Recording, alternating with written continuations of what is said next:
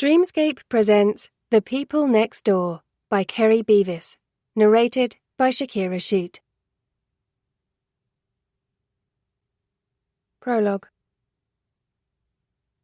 It was gone 7 when he finally pulled into his driveway, and the house was immersed in darkness. That was his first clue that all was not right.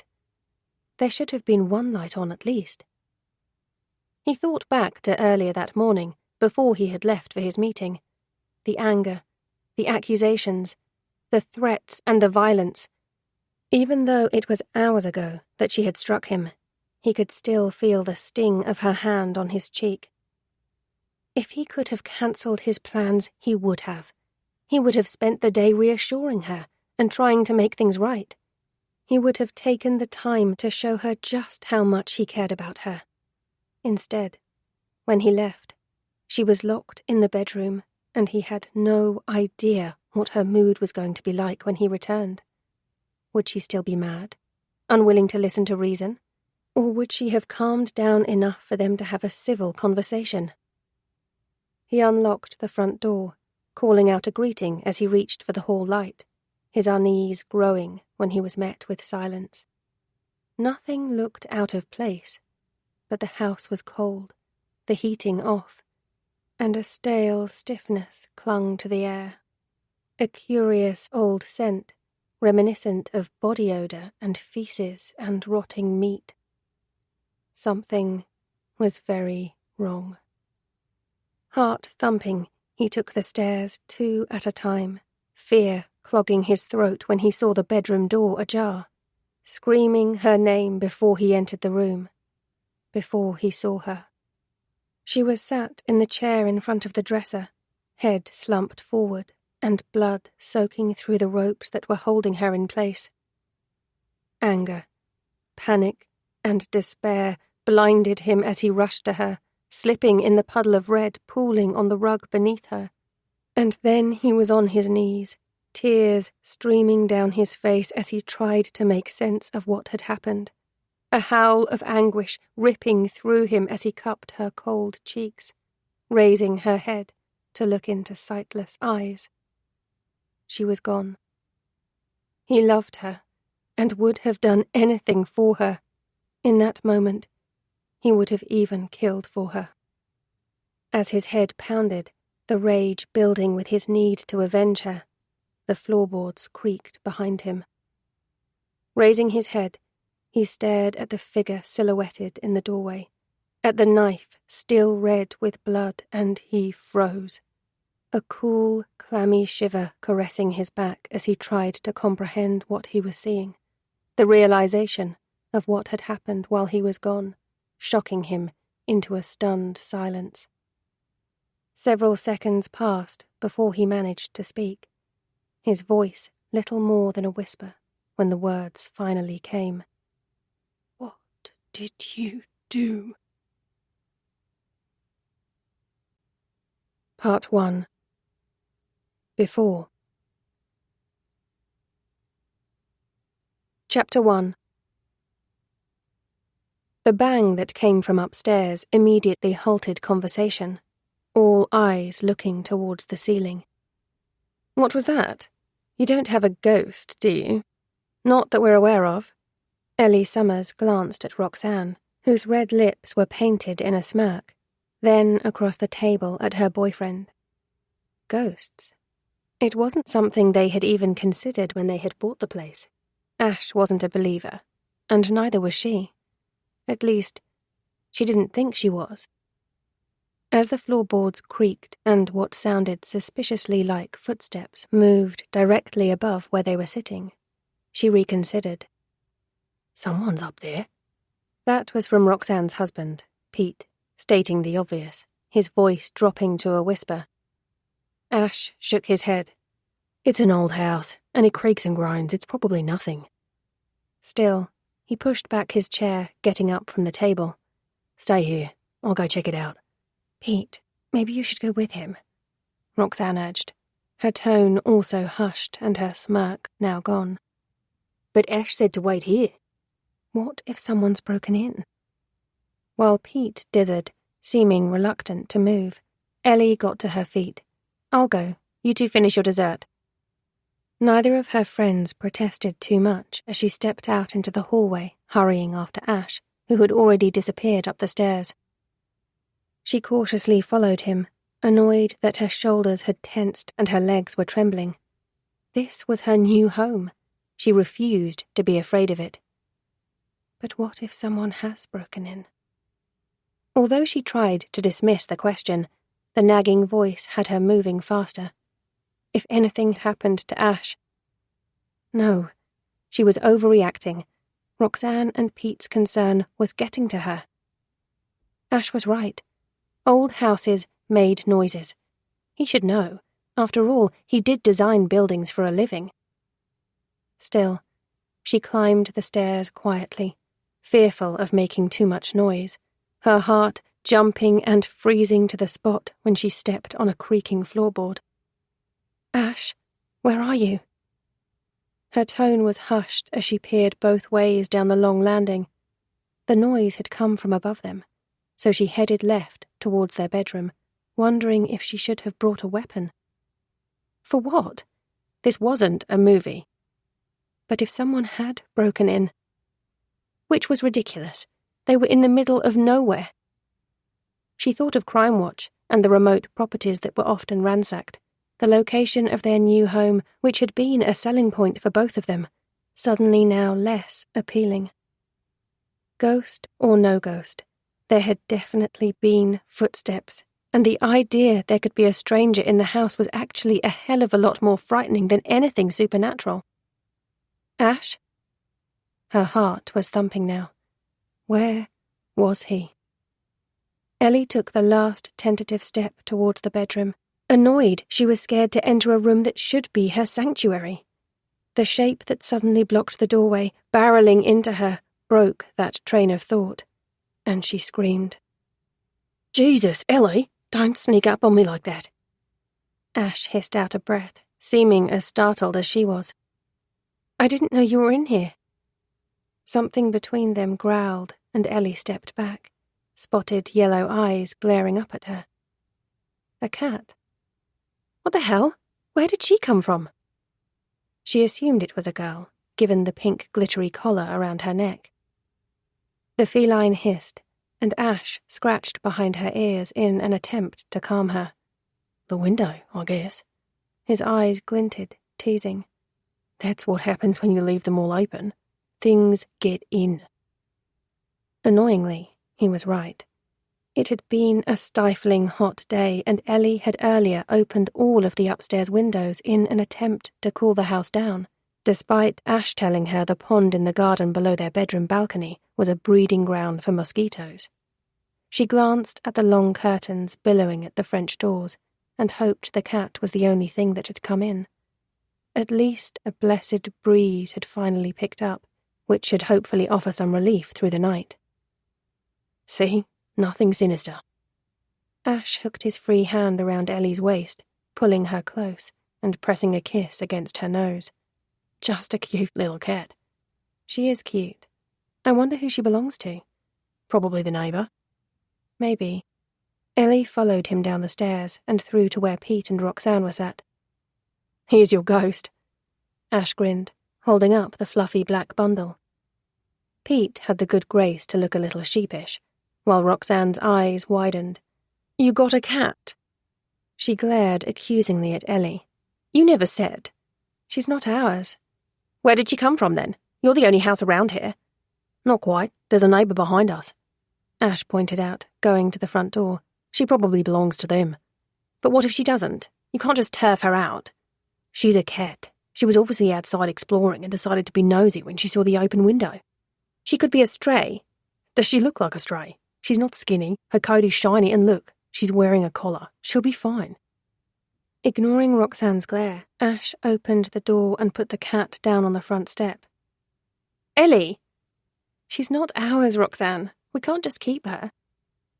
When Roxanne mumbled out a protest under her breath, Pete covered her hand with his and shot her a warning look.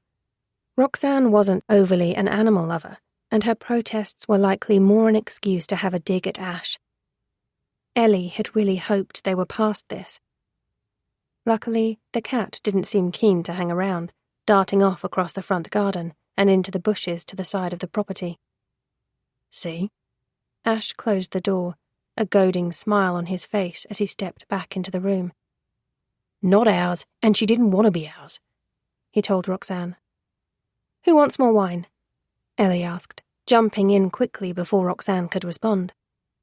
That sounds like an excellent idea, Pete answered for his wife before draining his glass. His cheeks were already rosy from the couple of bottles the four of them had polished off over dinner.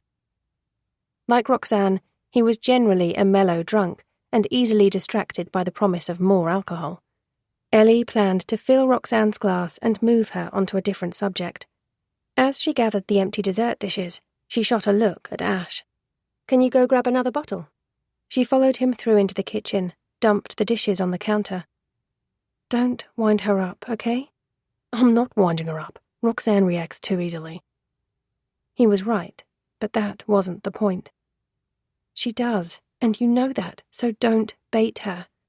When Ash's mouth curved into a sly smile, she snuck her arms around his waist, pulled him close so her hips pressed against his, and kissed him lightly on the lips. Please? For me? He rolled his eyes dramatically, but the smile widened to a grin as his hands settled on her arse. Okay, for you. Roxanne baiting is one of my favourite hobbies, though. I know. Ellie pulled herself free. Now, wine. Can't we just stay in here for a little longer? And ignore our guests? They won't notice. Roxanne is still probably whining about the bloody cat. They have empty glasses and think we're going to fill them. When Ash made no attempt to move, Ellie selected a bottle of Malbec from the wine rack herself. Come on. You're no fun, he grumbled as he followed after her. Roxanne held her empty glass up as they returned to the room. So, have you met your new neighbours then? She asked, appearing to be over Catgate. Not yet, but we've been busy unpacking the last couple of days. I'm sure we will bump into them soon enough. I still don't get why you moved all this way out into the sticks, especially when you work from home, Ellie. Aren't you going to be lonely? We wanted to be out of the city. Ellie finished uncorking the bottle and started filling the empty glasses. Yes, this is a little further out than we intended, but we got it for a steal. It needs some work, but we can put our own stamp on it. She shared a brief, affectionate look with Ash, recalling some of the ambitious plans they had been making. And no, I won't be lonely. There are plenty of jobs to do around here while Ash is at work. Are there even any shops close by? There's a spa in the village and Tesco is only a few miles away. And we have a pub, Ash added. Pete raised his glass. Now you're talking, in stumbling distance. Call it more a brisk walk. Roxanne had out her phone and was tapping into Google. 4 pubs, apparently. Oh no, ignore that. 3 of them are no longer there. She scrolled some more, teeth biting into her bottom red lip. Okay, you have a church. You can go praise the Lord. I'm sure they will both love that, especially Ash. Though I don't think they let sinners in. Pete sniggered at Ash, who grinned broadly. I can behave myself when I want to. Hold up, my bad. The church is closed too. Roxanne arched a regal brow. Corpusty is officially dead. We didn't move here for a big social scene. We wanted somewhere quiet. Clearly, Ellie. Well, it looks like you got that. It's a really pretty village. Hey, isn't it here that they do that big bonfire thing? Roxanne scowled at her husband. What bonfire thing? Google it. I'm sure they do a big procession for Guy Fawkes. That's just one night of the year. Ellie exchanged another look with Ash. Roxanne was clearly in one of her picky moods. She discreetly glanced at the slim rose gold watch Ash had bought her for her last birthday and wondered what time Pete and Roxanne planned on calling a taxi. It wasn't that she wanted rid of them. Pete was Ash's best friend, and Ellie and Roxanne went back years. But the last few days had been exhausting, and what was supposed to be a fun night with friends was beginning to drag a little. Roxanne was hard work when she was like this, and the thought of waving her and Pete goodbye, then leaving the dishes and collapsing into bed was becoming all too appealing. Oh, okay, this looks interesting. As in, interesting in a totally fucking creepy way. Did you two realise you had moved to Summer Isle? To where? Ellie questioned. Roxanne was too busy scrolling to answer, so Ash did on her behalf. It was the island in The Wicker Man. You've seen it, right? I've heard of it. Don't think I've seen it, though. We're not on an island, though. Oh, Ash, mate, you have to sort this. Pete interjected, adding to Ellie, It's a cult classic. You need to watch it. Okay. That was one of Pete and Ash's things. Movies. They were a pair of geeks when it came to quoting their favourite lines at each other. Actually, this does look pretty cool. Roxanne held up her phone so they could see pictures of a parade, some people dressed up, as they walked down the street holding batons of fire. Wow, that happens here in Corpusty. Apparently so. They have a big procession to light the guy. Roxanne showed Ellie another picture of the huge bonfire. Pete, we might have to come back for this. See? Not such a bad place after all. Roxanne shot Ash a look, then turned back to her phone. Anyone fancy playing a game? As Pete and Roxanne seemed in no hurry to call a taxi, and Roxanne was now engrossed in her phone, Ellie figured she should try and lift the mood. Poker? Pete suggested. I think we have some playing cards. Ash, check the drawer in the cabinet behind you. Okay, this is interesting. What? Ellie asked Roxanne bluntly. Her friend was still scrolling through her phone and making no attempt to join in. Do you remember Naomi Tanner? No. The girl who went missing about 5 years ago. Her mother was found murdered, and she just vanished from her bed. It rings a vague bell. I remember. Pete nodded. The police thought her dad killed her, though they could never prove it. What about her? Roxanne's eyes widened dramatically. She came from Corpusty. Nice. That was from Ash, who couldn't have sounded less interested. He hadn't been in the UK at the time, having only moved here 3 years ago. Are we going to play poker? He asked, shuffling the playing cards he had found and seeming keen to change the subject. Put your phone away, Roxanne. She pouted at him, but finally placed it down on the table, picking up her wineglass and taking a long sip. Didn't she live out in the sticks on the outskirts of the village? She asked Pete coyly. In a house a bit like this? You didn't even realise she came from here until a moment ago. Ash pointed out. And now you know what type of house she lived in? I'm just saying. The details were a bit murky, but they're coming back to me. What's your point, Roxanne? Even Pete sounded annoyed. There is no point. Then let's focus on the game. He picked up the cards that Ash had dealt.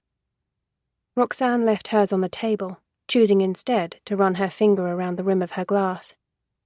It just had me thinking, there can't be that many houses here. What if this was the one where she lived? Oh, for fuck's sake. Ellie managed to smile, though it was through gritted teeth. I hardly think we're living in a house where a murder took place, if that's what you're insinuating. Roxanne smiled sweetly. I'm not insinuating anything. Then let's play cards. Ash pushed. I'm sure if anything had happened here, the estate agent would have said something when we bought it. Ellie pushed. I'm sure they would have. Roxanne smirked. Right, Ash? He scowled back at her, though didn't say anything. Like Ellie, he had clearly had enough. Roxanne picked up her hand, glanced at it. Okay, let's play. Chapter 2. They shouldn't have worked, and on paper probably didn't.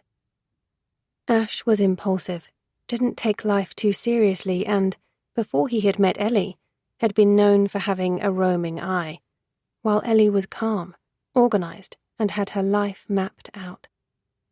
Even the stars were against them, Roxanne had pointed out, though Ellie didn't believe in any of that crap. It had been at a dinner party that Roxanne and Pete were hosting that their paths had first crossed. Ellie had been lured there unknowingly for a blind date. At 34, she wasn't getting any younger, Roxanne kept telling her, and maybe it was time she started looking for someone to settle down with. Ellie wasn't bothered about meeting anyone. Work kept her busy, and she had a good social life. No family. She was an only child, and both parents had died when she was young, while her grandmother, Her last remaining living relative, who had taken care of her all of her life, had passed away when she was in her early 20s. But plenty of friends. She was independent, happy, and although she had a shocking relationship history, several loser boyfriends followed by 5 years of celibacy, she wasn't looking for love. Roxanne had been determined to set her up with Colin, a colleague who she worked with, and after meeting resistance from Ellie, who simply wasn't interested, had lured her to dinner, hoping the pair of them would hit it off. They didn't. Colin was pleasant enough, but frightfully dull, and there was no spark there at all. Even trying to make conversation with him was hard work, and the night had steadily gone from bad to worse, as Roxanne refused to accept her matchmaking attempt had failed. They were midway through eating her Sri Lankan curry when an unexpected visitor had crashed the party, and things had suddenly taken a turn for the better. Roxanne had been annoyed when the doorbell rang, dispatching Pete to get rid of whoever was daring to bother them.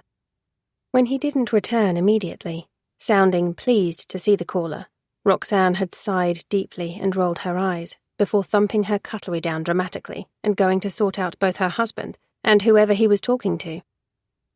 Ellie and Colin were left to make awkward small talk, which consisted of Colin announcing for the 3rd time that evening that he wasn't good with spicy food and that his delicate stomach was going to pay the price later. Then, when Roxanne's raised voice carried through to the dining room, his eyes went bug-wide, and the flush the food had put in his cheeks disappeared as his face drained of colour. "Uh-oh, she doesn't sound happy." Not for the first time, Ellie suspected that Colin was a little afraid of Roxanne, and she wondered if he had been bullied into coming to dinner tonight. She recalled Roxanne had snapped at him to eat the food she had cooked when he had been dubiously pushing it around his plate. As the pair of them fell into an uncomfortable silence, Roxanne's heels clacked on the hardwood floor of the hallway. "Apparently we have another dinner guest." She didn't look impressed, her red lips drawn in a tight line, and the rosy glow of anger in her cheeks suggesting that she and Pete had exchanged words. As she stomped through to the kitchen, slamming cupboard doors and plates and cutlery onto the counter, Pete stepped back into the room with the newcomer, whose eyes locked with Ellie's, and as his smile widened into a crooked grin, her world spun right off its axis. As introductions were made, Ash pulled up a chair next to Ellie, and Roxanne returned from the kitchen, slapping down a plate of curry in front of him. Ellie had heard about Ash Brady, mostly unpleasantries from Roxanne, who wasn't a fan of her husband's best friend. But their paths had never crossed, and he was nothing at all as she imagined. In her head, she had pictured him as an arrogant player who was constantly competing with Roxanne for Pete's attention. Ellie had already decided she wouldn't like him, but now realized that Roxanne's description might have been slanted. Ash had grown up with Pete in Australia, and the pair of them had been thick as thieves until Pete's family had relocated to the UK. Now it seemed he was living and working over here himself, and in what she would learn was true Ash style, he had spontaneously decided to travel to Norfolk and call in on his friend, overnight bag in tow. There had been a connection right from the start, and it was more than just physical. Yes, Ellie was drawn to those fascinating whiskey-coloured eyes that shone with enthusiasm when he spoke, and that wide, appealing mouth, and his face was so expressive and open. It went beyond attraction, though. He was funny, making her laugh, and so easy to talk to. As the evening progressed, their chairs had gradually moved closer together, Ash's leg casually brushing against Ellie's, and their conversation became more one-on-one. Colin didn't seem to mind, and almost appeared relieved that the matchmaking pressure was off. He seemed more relaxed, chatting away to Pete about politics, while Roxanne mostly sat and scowled. She made a point of pulling Ellie to one side shortly before Ellie's taxi arrived, and trying to warn her off. "It's all an act, you know." "He seems really nice, Roxy, and genuine too." "Ha, that's what he wants you to think. Trust me, he is charming the pants off you right now because he wants to get you into bed. He will tell you anything you want to hear. But once he's slept with you, he will lose interest. Don't be fooled by him. You're just another conquest. You haven't seen him in ages. Maybe he has changed. He hasn't. Believe me, I know. Roxanne's expression had softened slightly. I'm only looking out for you, Ellie. You're not the best judge of character, and I don't want to see you get hurt. You need a man who is dependable, safe, and solid. Not the best judge of character? Ellie's hackles had risen. Okay, so she'd had some lousy boyfriends, but that didn't mean she was a bad judge of character, and she was quite capable of looking out for herself. You mean I need a man like Colin? She said sarcastically. Roxanne arched a brow. You could do worse. Perhaps it was partly out of annoyance with Roxanne, but when Ash walked out with Ellie to the taxi later and asked if he could have her number, she was quick to hand it over. Maybe he hadn't changed and did only want to get her into bed. But she was a grown woman, had never had a one-night stand. Perhaps it was time she started living a little. Much to Roxanne's chagrin, Ellie and Ash did go out on a date. Several, in fact. Ash was based in Cambridge, though he was willing to make several trips to Norfolk to see Ellie, and after they had met up a handful of times, she took the plunge and went to stay with him in the flat he was renting. Despite Roxanne's warnings, Ash didn't dump her after they had slept together, and if anything, they became closer. It was after a year of commuting, of long lazy weekends, of accompanying Ash on a handful of business dinners, lots of passionate sex, and the odd heated row. They both had a bit of a temper, and a week tucked away in a remote cottage in Scotland, where it had rained relentlessly, and they had really been given the time to get to know each other and gauge how well they would live together, that he casually mentioned the role that had opened up in the firm of architects in North Norfolk, and suggested relocating. Initially he moved in with Ellie, but her place was tiny. Figuring they were both ready to make their relationship more permanent, they decided to get on the property ladder. They both had decent jobs. Ash's work was more reliable than Ellie's, but it was still 2 incomes. She did have savings, though, a bitter bonus of being orphaned young, which she dipped into to put down a sizable deposit. And now here they were, the dream home in the countryside. Okay, so maybe it was more a dream vision at the moment. The house was in dire need of some tender loving care, but it was structurally sound and just needed someone to love it and restore it to its former glory. Ash was certain that he and Ellie could do most of the work themselves. If there was anything they couldn't deal with, they would hire in outside help. Right now, standing in the middle of the back bedroom that she planned to eventually use as an office, all Ellie could see was where the fading wallpaper had fallen away from the wall and how it badly needed plastering. The hole in the ceiling where the light fitting had been ripped out, the broken floorboards, and the cracked and mouldy window. It was like this all over and was going to take forever to fix. Had they bitten off too much and bought themselves a money pit? It was Ash's first day back at work, and here alone, after 3 solid hours of trying to clear rooms so work could begin, Ellie was feeling overwhelmed. Maybe they should have picked something that needed a little less work. Running her fingers back through her hair in frustration, she drew in a sharp breath and stepped over to the window, stared out at the garden below, and in that moment remembered exactly why she had wanted this house. The garden was beautiful. 2 acres of mature trees and bushes with a large pond and little stone paths that cut across the lawn. She wanted to stake solar lights along them, hang more lights, maybe lanterns, in the trees, fill the pond with colourful fish, and could imagine barbecuing on the generous patio area, then eating steak and sipping cold bottles of lager with the man she loved as they overlooked their own slice of paradise. She wasn't afraid of hard work and never had been. Yes, they were going to have to work their socks off, but it really would be worth it. Feeling motivated, she turned on the radio, tied her sweaty blonde hair back into a ponytail, and went to work with the steamer. It was time to find out how much damage was hidden under the wallpaper.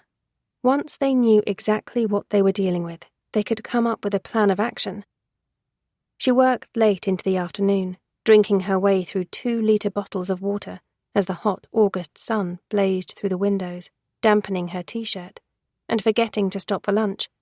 And it wasn't until she did eventually pause for a break, her throat parched again and desperate for a cup of tea, that she remembered they were out of milk. Out of most things, she realised, peering into the fridge. She wasn't up for a big shop, but they at least needed basics, and tempting as it was to message Ash and ask him to stop on his way home, Ellie really wanted that cup of tea. Damn it. She was going to have to go to the spa shop.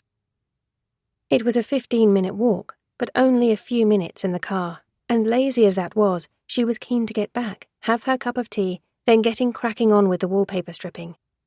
Not bothering to freshen up, figuring she would be in and out of the shop inside 2 minutes, she shut all of the windows, grabbed her purse and keys, and locked up. Her car was a furnace, and she cranked up the air conditioning, pulling out of the driveway onto the country road that led into the village. Although the house fell within Corpus's boundaries, it was actually a bit further out in the countryside, and, apart from their neighbour, there were no other properties for at least a mile. As she slowed to follow the twists and dips in the road, she toyed with what to get for dinner. Something easy to prepare. Ash had been working all day and Ellie was knackered. Neither of them would want to mess about cooking an elaborate meal. She was debating buying a couple of pizzas and some bits to throw a simple salad together when the animal ran out in front of her. Ellie had no time to react, slamming her foot on the brake a second too late. She wasn't travelling fast, but the impact as her car ploughed into whatever it was created a sickening thud. Oh my God, oh my God, oh my God. She peered through the windshield, tried to see over the bonnet, but the creature was out of sight. Was it a young deer or a fox? Running shaking hands over her face, she took a moment to draw a couple of deep breaths, released her seatbelt, and stepped from the car. Was it dead? She had never killed anything before, never even being in any kind of road accident. A low, pitiful whimper broke through the silence, cutting straight through her. Oh God, she had hurt it and it was dying. That was worse than dead. She hurried forward, gasping out loud when she realized the animal on the road in front of her car was a dog. There was blood. So much blood. And though it was barely moving, it managed to lift its head slightly, look up at her with mournful brown eyes. Oh, fuck! Oh, baby, I'm so sorry.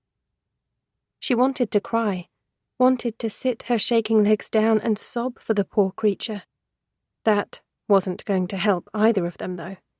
She even, was still alive, which meant Ellie had to try and find someone who could help. Bending down, she touched the blood-matted fur, tried to reassure the dog.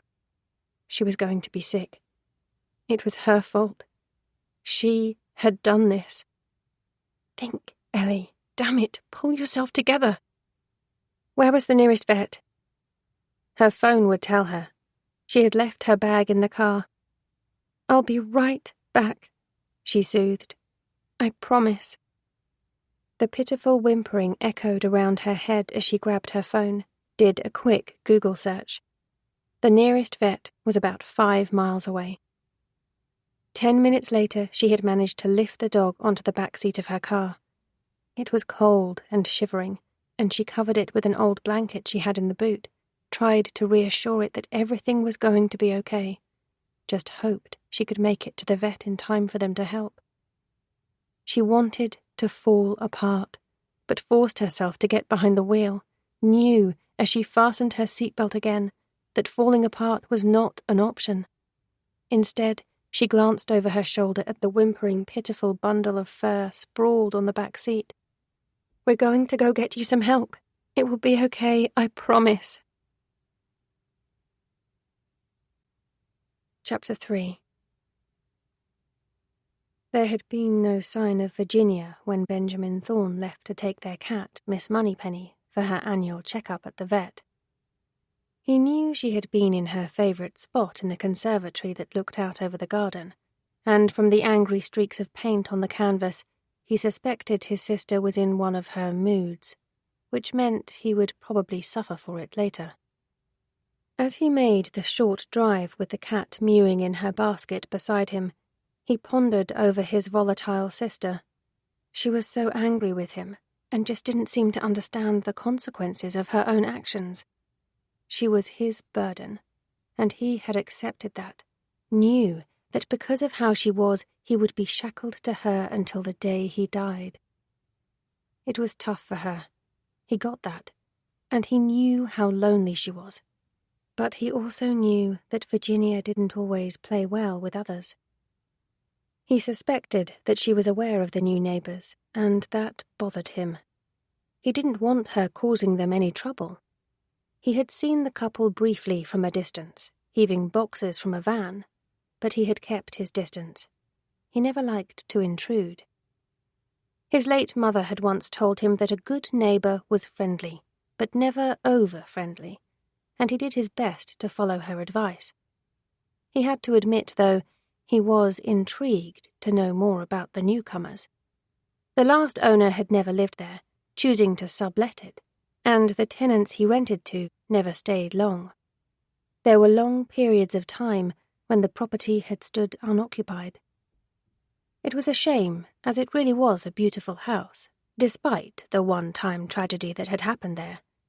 It had just been neglected over the years. Hopefully the new owners had plans to do some work to it. Parking outside the vet, he lifted the cat carrier, taking Miss Moneypenny inside, ignoring her plaintive cries to let her out, and smiled warmly at Jill, the receptionist. "Our favourite lady is looking forward to her checkup, I see. No matter how often I bring her, she never gets used to it." Benjamin set the carrier on the counter while Jill checked him in and made a fuss of the cat through the bars, earning herself a hiss. Now, Miss M, behave yourself." "She's in a feisty mood today," Jill laughed. "I'm sure I can find up a treat to win her over once Trevor has seen her." "She will like that. Do you want to take a seat? He won't be long." Benjamin glanced at the small waiting area, selecting the chair nearest to the reception desk. As he was the only one there, he placed Miss Moneypenny's carrier on the seat next to him. "So, how are you, Jill? Are you keeping okay?" "Can't complain. Is your hip giving you any aggravation since your operation?" "It's steadily improving. I think this warm weather helps." "Oh, yes. It's good for the bones. We've been very lucky this summer." "We have. And long may it—" Jill trailed off as the bell sounded, and a blonde woman spilled through the door, and Benjamin's eyes widened with shock as he took in her appearance, saw that she was covered in blood. In her arms she held a dog. He wasn't sure if it was dead or alive, the poor thing not moving, but then he heard a whimper. He was off his seat in an instant, was aware of Jill stepping out from behind the reception desk. "He was in the road. I couldn't stop. I tried." "It's okay, love. It was an accident." Jill glanced at the dog, her expression giving nothing away. "Give me 2 seconds. Trevor?" She raised her voice. "Trevor, we need you out here now."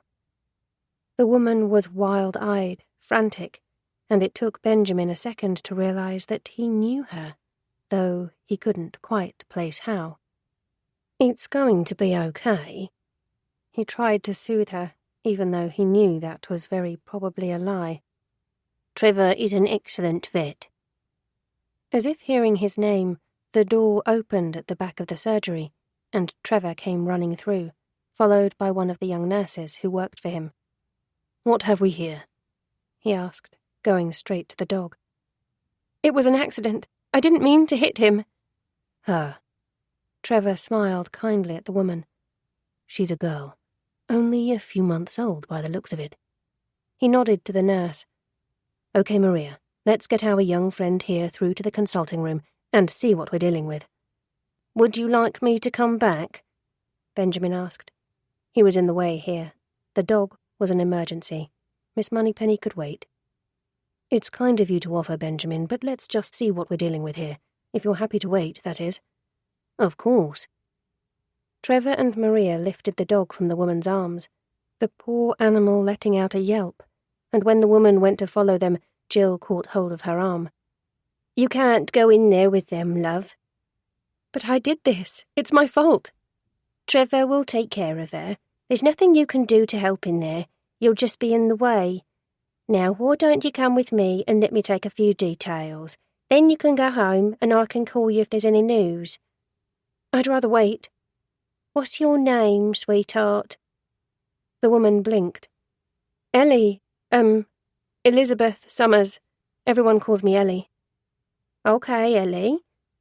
Jill gently pushed her onto a seat in the waiting area and poured her a drink of water from the cooler machine, pressing the paper cup into her hand. Thank you. Now, have you called the police or the RSPCA? No, I'm sorry, I didn't think. I just knew I needed to get help. I suppose I should have done that. It's okay, Ellie. You were worried about her and you reacted. A lot of people would have done the same. The important thing is she is here now and we can try to help her. We need to find her owner. Oh, God, what will they think? I hit their dog. It was an accident, love. You mustn't blame yourself. You leave finding the owners to us. Jill was good with her, Benjamin mused as he took his seat again beside Miss Moneypenny and watched as the woman, Ellie, went through everything that had happened. Ellie, short for Elizabeth. Personally, he preferred the lengthened version of her name. Elizabeth was prettier and more traditional. She was younger than him, maybe by 8 to 10 years, and though frazzled by what had happened, she was pretty too. And oh, so familiar. She glanced at him, wide green eyes, and managed a small smile, and he realized why he recognized her. She was his new neighbor. He recalled seeing her outside, her arms holding a large box as he drove past. He almost said something, but then he worried she might think he had been spying on them, when, of course, he had been doing nothing of the sort. Instead, he smiled back.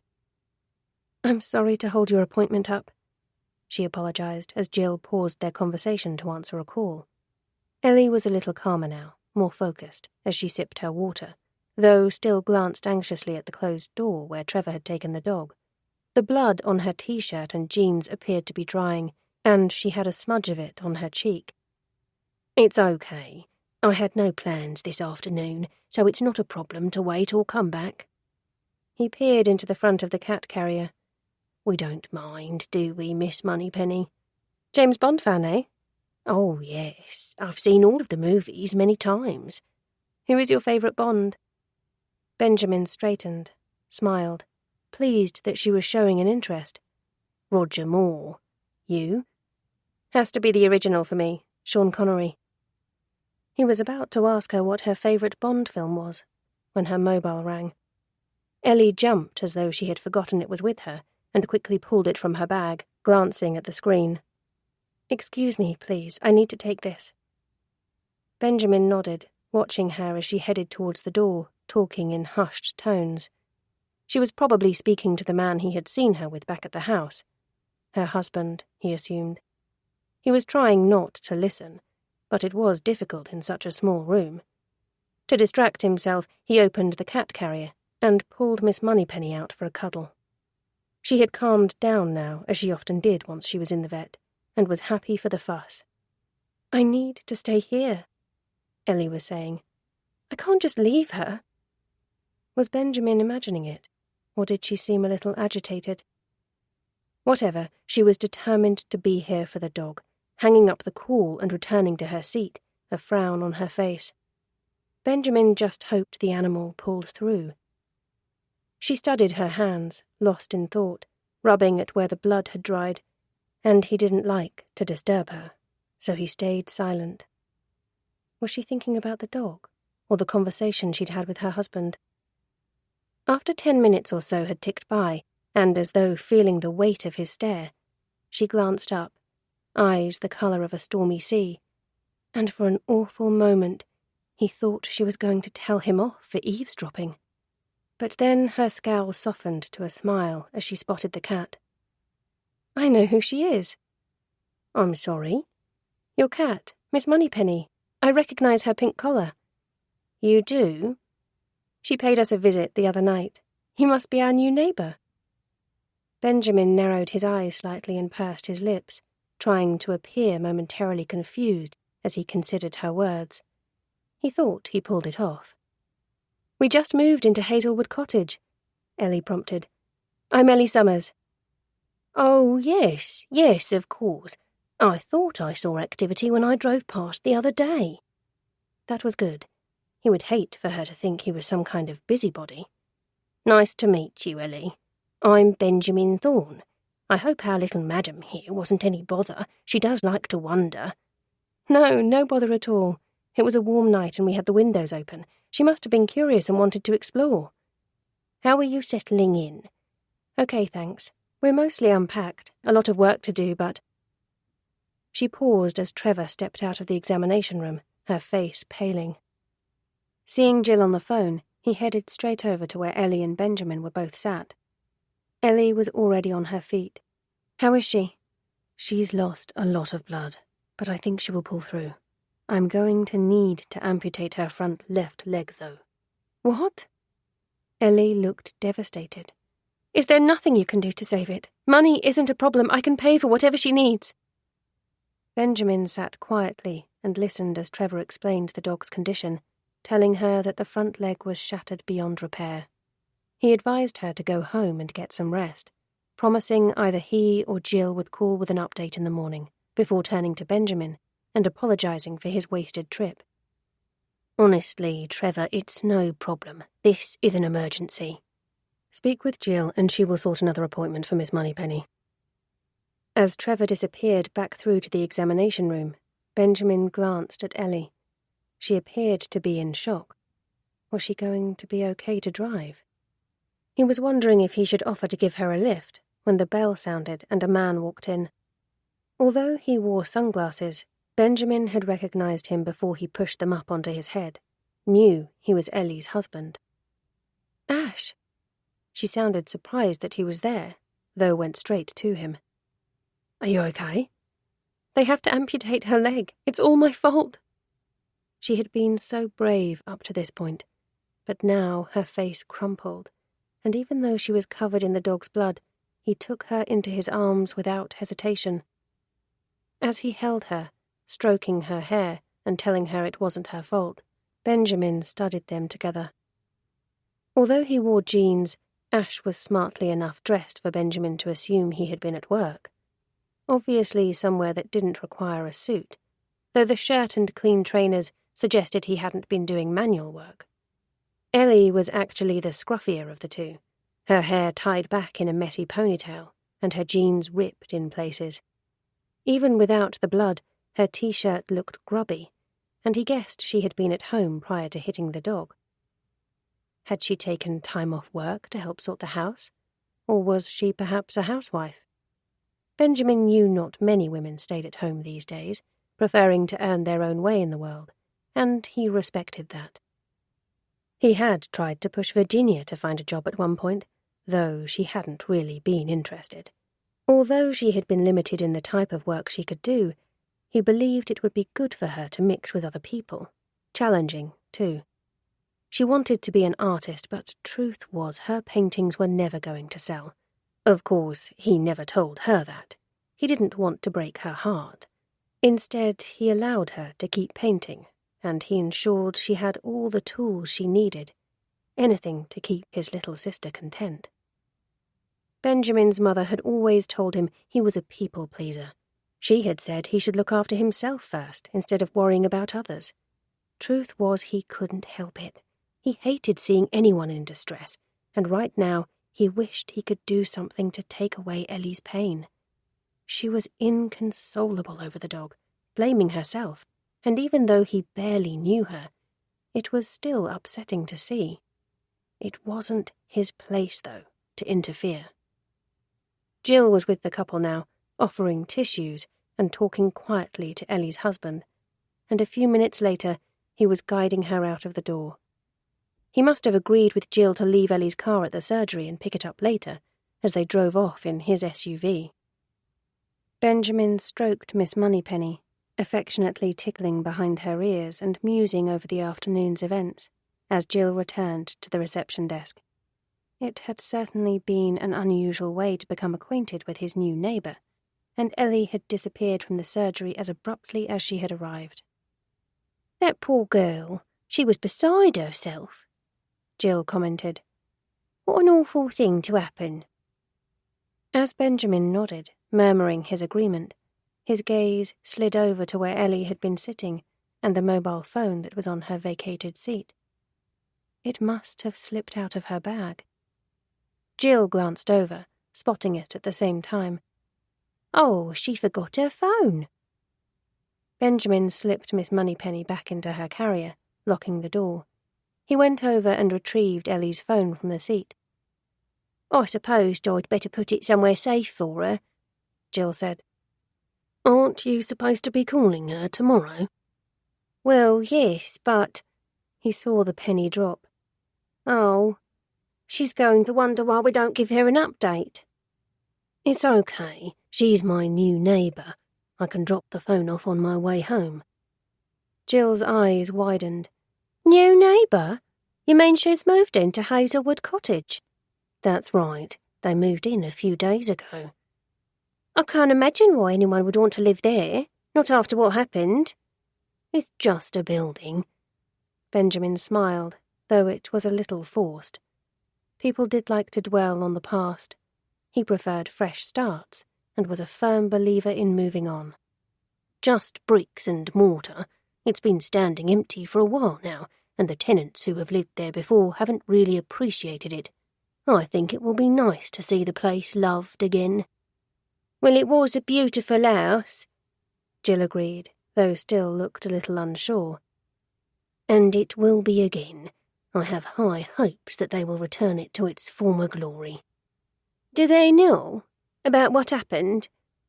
"I honestly have no idea. I only met Ellie for the first time today, and she was a little preoccupied." "She was, poor love. Will you ask her?" Benjamin shook his head. "Unless she says something, I won't mention it. It was a few years ago now, and if they don't know what happened, then perhaps it's kinder to them that it stays that way." Chapter 4. Benjamin took Miss Moneypenny home before walking back down the long driveway that led to Hazelwood Cottage. He had seen the SUV was in the driveway, so knew his new neighbours were back home, and as he neared the house, he spotted a couple of the upstairs windows were open. It really was a beautiful afternoon, the heat wave that had already lasted much of August showing no signs of abating. Of course, the one negative was the garden. The dry grass and wilting flowers were desperate for water, and he reminded himself that he must put the sprinklers out after he had dropped off the phone. The wooden front door was in need of a good varnish, and he expected that would be on the list of chores for Ellie and her husband once they were settled. It was a lovely house, despite its grisly history, and it would be so nice to see it brought back to life again. As he raised his hand to the brass door knocker, raised voices came from inside, and he paused, immediately a little on edge. He wasn't good with confrontation, and really didn't want to intrude on a domestic situation. He debated whether to knock, as the shouting continued, straining his ears to hear. One voice, not two, and it was male. Why would Ellie's husband be yelling at her? Was he angry about her hitting the dog? He had seemed sympathetic in the vet, comforting her when she became upset. Had that just been an act? Benjamin's mother used to say that you could never tell what went on behind closed doors, and he knew how true that was, recalling poor Naomi and the abuse he knew she had suffered at the hands of her father. Remembering it made Benjamin feel a little sick. This had been Naomi's home. Was the pattern of abuse now repeating itself with a new family? He was tempted to walk away, reminding himself that whatever was going on with Ellie and her husband was none of his business. He needed to return the phone, though. He had promised Jill he would drop it off, so Ellie would have it for when they called her in the morning. Besides, he was probably overreacting. It was because of what had happened to Naomi that he was now automatically suspicious. He still felt guilty that he had known what her father was like, yet had turned a blind eye for so long. Before he could change his mind, he rapped the knocker loudly against the door, then stepped back, straightening his shoulders, his chin up. He wouldn't draw any attention to the yelling. He would simply pretend he hadn't heard it. There was no immediate answer, and he stood waiting, shoulders dropping slightly, mouth dry, and Ellie's phone clutched tightly in his hand as he debated whether to knock again. He knew they were home, and they would have heard his knock on the door. Were they purposely ignoring him, perhaps embarrassed that he had heard the shouting? Benjamin knocked again. If they didn't answer this time, he would leave. He could always return later and put a note through the door. He wouldn't drop the phone through the letterbox. It could get damaged. Jill had trusted him with it, so he wanted to hand it over personally. He was debating doing just that when the door suddenly opened, taking him by surprise. Ellie's husband stared out, a scowl on his face. "Yes? Hello. I'm Benjamin Thorne." Despite Benjamin's smile, the scowl on the man's face didn't thaw. Ellie... What about her? We met at the vet. Benjamin held out her phone. She dropped this. Ellie's husband glanced at the phone, then back at Benjamin, his eyes narrowing suspiciously. She gave you her address? We're neighbours. I'm your new neighbour. I wanted to drop it off. Finally the scowl softened. You live behind us? I do. Ellie recognised Miss Moneypenny, and we realised we lived next door to each other. Miss Moneypenny? My cat. I understand she paid you a visit on Saturday night. I'm sorry about that. I hope she was no trouble. Benjamin cursed himself under his breath. Stop apologising. It was a bad habit of his, continually telling people he was sorry when he had done nothing wrong. She was fine. Hazel eyes studied him, assessing. I'm Ash, Ellie's boyfriend. Benjamin shook Ash's offered hand as his mind processed that piece of information. Boyfriend, not husband. He guessed he shouldn't be surprised. Lots of couples lived together before marriage these days. He supposed he was a little old-fashioned like that, assuming people to be married. Is Ellie okay? She was quite upset. Ash nodded. She's fine, mate. Bit of a shock, but she's dealing with it. She's tougher than she looks. He had an accent. Now he was giving more than brief answers. Benjamin could pick up on it. He was Australian. Not from around here, then. Is she about? It was an unnecessary question, and Benjamin cursed himself the second the words were out of his mouth. He had no reason to see Ellie, didn't want her boyfriend to think there was anything going on, which, of course, there wasn't. Ash had already looked suspicious that Benjamin knew the address, though. Benjamin suspected he might be one of those possessive types. Ellie was a pretty girl, and Ash probably didn't like her getting close to other men. She's in the shower. Ash nodded at the phone in Benjamin's hand. You came to return that? I did. As he had no reason to hold on to it, Benjamin handed it over. Please pass on my best to her. Will do. Ash started to close the door, and Benjamin turned to leave. Hey, Ben. Irritation crawled over his skin. It's Benjamin. Ash nodded, the corner of his mouth curving. Benjamin. He held up Ellie's phone. Thanks for dropping this off. Appreciate it. Benjamin smiled tightly. No problem. He told Virginia about the new neighbours during dinner. As had been the case most evenings since the heatwave began, the French doors were open. Some evenings there was a blessed breeze, but tonight it was still, the muggy heat clinging to the air. Benjamin suspected they were due for a storm. Talking about Ellie and Ash helped him realize that there was something about them that was niggling him. On the surface, Benjamin wasn't sure what it was, but dig a little deeper and honestly he was mildly concerned about Ellie. It was stupid, really. He had met her for all of half an hour, and he'd only encountered Ash briefly.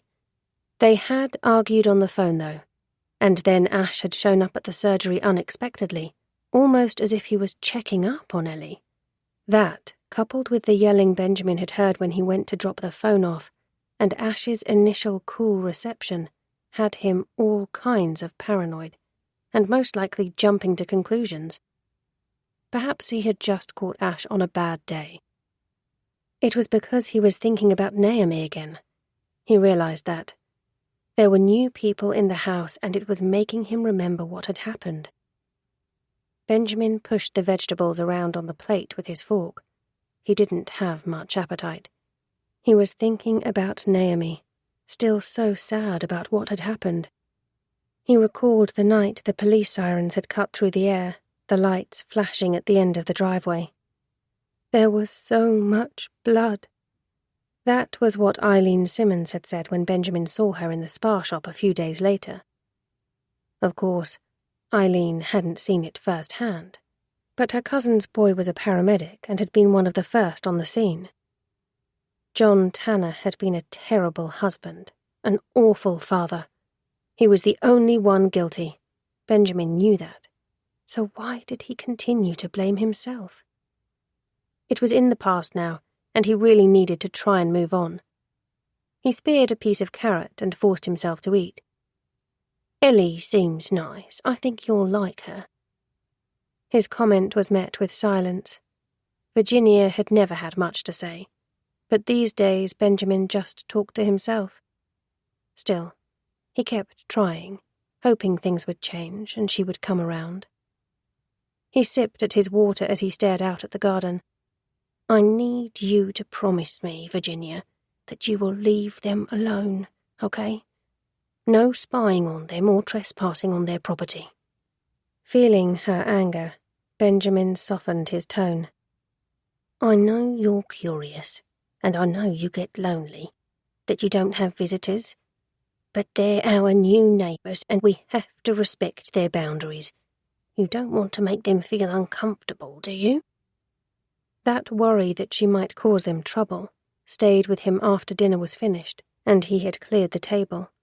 He stared out from the kitchen window as he washed up, looking towards the small orchard of fruit trees where Virginia liked to wander. He was glad she had the garden, and he kept the generous space filled with colourful flowers and trees, wanting her to have somewhere pretty she could go and lose herself. Growing up, she had always loved to take her easel in the garden and spend the afternoon outside painting. This was how he tried to picture his sister when he felt her wrath, remembering how she had once been happy and content in the beautiful garden he had created for her. He had just finished drying and putting everything away, when he glanced out of the window again, thought he saw a brief flash of her dress as she darted behind a row of conifers. Was she heading towards the neighbouring property? He had specifically asked her to stay away. He continued to watch, straining his neck to try and catch a glimpse of her, the muscles in his stomach tightening. Please, Virginia, please leave them alone. Although he spoke the words aloud, he knew that no one was listening. Chapter 5. Ash dropped Ellie off at the vet early Tuesday morning to pick up her car. They weren't yet open, and she looked anxiously through the window, wondering how the dog was. They said they'd call with an update as soon as they have news, he reminded her through the open window. I know, She trailed off. Knowing they were going to call didn't help with the waiting. You have your keys? He had asked that already, before they had left the house, knowing how forgetful Ellie was. She patted her pocket, found a smile for him. Right here. What time will you be home? I have a late afternoon meeting, so probably not until about 7. He pushed his sunglasses up onto his head and studied her for a moment. You going to be okay? Ellie nodded. Plenty at home to keep me busy. When he continued to stare at her, seeming unconvinced, the morning sunlight picking out auburn highlights in his unruly dark hair and flecks of green in those golden eyes, she added, I'm fine, honest. Go to work. You'll be late. She leant through the window, kissed him full on the lips. I'll message you when I hear from them, I promise. Finally seeming satisfied with that, he put his sunglasses back on and left her to it. While she was tempted to wait for the surgery to open, figuring it was only another 40 minutes, according to the sign on the door, she decided there was no point in torturing herself. She would go home, get on with stripping the wallpaper and try to take her mind off the dog. Ash was right. They would call her when they were ready. She stopped at the spa shop on the way home, picked up enough groceries to see them through the next couple of days. At some point, she would head down to one of the bigger supermarkets and do a full shop, but not today, not when she was distracted and on tender hooks waiting for news. After putting everything away, she busied herself with more wallpaper stripping. The previous owners had been fans, it seemed, of geometrical patterns and bright colours. Nothing wrong with making a statement, but Ellie favoured a softer classic look, more in keeping with the traditional style of the cottage. She had filled 3 bin liners when the call came from the veterinary surgery, Trevor telling her that the operation had gone well and the dog was recovering.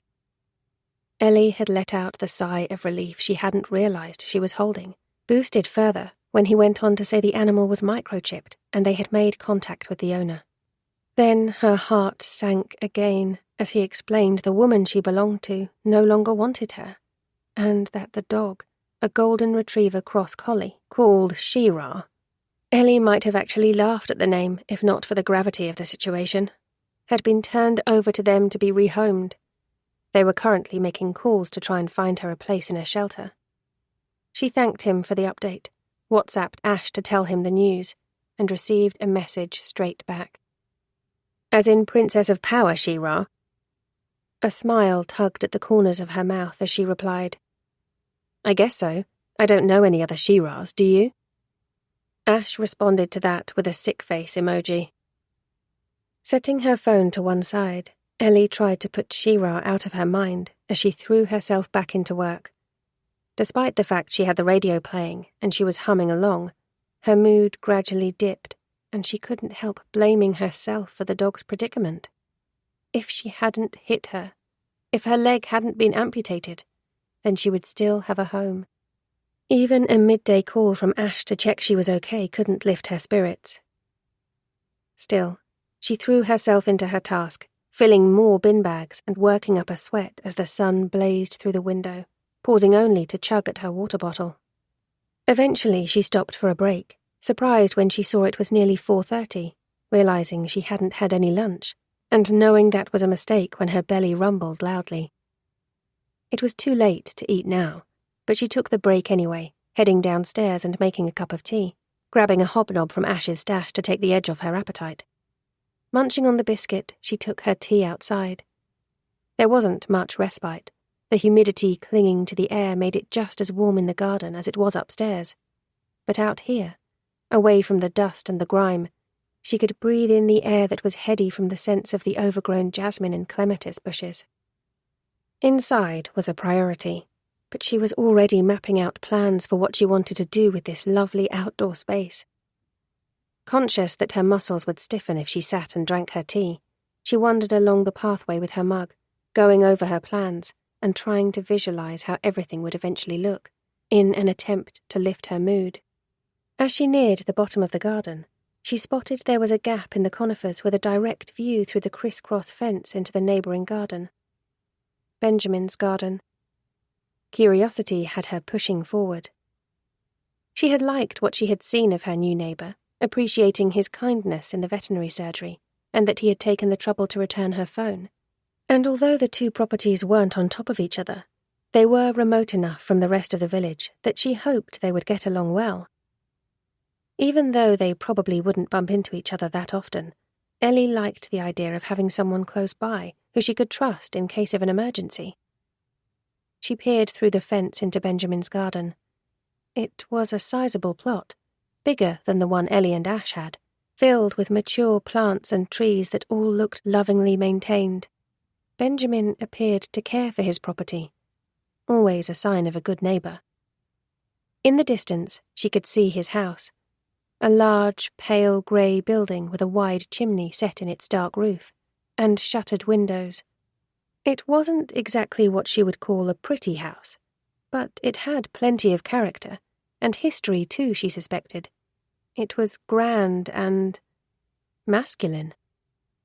Ellie had never sexed a house before, her lips curving even as she realised what she had done. She was right, though. If houses had a gender, this one was definitely male. Did Benjamin live here alone? Or was he married, with a family? They had only spoken briefly, and all Ellie really knew about him was that he liked James Bond movies and owned a cat. She suspected he was a few years older than her, maybe early 40s. This wasn't a bachelor pad-type house, though, so there was probably a Mrs. Thorne, maybe some children too. As though thinking about his wife conjured her up, a woman stepped out from behind a row of conifers and into Ellie's line of sight. As she did so, she glanced up in the direction of the fence and the pair of them made eye contact. Ellie took a sudden step back, aware she had been snooping, her cheeks burning as the woman stared at her. She'd been caught out, so had no choice but to own it. "Hi, sorry, I was just being a bit nosy and admiring your lovely garden. I'm Ellie, by the way, your new neighbour." When the woman continued to stare, but made no response, Ellie shuffled her feet, uncomfortable. "Are you Benjamin's wife?" She looked younger than him, though not young enough to be his daughter, her light brown hair hanging in a cloud of loose curls that fell around her shoulders, and, dare Ellie say it, she was a little bit frumpy. The floral long-sleeved maxi dress that fell around her ankles had lost its shape, and the sun was reflecting off the thick, unattractive glasses she wore, so Ellie couldn't see her eyes. She wrung her hands together, almost childlike in manner as she watched Ellie, though didn't respond to her question. Okay, this was getting a little weird. "Well, it's nice to meet you. I'd better get back up to the house." Ellie didn't wait for her to react, turning and heading back up the garden to the patio, where she finished her tea as she considered Benjamin's wife, because that, she decided, was who she had to be. What a strange lady. Nothing at all like Benjamin, who was open and friendly. Back in the house, she rinsed her mug, setting it on the drainer, then went upstairs, figuring she would finish the room she was working on, then think about dinner. Ash usually did most of the cooking, was better at it if she was honest, but Ellie had told him she would sort dinners while she wasn't working. The room she was in was going to be a guest bedroom, not that it would get much use. Ellie had no family, and Ash's parents and brother were in Australia. She hoped they might come visit at some point, though, and she wanted to have a warm, welcoming space for them to stay. As she worked the putty knife under the strip of paper she had sprayed, she toyed with colours for the room, tried to imagine it in a tranquil shade of sage green, maybe with a wooden bed frame and cream furniture. She could visualise it with a vase of flowers picked from the garden on the dresser. She would Google some ideas later and get Ash's thoughts. Thinking of the garden had her thoughts sliding back to Benjamin's wife and the strange encounter. The woman hadn't seemed angry that Ellie had been snooping through the fence, but then she hadn't really seemed anything at all. Perhaps Ellie should take a bottle of wine round, a thank you to Benjamin for returning her phone. That way she could find out what the deal was with the wife. Maybe tomorrow, she decided, peeling the paper away from the wall. As she did, she realised there was something underneath. It was writing, a childlike scrawl.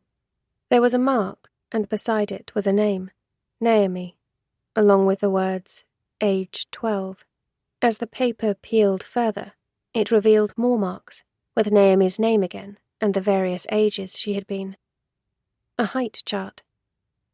Naomi must have been a child who had lived here at some point, and this had been her bedroom. Ellie finished stripping the wallpaper, cleared up her rubbish, and dragged the bags down the stairs and out the wheelie bin. She would have a quick shower, then get some dinner together for when Ash returned from his meeting. It wasn't until 15 minutes later, when she was standing under the warm spray, feeling it lick against her aching muscles, that she recalled the conversation from Saturday night and what Roxanne had said. Naomi, the girl who had gone missing. Chapter 6.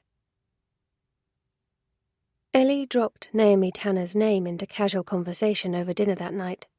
They were eating on the patio, taking advantage of the heat that still clung to the air, while trying to ignore the annoying flies that kept buzzing around the table.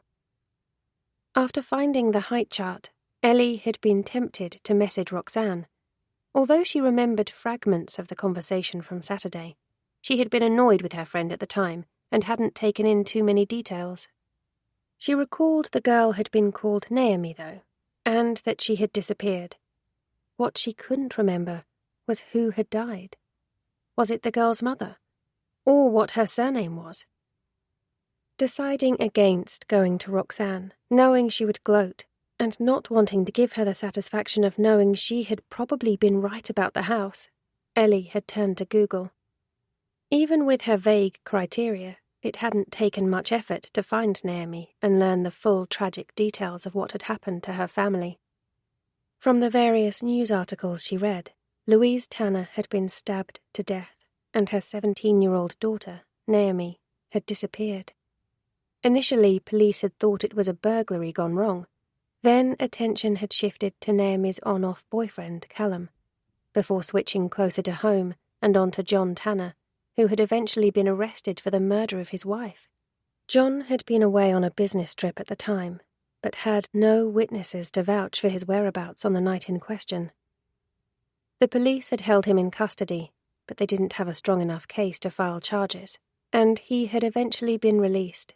No other arrests were ever made, and it was widely believed that John was guilty, even if the police couldn't prove it. He had moved away a few months later, still protesting his innocence, and Naomi's whereabouts remained unknown. It took a little more digging, but Ellie was able to find a picture of the family home. Although she already had suspicions, a ball of dread still knotted in her stomach as she recognized the front door and canopy that John Tanner was standing in front of. The antique door knocker with the cherubs carved into the brass was visible just over his shoulder. It had charmed Ellie when she had first seen the house. Now, it made her feel sick. How had they not known they were moving into a house where a murder had taken place? Surely the estate agent would have said something when showing the property. They had an obligation to let people know stuff like this, didn't they?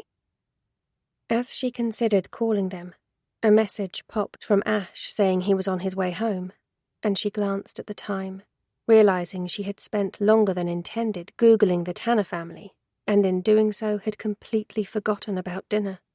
Not that she had much of an appetite after her discovery, but Ash would be hungry.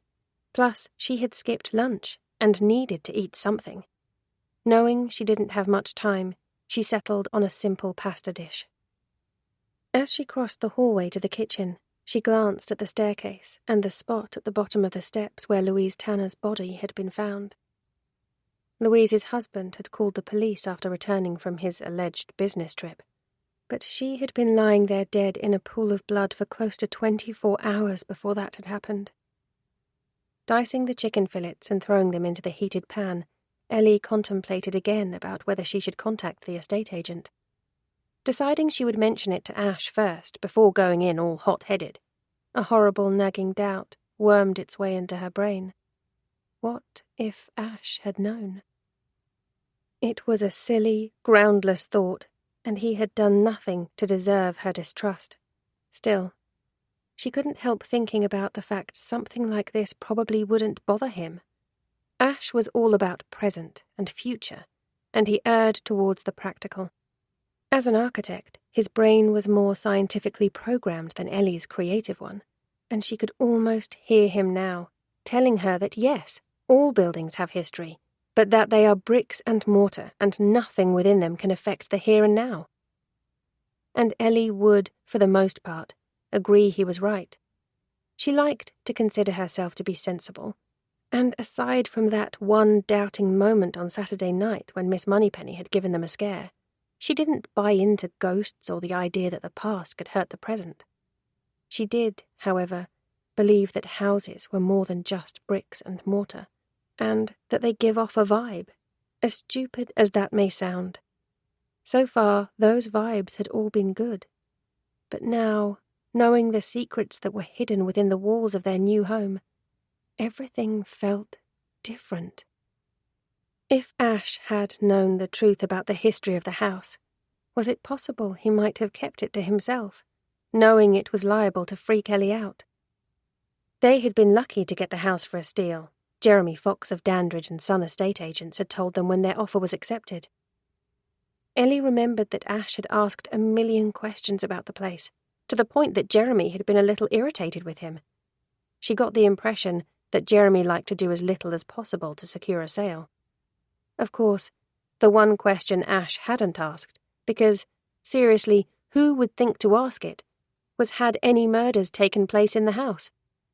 No, Ash would never have thought to ask, and Jeremy certainly hadn't disclosed it. Ellie was wrong even considering Ash might know about the history of the house and be keeping it from her. But as she put the pasta on to boil, that same nagging voice reminded her of Roxanne's odd comment on Saturday night, after Ellie had pointed out that the estate agent would have said something if anything bad had happened in the house. "I'm sure they would have, right, Ash?" At the time, Ellie had assumed Roxanne did it to get a rise out of Ash, but now she wasn't so sure. "Not hungry?" Ash asked now, looking at her mostly full plate where she was absently pushing her pasta around with her fork. "Not particularly." "You're still worrying about the dog?" "She-Ra. She has a name, Ashton." "And I refuse to use it, Elizabeth." Ash's eyes crinkled at the corners as he grinned. "Anyone who calls their dog She-Ra should be sectioned and banned from keeping dogs." "I think she should be banned from keeping dogs for abandoning hers at the vet," Ellie muttered, switching her fork for her beer bottle and taking a drink. "Seriously, what kind of person does that?" "The woman's an idiot, Ellie. Honestly, she doesn't deserve her. The dog's better off being rehomed. At least they can find someone to love her." "I guess." "So, is it just the Princess of Power pissing you off? You've been testy ever since I got home." "Testy?" "Yeah, testy. A bit snappy. Your mind elsewhere. And you just called me Ashton. You only do that when you're annoyed with me or have your serious head on. What's up?" "Nothing's up." "You're sure?" "I'm sure." "Okay." Ash turned his attention back to his food, scooping another huge forkful of pasta up and shoveling it into his mouth. Subject over. Just like that. Ellie slammed her beer bottle down on the table. Well, not exactly slammed, but she definitely landed it hard enough to have his head snapping back up as he looked at her, golden eyes wide. "Did you know about Louise and Naomi Tanner when we bought the house?" She hadn't intended to blurt it out, knew she shouldn't make assumptions or accusations, but she certainly had Ash's attention, though his expression was for a moment unreadable, before he creased his brow in confusion. "Who?" "The previous occupants of this house. Louise Tanner, who was stabbed to death in our hallway, and her daughter, Naomi, who vanished from her bed 5 years ago." "What?" "That happened here." "Don't look so surprised, Ash. Roxanne was talking about it on Saturday night." His face darkened. "I try not to pay too much attention to what Roxanne says." "I'm quite aware of that. It's not what I'm asking, though. Did you know what had happened before we bought the house? Did the estate agent tell you?" Ash stared at her for a moment before answering. "No, Ellie, I didn't." He put his fork down, hands clasped and elbows on table, and continued to hold eye contact, the green sparks of his irises flashing bright against the gold with annoyance as he waited for her to react. Was he telling the truth? She didn't know whether to believe him. "So Jeremy said nothing?" "No, he didn't." When Ellie pouted at that, he quickly added, "Do you seriously think I would keep something like that from you?" Would he? She realized she wasn't sure. How could he not have known? You didn't know. Ellie pushed the irritating little voice of logic to one side. She didn't know because she hadn't been the one with all the questions. You spoke to him loads, though, before we put in an offer. He was getting sick of you asking him stuff, remember? Yes, about how long it had been on the market, why it was being sold, what work had been done. I think I would remember if he had said someone had been killed here. Ash raked his hands back through his hair. Jesus, Ellie, I thought you trusted me. I do, She trailed off, aware she didn't have an argument, still didn't have any logical reason to doubt him.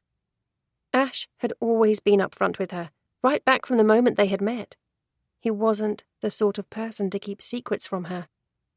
I'm sorry. She let out a frustrated sigh, annoyed with herself for reacting the way she had. She wasn't generally a suspicious person, but the discovery had thrown her. Look, I do trust you, and I shouldn't have doubted you. I guess I freaked out a little when I found out, and... God damn it, Ash! How could we have bought this place and not have known?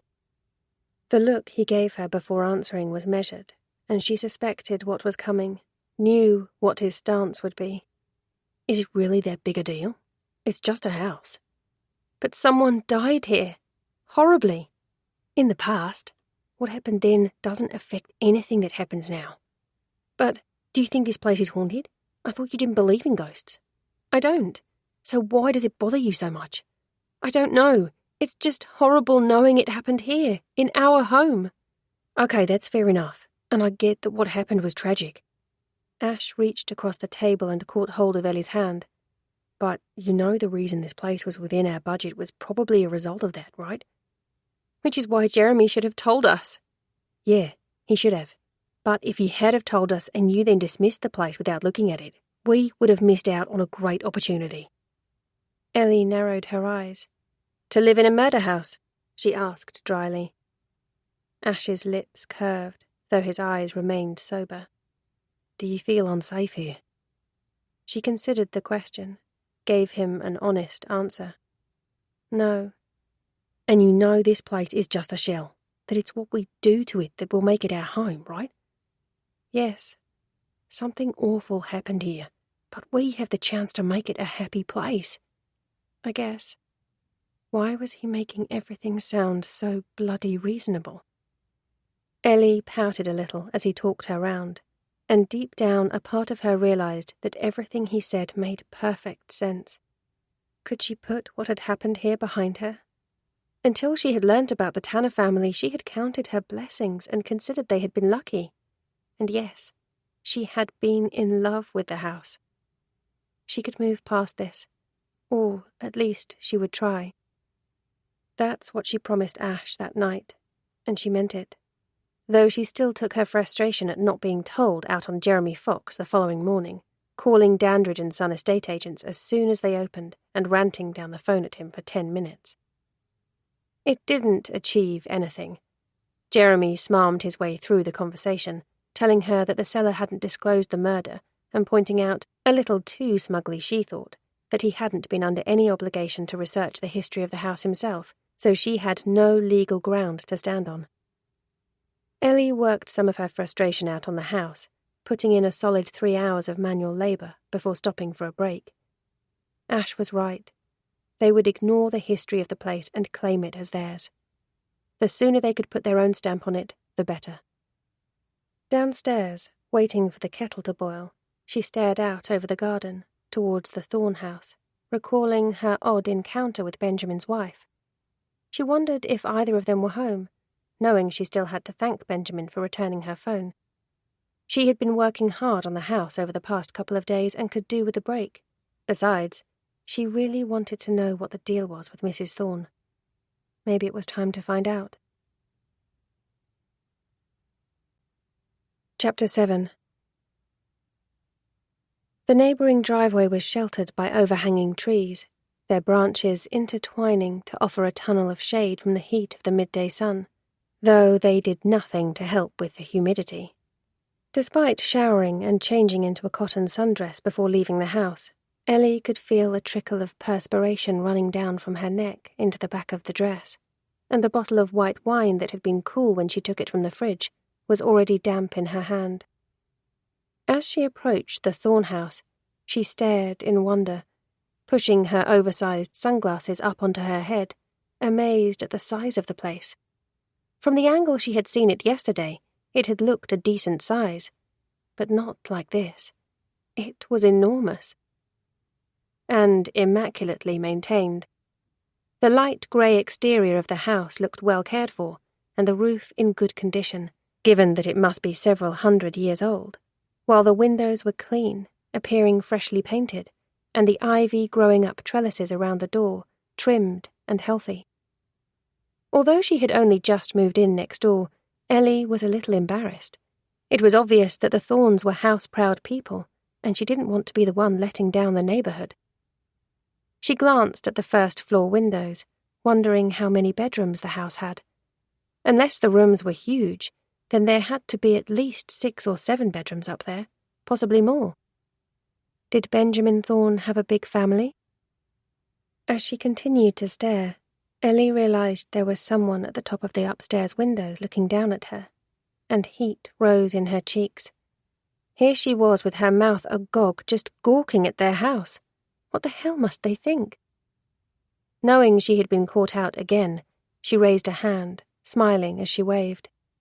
Hopefully it was one of Benjamin's children. That wouldn't be quite so bad. But as she neared, the face against the glass became clearer, the cloud of scruffy hair and the thick glasses familiar, as she recognized the person standing there was Mrs. Thorne. Great. She's going to think I'm spying on them. Ellie couldn't turn back now, though. The woman had seen her approaching the house. No, she would just have to shrug it off, tell Benjamin's wife what a beautiful home she had, and admit she was admiring it as she approached. Still, there was a flutter of anxiety in her belly as she used the brass knocker, much grander than the one on her own front door. This one had a lion's head snarling at her. And waited. Benjamin had seemed like such an unassuming man, and she had pictured him in a neat but modest cottage, not somewhere that looked like it could house the Von Trapp family. She ran her fingers over her head, hoping to smooth down any stray hairs that had escaped her ponytail, glad she had changed out of her scruffy work clothes, even if it was just into a cheap Primark dress, and wondered why Benjamin's wife hadn't come downstairs to answer the door. There was no sign of Benjamin himself, though it was a weekday, so he was quite possibly out at work. She had no idea what his job was, and there was no car in the driveway, though there was a double garage to the side of the house. Ellie was pondering what to do, a little uncomfortable that his wife knew she was there, but was choosing to ignore her, when noise came from the other side of the door. She gripped the bottle of wine tighter, had a smile ready as the door swung open, expecting it to be Mrs. Thorne, and a little surprised when she found herself face to face with Benjamin. Ellie, this is a nice surprise. He had a beam on his face, seeming happy to see her, and she relaxed a little. I thought I'd just pop round and say thank you for the other day, for returning my phone. It was honestly no trouble. You were on my way home. I brought you a little something. Ellie held out the wine. I hope you like white. That's very thoughtful of you. Why don't you come on in? He took the wine from her, then pulled the door back to allow her to enter. And even though Ellie had only planned to drop the wine off, then leave, she was curious to know what the house was like inside. She stepped through the doorway, finding herself in a spacious hall with wood-beam ceilings and a wide staircase. Beyond that was a room with an arbor that she assumed was the kitchen. Narrower passageways led off in both directions, and she suspected the house was something of a rabbit warren of tunnels. The house was old, though had plenty of character and charm about it. There was a faint whiff of polish clung to the air, and she suspected the house was as tidy and clean inside as it looked from out front. A bit like Benjamin, who was casually but smartly dressed in pressed chino-style trousers and a short-sleeved white shirt, his hair neatly combed and his face clean-shaven. It struck Ellie that he was at odds with his wife, with her cloud of curly hair and her shapeless dress, but then she felt bad judging the woman's attire. Mrs. Thorne had been in the privacy of her own garden, and Ellie had only seen her because she had been snooping, Given the mess Ellie had been in herself while she'd been working, it was hardly fair to cast stones. I was just about to have some lemonade, Benjamin told her. Do you fancy a glass? It's homemade, an old family recipe. Too hot for tea or coffee at the moment, don't you think? Though, of course, I can put the kettle on if you prefer. Lemonade is fine, thank you. Ellie followed Benjamin through to the room beyond the staircase, trying not to gawk at the enormous kitchen as he placed the wine down on the counter, then fussed about getting the drinks. You'll have to excuse the clutter in here. I haven't had a chance to tidy up. Clutter? She glanced about the immaculate room. There was some paperwork on the counter, but other than that, the kitchen was spotless, the surfaces gleaming and filled with expensive-looking appliances. Have you lived in Corpusty long? All of my life. He poured the cloudy lemonade and handed her a glass. This house has been in the Thorne family for generations. He sounded proud, and understandably so. It's a beautiful house, she told him, and meant it. Thank you. It needed quite a lot of work doing to it when I inherited it from my parents, but I'm gradually getting on top of everything. Is it just you and your wife living here? Wife?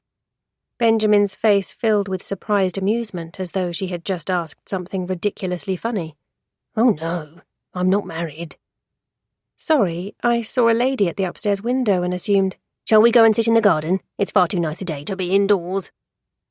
The words were spoken a little sharply, Benjamin already leading the way before Ellie had a chance to answer. A crash from above had him halting, and she saw his face tighten. What the hell's she broken now? He said the words good-naturedly, but the lines around his mouth had tightened, and he didn't look happy. Who's upstairs? Ellie was downright curious now, and didn't care if she was being nosy. I live with my sister. Benjamin shook his head. Would you mind waiting here, please? He was gone before she could answer, and Ellie heard the sound of footsteps on the stairs moments later as she stood in the cool kitchen, the glass of lemonade in her hand, processing the information she had just learned. So, the woman in the garden was Benjamin's sister. Ellie hadn't been close enough to get a good look at her, but guessed the woman was maybe in her late 20s, or possibly early 30s, a little younger than herself. It was an odd arrangement living with her brother, but then Benjamin had said the house was passed down through generations. Maybe it was a family tradition, all living together under one roof. It's not like there wasn't enough space. As she waited and sipped at her lemonade, the sound of voices came from above. At first they were muffled, but then one was yelling. Ellie was certain it wasn't Benjamin. The voice sounded too high-pitched. A little uncomfortable, she was wondering whether she should head out into the garden, when a door slammed, making her jump. Yes, she should go outside. The last thing she wanted to do was get caught up in the middle of a family domestic. She stepped out of the kitchen door, found herself on a patio that spanned the length of the back of the house, with views over Benjamin's stunning garden. Did he tend to all of this himself, or did he have help? It really was quite beautiful. She was admiring a display of colour flowers, some of which she recognised, but many others she didn't, thinking she would need to get some tips off Benjamin before attempting her own garden, when he rejoined her. Ellie didn't miss the slightly flustered look on his face, the colour rising high in his cheeks. Sorry about that. It's no problem, Ellie lied. Is everything okay? Yes. Just the bloody cat knocking a vase over. It's sturdy, though, so luckily didn't break. He nodded to himself, sipped at his lemonade, and looked as if he was debating whether to say something else. So Ellie waited patiently. I did ask Virginia to come downstairs and join us, he said eventually, before elaborating. Virginia's my sister. That would be nice. Another lie. Well, part of one. Ellie was getting the impression Virginia didn't particularly like her, though she was still curious about the woman. I'm not sure if she will. She's in one of her moods. Well, perhaps I'll meet her another time. This garden is lovely, Benjamin. Do you do all of this yourself? What? Yes. He had been distracted, probably still thinking about his sister. I used to have a chap come in once a week, but now it's all me. He sounded proud. I find gardening very therapeutic. I've always liked tending to and looking after things. You'll have to give me some tips. Of course, I can do that. I tried to get Virginia interested in helping me. She appreciates the garden, but not the work involved, though. He laughed softly. She's not had it easy, my sister. Oh? Ellie was curious, though she remained quiet, waiting for him to continue. She has difficulties. He didn't elaborate on what type of difficulties, leaving her imagination to run riot. Did Trevor give you an update on the dog? He asked, changing the subject abruptly. Ellie had been about to ask more about Virginia, and the switch in conversation threw her for a moment. Yes, he did. She's going to be okay. She didn't offer any more details. Benjamin didn't need to know that She-Ra's owner had abandoned her at the vet. That's good news. Good news indeed.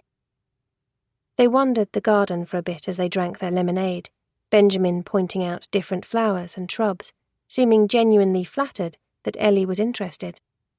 She wondered how much company he had, if it was just him and his sister. He hadn't mentioned anything else about Virginia and what her difficulties were, and although Ellie had 100 questions, some of them were personal. She decided she would wait until she knew him a little bit better before prying. She assumed Virginia lived with Benjamin because she needed him to look after her. He hadn't mentioned work, so Ellie was unsure what he did for a living. Was he Virginia's full-time carer? If so, it must be lonely for him. The house and garden were picture-perfect, but they really were in the middle of nowhere. She decided she would invite Benjamin and Virginia over for dinner one evening. She would mention it to Ash tonight before she asked, though was sure he wouldn't mind. I can give you some cuttings, if you like. Benjamin's voice interrupted Ellie's train of thought. Sorry? Some cuttings, for your garden. I suppose, though, you probably have your hands full with fixing up the house. Maybe next summer. No, that's very kind of you, thank you. Ellie hesitated. Benjamin had lived here his whole life. Did you know them? The people who lived here before us? If he was surprised by her question, he didn't show it. The tenants? No, not really. They were private people, kept to themselves. I waved a couple of times if I was passing, said hello, but I never had a conversation with them. What about the family before? The Tanners? She immediately regretted asking the question, could see the tightening of his mouth and the colour warming his cheeks, though it was out there now. No taking it back. They had been neighbours, and if he had known them well, it could be difficult for him, having the past raked up. Plus, of course, it made Ellie appear nosy. Which, okay, she was, but she didn't want to broadcast it. When he didn't respond immediately, she tried to take it back. I'm sorry, I'm prying. You don't have to answer that. Benjamin shook his head. No, it's okay. I should be better at talking about it by now. It's been, 5 years? Damn tragedy what happened to that poor family. Were you close? I didn't know John very well. He was away a lot. But Louise and Naomi were good people. He was silent for a moment, staring across the garden towards Ellie's house. I was home the night it happened, but I never heard a thing. That bothered me for a long time, knowing I had been so close, but had been unable to help. It wasn't your fault, though. Ellie didn't push for further details, could tell it was painful for him to talk about. She shouldn't have raked the memories up. Does it bother you? He asked quietly. Living in the house? Yes, knowing what happened there. It's just bricks. Just a shell. She painted on a smile that was perhaps a little too bright, as she quoted Ash. "It's our job now to fill the house with happy memories." Benjamin studied her for a moment, as if he didn't quite believe her, but he didn't call her out on it. "I guess that's one way to look at it." "Do you think he did it? John Tanner?" Ellie's voice was not much more than a whisper. She hadn't meant to say the words aloud. Benjamin gave her a sober look before he answered. "Yes, I think he probably did." Chapter 8. Virginia's bedroom was at the front of the house, and, although Benjamin had offered on several occasions over the years to move her to a room with a garden view, she preferred to stay put. His sister had always been about the routines and familiarity, so he got that, just as he understood that her room must remain untouched. He had offered to redecorate it on many occasions, but knew Virginia sought comfort in the pastel pinks of her childhood, and in the collection of dolls that sat on the ottoman at the foot of her bed. Personally, Benjamin hated the dolls. He had always found them a little creepy, hating the way their eyes followed him around the room. Now, as he leant against the door jamb facing the bed, he was aware of them watching him, judging, as they always did when he stood here and spoke to his sister. "I think you would really like Ellie." He waited for an answer, but there was only silence. "I told you she's nice. I think she has a good heart." He wished she would stop giving him the silent treatment, that she would just say something, anything. The silence had always been annoying, but he guessed it was preferable to when she lost her temper. That was often exhausting, with Benjamin left to clear up the mess. No, the silence was better. As he started to close the bedroom door, he was aware of her shifting on the bed behind him. "Are you worried about Ellie?" he asked, though kept his back turned. "You really do have nothing to fret about. I'm just being friendly, neighbourly." A sliver of concern snaked its way into his gut. "Ellie isn't a threat to you. You know that, right?" Her continuing silence did nothing to reassure him. "She's not like the others. I want you to promise me you will leave her alone." He waited, but could tell she had already closed him out. The discussion, or rather lack of it, was over.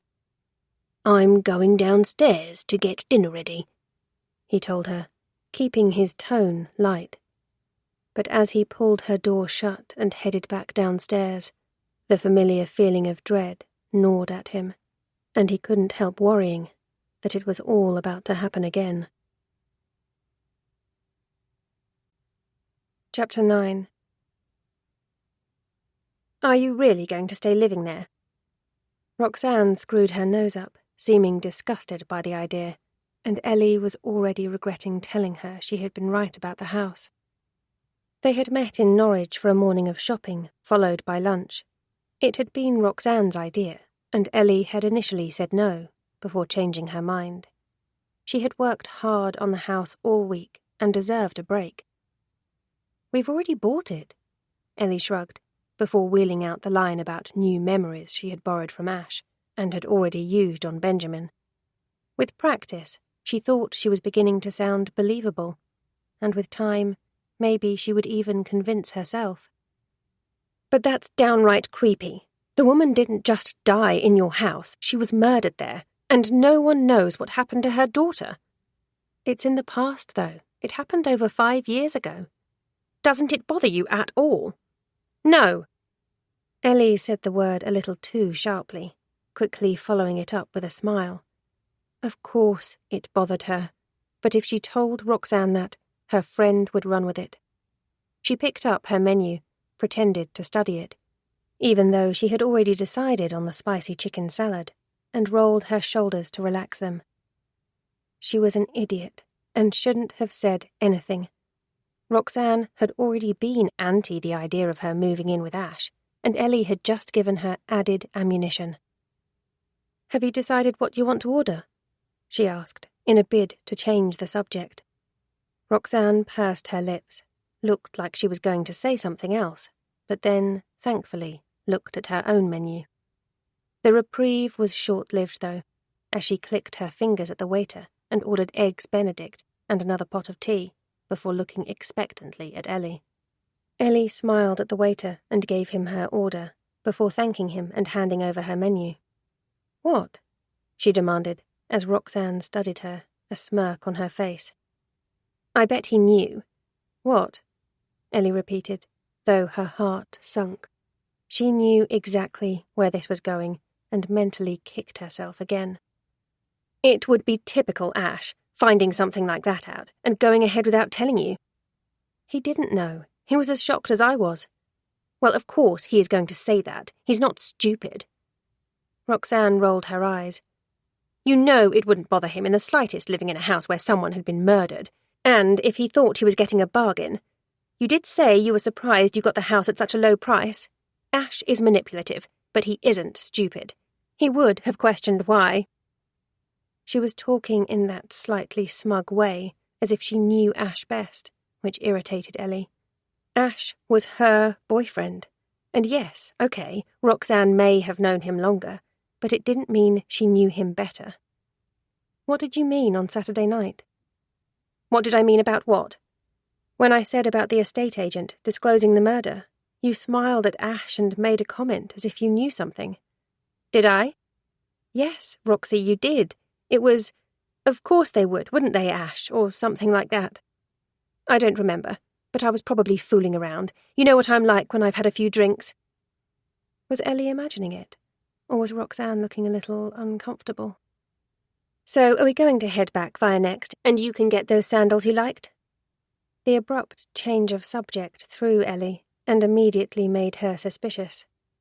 She was tempted to push Roxanne on the comment she had made, but equally was grateful for the subject change. "I don't know. They weren't cheap, and I don't really need any new shoes." Ellie was about to add that her and Ash had enough expense with the house, but stopped herself, not wanting to bring it up again. "Just whack them on your credit card, that's what I do." Which Pete then settles, Ellie thought. She had heard Pete moaning to Ash about his wife's out-of-control spending habits. Besides, she wasn't like Roxanne, preferring to be careful with her money. Her job as an illustrator brought in regular enough work, and paid for her to have a comfortable lifestyle, and Ash had a good job. Plus, Ellie had savings put away, but she wasn't going to dip into them for a pair of sandals she didn't need.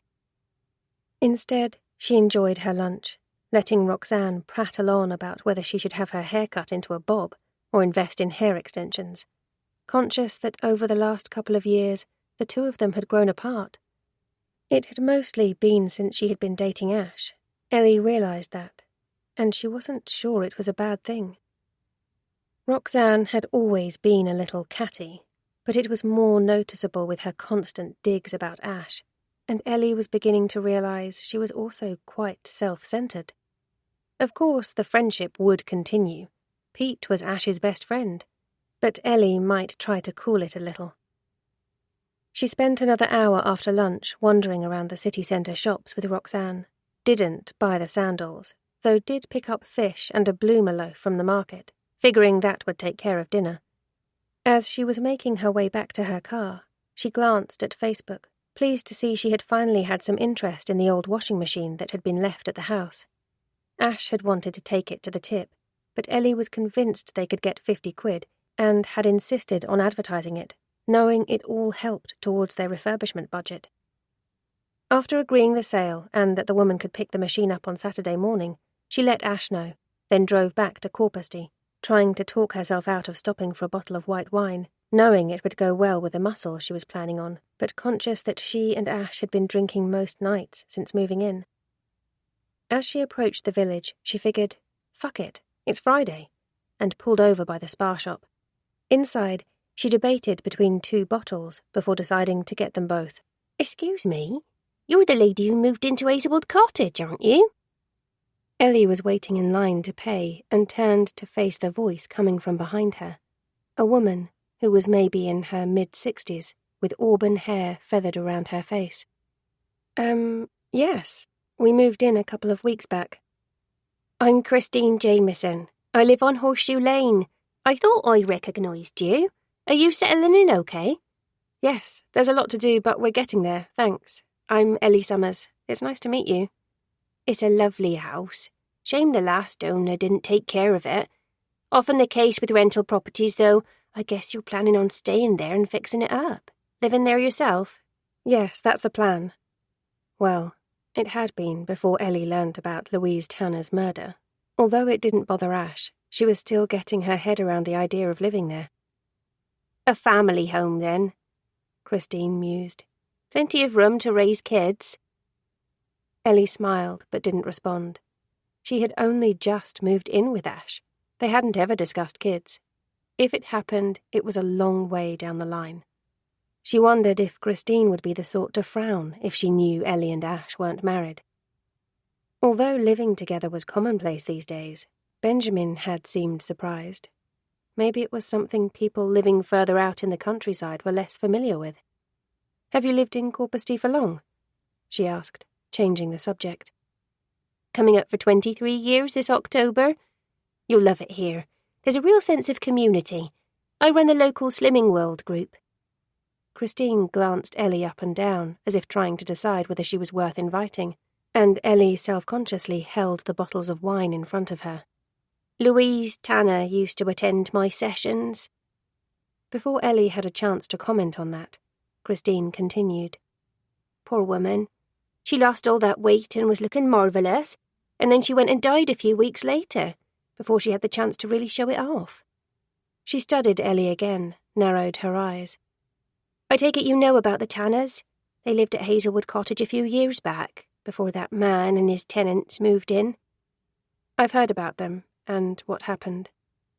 Not sure I could live there myself, not after what happened. But you're right, it will make a lovely home, nice and quiet, too. Only the one neighbour. Do you know the Thorns?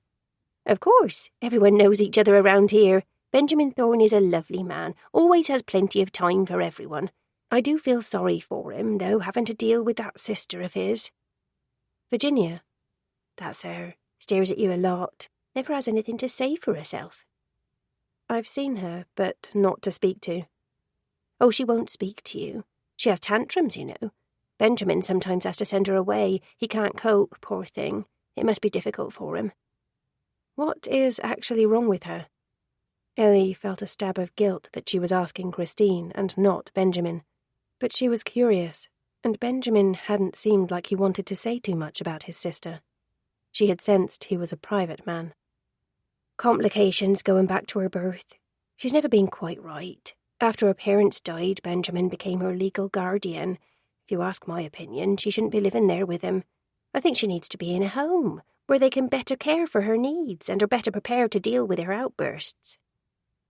Ellie smiled and nodded, still uncomfortable that she had asked.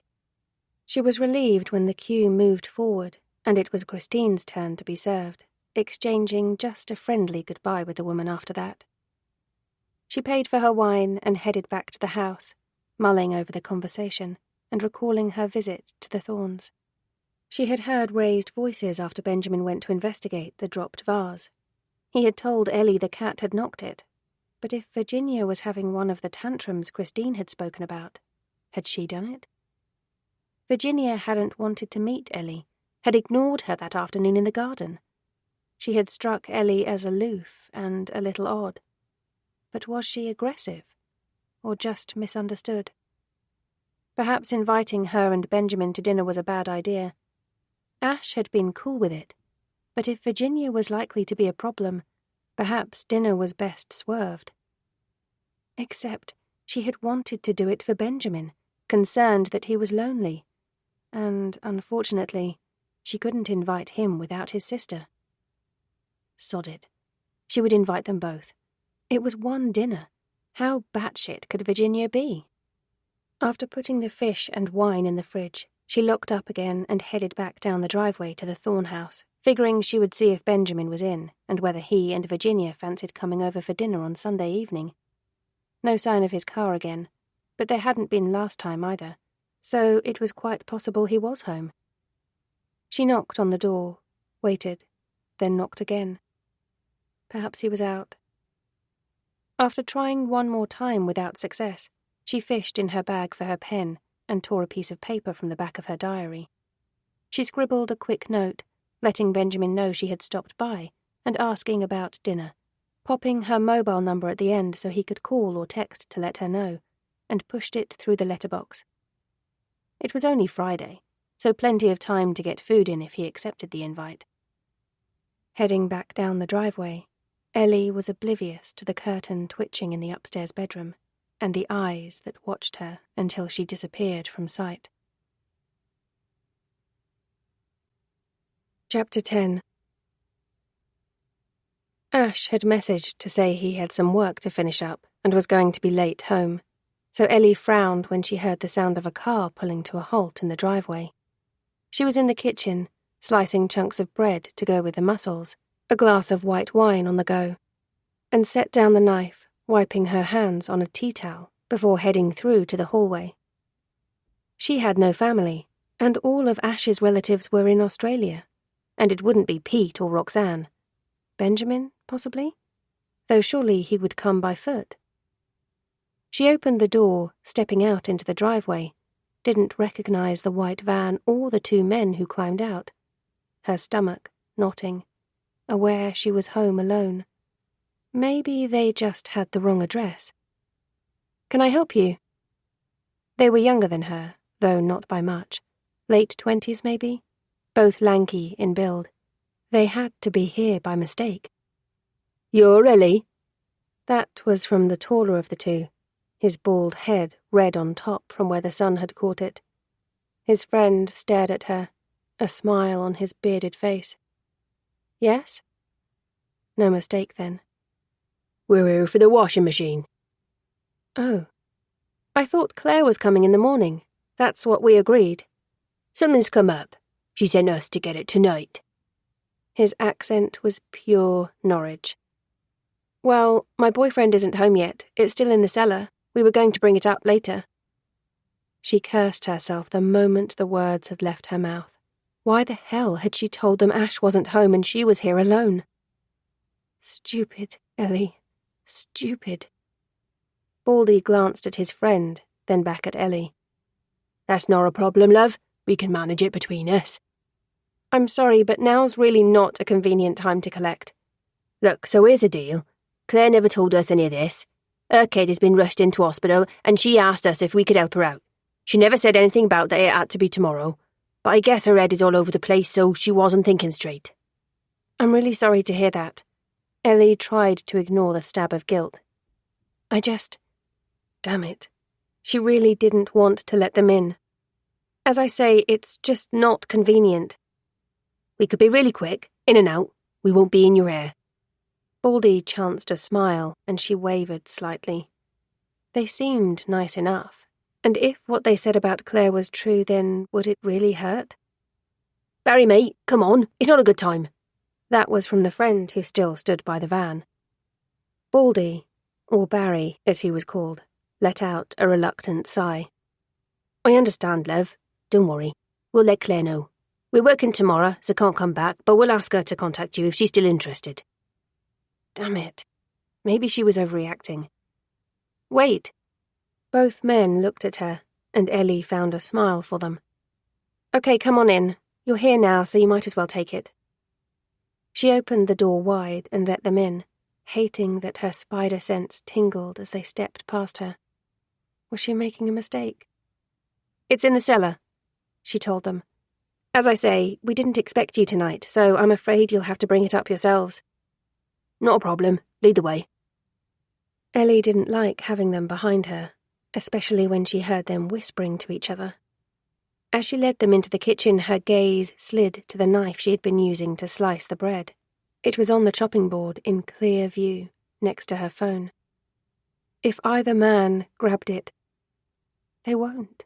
You're overreacting. Still, she wished Ash was here. She couldn't even message him without it looking obvious what she was doing. "Nice house you have here," Barry's friend was saying. "Must have got a barber too." Oh God, were they going to rob her? Ellie quickly stepped across the room, Annoyed, her hand was shaking as she closed it over the knob to the cellar door. "It's down here." She tried to keep her tone confident, not wanting to let on that they were unnerving her, flipping on the light and holding the door wide so they could step inside. They didn't. Instead, Barry stopped in front of her, eyebrows raised expectantly. "After you." "What?" "I'm busy. You can just go on down and get it. If you turn left at the bottom of the stairs, you can't miss it." For a moment, Ellie thought he was going to challenge her, but instead he exchanged a look with his friend, before glancing back at Ellie and nodding. "Sure, come on, mate." Ellie watched them disappear down the stairs, annoyed she still felt shaken. She could still hear them muttering to each other, their voices low enough that she couldn't make out what they were saying, and she didn't like it. What were they whispering about that they wouldn't want her to hear? She went back to where she had been working, slid the knife out of sight, and picked up her phone. It wouldn't hurt to let Ash know they were here. She fired off a quick message. "What time do you think you'll be home? There are 2 men here to pick up the washing machine. They came a day early. X." Ash's reply didn't take long. "Please tell me you didn't let them in the house. I'm on my way home now. 20 minutes tops. XX." Oops. She was about to break it to him that they were in the cellar when Barry called up to her. "Ellie, can we borrow you for a minute?" Shit. Her heart raced as she dithered, debating what to do. Should she leave the kitchen, pretend she hadn't heard them? But then it was too late, because Barry was calling her name again, and this time she heard his footsteps on the stairs, didn't have time to disappear from sight before he appeared in the doorway. "Can you come down here for a moment, love?" "Oh, is there a problem?" "Come down and I'll show you." Fuck. She had no choice but to follow him through the door, angry with herself that they had even managed to get in the house in the first place. Ash was going to kill her. Well, if Barry and his mate didn't do it first. Damn it, Ellie, don't go there. She reached the bottom of the stairs, though held onto the banister, ready to scarper at the first opportunity. "What did you need to show me?" "You see this here?" The way he had positioned himself, she couldn't see anything, so was forced to step closer to see what he was talking about. "What?" "This." He was pointing to the old hearth that the previous owner must have ripped out from the living room. Ellie wasn't sure what exactly that had to do with the washing machine. She was conscious of Barry's friend moving from her periphery vision, and adjusted her position slightly, not liking that he was now standing between her and the stairs. It was cool in the cellar, but sweat had beaded on her forehead and under her arms, and her belly was twisting with nerves. Despite their lanky build, both men were bigger than her. She was a bloody idiot letting herself get caught in this situation. "What about it?" She tried to keep her voice calm, annoyed at the slight tremor in it. "Well, it's just sitting there, so I assume you don't want it. Would you take 20 quid? The nerves eased slightly. "Yeah, sure, if you want it." Ellie glanced back towards the stairs and at Barry's friend hovering by them. Would he let her past? He grinned at her, showing off a bad set of teeth, and she wondered if he realized he was scaring her. Enjoying it, perhaps? "You lived here long?" he asked, making no attempt to move from the stairs. "A couple of weeks." "Boyfriend at work, is he?" "He should be home any time now." "Right." "I should go back upstairs." Ellie headed towards him, ready to barge past. "Wait." She forced herself to stop. "What?" "Don't you want your money?" Ellie looked at Barry and the wad of notes he was holding out. 60, right? That's 40 for the washing machine and 20 for the mantel." It was actually 50 for the washing machine. "Was it?" Barry glanced at the appliance. "There are a few dents in it." "Which were covered in my ad." He sighed, though smiled. "You drive a hard bargain. Okay, 50 for the machine and 20 for the mantel." He pulled another tenner from his wallet, handed the wad to her. Ellie quickly took it, shoving the money in her pocket. "Thanks, I'll be upstairs." This time, neither of them stopped her, and she quickly made her way up the steps. Ellie? The scream she had held in finally escaped as the figure stepped into her path and she almost lost her balance, gripping onto the banister. Benjamin looked as startled as she did, eyes wide and a gasp on his lips as he took a step back. Ellie! He repeated. From down below came Barry's voice. Everything okay up there? Fine, just a friend. He made me jump. Ellie tried to gather herself together, sucked in a breath to slow her heartbeat. Benjamin, what are you doing here? I'm sorry. Benjamin pushed his glasses up his nose. I didn't mean to make you jump. I knocked, but, well, the door was open. I was worried. It's okay. She found a smile for him, reached out to pat his arm. I'm sorry I scared you. I brought you some cuttings for the garden. Remember, I promised. He held out a bag, his expression earnest.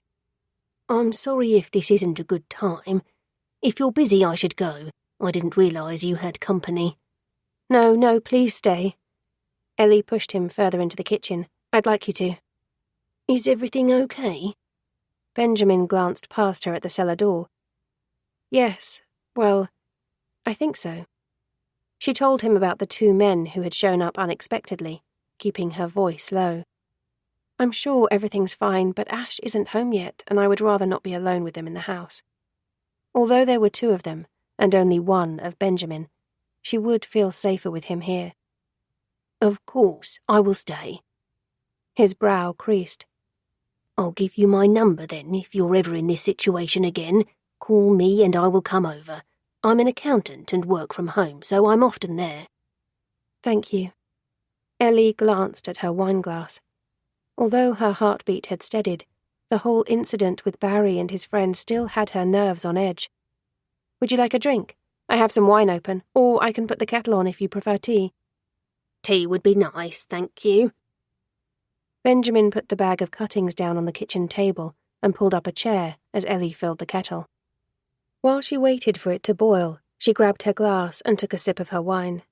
It had warmed in the early evening heat, but still soothed her raw nerves. I'm not a big drinker, Benjamin told her conversationally. Occasionally with dinner, or for a special occasion. I should probably cut back a bit. When he raised a brow, Ellie hurriedly added, I don't get drunk, but Ash and I have been having a drink most nights since we moved in. She made the tea, topped up her wineglass, then moved to sit at the table with him. I actually stopped by to see you earlier. You did? A loud bang came from the cellar, and they both looked towards the door. Moments later, Barry's voice followed. Sorry, just knocked it against the wall. He backed into the kitchen, face red with exertion, and sweat beading on his forehead as he hugged onto the washing machine. His friend was the other side and didn't appear to be lifting his fair share of the weight. They dumped it on the floor, and Ellie winced at the impact, grateful that the kitchen was still in a mess and in need of new tiles. It's heavy, Barry muttered to her, before staring at Benjamin, who sat sipping his tea. It is, his friend agreed. I'm surprised you noticed, Kelvin. I might as well have carried it up myself. You know I have a bad back. Yes, you remind me every time we have to lift stuff. The friend, Kelvin, gave a guilty smile, but didn't dispute the point. I'll go grab the mantle, he told Barry, disappearing back down the stairs. It took another 10 minutes of faffing, but eventually Ellie closed the door on them, relieved they were finally gone, but also chiding herself for overreacting to the whole situation. She had pocketed 70 quid, though, which all helped. You said you stopped by earlier, Benjamin reminded her as she returned to the kitchen. He had obviously been thinking about it. Yes, I guess it would have been around 3:30. I did knock, but I assumed you were out as your car wasn't in the drive. That's because I keep it in the garage. No, I was home all day. I've been in the garden, though, this afternoon, so I guess I never heard the door. I'm surprised Virginia didn't answer. Maybe she was asleep. She sometimes takes a nap in the afternoon. Going by Ellie's previous encounter with her, then what Christine Jameson had said, it didn't surprise her that Virginia hadn't answered. It really doesn't matter. I had just stopped by to invite you and your sister over for dinner on Sunday evening if you're free. Benjamin's face instantly brightened. Really? That's so kind of you, Ellie. Thank you. We would love to come. Excellent. Is there anything either of you don't eat? I was thinking I'd roast a pork joint. No, pork is great. We both eat anything. Roast pork is actually one of my favourites. He seemed absolutely thrilled at her invitation, and Ellie was pleased she had asked him. As she waved goodbye to him 20 minutes later, he thanked her again. I'm really looking forward to it, he told her. It will be nice, Ellie agreed, closing the door behind him. This time, she made a point of locking it. Although the Barry and Kelvin situation had turned out to be nothing, it had highlighted to her the isolation of the house. And while that had initially been a selling point for her, as she loved the idea of her and Ash having their own space and privacy, now she was consciously aware that, during the days, while Ash was at work, if anything unsettling happened, she would be all on her own. Chapter 11. Benjamin was pleased he had taken the cuttings round to Ellie. He didn't want to start making a habit of dropping in unannounced, but she had been so taken with his garden, he had been eager to share them with her. He hadn't expected his visit to result in a dinner invitation, and he mused over this as he walked back up the driveway to his house. On the one hand, he was thrilled he had been asked, but Virginia posed a problem. Although he had hinted to Ellie that there were issues, she didn't know the full story or understand quite how difficult the whole situation with his sister was. And it was family business. Their mother had raised them not to air their dirty laundry in public. Ellie simply couldn't find out the truth. It would bring shame on the family, and Benjamin would be mortified. He unlocked the front door and let himself inside, the place so silent, and for a moment he thought he was alone, but the slight creak of a floorboard towards the back of the house suggested otherwise. Virginia, are you here? There was no answer, but that didn't surprise him. Maybe she was outside in the garden. He knew she liked to wander along the rows of neatly tended plants and bushes.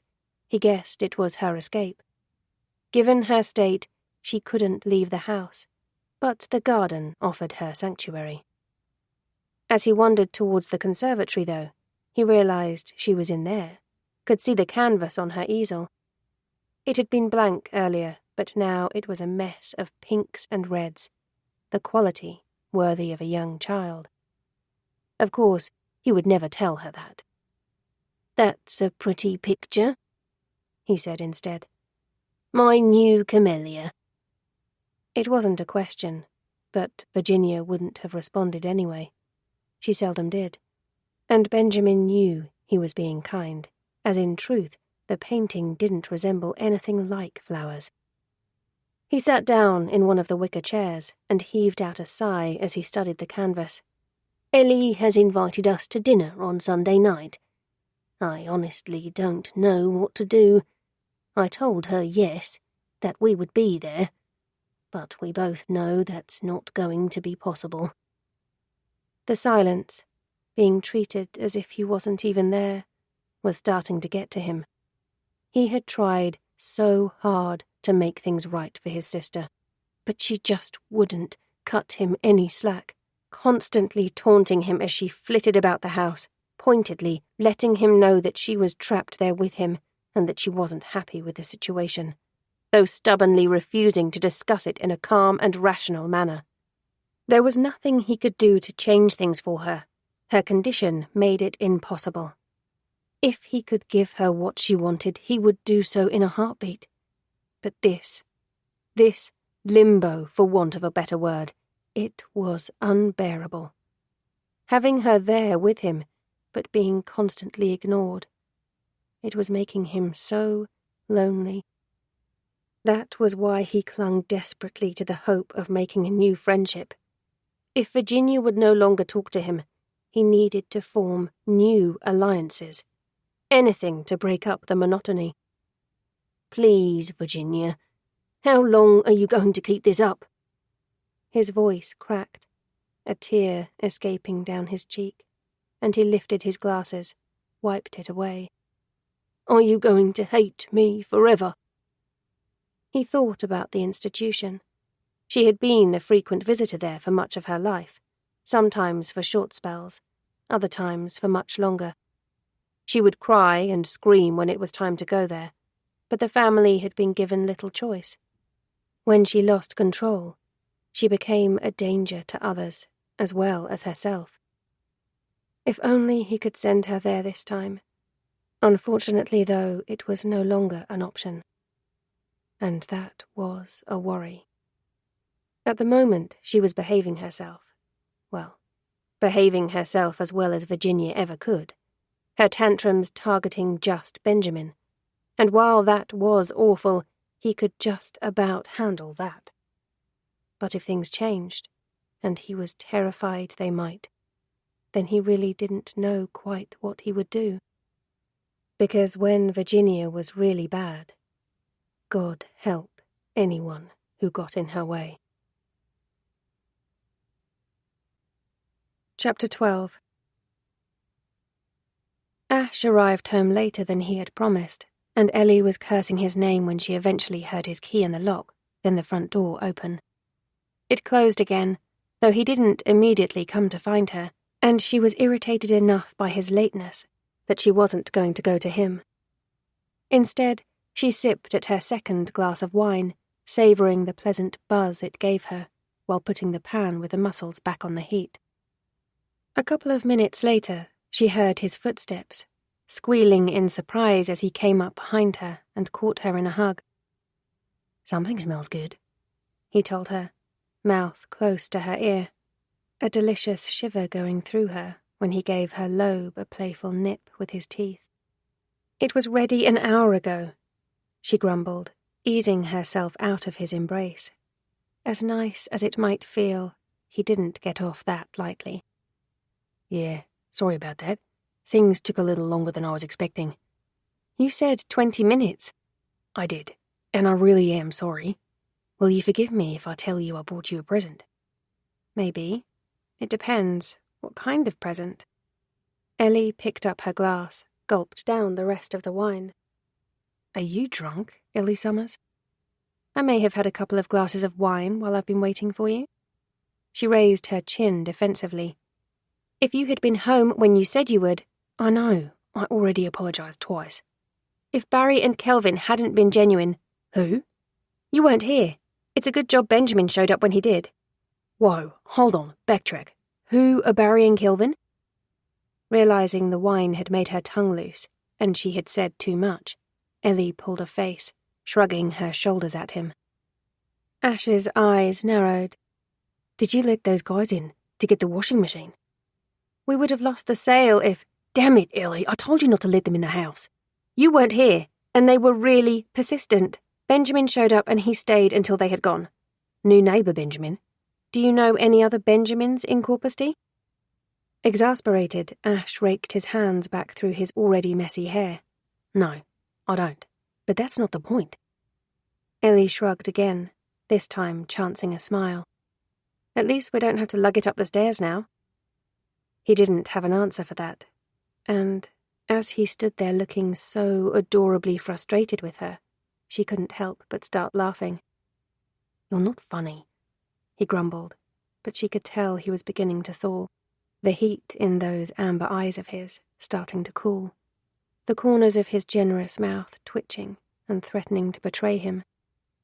A noise came from the other side of the house, scratching, followed by what sounded like a yelp. Ellie's laughter stopped, her eyes widening. What was that? What was what? I heard a noise. Ash, I think someone's in the house. I never heard anything. Maybe you imagined it. No, I definitely heard something. It sounded like... She trailed off, studied him, the telltale giveaway when he rubbed his hand across the back of his neck, refusing to meet her gaze. What are you up to? Nothing. Ashton! Now he looked at her, amusement lighting up his eyes, and he held out his hand. Come on, I think it's time to give you your present. Ellie had assumed he had bought her flowers or a bottle of gin, a sorry gift for being late. Now she was a little wary. Still, she took his hand, let him drag her out of the kitchen and across the hallway to the small second living room that Ash was planning on using as an office. Close your eyes. What? Why? Just do it, okay? Trust me. I don't know about that. Ellie gave him a measured look, though did as requested. As the door creaked open, she heard a whine, followed by a bark, and she immediately opened them again. What the hell? Sat on a blanket on the sofa was the dog she had hit. The stitches where her front leg had been still looked raw, and she was on the skinny side, but she was alive, and seemed pleased to see Ellie, looking up at her with beseeching brown eyes, her golden tail thumping. A wave of different emotions hit all at once. Guilt at what had happened, relief that the dog was okay, but confusion at why she was here. Combined with the wine, it was all a little too much, and Ellie burst into tears, going to the little dog and crouching down, wrapping her arms around her and burying her face in her soft fur. "Oh, baby, I'm so sorry for what happened." The dog whined again, but her tail still thumped as she attempted to shift position so she could lick at Ellie's face. You okay? Ellie glanced at Ash, still not understanding. What is she doing here? Did Trevor let you bring her to see me? She's ours, Ellie. What? Her owner didn't want her, and she was going to be put in a rescue shelter. I figured we could adopt her. Ellie sniffed, swiping at her wet cheeks as his words sunk in. That was a pretty big decision to make by yourself, Ash. You don't want her? I never said that. I just think it's something you should have run past me first. A dog is a big commitment. I'm aware of that. I grew up with dogs. He sounded a little irritated, and Ellie wondered if she was making too big a deal about it. I wanted to surprise you, though. You felt so shitty about the whole situation. We can give her a good home. We can. Ellie got up, went to him, looping her arms around his neck. He had done it with the best of intentions, wanting to make her happy. I love that you want to give her a home, and I know you wanted to surprise me. I'm touched, I really am. You know that. You just saw me blub all over her. But going forward, we're a team, and we decide things together, okay? Okay. Ash's golden eyes blazed in challenge. But we're still keeping her. Yes, I want that too. Ellie raised on tiptoe, pressing her forehead against Ash's, hugging him closer. And thank you. Behind them, the dog whined, barking as they parted slightly, both turning to face her. Okay, She-Ra. There is one other thing. Ellie looked at Ash again. There is? We're changing her name. We are? But isn't she used to the one she's been given? She's young, and Trevor says she'll soon adjust. Besides, I am not introducing her to people as bloody She-Ra. Ellie moved to the sofa to sit beside their new addition, who immediately snuggled up to her. What's your name, little one? Ruby? No, she doesn't look like a Ruby. Mia? No, she's not a Mia either. Cookie? Ellie studied the dog, dismissing it. That's not right for her. Okay, well, do you want to help me out here, Ellie? Because you're saying no to everything I suggest, but you're not coming up with anything yourself. Don't pressure me, I'm thinking. Well, don't take all night about it. Ash grumbled as he sat himself on the floor by the sofa, reaching up to tickle under the dog's chin. Our little Pop needs a name. Pop? Princess of Power. Ellie was quiet for a moment as she considered what he had just said. That's it. That's her name. Princess? Sorry, Ellie, but no fucking way. She's not having a pink collar either. No, not Princess. Poppy. That's who she is. Ash studied the dog, didn't seem appalled by the idea. It suits her, Ellie pushed. In fact, it's perfect for her, and I like that the first 3 letters stand for Princess of Power. Poppy. Ash tried out the name. He nodded. Okay, I can go with that. I'll speak to Trevor tomorrow and get them to change the name on her paperwork. She still needs to go back for regular checkups, but he said she'll soon adjust to walking on 3 legs. We need to get her some stuff. I already picked her up some food and a couple of bowls, and Trevor lent me a collar and lead we can use for now. We can go get her whatever else she needs over the weekend. She's probably hungry, aren't you, Poppy? Do you want something to eat? Ellie smoothed her hand over the dog's silky ear, suddenly remembered that she'd left her own dinner unattended on the stove. Shit, the mussels! She jumped up, rushing through to the kitchen, relieved to find the food was salvageable. As she was taking the mussels off the heat, Ash wandered through with the bits he had bought, Poppy limping behind him, and Ellie ignored the stab of guilt. They had given the dog a home, and they would love her, make sure she had a good life. Once she got used to walking on 3 legs, she would be fine. Ellie busied herself dishing up the food, while Ash fixed Poppy's dinner, neither of them spotting the puppy disappearing. Poppy? Ash set the food dish down on the floor, filled the second one with water. He glanced around for the dog. Poppy? Ellie, did you see where she went? No, Ellie trailed off, spotting the open cellar door at the far end of the kitchen. Ash? He was already heading towards it, Ellie hot on his heels, when Poppy barked. They found her sitting just inside the doorway at the top of the stairs. She paused her racket for long enough to look at Ellie and Ash, then let out a whine, followed by another barking fit. What the hell was up with her? And how had she even managed to get through the door? It had been closed. Ellie was sure of it. Poppy! When the dog refused to listen to Ash, he scooped her up, carrying her back into the kitchen and closing the door behind him. She wasn't happy, though, continuing to sit there after he had shut it. You need to keep that door shut until she's used to walking on 3 legs, he told Ellie, managing to finally distract Poppy with her food bowl. Those stairs are steep. If she fell, she would hurt herself, or worse. The door was shut. When Ash raised his eyebrows, clearly disbelieving her, Ellie questioned herself. It had definitely been shut, hadn't it? She remembered closing it after Barry and Kelvin left, and she'd had no reason to open it since. I'm not lying, Ash. I never said you were lying, but how did it get open? Ellie stared past him at the door. The way it clicked shut when it was closed meant there was no way it could spring open by itself.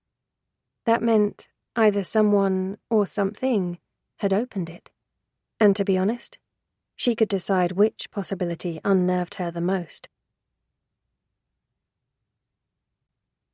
Chapter 13. Benjamin couldn't remember the last time he had been invited to dinner.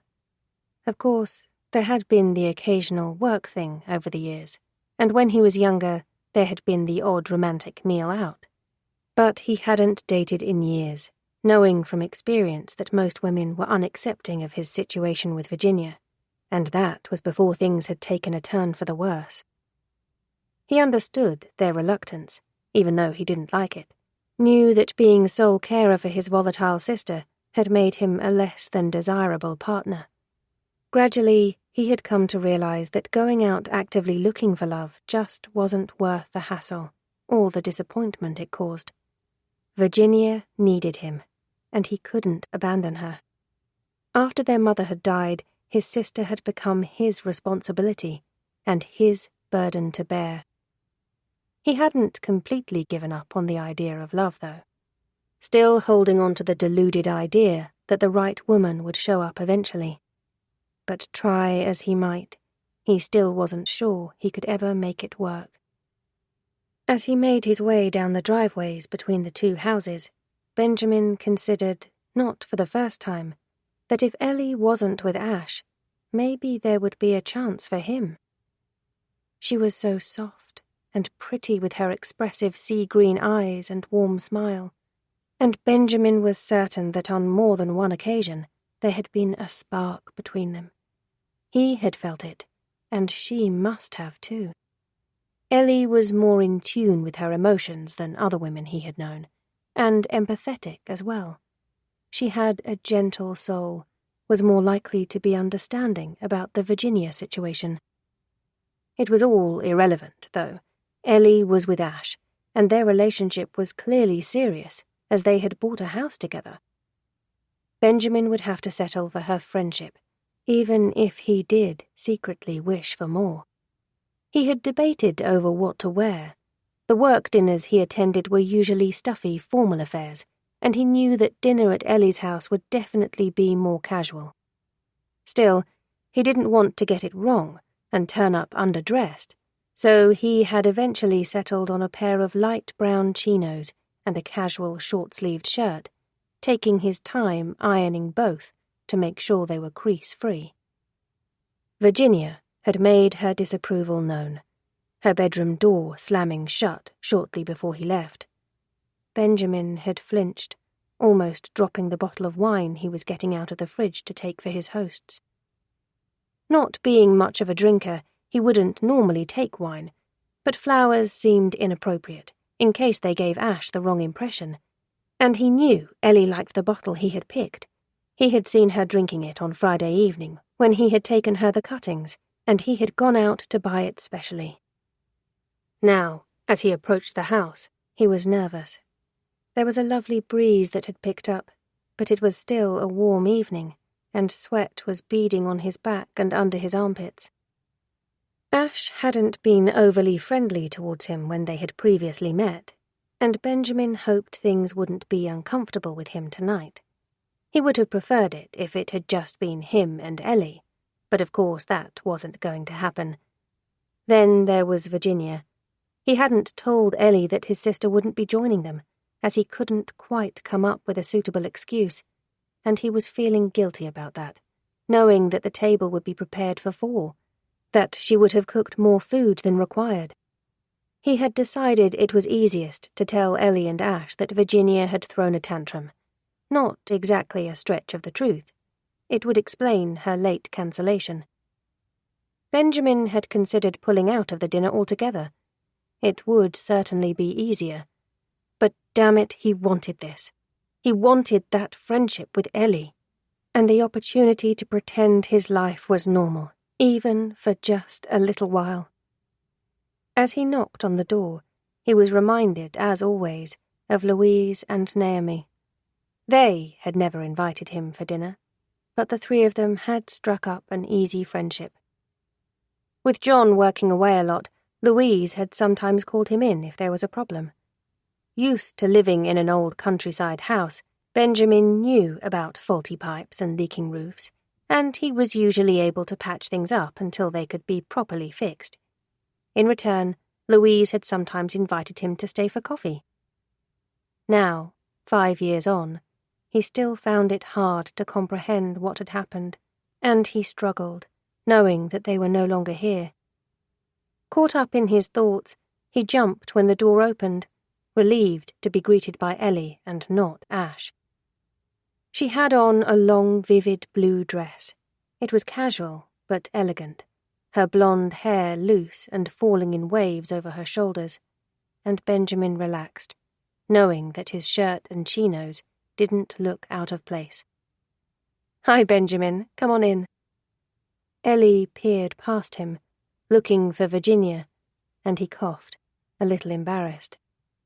"I'm so sorry to let you down this late in the day. Virginia, she was being difficult." "It's okay, I understand." Was it his imagination, or did Ellie look a little disappointed? That wasn't good. He didn't want to disappoint her. "I really am sorry.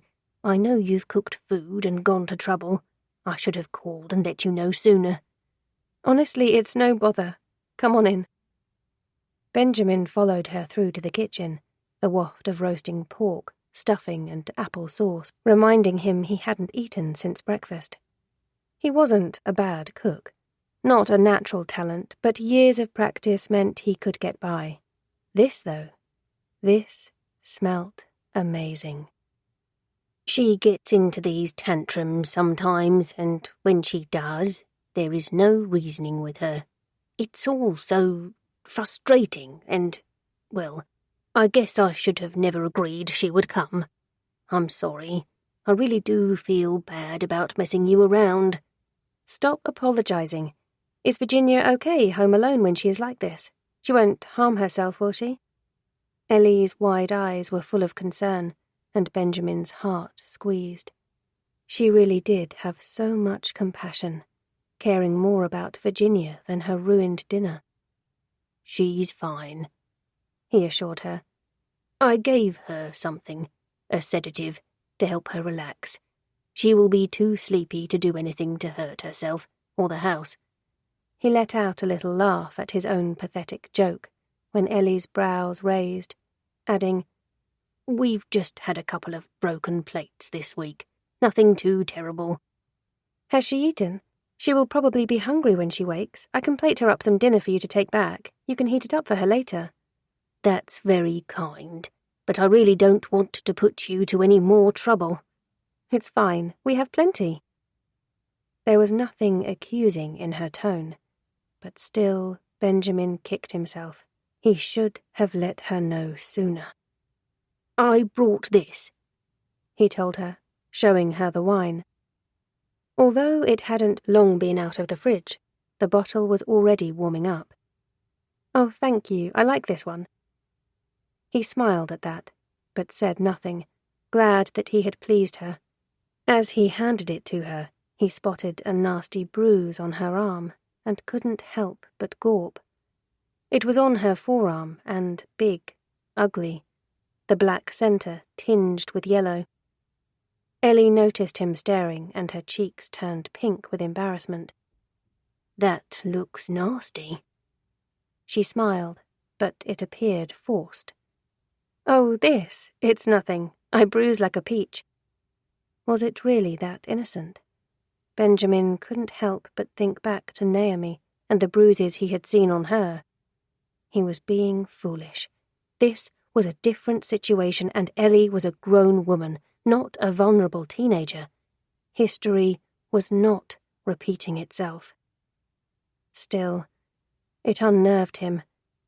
Had Ash done that to her? "Did you want a glass of wine?" Ellie's voice broke through his thoughts. "We have red and white already open. Or a beer, perhaps?" she asked, as she put the bottle he'd brought into the fridge. No alcohol for me, thank you. A glass of water will be fine." It wasn't that he was completely averse to drinking, but tonight was new territory for him, and he didn't want to mess anything up. It was better he kept a clear head, especially around Ash. Benjamin was unsure about him.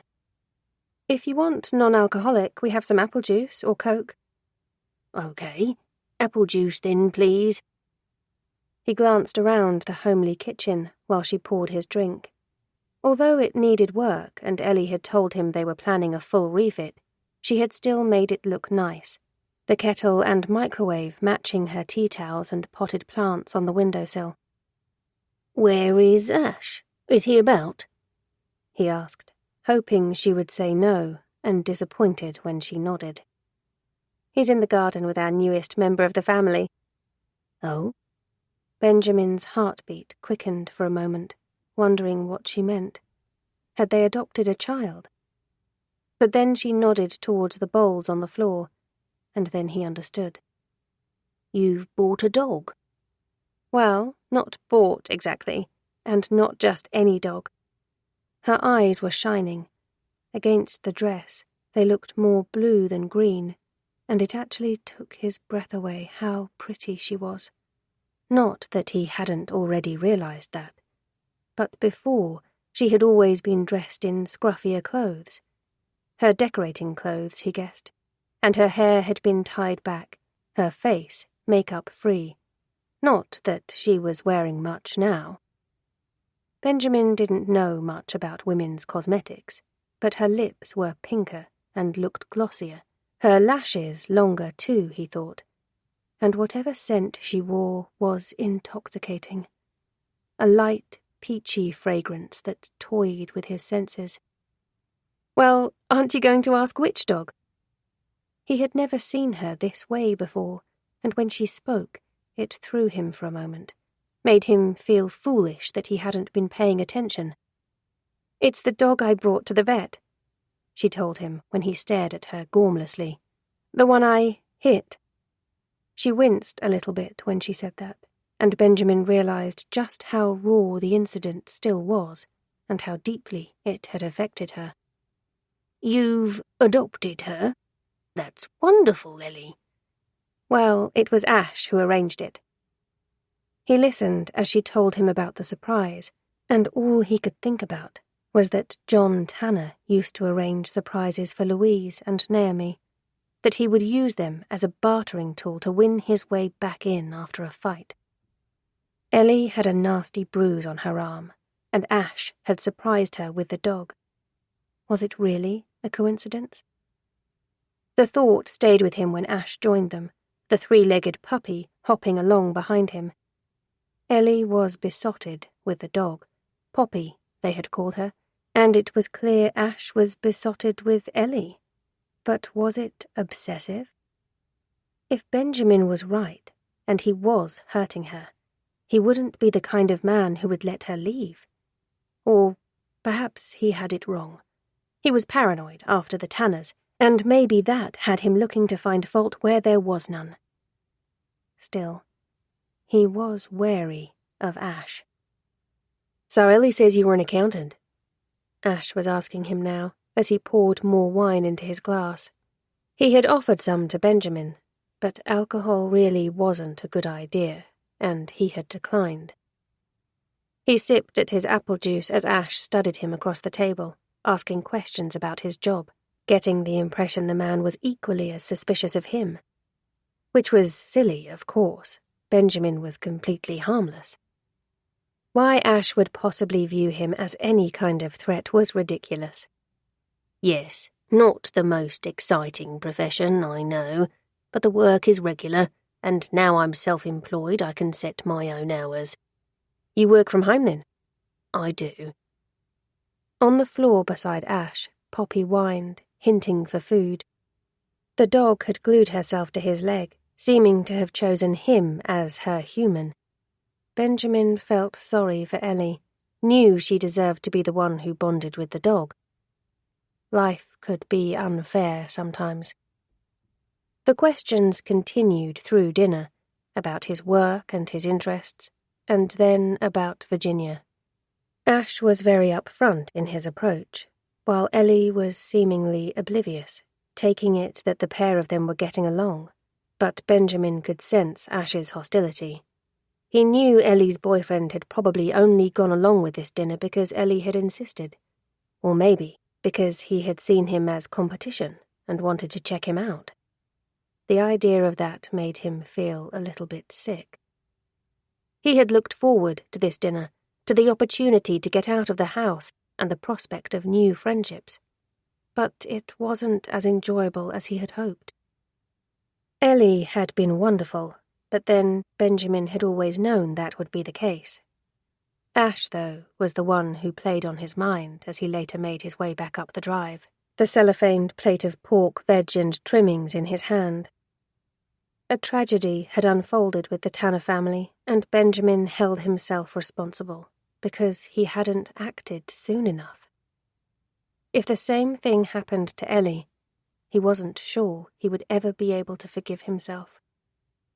As he let himself back into the house, grateful that he had left all of the bedroom windows open, the through breeze should make it easier to sleep. Virginia wasn't around, and for that he was grateful. He went to the kitchen, placed the plate of food in the fridge, then pulled up one of the kitchen chairs and sat down, his mind turning over as he pondered his dilemma. Minutes ticked by before he heard the creak of the floorboard behind him, realized she was there. He kept his back turned, even when acknowledging her. "It's happening again. I'm scared he is going to hurt her, and I don't know how to help. Last time I tried to intervene, well, you know how that worked out. I can't stand by and watch it happen again, but I don't know what to do, Virginia." He could feel her watching him, her eyes burning into the back of his head, but she didn't say anything. "Ellie is a good person, and I like her a lot. If he does anything to her, I can't let him. I simply can't bear the thought. The dilemma was still playing on his mind, as later he climbed into bed, rested his head on the pillow. He would monitor the situation, try to keep tabs on Ellie and make sure she was okay. There was a way forward. He understood that now, and if he felt her life was truly in danger, he knew exactly what he had to do. Chapter 14. Ash had taken the week off to help Ellie with the renovation, and the pair of them worked hard on the house, clearing, stripping, plastering, and painting, while taking a little time out for long walks, pub lunches, and getting to know Poppy. She was still adapting to being on 3 legs, so they took it slow with her, leaving her home when they went out, but making sure they were giving her plenty of time in the garden. By the end of the week, they had managed to finish work on the master bedroom, Ellie's office, and Ash had mostly fitted the new suite in the main bathroom. For the first time since they had moved in, Ellie knew they were making headway, and it was starting to feel like a home. There was still a long way to go, but they had made a dent in the work, and she was happily content, able to clearly see the future with the man she loved and the dog she was already smitten with. She was also worrying less about the history of the house. Although she hadn't said anything more to Ash, it had continued to bother her, knowing that a murder had taken place there, and the search history on her phone was filled with news articles about the Tanner family and their tragic circumstances. She was a fool, really, should have let sleeping dogs lie. But her curious nature, Ash called her nosy, meant she couldn't stop herself. And Poppy hadn't helped, her initial obsession with the cellar freaking Ellie out a little. The puppy had been desperate to get in there, and despite Ash and Ellie keeping it closed, she sat whining and barking by the door for the first couple of days. Ash thought nothing of it, but Ellie's overactive imagination hadn't been so sure. As they worked on modernizing the house, though, putting their own stamp on it, she understood he was right, that this was their home now, and nothing from the past could do anything to change that. There was nothing sinister here. It was Saturday morning when that belief was firmly shaken, pushing Ellie right back to square one. Ash had gone to the tip, and Ellie was painting the coving in one of the front bedrooms, her position on the stepladder giving her an elevated view of the country lane the house was set back from. It was such a peaceful location, a mile out of the village, with just the thorns for neighbours, and an uninterrupted view of fields beyond the lane. Radio X was keeping her company, playing a medley of indie tunes from the 90s that were bringing back childhood memories and giving her all the feels as she sang along, while Poppy snoozed contentedly in the strip of sunlight blazing through the open window. The car caught Ellie's attention first. There wasn't a huge amount of traffic on the lane, and nothing worth slowing for unless it was someone going to either of the houses. Ellie wasn't expecting anyone, and Benjamin seldom had visitors. So when the car crawled at a snail's pace past her driveway, her curiosity was piqued. Who was going to see him? Like her, he had no family, apart from Virginia, and she had learned that while he had plenty of acquaintances around the village, it seemed everyone knew him, and he was highly regarded, he didn't really have any actual friends. She found that a little sad. He was such a nice person, so down to earth and welcoming, and she was glad that they had struck up a friendship of sorts. He had seemed so flattered that she had invited him to a simple dinner, and it was a nice feeling, knowing that she probably helped make his day. Maybe it was someone to see Virginia. Benjamin still hadn't elaborated what was exactly wrong with her, and Ellie hadn't yet pried. Although she was dying to know more about the girl, she figured he would tell her in his own time. When the car reappeared moments later, slowly reversing into the entrance of the field opposite, blocking the gate, Ellie's mild curiosity turned to full-blown intrigue. Then, when the male driver got out of the vehicle and stared down the driveway at the house, intrigue turned to mild concern. There was no reason for anyone to stop by, unless it was to do with Ash. Had something happened? A car accident, maybe? He had been gone a while, but Ellie hadn't been unduly concerned, knowing that, as it was the weekend, the tip was probably busy. She set down her paintbrush, grabbing her phone, shocked when she saw he had been gone for longer than she realized. Almost 2 hours. Even if the place was rammed, it should have only taken him 40 minutes, an hour tops. She called his number, her heart fluttering madly in her chest when it went to voicemail, and for a moment she thought she might be sick. If something had happened to him... No, you mustn't think like that. You're overreacting. Ash is fine and the car has nothing to do with him. She was overreacting. If something had happened to Ash, surely it would be a marked car, not a red saloon. And why hadn't the man parked in the driveway? It was plenty big enough. He hadn't even approached the house, simply stood there in the road, staring. And it was starting to unnerve her. Had Ash locked the door when he'd left? Ellie couldn't remember, but knew they had both been a little lax with security since moving out into the countryside. She climbed down from the ladder. It wouldn't hurt to check. Poppy opened one eye, raised her head slightly, but stayed where she was, her sunny spot too appealing to leave, as Ellie hurried from the room and downstairs. She went straight to the front door, relieved when she found it locked. She checked the door into the garden as a matter of course, was glad she had when she found it ajar. She pulled it shut and bolted it, was heading back down the hallway to the stairs when she saw a flash of black pass the front living room window, and she froze. It was him. The man. He was in the driveway, though hadn't yet approached the front door. Who the hell was he, and what did he want? She crept into the living room, kept her back close to the wall until she reached the window, then peered cautiously round the curtain, her mouth dropping open as he half turned, taking off his sunglasses, and she caught a full-on view of his face. John Tanner. She had Googled enough pictures of him to be sure, immediately recognizing his salt-and-pepper wavy hair and close-set eyes. Why was he back here, and what did he want? A small part of her was tempted to storm outside and ask him that, find out why he was trespassing and sneaking around the property. But she didn't, aware that the only reason he wasn't serving time for his wife's murder and daughter's disappearance was because the evidence hadn't been strong enough to convict him. Instead, she watched him like a coward from behind the curtain, her heartbeat quickening when he disappeared from view, wishing to hell Ash would hurry up and get home. After a couple of minutes, he reappeared, looked like he was about to approach the front door, then seemed to change his mind, heading back onto the road and towards his car.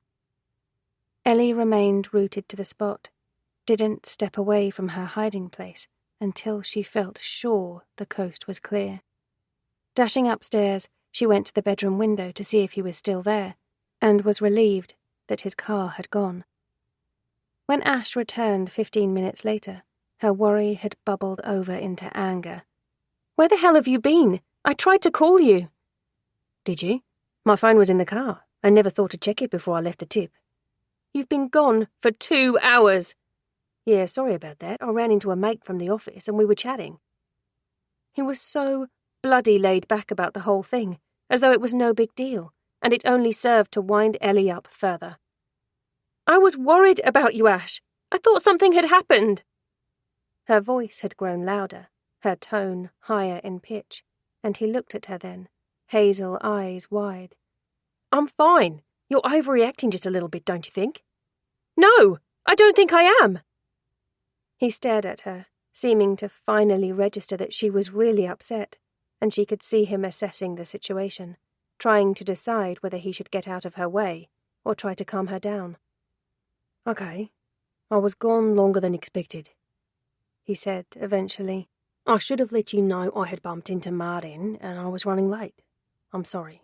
But Is this really just about me being laid back from the tip, or is something else going on? John Tanner was here. Who? John Tanner, the guy who used to live here. The one who murdered his wife, probably killed his daughter too. He was here, Ash, at our house. You spoke to him? No, I didn't open the door. Not that he knocked. He didn't even pull into the driveway. He parked out on the road and stood staring at the house. Ash looked at her as if she was crazy. Are you sure about that?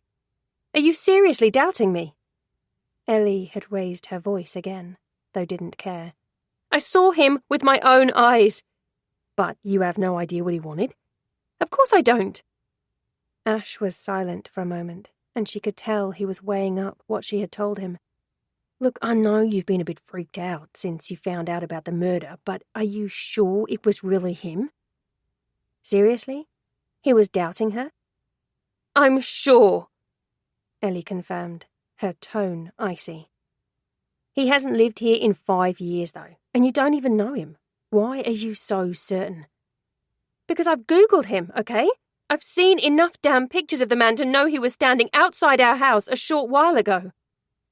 Ash shoved his hand through his hair, let out a sigh. He looked frustrated, annoyed even.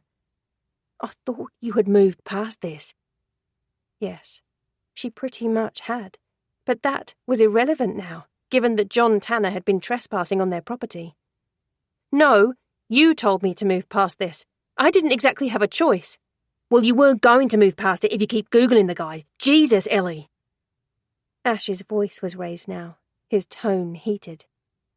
I Googled him because I deserved to know what had happened here. It's not fair expecting me to live in a house and not know the full facts about what happened. But why? How does knowing what happened help you? Does it make you sleep any easier at night? No, it's making you paranoid. For fuck's sake, Ellie, you're not going to get over this unless you leave it in the past where it belongs. I'm not paranoid. You could have fooled me. Frustration burned at Ellie's gut. So you don't believe me then? Please, just listen to yourself. You expect me to believe he was here conveniently while I was out? That he came into the driveway and stood staring at the house, but he never knocked on the door? Can't you hear how crazy that sounds? Why on earth would he come back here? It makes no sense. I need to get out of here. I'm going for a walk. Ellie! When he reached for her, Ellie shoved his hand away. Angry tears burned at the back of her eyes. Why didn't he believe her? She yanked the door open, yelping in surprise as she walked headlong into Benjamin, who stood on the front step, almost knocking the box of apples he was carrying out of his arms. Hi, what are you doing here? I was just... I hope this isn't a bad time. He shoved his glasses up his nose, a gesture Ellie was starting to recognize as a nervous one, shuffling his feet as he peered cautiously past her into the house. He had heard her and Ash fighting, she was certain of it, and the idea of that, knowing that he could possibly have been standing on the doorstep listening, wound her coil just a little bit tighter. I'm sorry, Benjamin. I'm just on my way out. She tried to keep her tone even, though it was a struggle. Ash is indoors, though, so go on in. Oh. Ellie didn't wait for his response to that, marching past him and down the driveway to the road. Part of her wished she had brought her car keys, knowing it would have been easier to get away. She could have driven into Elsham, grabbed a coffee somewhere and chilled herself out. That wasn't an option, though, and she picked up her pace, keen to get away from both Ash and Benjamin, wanting her own space so she could think straight. Luckily, neither of them came after her, and she spent an hour wandering around the outskirts of the village, following a little footpath that she had walked with Ash earlier in the week. She had expected him to be supportive, certainly to take her word that she had seen John Tanner and share her concerns. Before moving to Corpusty, she'd had a vision in her head that living in the countryside would feel safer. Certainly she hadn't envisioned hiding in the house from the former owner who had murdered his wife. And Ash thought she was making it up. As she walked, and her head cleared, she recalled how she had jumped all over him when he had arrived home later than expected, and realized that she had behaved exactly like one of those panicky, suspicious women she had promised herself she would never be. No, he hadn't believed her. But was that partly her own fault? She had behaved rather hysterically. When she had calmed enough, she turned back and headed for home, knew she owed Ash an apology, though hoped he would also have one for her. She didn't condone some of the things he had said. He was going to have to take her word for it that the man outside the house had been John Tanner, and deal with the fact it had taken her a little time to get used to living in a house where a murder had taken place. But equally, she should have been more rational, and certainly shouldn't have stormed out on him. As she turned into the lane that led down to the house, her stomach dropped, and her legs stopped working. There, in a lay-by up ahead, was the red saloon. John Tanner's car. What was he still doing there? She glanced at the front window, but with the sun bouncing off of it, it was impossible to see if he was sitting inside. Ellie realized she had a choice. She could turn and walk further out into the countryside, try and find a different, though much longer route back to the house, or she could walk past the car and hope he wasn't sitting inside. The first option wasn't appealing, especially knowing she was just half a mile from home, and she cursed herself, wishing she hadn't left the house empty-handed. She didn't even have her phone with her, so couldn't call Ash. Drawing in a deep breath, she slowly stepped forward, knew she would have to take a chance and walk past the car. Was he waiting for her? She had hidden inside the house earlier, but he hadn't knocked. Did he know who she was? That she lived in his house now? And what exactly did he want? It's probably completely innocent. You're overreacting. Still, she kept her eyes on the car, relieved when she was near enough to avoid the reflection, and could see that the car was empty. Unless he was lying down on the seat. Don't go there. Ellie was right. She was overreacting. Although she couldn't explain Hannah's reasons for visiting the house, there was nothing to suggest he had a sinister motive. And maybe he had just pulled over here for a break from driving and gone to stretch his legs. It was certainly a plausible explanation. As she levelled with the car, her attention was drawn to the meadow beyond, and she spotted movement by an old oak tree. It was him, his profile to her. Strong Roman nose and pointed chin, his head bowed as he studied the ground. He was just standing there, as if he was in a trance. Ellie kept her movements slow, tried to make as little noise as possible, though kept her eyes on him as she passed the car. Almost home. Not far to go. She was about to look away, pick up her pace for the home stretch, when he glanced up and towards the car, locking eyes with her. Ellie froze, barely daring to breathe. And then she spotted something glinting in his hand. Was it a knife? She didn't wait to find out, running quickly toward the house. Chapter 15. Benjamin was unable to settle for the rest of the weekend. The situation with Ellie was starting to bother him more than he cared to admit, and he had a horrible suspicion that things were worse between her and Ash than he had initially suspected. He hadn't meant to eavesdrop on their argument. Well, eavesdrop wasn't quite the right word. He hadn't been able to make out what they were fighting about, but he had heard Ash's raised voice, and when the door had opened, it was obvious that Ellie was upset. Her pale skin heated, and looking on the verge of tears. She had been a little brusque with Benjamin, but he understood it was the heat of the moment, and that she just needed to, get away from Ash. Unfortunately, she had left Benjamin in an awkward position, as Ash knew he was there, and he couldn't very well go home without dropping the apples off. Feeling uncomfortable, he had poked his head inside the house, wilting when he received a scowl from Ash. I've been picking apples. So I see. We've had a bumper crop this year, far too many for me to do anything with, so I thought you might be able to use some. They would be lovely in an apple pie or crumble. For a moment he didn't think he was going to get a response. But then Ash let out something that sounded suspiciously like an annoyed huff and reached out for the box. Thanks.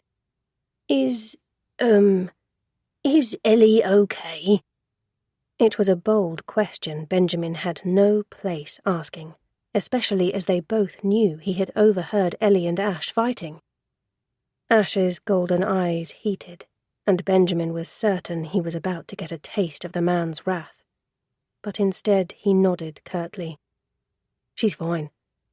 And then Benjamin was being guided back towards the front door. Thanks for stopping by.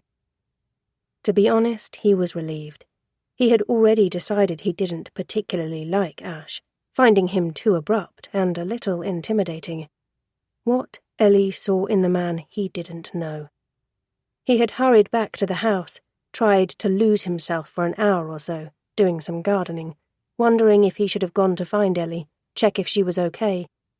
She had left the house on foot and couldn't have wandered far. She had wanted to be alone, though, that much was clear, and tracking her down might make Benjamin seem a little too interested. He wasn't a stalker, and certainly didn't want to give Ellie the wrong idea about him. So instead, he pondered and fretted, not liking one bit that Ellie was trapped in that house with Ash. Why on earth had she agreed to buy the place with him? Had he pressured her into it? Maybe hidden his true colours, charming her until they moved in? Benjamin had read about this kind of thing before. Toxic relationships, they called it. He spent some time on his phone Googling the signs while he waited for dinner to cook, even more convinced of the bad situation Ellie was in, knowing that he had to help her. The person being manipulated often doesn't realize it, excusing the behavior and often accepting the blame for things themselves. Yes, that was it, exactly. Ellie was blinkered and couldn't quite see the trouble she was in, that Ash was very bad for her. It was history repeating itself. John and Naomi Tanner all over again. The only difference was that Naomi had feared her father. In this case, Ellie was being controlled by her boyfriend, a man she could go on to marry if someone didn't stop her, make her realize what a terrible mistake that would be. Benjamin had failed Naomi. He wouldn't make the same mistake with Ellie. Of course, he would have to be careful, though. Whatever happened, Virginia could not find out under any circumstances that he was planning to help. She had always been a jealous girl, and nothing had changed there. If anything, she was now even more of a danger. Her reaction when he had tried to help Naomi still troubled him, and he couldn't risk her trying to punish Ellie. No. If Benjamin was going to help Ellie, Virginia could not find out. Chapter 16. With hindsight, Ellie wished she hadn't reacted so quickly in fleeing from John Tanner. She had been freaked out at the time, fearful he might come after her. But he hadn't. He had remained in the field, simply staring at her as she passed by. She should have slowed down just a bit, at least enough to take in the details. Some kind of evidence that she could use to prove to Ash that she wasn't making the man up. Frustratingly, she didn't have her phone, so hadn't been able to take a picture. But the red saloon was there, and she could have memorized the number plate. They had both calmed down by the time she arrived back at the house, Ellie going straight to Ash, who had pulled her into a tight hug as he whispered apologies into her ear. It helped that they were similar in that respect, quick to temper, but also easy to forgive. No sulking, no holding on to grudges.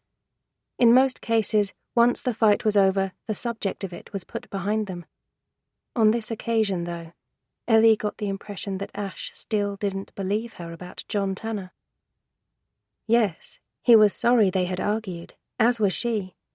But even though he made all the right noises, he was still doubting her. She was sure of it. Calling him out would cause another fight, one she didn't have the energy for, and after a lovely week together, she didn't want to end things on a sour note, so she decided to stay quiet. It hurt, though. He was the one person she needed to believe her.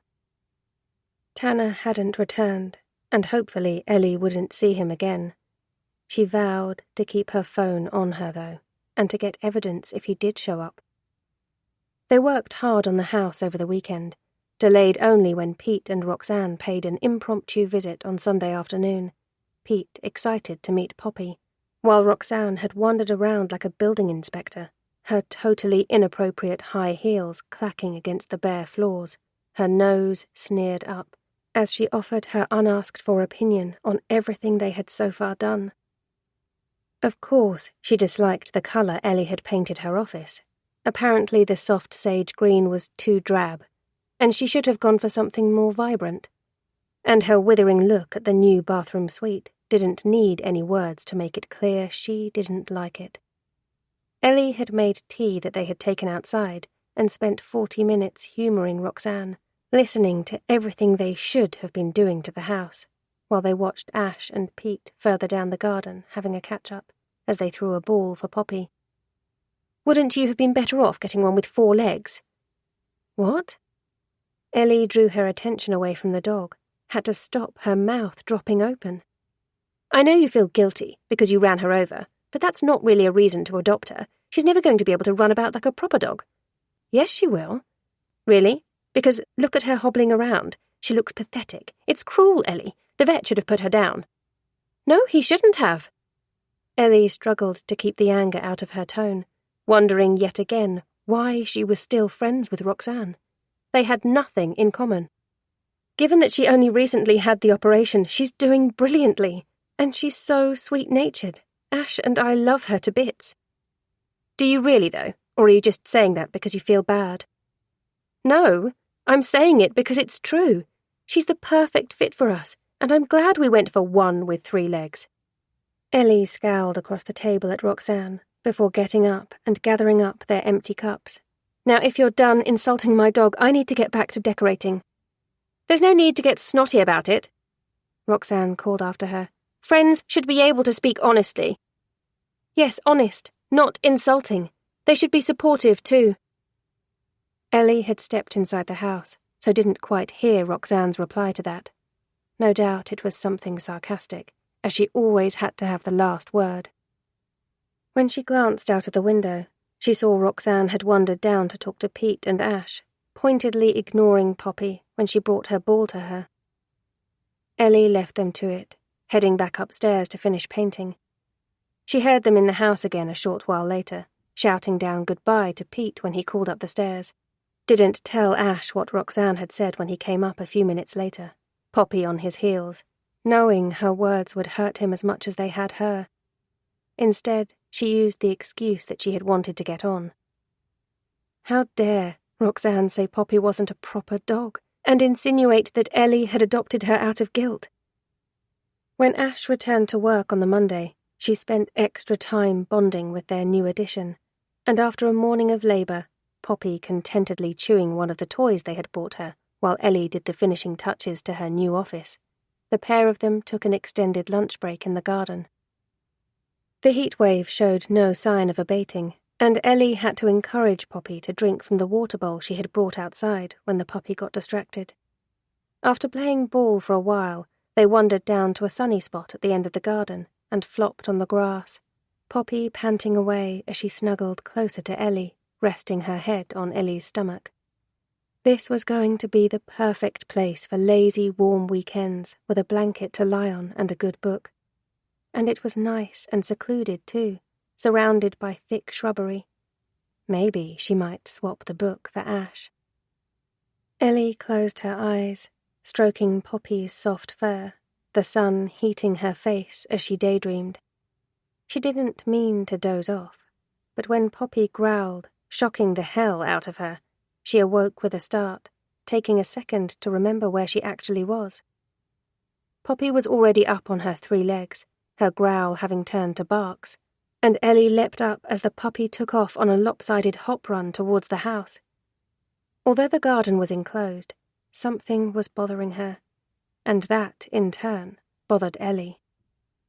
It wouldn't be that difficult to open the side gate or climb over the fence, and although the front door was locked, the French doors that led into the garden were wide open. As she caught up with Poppy, who was now completely agitated, managing to grab hold of her collar, Ellie caught a flash of something, or rather, someone, up ahead. Realizing whoever she had seen was inside the house, she froze, dread causing her stomach to drop. Fuck! Her first thoughts were that John Tanner had returned, and honestly that idea terrified her, but then the figure became clearer, and she realized it was Benjamin's sister, Virginia. She was wearing the same dress she'd had on when Ellie had seen her before, her hair still knotted and tangled. Did Benjamin ever comb it for her? And the sun reflecting off her glasses. What the hell was she up to? Ellie knew that the girl was unwell, and also that she was prone to fits of rage. But seriously, what was she doing wandering into the house uninvited? Benjamin couldn't realize she was here. Ellie knew he wouldn't have let her leave the house unaccompanied. But then it crossed her mind. What if something had happened to Benjamin? Was it possible that Virginia was looking for Ellie because she needed her help? Virginia? The girl had been eyeing Ellie warily, one eye on Poppy, but hearing her name seemed to spook her, and before Ellie could react, she had charged out of the French doors and onto the patio, heading for the gate at the side of the house, her strides long and clumsy as her dress flapped about her ankles. Ellie raced after her, but wasn't quick enough to stop her before she had bolted through the gate and disappeared back towards the Thorn house. That was obviously where she had made her entrance, and Ellie quickly pulled it shut again, conscious that she didn't want Poppy getting out. Was there a reason why Virginia had come here? Ellie was still a little worried about Benjamin. Maybe she should call him and check that he was okay. If he was, then it was probably a good idea to let him know that Virginia had been inside the house. Her phone was upstairs, and as she made her way up to the study, she again wondered what the deal was with Virginia. Maybe, after what had just happened, she deserved to find out. She saw the word as soon as she entered the room. It was written in the dark plum-coloured paint they had bought to go in the bathroom, crudely slapped on the freshly decorated sage wall and dripping down onto the floor. Leave. Virginia had done this. She had broken into and purposefully vandalized their home, and a whole host of emotions raged in Ellie's gut. Fear of what else the woman might be capable of, shock that she had done this, and anger that it had happened. Benjamin needed to know about this. His sister might have some kind of illness, but it did not excuse this kind of behavior. Ellie snatched up her phone and pulled up his number, annoyed when it rang 6 times before cutting into voicemail. She didn't bother leaving a message, knowing she was annoyed and would likely rant. It wasn't Benjamin's fault. Yes, he was responsible for his sister, and perhaps he needed to control her better, but he couldn't be held accountable for Virginia's actions. Knowing it would annoy her just looking at the word and its rude instruction, Ellie took 6 photographs of the wall, then set about cleaning it up. Half an hour later, the lettering had been scrubbed away and the wall repainted. Not exactly how she had planned on spending her afternoon, but at least it could no longer annoy her. She was gathering up her brush and roller, ready to take them downstairs to clean, when there was the creak of a floorboard below her. Ellie exchanged a glance with Poppy, saw the dog's ears prick up as a low growl rumbled. It wasn't Ash. She would have heard his car, and she had locked the French doors before coming upstairs. There was no way Virginia was able to get back in the house, at least not without breaking a window, and there had been no sound of shattered glass. Was it her imagination? It was an old house, filled with groans and creaks. But even as she tried to convince herself it was nothing, the noise came again. Footsteps this time, and they were clear enough for Ellie to know she wasn't imagining it. She slipped her phone into her pocket, unsure if she should barricade herself in the room, call out to see who was there, or whether to phone Ash or the police. There was no point in disturbing Ash.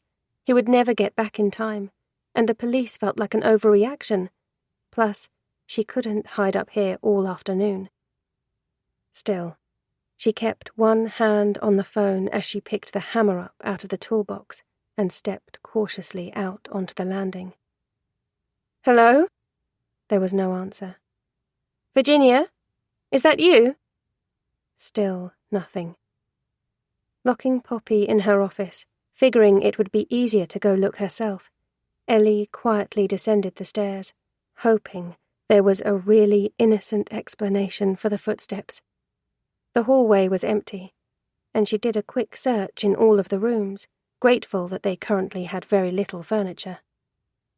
The kitchen was the last room she entered, and she saw it immediately, her stomach dropping.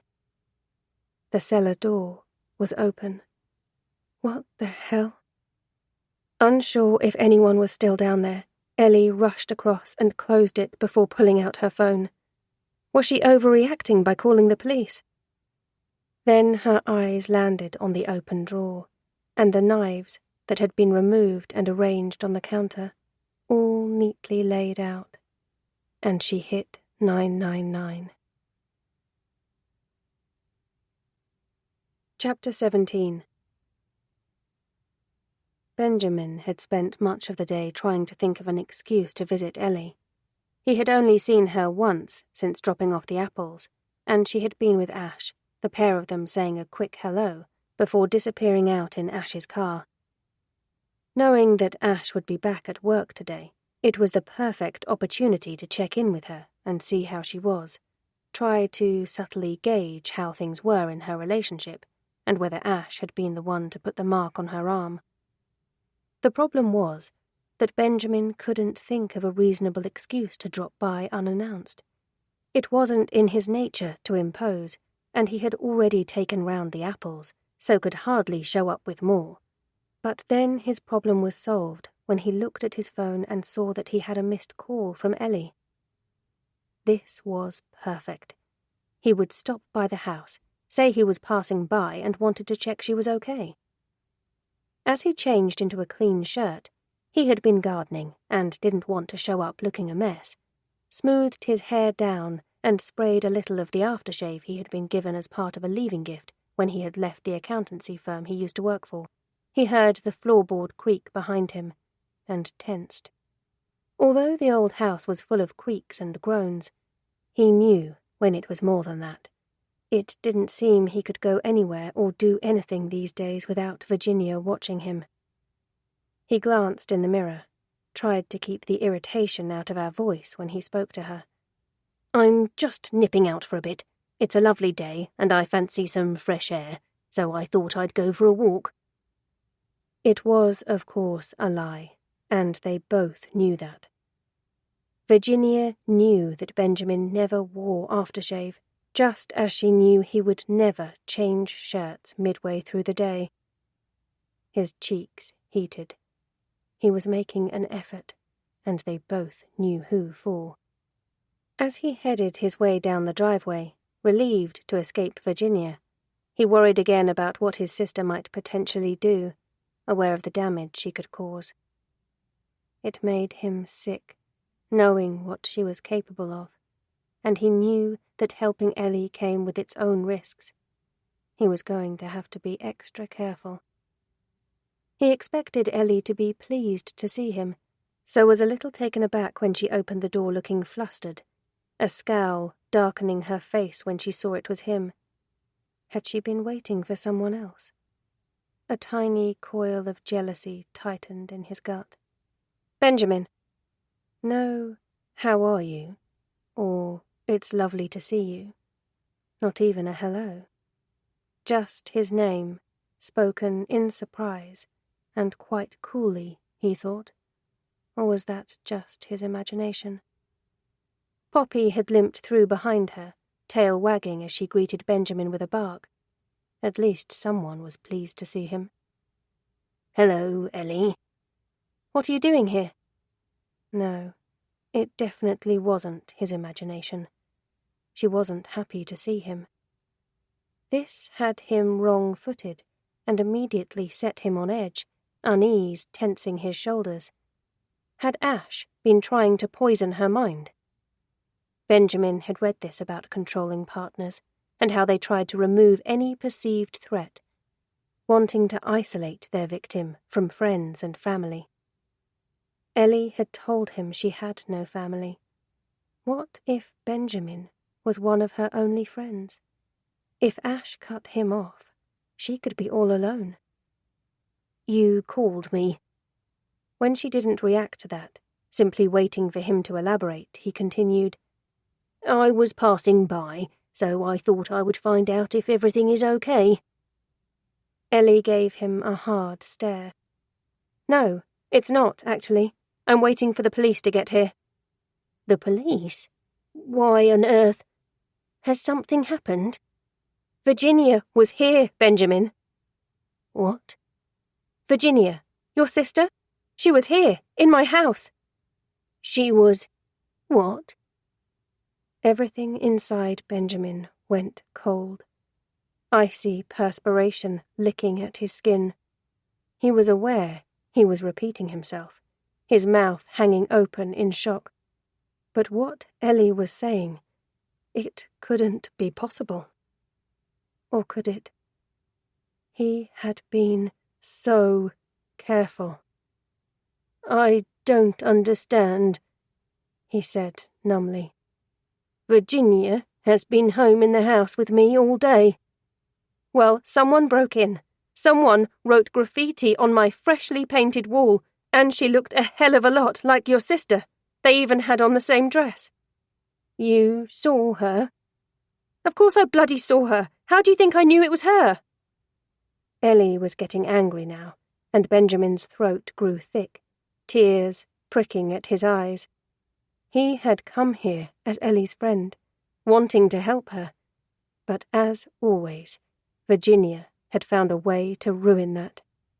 He was so sick and tired of being accountable for her actions. "I'm sorry, Ellie. Please forgive me. I had no idea that she had snuck out of the house." He was aware of a tear rolling down his cheek, and shame heated his face.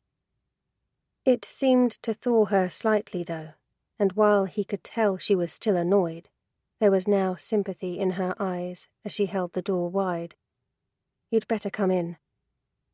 As he followed her inside, he recalled that she'd said she had called the police, and panic set in. He had spent years protecting his out-of-control sister. If they found out the truth about her, about what happened and what she had done, he didn't even want to think about the terrible consequences. Although she had made Benjamin suffer greatly, she was still his responsibility, his cross to bear. "Have you really called the police over graffiti?" he asked, stepping back when she wheeled on him, the temper in her eyes turning them from sea-green eyes to a stormy grey. He quickly held his hands up. "I'm not condoning what she did. It was wrong, and I am appalled that she broke into your house. She's really sick, though, Ellie." "I wasn't going to call them about the graffiti. It's why I called you. But then I came downstairs and saw this. This is why I called the police." She led him into the kitchen and pointed to the worktop where the knives were laid out. "Virginia did that?" Benjamin asked numbly. This was worrying. "Well, I didn't do it, and no one else has been here." "Did you tell the police it was her?" Ellie's eyes narrowed. "Not yet. I told them someone had broken in. They're sending someone over." "Why?" "Please don't tell them she was here." Are you serious? She broke in, Benjamin. She damaged my property and this. She trailed off, indicating to the knives again. This is just bloody creepy, and threatening too. What is the deal with your sister? Is she trying to drive us away? No, of course not. She's a sick girl and not of sound mind. It's nothing personal against you. Really? Because this feels personal. Ellie had her phone out, was holding it up for Benjamin to see.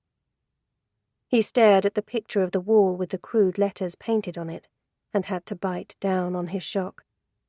Oh, Virginia, what have you done?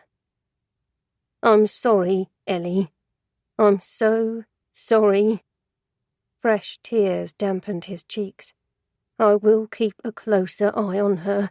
I will make sure she never comes back here again. But please, don't tell the police. She's not well, but she's not dangerous either. Benjamin. If they arrest her or take her in for questioning, well, she's so fragile, it could destroy her. They are on their way. I can't lie to them. I promise this will never happen again. I will help you fix the damage, and I will speak to Virginia's doctor, explain the setback, and see if we can change her medication. The damage is fixed. I already took care of it. But that's not the point. She can't... Please, Ellie. I'm begging you. She's my sister. The tears fell harder, and he saw that she was struggling, unsure what to do. Eventually her expression softened. You have to promise me. If she comes back here again, or ever pulls any of this kind of shit in the future, I will be reporting her. Her use of the crude S word made Benjamin inwardly cringe. Ellie was a lady, and too intelligent for such language. He brushed over it, though, aware she had just thrown him a lifeline. I promise. I do. Thank you, Ellie. You honestly have no idea how much this means to me. She still seemed uncertain as to whether she had done the right thing, but as she put the kettle on, made them both a cup of tea, asking questions about Virginia, which Benjamin did his best to answer. She gradually seemed to calm. He was there when the police constable arrived, the tension in his neck and shoulders giving him a headache as the officer asked questions, relaxing only when he heard Ellie tell him she hadn't seen the person who had broken in. And while he could tell she was uncomfortable with the lie, it didn't seem to rouse any suspicion. He had been careful not to say anything about Ash before the constable left. It was such a delicate situation, and one that needed broaching carefully, and he was conscious of staying on Ellie's good side, in case she changed her mind about telling the police about Virginia. As he got up to leave, though, taking his mug over to the sink, he casually asked about the bruise on her arm. It had faded a little, though was still visible. "It's fine," she told him, seeming surprised that he asked, rubbing her hand over it, self-consciously, he thought. How did you say you got it again? Oh, I'm such a klutz. I slipped when I was climbing down from the ladder. Ash says I need an idiot-proof suit. She rolled her eyes. That wasn't a very kind thing to say. What? Ellie stared at him. He was joking. Calling someone an idiot isn't very nice, though. You should hear the names I call him. She laughed about it, shrugging it off, which had him wondering if she had become conditioned to being insulted by this man she was in a relationship with.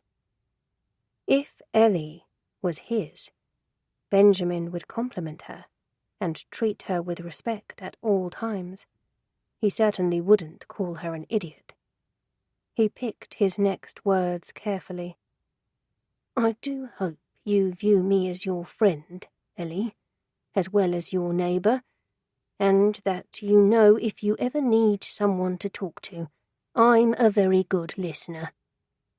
She looked a little surprised at that, taken aback even. Of course we're friends, but there's nothing in particular I need to talk about. Okay. Well, the offer is there if you change your mind. Sometimes it helps if there are any—" He searched for an appropriate word. "difficulties." Was that right? From the expression on Ellie's face, possibly not. Difficulties? She repeated. What kind of difficulties do you mean? Now she had put him on the spot. "Oh, you know," he blustered, flapping his hand about. Do you mean with Ash? Her green eyes were wide. Because I can assure you there are no difficulties there. "Of course not. I just meant in general. Though, of course, if there were any difficulties with him, then I would be happy to be a friendly ear." I see. Ellie gave him a tight smile. Well, it was nice of you to stop by. She ushered him out of the kitchen and back to the front door, holding it open for him. Don't forget to speak with Virginia's doctor. "I won't." Benjamin couldn't help but think her last comment was an intended dig. She hadn't reacted well to his subtle probing. Disappointing, but not unexpected. She was in denial, unable to see how unhealthy her relationship with Ash was. It made him all the more determined to help her. She might not welcome his meddling, but in the long term, he was certain she would realize it was all in her best interests. Chapter 18. Ellie had lied to the police, and then she had lied to Ash, and the guilt was eating her up. Well, okay, technically she hadn't lied to Ash. She just didn't tell him about Virginia breaking into the house. But the police constable, there was no getting away from it. She had definitely lied to him. He had asked her outright if she had seen any sign of the intruder, or if there was anyone she was suspicious of, and she answered no to both questions. Benjamin had been so upset, begging her to help him and making Ellie feel terrible for calling the police on his sister. When he had started crying, it had been difficult to stay angry with him. And somehow, despite what had happened, she ended up being the one who felt bad. She had agreed she wouldn't tell, but it had been in the heat of the moment, and by the time the constable arrived, she was already having doubts. She should have been honest. But Benjamin had still been there, and she had felt the weight of his stare as she answered the officer's questions. It was almost like he was keeping an eye on her, to make sure she didn't go back on her word. She had lied to the police constable, and she hadn't told Ash. And she was beginning to think it was a huge mistake. But it was one she wasn't sure she could get out of now. Okay, she could get in touch with the police again, but would they trust her if she changed her statement? And would she be in trouble for wasting their time? And if she told Ash, well, she was pretty certain he would be angry that Benjamin had coerced her. Best case scenario, he would call the police. Worst case, he would go storming round to see Benjamin and Virginia. She knew how hot-headed he could be in the heat of the moment, and that could work out badly for everyone. No, she had made her decision, and unfortunately, there was no going back on it. She would just have to hope that Benjamin kept to his word and made sure Virginia stayed away. But still, the knives. She kept thinking back to how they had all been laid out on the worktop and couldn't see how it had been meant as anything other than a threat. Yes, Virginia was unwell, but was she unstable enough to cause harm? And how much control did Benjamin really have over his sister? And truth was, it wasn't just Virginia who was playing on her mind. Benjamin's forward questioning, digging even, into how things were with Ash before he had left, had annoyed Ellie. Okay, he hadn't actually come out and said it, but it was obvious he was questioning their relationship, which quite frankly was none of his business, and she couldn't help but believe he disapproved of Ash. After the huge favour she had just done Benjamin, it was a shitty move, and she decided she might try and cool things with him a little. Her plan worked initially. but that was because she didn't hear anything from him for a couple of days. Then on Thursday, she received a text from him asking how she was. Ellie responded to that with a quick, "Fine, very busy," ignoring his follow-up message saying to let him know if there was anything he could do to help. It was Friday morning when she saw him from one of the upstairs windows approaching the house and quickly stepped away before he looked up and saw her, and she cursed when seconds later the door knocker sounded. Poppy going nuts. She should go downstairs, speak to him, and tell him she was busy, but she really wasn't in the mood for dealing with him. Problem was, her car was in the driveway, so he would know that she was home. Of course, that didn't mean she was able to get to the door. For all he knew, she could be in the shower, or maybe she had gone for a walk. Ellie waited, slowly releasing the breath she had been holding, willing Poppy to shut up, and telling herself she was being stupid. Up until Monday, she had been getting on fine with Benjamin, and had been pleased they had such a nice neighbour. Okay, so his sister was a bit creepy. No, scrub that. Virginia was scary as hell, and it had been wrong of Benjamin to persuade Ellie to lie to the police. But if she could move past that, they could get back to the easy friendship that had been developing, couldn't they? Although she was trying to convince herself they could, she remained rooted to the spot, flinching when the knocker sounded again. Damn it, Benjamin, go away. And then, a few moments later, her phone started ringing. Ellie was glad it was on vibrate, though it was still making enough noise, bouncing around on the chest of drawers, that she worried he might hear it. She waited, and she watched, relieved to see him eventually leave, so she could finally stop acting like a fool and get back to work. She remained in the shadows of the room, watching him as he glanced back at the house a couple of times, and he seemed a little irritated that she wasn't at home.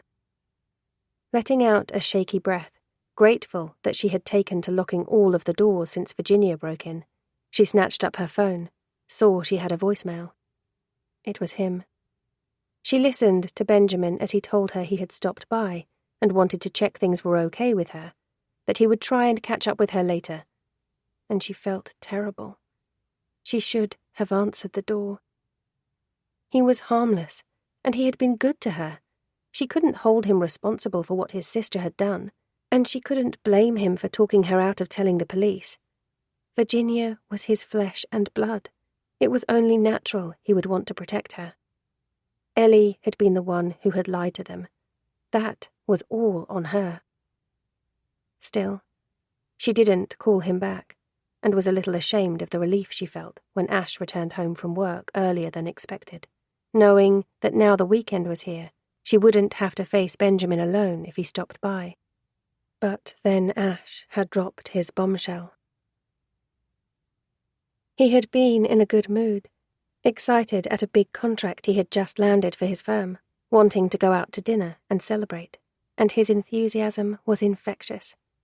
He had reserved a table at a restaurant that had been recommended in one of the neighbouring villages, and booked a taxi so they could both have a drink. Ellie knew how hard he had worked, and loved seeing him on such a high. She had lived in scruffy, paint-splattered clothes since they had moved in, so relished the idea of getting dressed up, and after showering and applying makeup for the first time in what felt like ages, she took her time deciding what to wear, settling on a striking coral shift dress and a pair of nude-heeled sandals, twisted her naturally wavy hair back into a loose knot to show off the diamond stud earrings that Ash had given her for Christmas. The appreciative look he gave her when she reached the bottom of the stairs, a sly, lopsided smile on his face and a glint in his amber eyes, heated her up inside. They had been so busy with the house, and a night out together was long overdue. You look edible.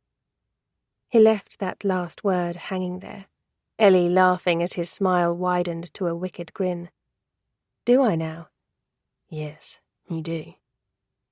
He pulled her close, smoothing his palm down her back and cupping it over her arse, kissing her hard on the mouth, before trailing hot kisses along her jawline, and everything inside her melted when his mouth moved to her ear, whispering filthy promises of what he wanted to do to her when they returned home after dinner.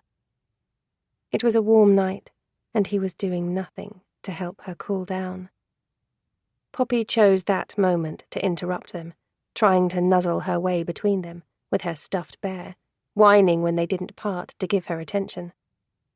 Ash released Ellie, and she immediately missed his touch as he bent down to fuss the dog. I should let her out for a pee before the cab gets here. Okay, I'll make sure all of the windows are closed.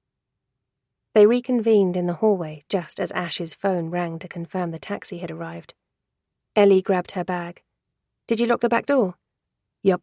All the windows shut? She nodded. They are, she confirmed, before leaning down to kiss Poppy on the head.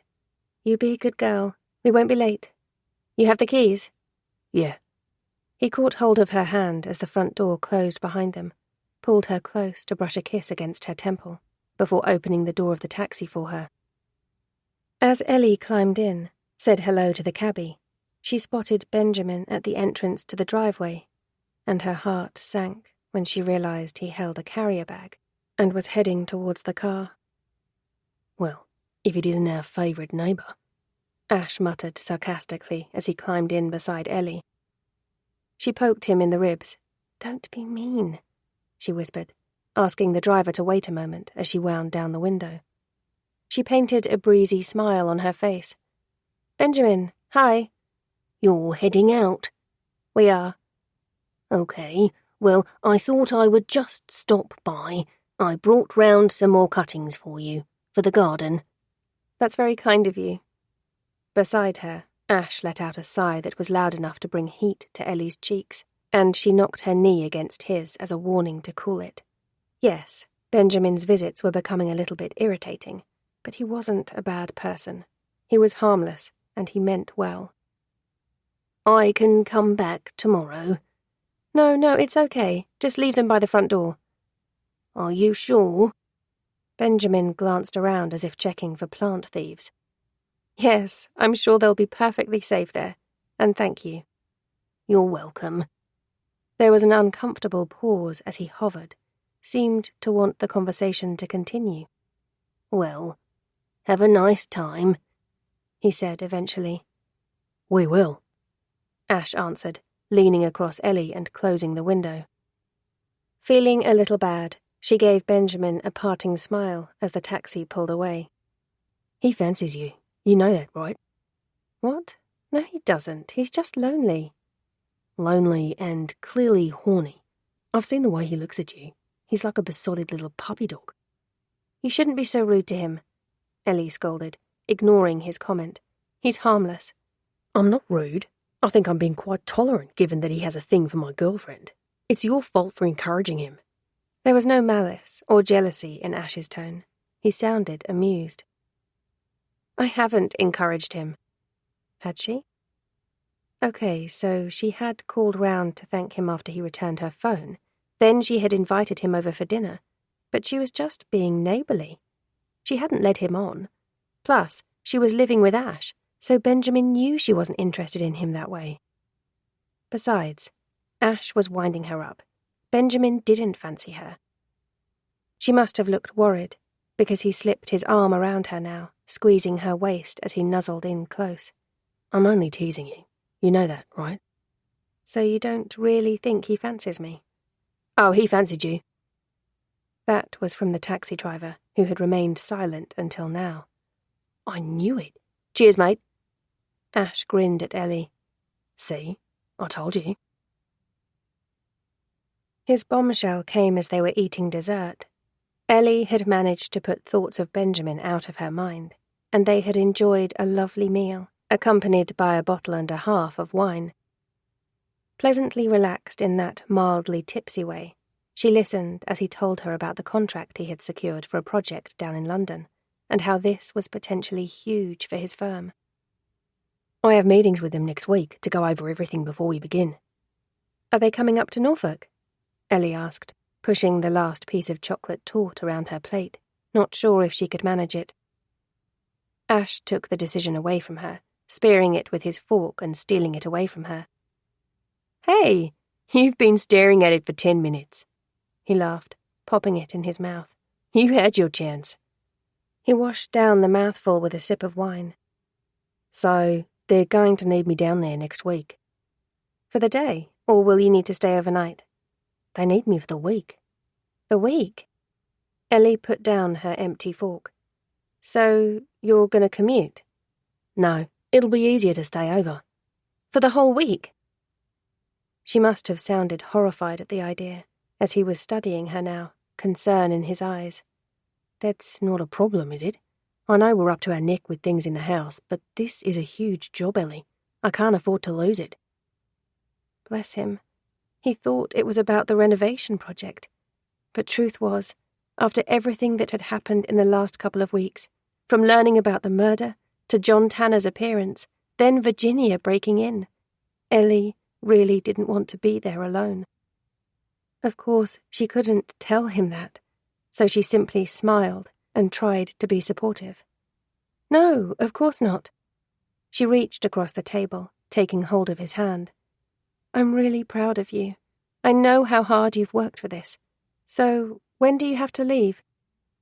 "I figured I'd head down early Monday morning. I'll be back Friday latest, maybe sooner if we get wrapped up early." Despite trying her best to mask it, Ellie must have looked worried, because he linked his fingers with hers and gave her hand a gentle squeeze. "You're okay, aren't you? About being in the house alone?" "Yes, of course." She lied. "I'll be fine." His revelation had knocked her, though, and she was quiet on the taxi ride home. Her inebriated brain cowardly wondered if she could perhaps check into a local hotel for a few nights. Of course, she wouldn't tell Ash she had done it. He would never need to know. But then she remembered Poppy, and that made everything a little more complicated. Sod it. She would stay in the house. She would put on her big girl pants and face her fears. Ash sometimes had to travel with work, and she couldn't be a wimp whenever he went away. Hazelwood Cottage was her home, and she was determined she was going to stop being scared of it. As the taxi pulled up outside the driveway, and Ash settled the fare, Ellie climbed out, staring at the dark house, the only light coming from the car. She wished they had remembered to leave the porch light on, hating coming home to a dark house. A nearby bark made her jump, her eyes adjusting at the shape bounding towards her. "Poppy! How the hell? Ash, the dog's outside!" "What?" He scooped Poppy up when she hurled herself at his feet. "How did you get out here?" Of course she couldn't answer, giving him a delighted face wash instead, pleased to have them home. He glanced at Ellie, and she could see the questions going through his mind, knew they were the same ones she had. Someone had let Poppy out of the house. That meant someone had been inside while they were out. Her immediate thought was Benjamin. He had seen them leave. But Ellie immediately felt bad. He had done nothing to deserve her sudden distrust. That left two potential suspects, Virginia and John Tanner. Both of them scared Ellie half to death. Ash kept a step in front of her as they approached the front door, realizing it was ajar. He looked at Ellie again, handing her Poppy. "Wait here." "You can't go in there alone. What if someone is still inside?" He was ignoring her, had already eased the door open, letting himself into the dark hallway, and Ellie's heart thumped as she hugged the dog tightly. Then he switched the light on, and she ordered herself to calm down, disobeying his instruction as she followed him through the door. Poppy wasn't reacting, and Ellie took that as a good sign, certain the dog would be growling or barking if there was anyone still in the house. Still, she helped Ash check the whole of the downstairs, then accompanied him up to the first floor to check the bedrooms, before she allowed herself to relax a little. "Are you sure you definitely closed all of the windows?" he asked when they were satisfied they were alone in the house. "Yes, you can see for yourself that none of them are open." "Now they're not, but someone could have climbed through then closed it. They left through the front door." "I told you I checked them all." Ellie followed him back downstairs. She set Poppy down as she watched him lock the door, a little irritated that he was doubting her. Are you sure that you closed the door properly when we left? She threw back, knowing full well he had. Ash shot her a look. Touché. So how the hell did they get in, Ash? I'm not sure, but nothing seems to be missing. So they just broke in to let the dog out and leave the front door open? I don't know, Ellie. He shook his head. Look, it's late and I'm tired. I think we should go to bed and sleep on this. We'll try and figure it out in the morning. There didn't seem to be anything else they could do, so Ellie reluctantly agreed. Okay, I'm going to head upstairs and take off my makeup. Will you let Poppy out? Sure. There was a pause. Ellie? She turned to look at him. Yes? Before I leave on Monday, we'll make sure the house is secure, okay? I can change the locks. I won't leave you until I know you're safe here. Ellie nodded, found him a smile. Okay. But as she headed up to their bedroom, she couldn't help worrying. Someone had been in the house, and they had no idea how that person had gained entry. Unless they figured it out, how would they be able to stop them breaking in again? Chapter 19. Ellie wasn't answering his calls, and she had stopped replying to his text messages, and Benjamin wasn't quite sure what to do. He could feel her slipping away, and the panic that he had caused this, had driven this wedge between them, had played on his mind all weekend, causing him sleepless nights. Seeing her leaving the house with Ash on Friday evening, she had stolen his breath. Benjamin had never seen Ellie dressed up before, and she was a beautiful vision in orange, her legs long and shapely in heels, and her hair tied back to accentuate the curve of her neck and jawline. It physically pained him, knowing that she belonged to Ash. After getting no answer when he had stopped by earlier, he had taken some more cuttings from the garden, using them as a ruse for another visit. It had caught him off guard when he saw them getting into a taxi.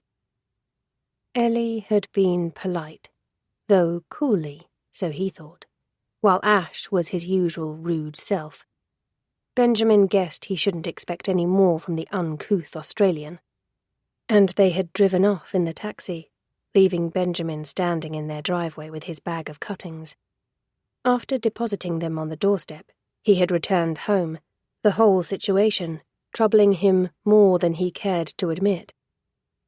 Ash had Ellie fooled. She was not a shallow woman, but somehow it seemed she had been charmed by him. There was no denying he was a good-looking man, but take away his toned physique and his handsome face, and there was only ugliness underneath. He lacked manners, was aggressive, and Benjamin suspected he was a bully, was certain he had put that bruise on Ellie's arm. Ash didn't deserve her. It was up to Benjamin to show her how a gentleman should really treat a lady. Except he couldn't do that, as she wasn't giving him the time of day. He had messaged her on Saturday morning, saying he hoped she'd had a nice time out, and she had ignored that. So he tried again in the afternoon, this time phrasing his message as a question, asking if she had liked the cuttings and offering to help with planting them. He had really expected a reply to the second message. It was unlike Ellie to be rude and ignore him, and he had repeatedly refreshed the screen, even worrying that there might be something wrong with his phone. Not liking to text her again, he had spent a miserable night conjuring up all kind of scenarios in his head, worrying he had burnt his bridges with Ellie, and she no longer wanted anything to do with him. To Ash taking her phone and deleting the messages. That was where his head was at when he tried to call her on Sunday morning. If, as he suspected, the messages had been deleted, he would soon know by speaking with Ellie. Except, of course, she didn't answer. He left a voicemail, a garbled message asking if she had received his messages and asking again about the cuttings. It was embarrassingly bad, but he couldn't take it back. Hopefully she would get it, and understand that he was simply worried about her. When she didn't respond, he accepted that he was right about Ash, that the man was controlling every aspect of Ellie's life, including keeping tabs on her phone. Either that, or her phone was broken. What if Ash had seen Benjamin's texts coming through, and he had flown into a rage with Ellie, smashing her phone? That had Benjamin's fear escalating. What if Ellie needed help, but couldn't call anyone? His skin prickled with unease. It would be his fault. He had to go check. He had to know that she was okay. As he made his way up the driveway towards the house, he pondered over what excuse he could use to be dropping by. He had already taken apples and then the cuttings, and it was going to start looking ridiculous if he kept showing up bearing gifts. Deciding that perhaps honesty was the best policy this time, he would admit that he was concerned after Ellie hadn't responded to his messages and just wanted to check that she was okay. He approached the end of the hedge between the two driveways, abruptly halting.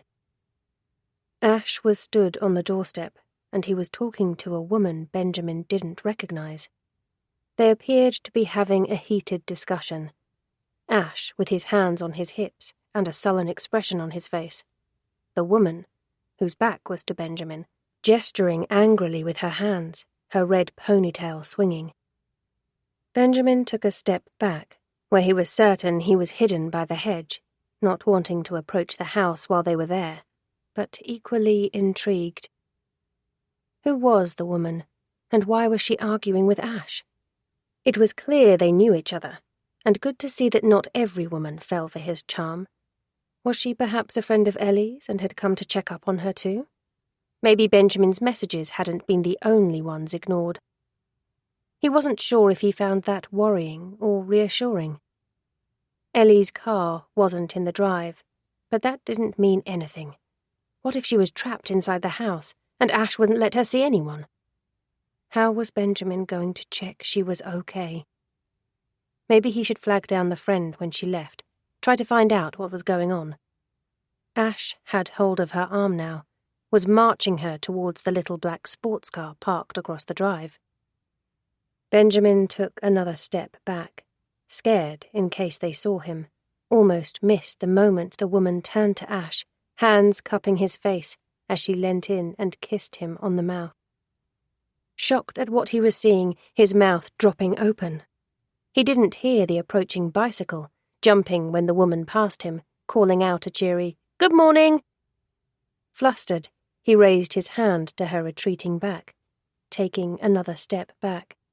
When he peered around the hedge again, Ash and the redhead were no longer locking lips. The redhead back in her car as Ash disappeared inside the house. Benjamin quickly retreated as he absorbed this new information, aware that this changed everything. So what he had witnessed was a lover's tiff. Ellie's boyfriend was cheating on her. Ash really didn't deserve her. But then Benjamin already knew that. Ellie was going to need his help, and he realized he needed to act sooner rather than later. Chapter 20. Ellie was dreading her first night alone in the house without Ash. He had left early on Monday morning, pressing a kiss against her lips and telling her to go back to sleep when she tried to get up to see him off. "I'll be back before you know it," he'd told her, and she just hoped that was true. She couldn't get back to sleep after she'd heard his car leave, her mind replaying what had happened Friday night, knowing that someone had been inside their house. True to his word, Ash had changed the locks, but even so, she was still uneasy with the idea of being there alone. At first, she had been paranoid that John Tanner had been the one who'd broken in, but if she was honest with herself, the most likely suspect was Virginia, given her track record. Of course, she couldn't tell Ash that. Eventually, she threw back the sheet, deciding she might as well get an early start on her own work. She freelanced as an illustrator, mostly for children's books, And although she hadn't taken on any new work since moving into the house, wanting a chance to get things straight, she had received a couple of inquiries that she needed to deal with. After letting Poppy in the garden for 10 minutes and sorting her with some breakfast, she made a coffee and took it upstairs to her office, firing up her Mac. One client was dealt with easily by email, the other wanting a call. The call then turned into a scheduled Zoom meeting for the following week, which Ellie put into her diary. At least she now had a decent and presentable office space to work in that wouldn't look too bad on camera. She glanced at her phone. Ash had been gone for a couple of hours now. He had promised to check in with her when he arrived, but there was nothing from him yet. There was a new text message from Benjamin, though, and her shoulders tensed as she opened it, sickness swirling in her gut. "Do you fancy getting together for coffee later?" She knew she was being mean, ignoring him, but Ash was right. He had latched onto her, which had Ellie feeling guilty that she had inadvertently led him on. The problem was, he wasn't taking the hint, and it worried her that if she didn't reply to this message, he might show up at the house again. She left it a little while, making another coffee and ordering some wallpaper samples before responding, keeping it really brief. "Sorry, I'm really busy." Cool, but not unfriendly. Hopefully he would leave her alone. No such luck. Another message pinged back almost immediately. It was as if he had been sitting there waiting for her to reply. "No worries, maybe tomorrow, or we can do later this week if you prefer." Damn it, Benjamin. Ellie quickly fired another message back. "I have a crazy week. I'm not sure I'll have time." Again, his reply came back straight away. "Well, see how things go. You don't want to work too hard. X." Oh, crap. He had put a kiss. Ellie ignored that last message, putting her phone on silent. She felt a bit sick. She tried to lose herself in more wallpaper stripping, turning up the radio and singing along, relieved when she checked her phone again to see there were no more messages from Benjamin. There was just the one from Ash, telling her he had arrived safely and would call her later. The rest of the afternoon and evening passed without incident, Ellie working hard on the house, then chilling in the garden for a bit with Poppy. Ash called not long after she had finished eating dinner, and as the evening was warm, she poured a glass of white wine, taking it outside and sitting on the patio as she spoke to him. "You okay there? You're not getting freaked out being there alone, are you?" "I'm fine," Ellie told him, keeping her tone light. "I have Poppy to keep me company." She suspected he knew she was lying. Ash wasn't stupid, and he knew that Friday night had left her shaken. At one point, he had even talked about cancelling his work trip, but Ellie had persuaded him not to. Yes, she was dreading being there alone, but this was his job, and it was important. She would not let her fears ruin this opportunity for him. He was in his hotel room, chilling after an afternoon of meetings, and they spoke for an hour before calling it a night. After ending the call, Ellie called to Poppy, who was mooching around further down the garden, and they went inside. She was careful to double-check all of the doors and windows downstairs were securely locked. Grabbing a bottle of water from the fridge, she switched off the lights and headed upstairs. In the stifling heat of the bedroom, she was reluctant to open the balcony doors, fearing what might get in, so she brought the fan through from her office. It wasn't ideal, but it was better than nothing. Letting Poppy stay on the bed, she turned out the light and prayed for sleep. It didn't come. The quietness of the house and the countryside, which had been appealing when they had first moved in, now unsettling her. The only sound came from the faint whirring of the fan, which only seemed to add to the ominous silence. Damn it. The mugginess was oppressive, the fan offering little respite, and Ellie was drenched in sweat. She threw back the sheet to try and get some relief, but with no cover, she felt all the more vulnerable. She adjusted it again, so it was partially covering her, flipped her pillow and rolled onto her side. Beside her, Poppy whined in protest at the disturbance. At least one of them was managing to settle. Staring into the dark, imagining sinister shadows that weren't even there, her mind worked overtime, thinking about John Tanner and his family, wondering what the man was doing back in Corpusty, whether the ghost of his dead wife haunted this house, and speculating what may have happened to his daughter. Damn it, Ellie, stop! She was driving herself nuts, and she was never going to fall asleep at this rate. Until tonight, knowing what had happened to Louise Tanner hadn't affected her sleeping pattern. Yes, she was freaked out by what had happened in the house, but with Ash in bed beside her, she hadn't had trouble falling asleep. Alone, it seemed, was a different story, and she had another 3 nights of this to go. She had to get a grip. Realizing she was just too hot to sleep, she reluctantly got up, unlocking the balcony doors and edging them open just a little. There was a light breeze, and it was a blessed relief against her hot skin. Telling herself that Poppy would bark if anyone was outside, Ellie got back into bed, rolled onto her back. She tried to steady her breathing, focusing as she inhaled deeply through her nose, then exhaled through her mouth. With the window open, the room was slightly more comfortable now. Gradually, her body relaxed, and she could feel the pull of slumber. It was the crunch against gravel that woke her. Ellie wasn't sure if she had actually been asleep, or almost there, but she was disorientated enough to at first question what the noise was as her eyes shot open. Beside her, Poppy growled, a low warning noise that had Ellie tensing. She lay in bed, wide awake now, her ears peeled as she listened, one hand on the dog, trying to calm her. When the noise came again, it was louder, clearer, and sounded as if it was directly beneath the bedroom balcony.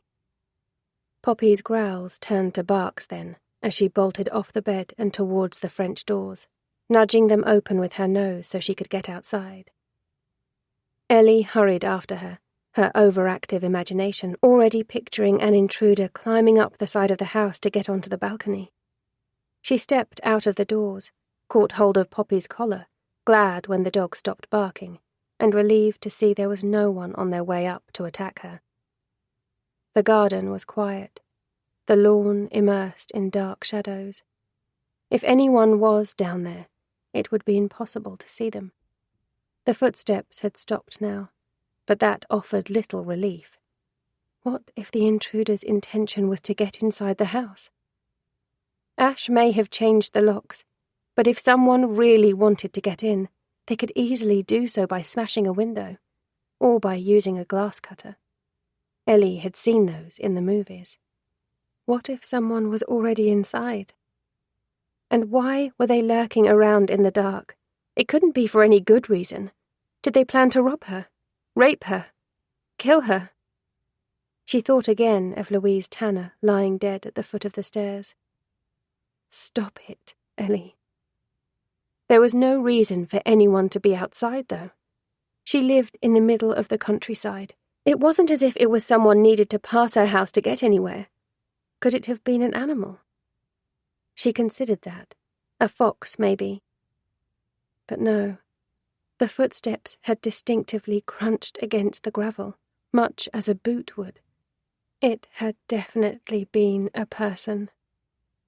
Ellie stayed out on the balcony for a moment, the now cool breeze licking at her sweaty skin as she debated what to do. She guessed she could call the police. And tell them what, though? That she thought she had heard footsteps outside? That Poppy had barked? She had heard the footsteps, but that wouldn't be enough to make her a priority. That was if they took her seriously. Would they even bother to come out? And there was no point in calling Ash. He was too far away to be able to help. She glanced at her phone on the bedside table, knew there was one other possibility. Benjamin. She really didn't want to have to call him, though, scared it might only encourage him further. and the last thing she wanted was him knowing that Ash was away. Eventually, she took Poppy back inside, locking the doors behind her. She glanced at her phone, spotting it was only just after 1 a.m. She hadn't yet managed any sleep.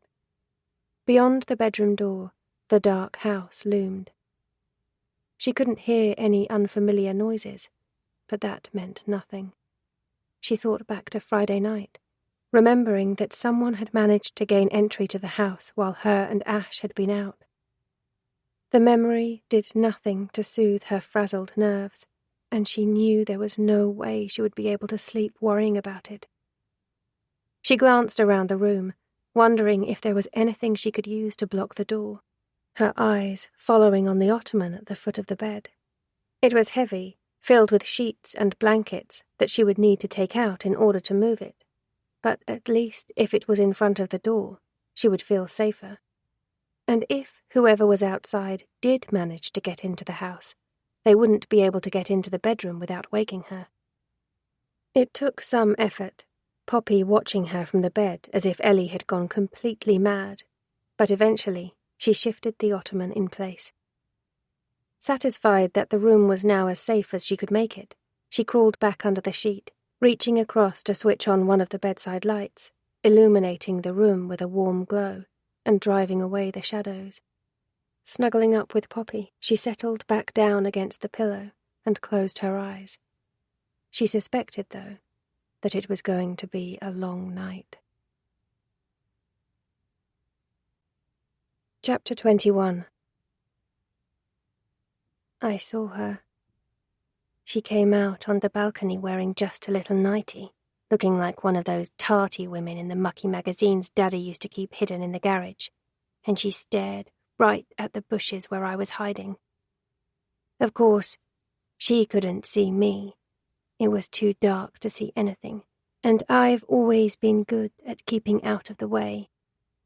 I know why she moved here, why she came to live in this house. She's the same as the others, here to tempt and lead astray. She pretends to care, to be a nice person, but it's all an act to try and fool us. I know why she's really here. She wants to destroy us, to break up our family. He is mine, not hers, and I won't let her have him. He is weaker than me.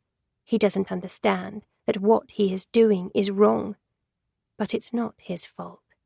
He can't see that it's a trap, and he has walked right into it again. I won't let her hurt him. He deserves better.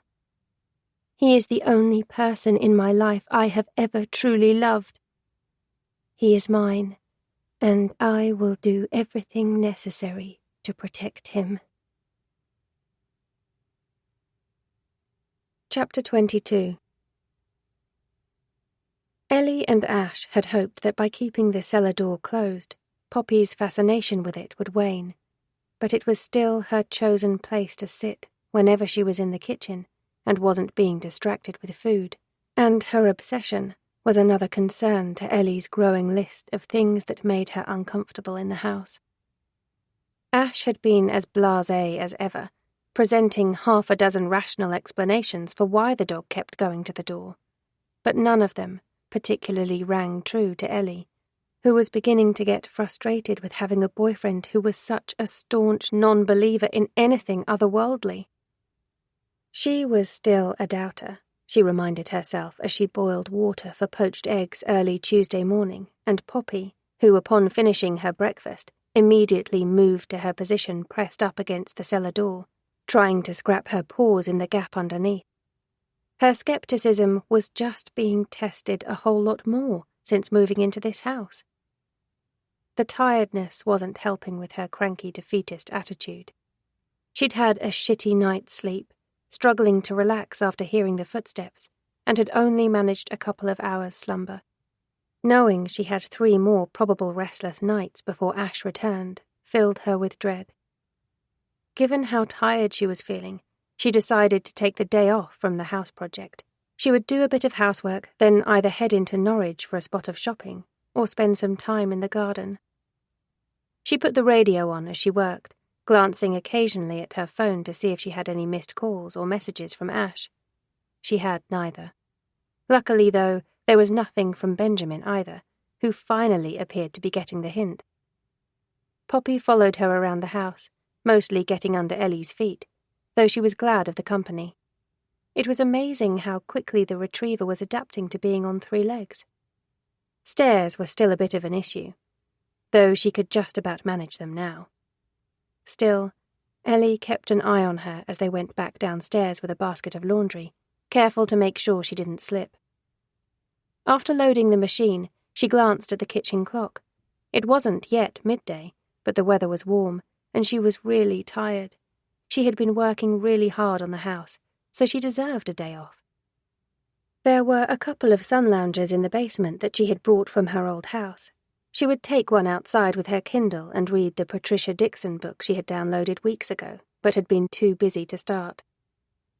Poppy had already positioned herself by the cellar door, and Ellie was debating how she was going to get down there without the dog following, when her phone rang.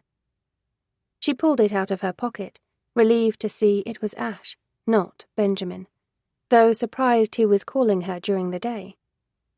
"Hey, everything okay?" "Yeah, everything's fine. You okay? You sound surprised to hear from me." "I am," Ellie admitted. "I thought you'd be busy with meetings." "We took a break. Thought I'd take an early lunch and give you a quick call.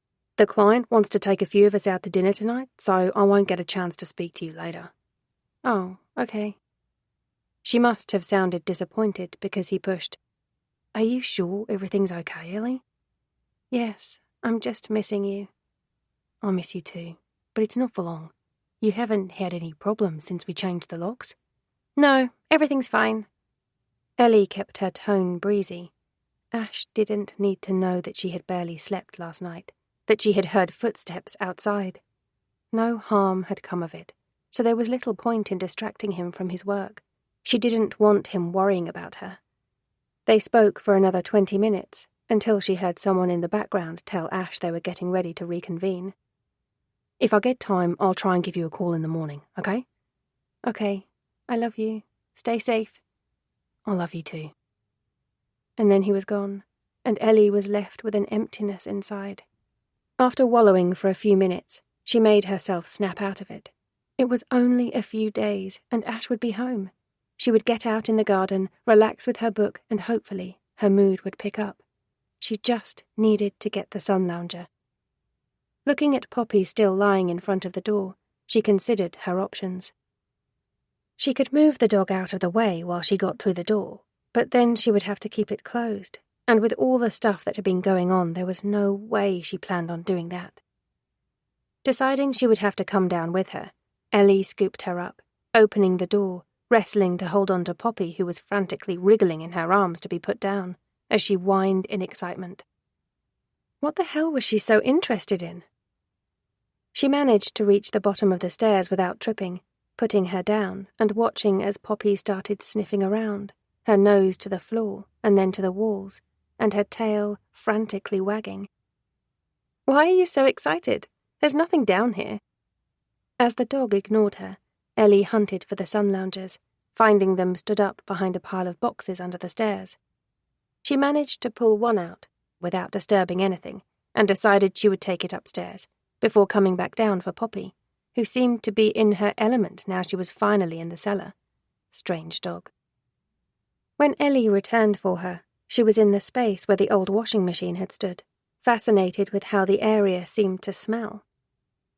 It had to be the scent of the men who had been down here, Barry and his mate. Though, would it have seriously lingered for so long? "Come on, Poppy, let's go back upstairs." The dog was scrapping at the wall now, whining at Ellie in frustration. "I don't know what you want, Pops. There's nothing there." She was answered with an excited bark. It was just a wall. Why was she finding it so interesting? A rectangle of the brickwork was a slightly different colour to the rest of the wall, but that was probably from where the washing machine had been pushed up against it. Poppy had her nose nudged up against it now, was pushing against it with all her might, and Ellie double-blinked when the wall seemed to move back slightly. Had she imagined it? Were the walls really that unstable down here? If so, that was a worry. She went over to where the dog was still frantically scrapping and pushing. No, she definitely hadn't imagined it. There was a large rectangle of bricks that had definitely moved. Had they come loose? Ellie put her palm on the brickwork, testing how secure the wall was, frightening the life out of herself when she applied some pressure and the section of the wall pushed back. What the fuck? Was it some kind of secret door? From the fraction it was open, she was fairly certain there was a room on the other side. Curious now to see what she had stumbled across, she left Poppy again, running back upstairs to fetch her phone from the kitchen counter. Back in the cellar, she used the torch to flash it through the hole, casting light on the other side. Yes, definitely a room, and it looked quite big.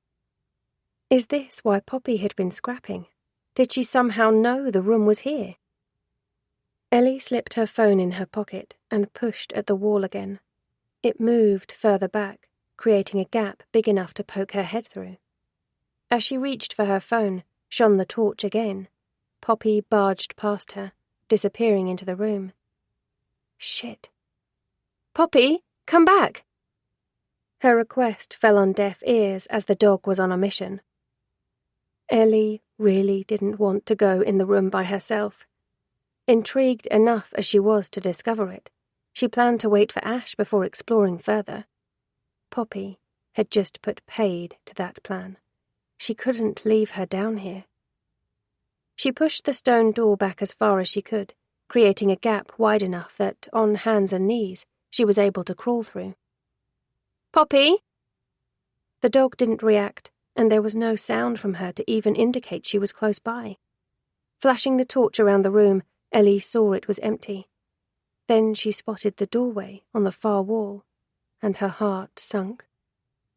How far back did it lead, and where the hell had the dog gone? Reluctantly, she pulled herself through the gap, finding herself in darkness on the other side. The only light came from the cellar room she had been in. Poppy! The dog wasn't responding, and Ellie's panic grew. What if she couldn't find her, and Poppy became lost or trapped down here? Tentatively, she approached the doorway on the far wall.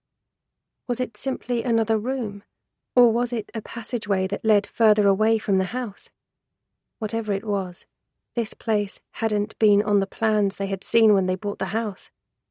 They had known the property had a cellar, but this? Was it even theirs? A stupid question, as it couldn't belong to anyone else. So who had built it, and who had put in the secret doorway? Had it always been here? Ellie flashed her torch into the doorway, found it led into a tunnel, and her heart sank. This wasn't good. Poppy! When there was no response, she made a pathetic attempt at whistling. Why was Ash so much better at doing it than she was? And called again. Poppy! She heard a faint bark, far enough away to realize the tunnel led for quite some distance. Bloody hell, Poppy! There was a better torch in the toolbox upstairs, but no time to get it. Ellie had already hit the dog with her car, was responsible for the fact she now walked on 3 legs. She couldn't lose her now. Holding her phone ahead as a guide, she tentatively stepped into the narrow corridor, wishing to hell Poppy would reappear. She had a phobia of tight spaces and rats, tried to keep her breathing even so she didn't have a panic attack about the former, while praying she didn't run into the latter. Whatever this place was, it was far away from the bright, warm August day she had left behind. And even though she was walking in a straight line, with each step she took, the greater the fear was that she would become trapped or not be able to find her way back. She tried to remember how much charge she had on her phone before realizing that she probably didn't even have a signal down here. So if she ran into trouble, she wouldn't be able to call anyone anyway. Knowing that, had the fear clamping her heart, squeezing tightly. Ash was away for another 3 days, and she had no planned visitors. If she became lost or trapped down here, no one would know to look for her. Fuck. The anxiety bubbled now, through the tightness that clogged in her throat and chest, a cold sweat beading on her skin, partly from the cool, damp, musty air, partly because she was more than a little bit scared down here, and a waft of sickness passed over her. She couldn't be here, but also she couldn't leave Poppy. She would never be able to forgive herself. Damn it! Poppy! She could hear the panic rising in her voice, told herself to get a grip, taking a moment to draw deep, steady breaths. If only she hadn't taken Poppy down into the cellar. It was too late now, though. The deed had been done, and she had to find the dog. She could do it. It was just a straight, narrow tunnel, and it had to come to an end at some point.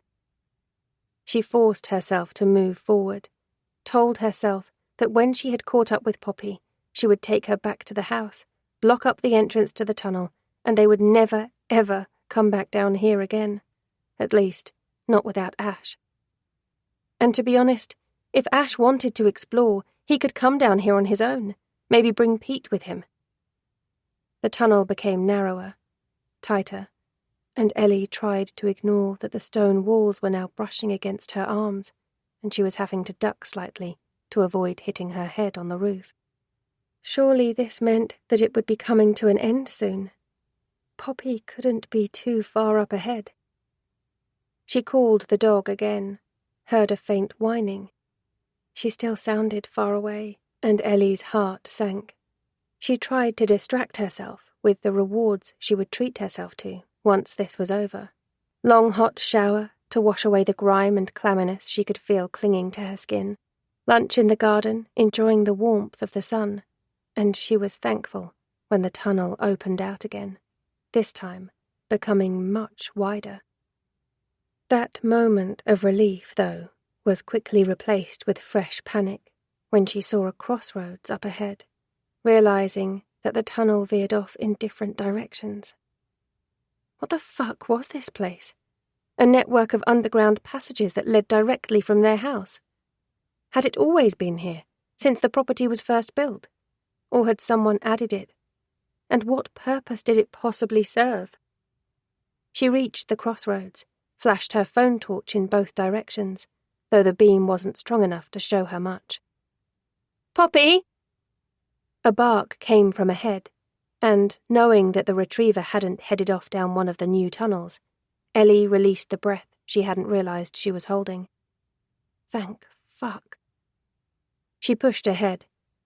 The passageway she was in was now wide enough for her to pick up her pace, though she tried to be careful not to move too fast. She couldn't see the ground properly and didn't want to trip. If she hurt herself? No, best not to think about that. She called Poppy's name again, gave a silent thank you that this time, when the dog barked, she sounded closer. Stay where you are, Poppy, please. A few moments later, the torch picked up the little dog. She had finally reached a dead end and was scrapping at the wall.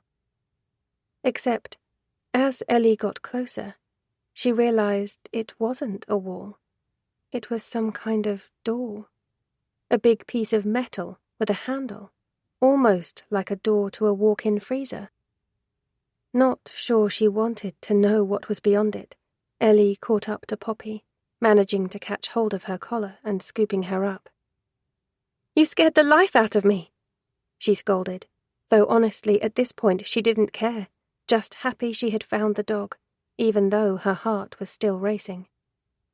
Now, she just had to get back to the house. That was easy enough, right? But as she turned, flashed her torch back in the direction from which she had just come, the light flickered and died, plunging her into darkness. Chapter 23. Shit. Ellie tapped frantically at her phone, but there was nothing. In her arms, Poppy wriggled and whined, and she fought to hold onto the dog as she slipped her phone into her pocket, scared she might drop it, and aware she needed her free hand to help navigate. She was in pitch blackness, though, and realized she was going to have a nightmare finding her way back. How long had she been down here? 5 minutes? It was going to take at least twice that amount of time without a light. And of course, she couldn't let go of Poppy, who was going to slow her down further. The need to give in to panic was overwhelming, her breath coming fast now as terror clawed its way into her throat. She couldn't wait here to be found, because no one knew she was down here. That meant she had to help herself. Think, Ellie. Think, damn it. There was the door behind her, the one that Poppy had been scrapping at. Did it lead to another room, or was it a way out? Wary as she was of wandering further away from the house, she had to check. If it led above ground, it would save her having to find her way back through the tunnel. Clinging onto Poppy, she felt for the wall, slowly turning herself around and carefully stepping forward, her free arm stretched out as she reached for the door. Her fingers touched the smooth surface, and she worked her way across the metal, searching for the handle, gripping hold of it when she found it, and trying to pull it back towards her. It didn't budge. Damn it. She ignored the sting of disappointment, yanking again, harder, scaring herself when the door this time released suddenly and flew back with ease. She let out a yelp, and Poppy barked in excitement, wriggling again. Okay, keep still, please. She tried to calm the dog, and then herself, as she was met with more darkness. What was this? Another room? She reached out again, expecting to find a doorway, surprised when she found it was blocked. Another smooth surface. A second door? She pressed against it, felt it ease back slightly. Faint light spilt into the tunnel. Not a door, but something was blocking the entrance. She pushed again, felt it shift, and could definitely see light. She found herself peering into a room. This one was lined with floor-to-ceiling shelves that were lined with books. Ellie eased her way through the gap, still wrestling with the struggling Poppy, who was even more frantic to be released now they were the other side of the door. She glanced around the room, realized that the door to the tunnel had been blocked by a bookcase. This was some kind of library. There was a desk in the middle of the room, with a big leather chair and light filtering through from a domed skylight. What the hell was this? She was tempted to call out, but had no idea where the hell she was, or if the place was even occupied. It was best to find a way out, and fast. Spotting a spiral staircase on the opposite wall, she quickly crossed the room and climbed it. At the top of the stairs, she found herself in what looked like a storage room. A rack on the floor was filled with Wellington boots, and there were anoraks hanging on pegs on the wall. Did someone live here? There was a doorway straight ahead, and a steep staircase to the left. Ellie tried the door first, frustrated when she found it locked. In her arms, Poppy squirmed again and let out a whimper. Shh. Ellie stroked her soft ears. Until now, the dog had been blessedly quiet. Ellie really didn't want her alerting anyone to their presence. She didn't want to be caught trespassing. Just needed to find a way out of wherever the hell she was. The stairs appeared to be their only option, and Ellie climbed them cautiously, now very much aware she was in someone's private space. If she was caught, she would just have to hold her hands up and explain what had happened. But honestly, she would rather not be in that situation. At the top of the stairs, she found herself on a tiny landing, a door in front of her, and she opened it hesitantly, surprised to find herself in a much wider hallway, with several rooms leading off. Large brass chandeliers hung from the ceiling, and the paintings on the walls looked expensive. This was definitely someone's home, and there was only one nearby property, certainly that she was aware of. Benjamin's. Did the tunnel link the two houses? And if so, was Benjamin aware it was there? The fact that there was a bookcase blocking the door suggested he knew, in which case it was something he should really have mentioned. It wasn't as if he hadn't had plenty of opportunity. Unless, of course, he assumed Ellie and Ash already knew about it. She supposed it was the estate agent who should have flagged it up. Another black mark against Jeremy Fox. Knowing that it probably was the Thorne residence should have made Ellie feel a little bit easier. Benjamin would understand if she explained what had happened.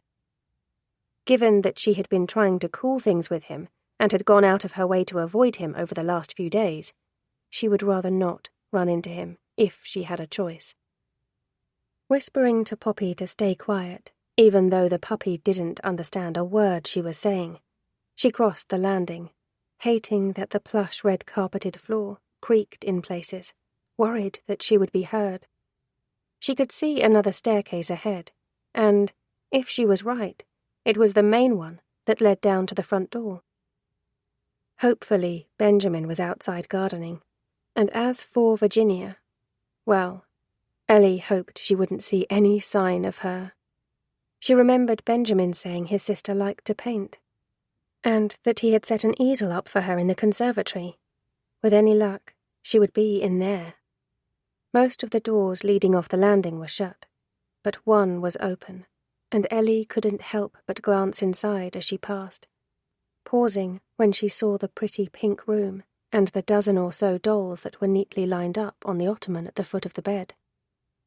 The dolls looked expensive, all beautifully dressed, and their faces delicately painted, eyes all staring at her, as though judging her for being in the house uninvited. As she took a step closer, wondering if this was Virginia's room, Poppy started whining again, this time seeming more agitated. "Shh, hush, baby, we're now going."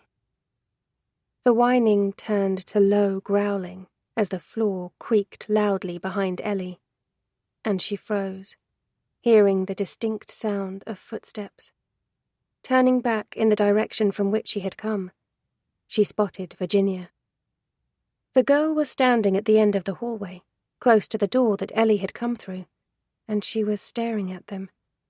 Same dress, same cloud of scruffy curls, same thick glasses. Something glinted in her hand, and Ellie's gaze dropped. Scissors. Everything inside her went cold, and she took a step back. "I wasn't snooping. We got lost." Virginia's hand with the scissors started swinging back and forth. They were dressmaking scissors, Ellie was pretty sure. The blade long and sharp. Poppy was still growling, growing agitated, and she backed up another step. "We're going now." She didn't wait for Virginia to react to that, was fairly certain she wouldn't anyway, at least not verbally. Turning on shaking legs, she hurried the rest of the way to the staircase, making her way down the steps quickly, keeping everything crossed that she didn't bump into Benjamin. Though if she did, she no longer cared. All she wanted was to get the hell away from his creepy sister. She crossed the hallway to the front door, wishing Poppy, who had gone from growling back to whining, would shut up. She knew the retriever was picking up on her own distress, and that was probably what was unsettling her. She tried the door, cursing when it didn't open, and fumbled with the bolt using her one free hand, her fingers shaking. Another creak came on the stairs behind her, but Ellie didn't look round, her only focus on getting out of the house. Virginia was crazy. First leaving the knives arranged on the worktop, now standing there holding a pair of scissors. Benjamin had said his sister wasn't dangerous, but Ellie wasn't so sure. The knob was slick in her hand when she tried it again, and she could have sobbed with relief when the door opened. She quickly stepped outside, and as she turned to pull the door closed behind her, she caught a glimpse of Virginia on the stairs, watching. Keeping a tight grip on Poppy, she hurried down the driveway, her heart thumping, not stopping until she reached her own front door. At which point, she realized that the house was locked, her keys inside. Fuck, seriously? Ellie let out a frustrated grrr, raking the fingers of her free hand back through her hair and fighting the urge to give in to a tantrum of tears. Poppy twisted in her arms, licking at her cheek, and she clutched at the puppy tightly.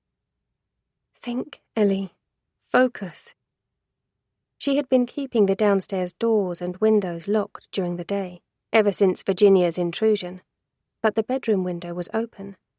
Would one of the ladders in the shed reach it? She made her way round to the back garden, thankful to put the wriggling Poppy down and give her arms a rest. While Poppy chased around after a butterfly, Ellie went into the shed and fetched the tallest of the ladders, taking it over to the house. It didn't quite reach the bedroom window, but it was just tall enough to allow her to get onto the balcony. She glanced at the brickwork. There was about a 6-foot gap between the balcony and the open window, and a narrow ledge between the two. Would it be safe to walk along? She wasn't a fan of heights, and if she slipped onto the patio below she would likely break something. But other than going back to the Thorne house and finding Benjamin to help her, or returning through the tunnel, neither of which she fancied doing, did she have a choice? Her house and car keys were locked inside, and she had a dead phone. She was screwed. Trying not to debate over it too much, she did the easy part, climbing up onto the balcony. From there she eyed the ledge. It looked stable enough, jutting out maybe about 1/2 foot. She would have to hold onto the trellis. Would it support her weight?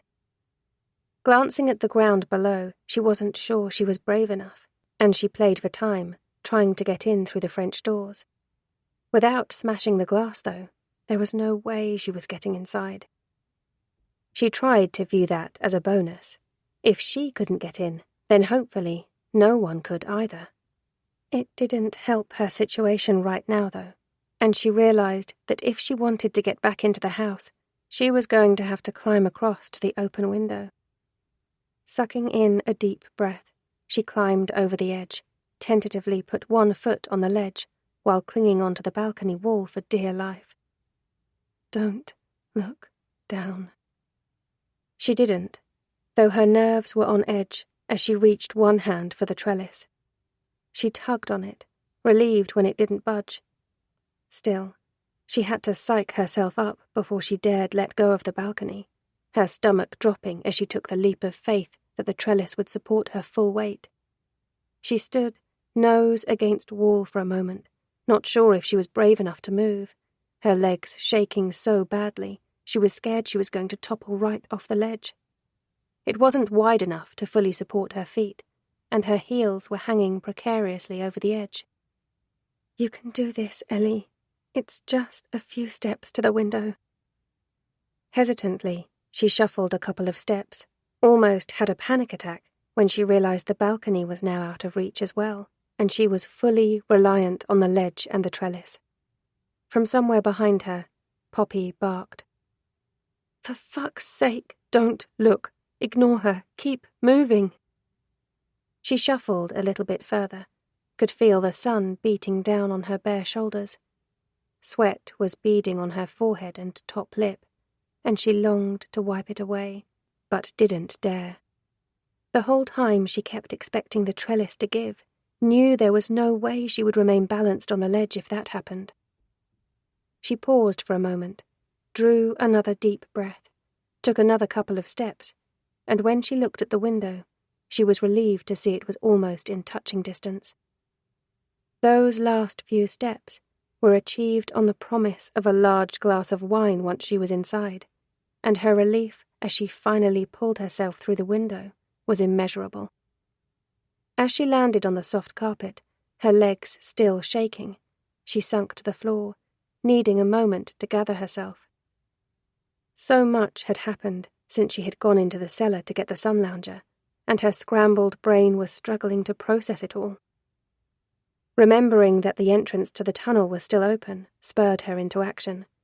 She had access to the tunnel, but so did Benjamin and Virginia. While it was a stretch trying to imagine Benjamin in his pressed shirt and trousers down in the tunnel, she wouldn't put anything past his sister. There was no way she wanted Virginia being able to get in the house. It occurred to her that it might have happened on Friday night. There had been no visible sign of a break-in. Had Virginia used the tunnel to get into the house while Ellie and Ash were out? The idea was more than a little creepy. Back down in the cellar, she pushed the section of fake wall back into place, glancing around for something heavy to put in front of it. There wasn't much down there, though, not now the washing machine had gone, and she cursed herself for selling it. Some of hers and Ash's belongings were still boxed up and under the stairs, so in the end she dragged a couple of the heavier ones across, pushing them against the wall. It wasn't perfect, but it would certainly make it more difficult to gain entry. Upstairs in the kitchen, she closed the door, wishing that the cellar was lockable. When Ash returned, she would get him to put a latch on the door. Hell, she was going to make him brick up the wall in the cellar. For now, she dragged the low sideboard through from the lounge, wedging it in front of the door. Again, it wasn't a perfect solution, but with it there, she felt that little bit safer. After letting Poppy in from the garden, she locked the French doors again, glanced at the clock, saw it was still only 3:30, thought, fuck it, and poured that well-earned promised glass of wine. Taking it upstairs, she plugged her dead phone into the charger, then stripped out of her manky clothes and indulged in a hot shower, trying to relieve some of the tension knots in her back and shoulders. Back in the bedroom, wrapped in a big fluffy towel and feeling human again as she sipped at her wine, she knew she had to talk to Ash. This couldn't wait until he came home. Remembering he was in a meeting, she sent him a quick message. "Can you call me when you get this? I really need to talk to you." She had just pressed send when a loud banging on the front door made her jump. Ellie froze, her mind conjuring up an image of Virginia standing on the doorstep with her scissors, or John Tanner. Shit, she really didn't want to answer it. Instead, she crept through to the window in the front bedroom, tried to see who it was. There was no car outside. It had to be Virginia or Benjamin. Another loud knock, and she flinched, taking a step back when Benjamin moved into view. He glanced up at the window, and she froze. Could he see her? If so, he gave no indication, trying the door once more before giving up and going back out of the driveway. He hadn't looked happy. Had Virginia told him that Ellie had found the tunnel, that she had been in their house uninvited? Her phone started ringing from the bedroom. Ash. Quickly she ran through to answer it, needing to speak to him, to tell him everything that had happened. She snatched it up, dropping it on the bed as if it had burned her when she saw Benjamin's name on the screen. As soon as his call went to voicemail, he started ringing again. Ellie watched his name lighting up the screen as he rang another 4 times before he finally gave up, instead leaving her a message. She couldn't bring herself to listen to it. Instead, she finished her wine, and feeling sick, she curled up in a ball on the bed, still wrapped in her towel, and waited for Ash to call her back. Chapter 24. Benjamin was beside himself with worry about Ellie. They hadn't spoken properly in days, and she had been ignoring his calls and messages, or giving brief replies, fobbing him off. Initially, he had blamed Ash, assuming he had control of Ellie's phone or was telling her what to say.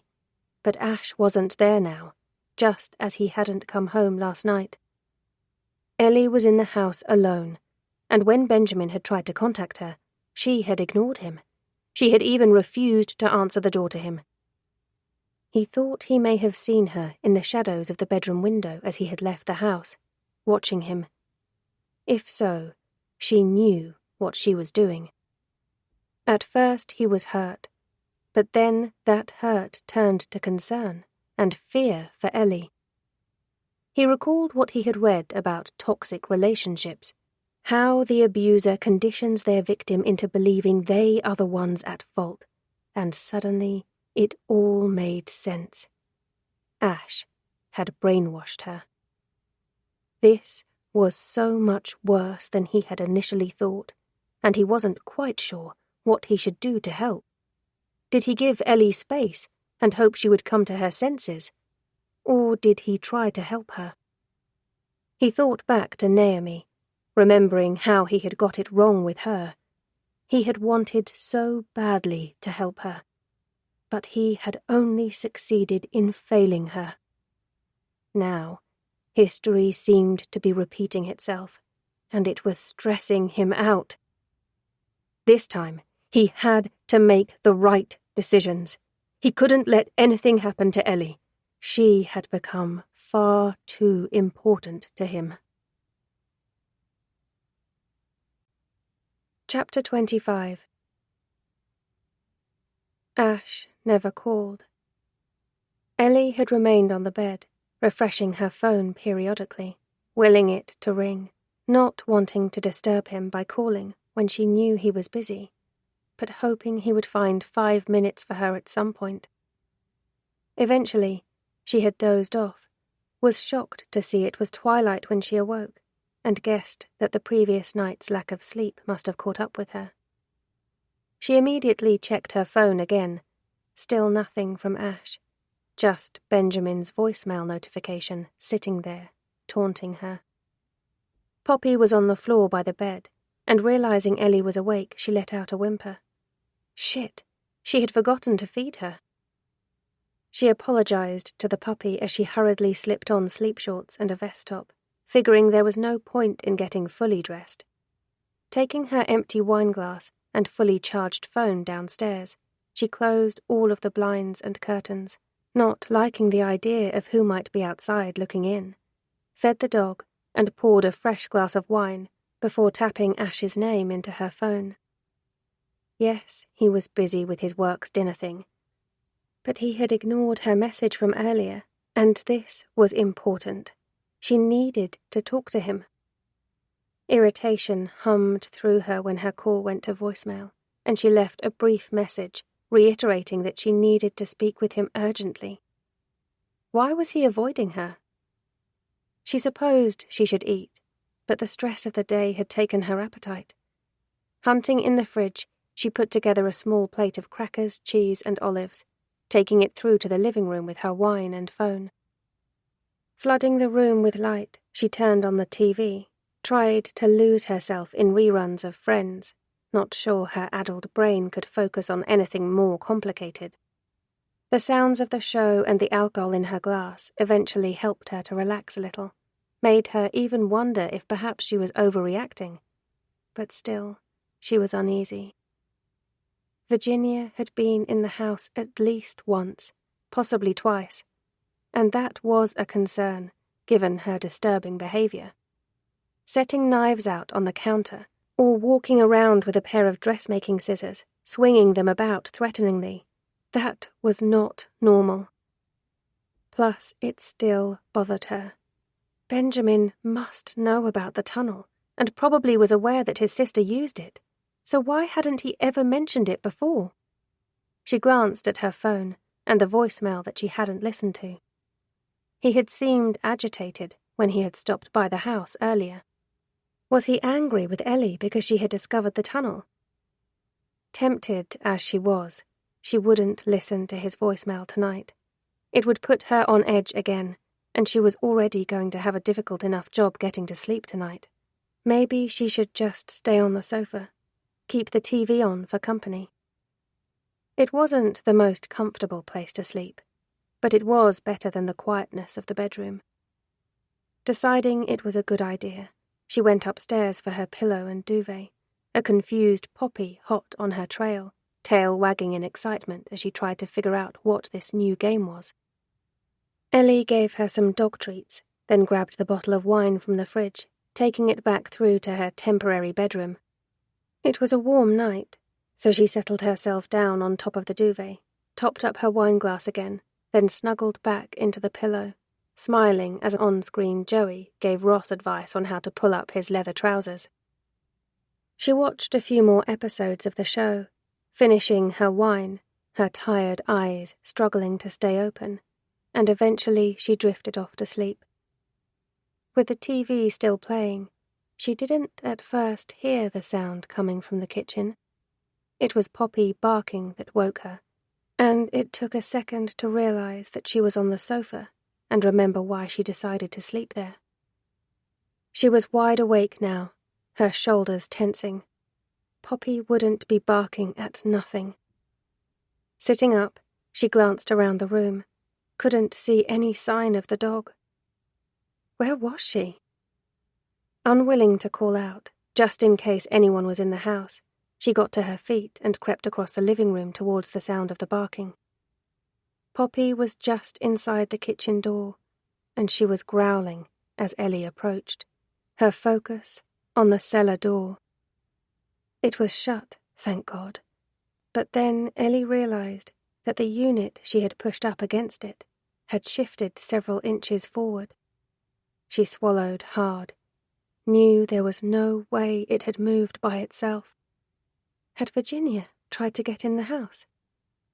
She rushed over on trembling legs, pushed the heavy unit back against the door. Really, she should go check the cellar, but it was the middle of the night, and she wasn't that brave. The sideboard would have to do. She'd had enough, though. Her frazzled nerves couldn't take any more of this. In the morning, she was going to pack a few things and go stay with Pete and Roxanne until Ash returned. She didn't want to spend another night in the house alone. For tonight, though, she would barricade herself in the living room. She could push the sofa she was sleeping on up against the door. If Virginia managed to get up from the cellar again, at least she wouldn't be able to get into the living room. Ellie wasn't sure if the girl meant her any harm or not, but she wasn't willing to take that risk. As she was already up, she drank a glass of water, then went for a pee, leaving all of the rooms flooded with light. Poppy was in the hallway when she returned, and she still seemed agitated, whimpering as she paced between the kitchen and the living room. "Come on, Pops, let's try and go back to sleep." Ellie beckoned her as she stepped back into her makeshift bedroom, but the puppy seemed reluctant to go with her. She didn't like the idea of leaving her in the hallway, just in case Virginia did return. "Poppy, come on." Instead of doing as told, the dog started growling again, which had Ellie's nerves immediately on edge, and she jumped when the growls turned to ferocious barks. But there was another sound, a creak of a floorboard, and she froze, realizing it had come from behind her. Before she could react, a hand clamped over her mouth, yanking her backwards, and her legs flailed as she lost her footing, tried to fight whoever had hold of her. The last thing she felt was a sharp stab of pain in her neck, and then everything faded to black. Part 2. After. Chapter 26. Knowing she had hidden from him, refusing to answer the door, Benjamin had decided the best way forward was to give Ellie some space. He was quite certain that she wouldn't react well if he tried to approach her at the moment, so he kept himself busy with the garden, tending to his summer flowers, and trying to keep his mind off the conversation he would inevitably have to have with her eventually, as he explained that he was going to help her, regardless of whether she wanted him to or not. In time, she would realize that he was right, but for now, he understood that she couldn't see it, and so it was best to leave her be. It was Ash Brady who told him about her disappearance. paying a visit to the house late on Wednesday evening. Benjamin learned that he had been away with business, and his absence hadn't been because of a fight as he had originally assumed. Ash had returned early when he couldn't get hold of Ellie, and Benjamin's heart had raced as the other man explained Ellie had been trying to call him Tuesday evening, saying she needed to speak to him urgently, but that when he had tried to get hold of her the following morning, she hadn't answered. Benjamin's expression had been one of shock when Ash had told him he had arrived home to find Poppy on her own, going frantic, no sign of Ellie, and her phone missing. "Have you seen her?" he had demanded, the accusatory tone clear in his voice. "No, I haven't." Benjamin was aware he sounded defensive, but he really didn't appreciate the insinuation. Still, he guessed it paid for him to be as honest as possible at this point. "I stopped by the house yesterday afternoon, but Ellie didn't answer the door. I tried to call her too, but she ignored it." "But you knew she was there?" Ash was staring at him, seeming agitated, and Benjamin was aware of heat creeping into his cheeks. "I saw her at the bedroom window," he admitted. "At least, I think I did. That's when I decided it was best to give her some space." Ash scrubbed his hands over his face. He looked tired. "Her car's there, so she left with someone, either voluntarily or against her will." He looked at Benjamin again, studying him. "And her cash card and driver's license are still in her purse." "When did you last speak to her?" "Tuesday morning, and you say you saw her yesterday afternoon." "Well, I thought I had, but now you have me doubting myself." Benjamin's gut twisted. This whole situation was reminding him of what had happened with Naomi.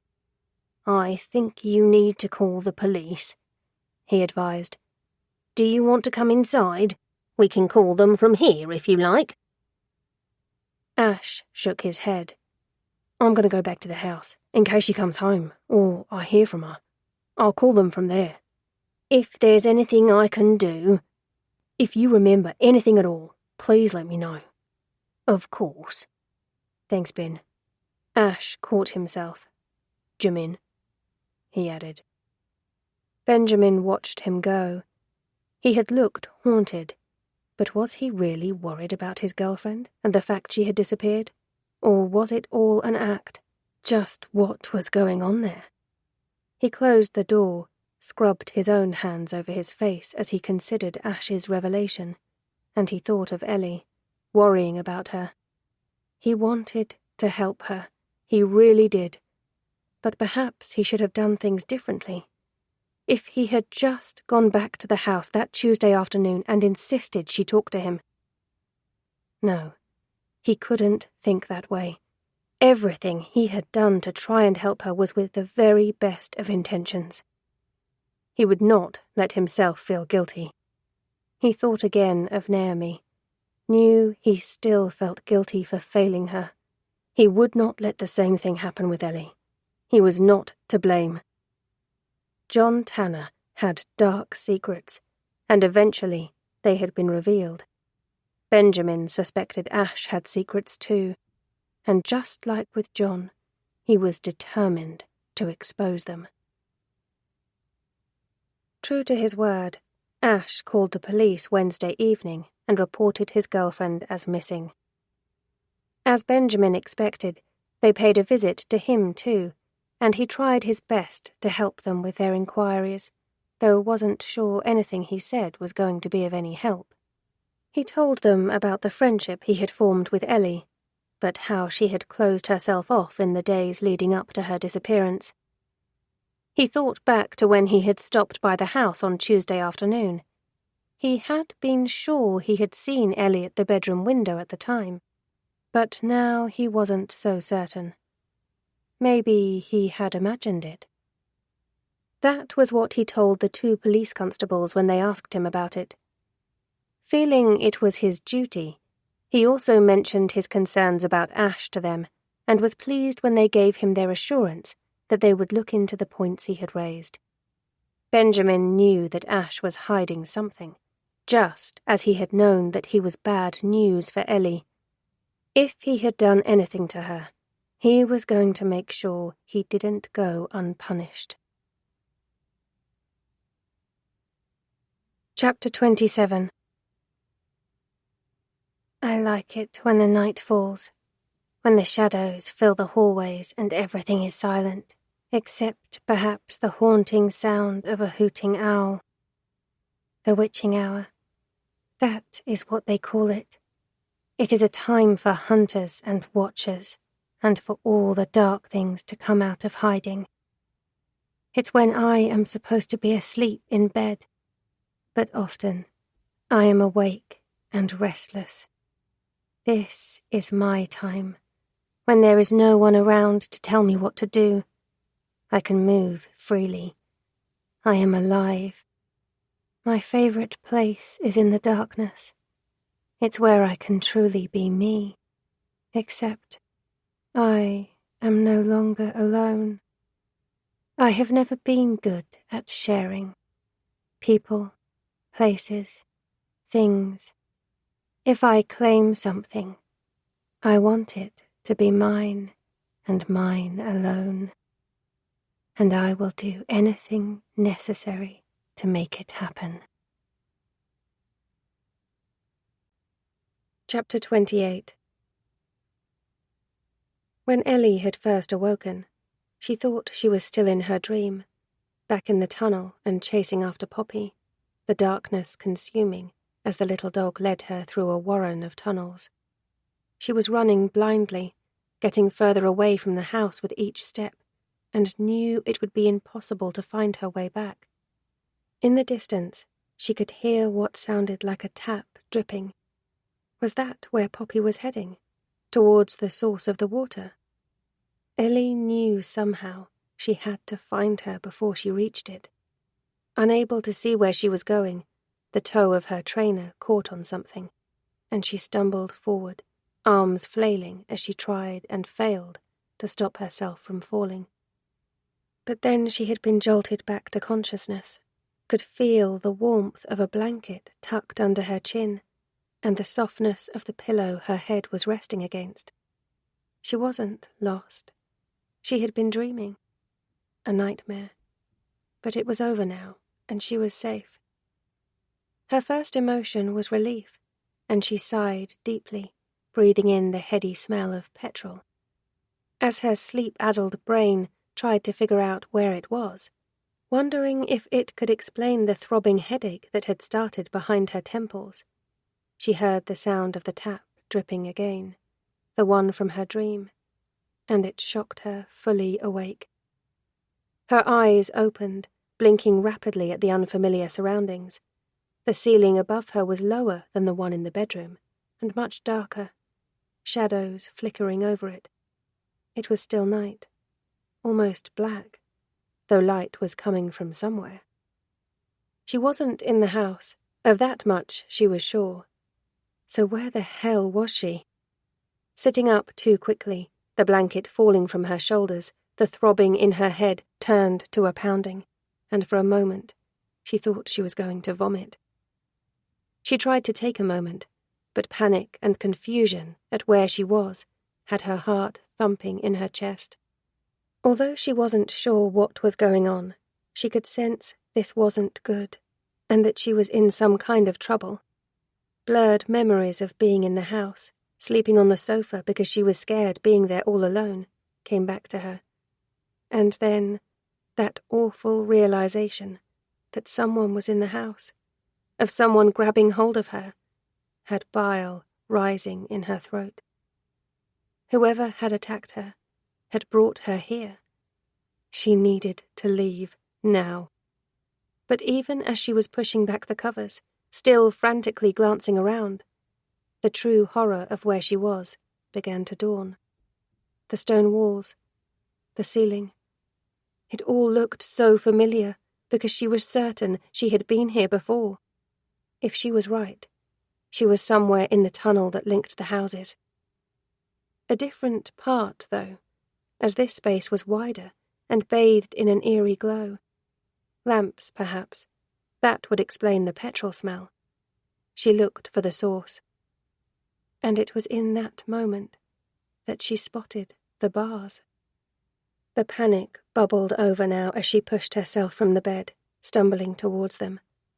Something caught on her foot, and she tripped, landing hard on her knees, her ankle twisting behind her. Ellie cried out, taking gulps of the stale, gas-fumed air as waves of pain washed over her. Breathing deeply, she managed to turn herself, so she was sitting on her bum. She had cut both knees, but her focus wasn't on the dripping blood. It was on the heavy cuff she was wearing on her right ankle. She yanked on the chain attached, realized it was concreted into the ground. Just enough slack for her to move to the end of the bed, but not enough to get out of the door of this cell she was in. Someone had done this to her.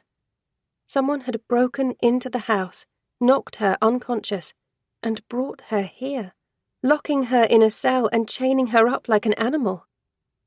As the comprehension of that started to sink in, so did the uncontrollable shaking and the rising panic. Why was she here? What were they going to do to her? She clawed at the cuff and yanked hard on the chain, yelling out in frustration, realizing there was no way she was going to free herself without a bolt cutter or a key. As her voice echoed around the cell, around this cave-like room she was in, she wondered, was she being watched? She tried to pull herself up, though it wasn't easy without being able to roll onto her knees, the chain also hampering her movements, and she winced as it cut into her ankle. Holding onto the bed, she fought the nausea, eventually clambering to her feet.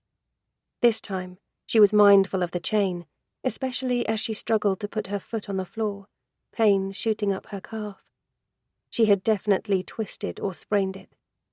She limped gingerly towards the bars, realized that if she approached to the left of the cell door, she had just enough slack to reach them.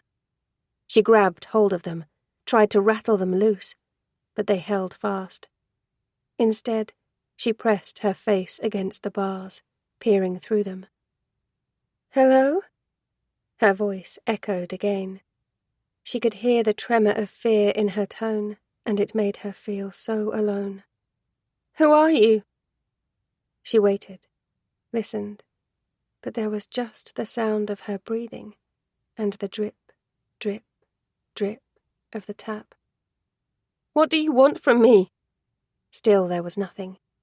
She tried to calm herself, drawing in more deep breaths, hating the nausea that came with each one. The petrol smell had to be from the lamps. Kerosene or paraffin, she guessed.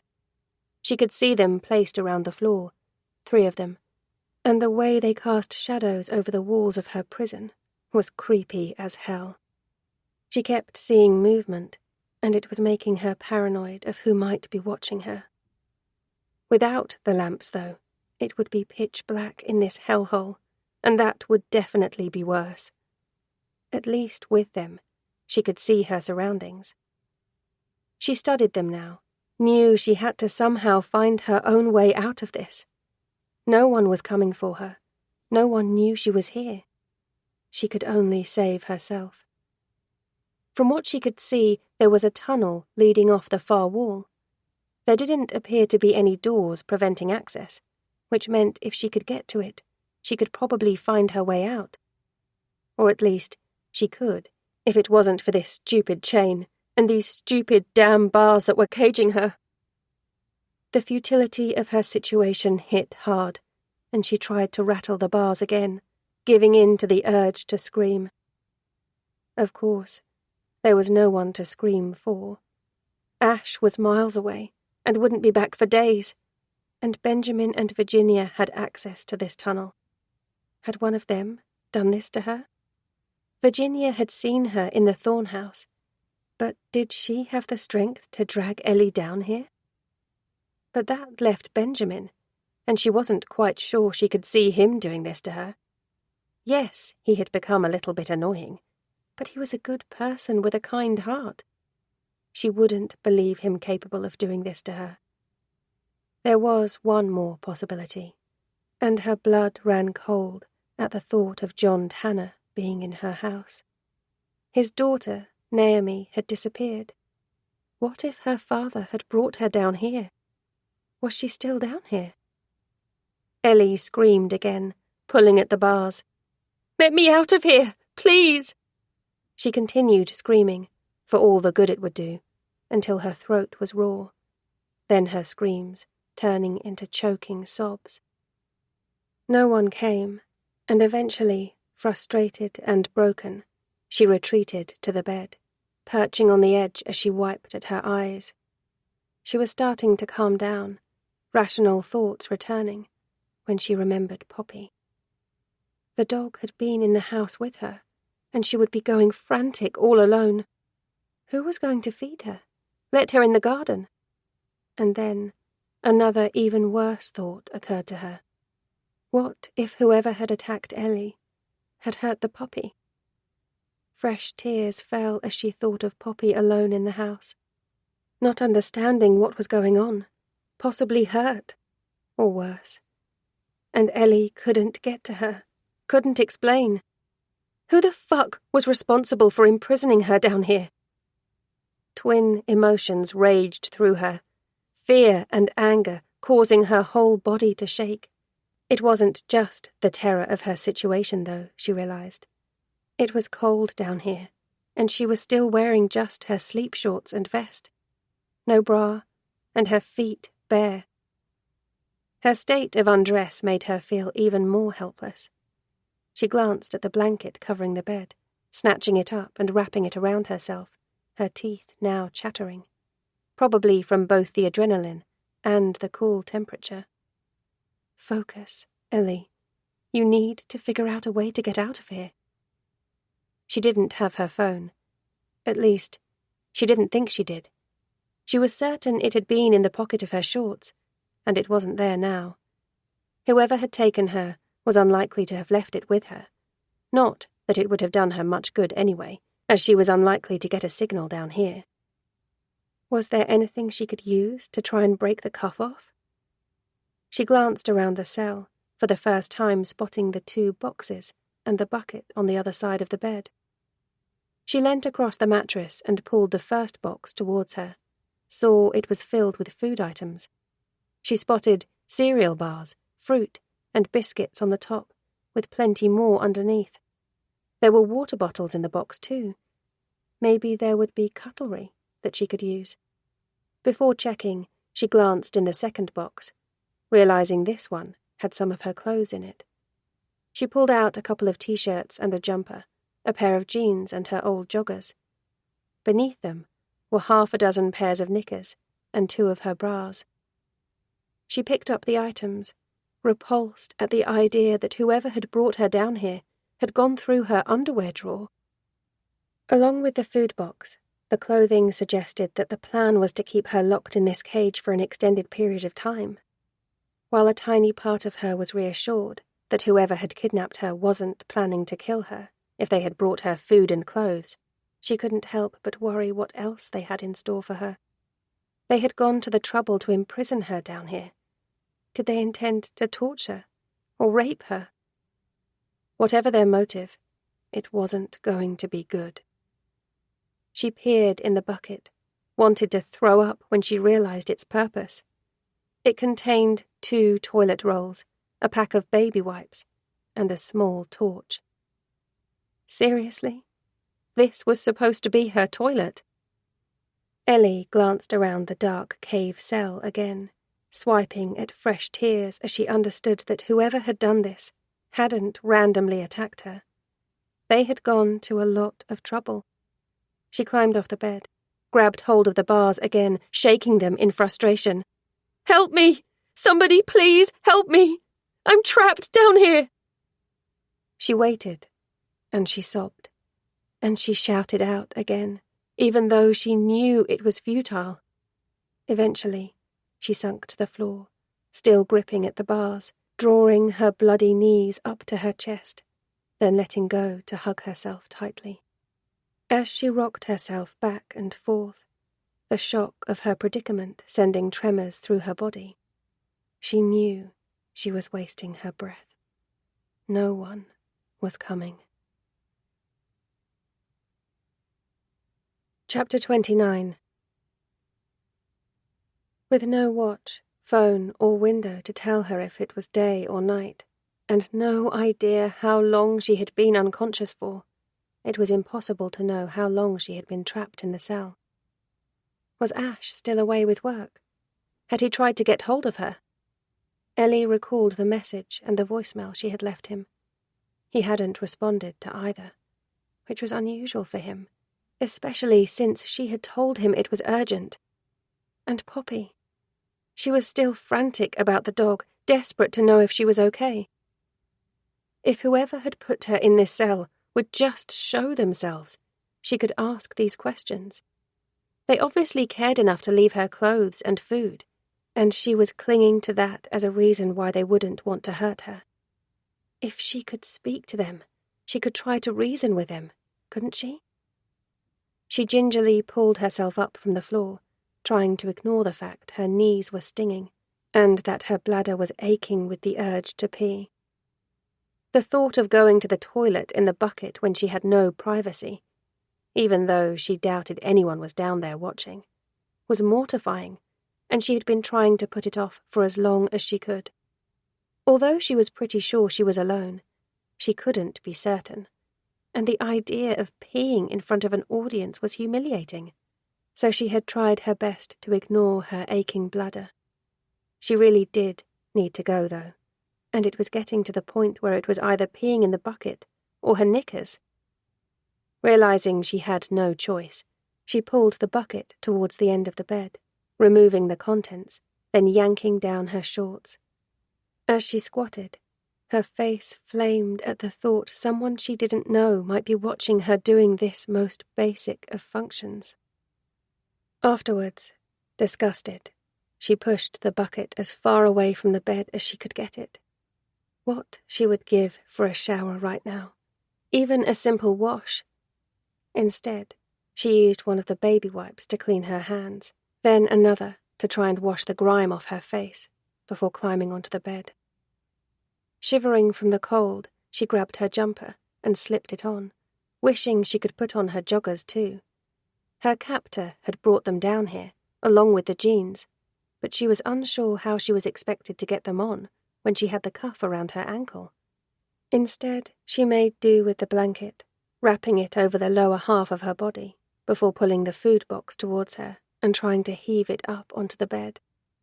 It was really heavy, the water bottles weighing it down, so she removed those and tried again, this time lifting it easily, and emptied the contents onto the mattress, sifting through them. As well as the fruit, biscuits, and cereal bars, there were other stock cupboard items in the box. Bread, jam, though nothing to spread it with, she noted, a packet of scones, and a few chocolate bars, plus a bag of tomatoes and a couple of tins of baked beans. Nothing much of any substance. Was she really expected to live off this? And what if some of the food had been tampered with? She wouldn't touch anything that wasn't sealed, she decided. Not that she had much appetite anyway. Being kidnapped and locked in a cell had taken care of that. The only thing in the box that she could possibly use were the tins of baked beans. Maybe she could do something with the sharp lids? As she debated the idea, she eyed the water bottles, realizing she was really thirsty. There were 6 of them, and all looked unopened. Grabbing one, she twisted the cap, relieved when she heard the seal break. The water had to be safe.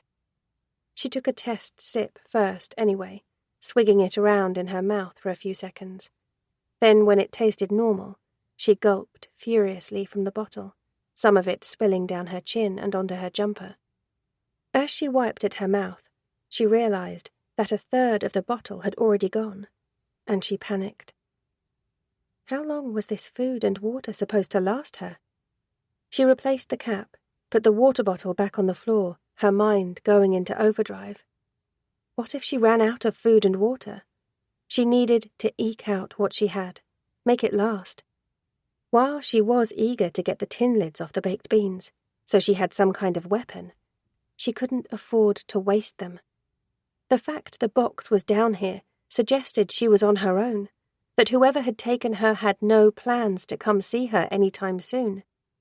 Were these meagre supplies supposed to last her for a week, or longer? Which, of course, raised the question of why she had been kidnapped. Why take her and lock her in a cell only to leave her there? She had assumed her attacker's motive was to hurt or kill her, but now it occurred to Ellie for the first time that perhaps this was financially driven. Although she wasn't rich by any means, she did have some savings, the sad result of losing both parents young. Was her captor looking for a ransom? It would certainly explain why she had been left down here with food rations. And that changed things. Virginia Thorne and John Tanner were unlikely to have a financial motivation. Neither would Benjamin, which suggested someone else was involved. Did Ash know she was missing? Had her abductor contacted him asking for money? He would be able to access her accounts, so he shouldn't have a problem getting whatever was needed. As she put the food items back in the box, placed it back on the floor, her mind wandered to the Tanner family and Naomi's disappearance. No one had ever learnt what had happened to her, and gossip would be rife when people found out that someone else had vanished from the house. It was almost too coincidental to not be connected, unless it had been intended to look that way. Ellie didn't like the doubt that was niggling in the back of her mind. Ash had sworn he hadn't known about the history of the house before they had moved in. He had been telling the truth, hadn't he? No, she trusted him implicitly, enough that he had access to all of her bank accounts. She loved him and he loved her. He would never do anything to hurt her. They had bought a house together, at some point would get married and probably have kids too. He was her forever, and she trusted him enough that she had set up a will before moving in with him. If anything happened to her, he got everything. But that had been her idea, not his. The life insurance policy had been his idea, though, and he had been the one to persuade Ellie that they should go for a higher amount. No, she was scared and confused. This situation she was in was making her irrational. Ash was the one person in this world she loved and trusted unconditionally. To even consider that he would betray her was ridiculous. Did he really go away with work, though? You couldn't get hold of him, remember? Stop it! She wouldn't believe he was involved. Unsettled and emotional by her train of thought, she laid back on the mattress, rolling onto her side. She pulled up the blanket so it was covering her, a literal safety blanket against whatever was outside the cell, and she tried to draw her knees up to her chest, needing the comfort of huddling into a ball. The chain crudely stopped her, reminding her just how helpless her situation was. Squeezing her eyes shut, trying to ignore the tears that were leaking from them, she prayed for sleep, prayed for an escape from this nightmare. Chapter 30. She doesn't know that I can see her, that I have been watching her from the shadows. I felt her fear when she first woke up, could hear the panic in her voice when she called out for help. She tried to figure out a way to escape, pulling at the cuff on her ankle. She won't break free, though, no matter how hard she tries. The others didn't, and neither will she. She thinks she is going to find a way out, but no one knows about this place. The others couldn't escape, and Ellie will be no different. It will probably take a few days to break her, for her to realize that no one is coming, and she is trapped. When she understands that, once her dignity has been stripped away, that is when she will become more obedient. But obedience is not the same as love or respect, and a cage cannot change someone like Ellie. She doesn't deserve this chance. The others didn't either. That is why I am watching her closely. I press the tip of my finger against the blade I am holding in my hand, feel it cut into my flesh, and release the sweet burst of pain. Ellie never should have come here. She got in the way, and I will have to take care of her. She is another one who isn't worthy, and when the time comes, I am going to make her go away. Chapter 31. Don't fuck this up. Don't fuck this up. Those were the words running through Ashton Brady's head the first time he had laid eyes on Ellie Summers. He had paid an impromptu visit to his best friend, Pete, had already screwed up because Roxanne, Pete's she-devil of a wife, had greeted him with a mouthful of venom for daring to interrupt the precious dinner thing she had going on. Pete had managed to calm her down, inviting Ash to join them and taking him through to where the others were eating. That was when he had first seen Ellie. She was talking to a man sat opposite her, laughing politely at something he had said. Then she had turned her head at the sound of footsteps, and her eyes had locked with Ash's. Wide, glittering eyes and a warm smile that dimpled her cheeks, and it was like he had been sucker-punched in the gut. He had taken a seat beside her, needing to know who she was and to get to know her better, and luckily for him, the feeling appeared mutual. As they talked, Ellie's pretty laugh sending a delicious shiver through him, her intoxicating perfume jangling his senses, and her eyes. At first he had thought they were blue, but up close he could see they were a sea green, focused on him, only him. He knew he had walked off a cliff. He was a flirt, there was no denying that. He serial dated, never got serious, and had a terrible reputation with women. But that was because none of them had mattered. Until now. Ellie was different. Straight away, he knew that. His mum had told him it would happen like this, that one day the right person would waltz into his life and it would change everything. At the time, he had been amused by her words, certain no woman would ever have that effect over him. He was happy just jogging along doing his own thing. But turns out she was right, as meeting Ellie changed everything. Of course, there was the whole problem to get past of her being Roxanne's friend, as it was a given that Roxanne would do everything she could to warn Ellie off. And she didn't waste any time trying either, pulling Ellie to one side before she left for a private. Thanks for staying with us. Before we continue, take a minute to enjoy some peaceful music. This audiobook is our gift to you. No cost, no ads. Let's keep the good vibes going.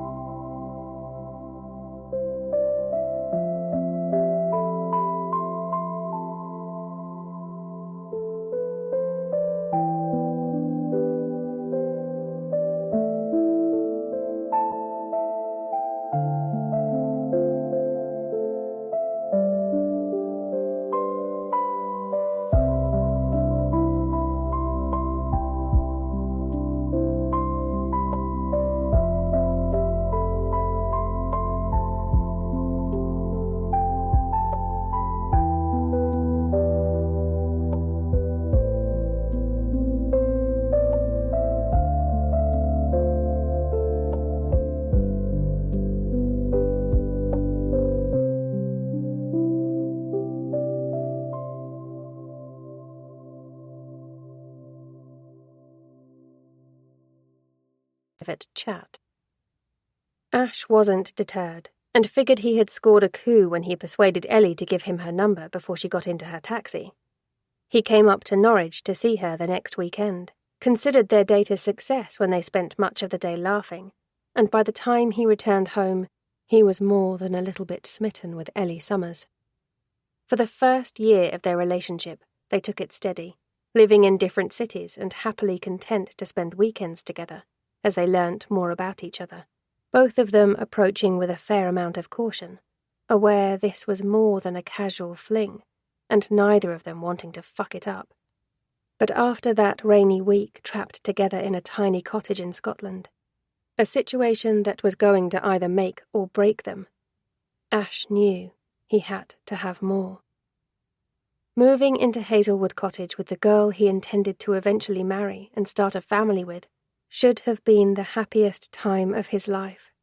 But just a few short weeks after they had exchanged contracts, Ellie had vanished.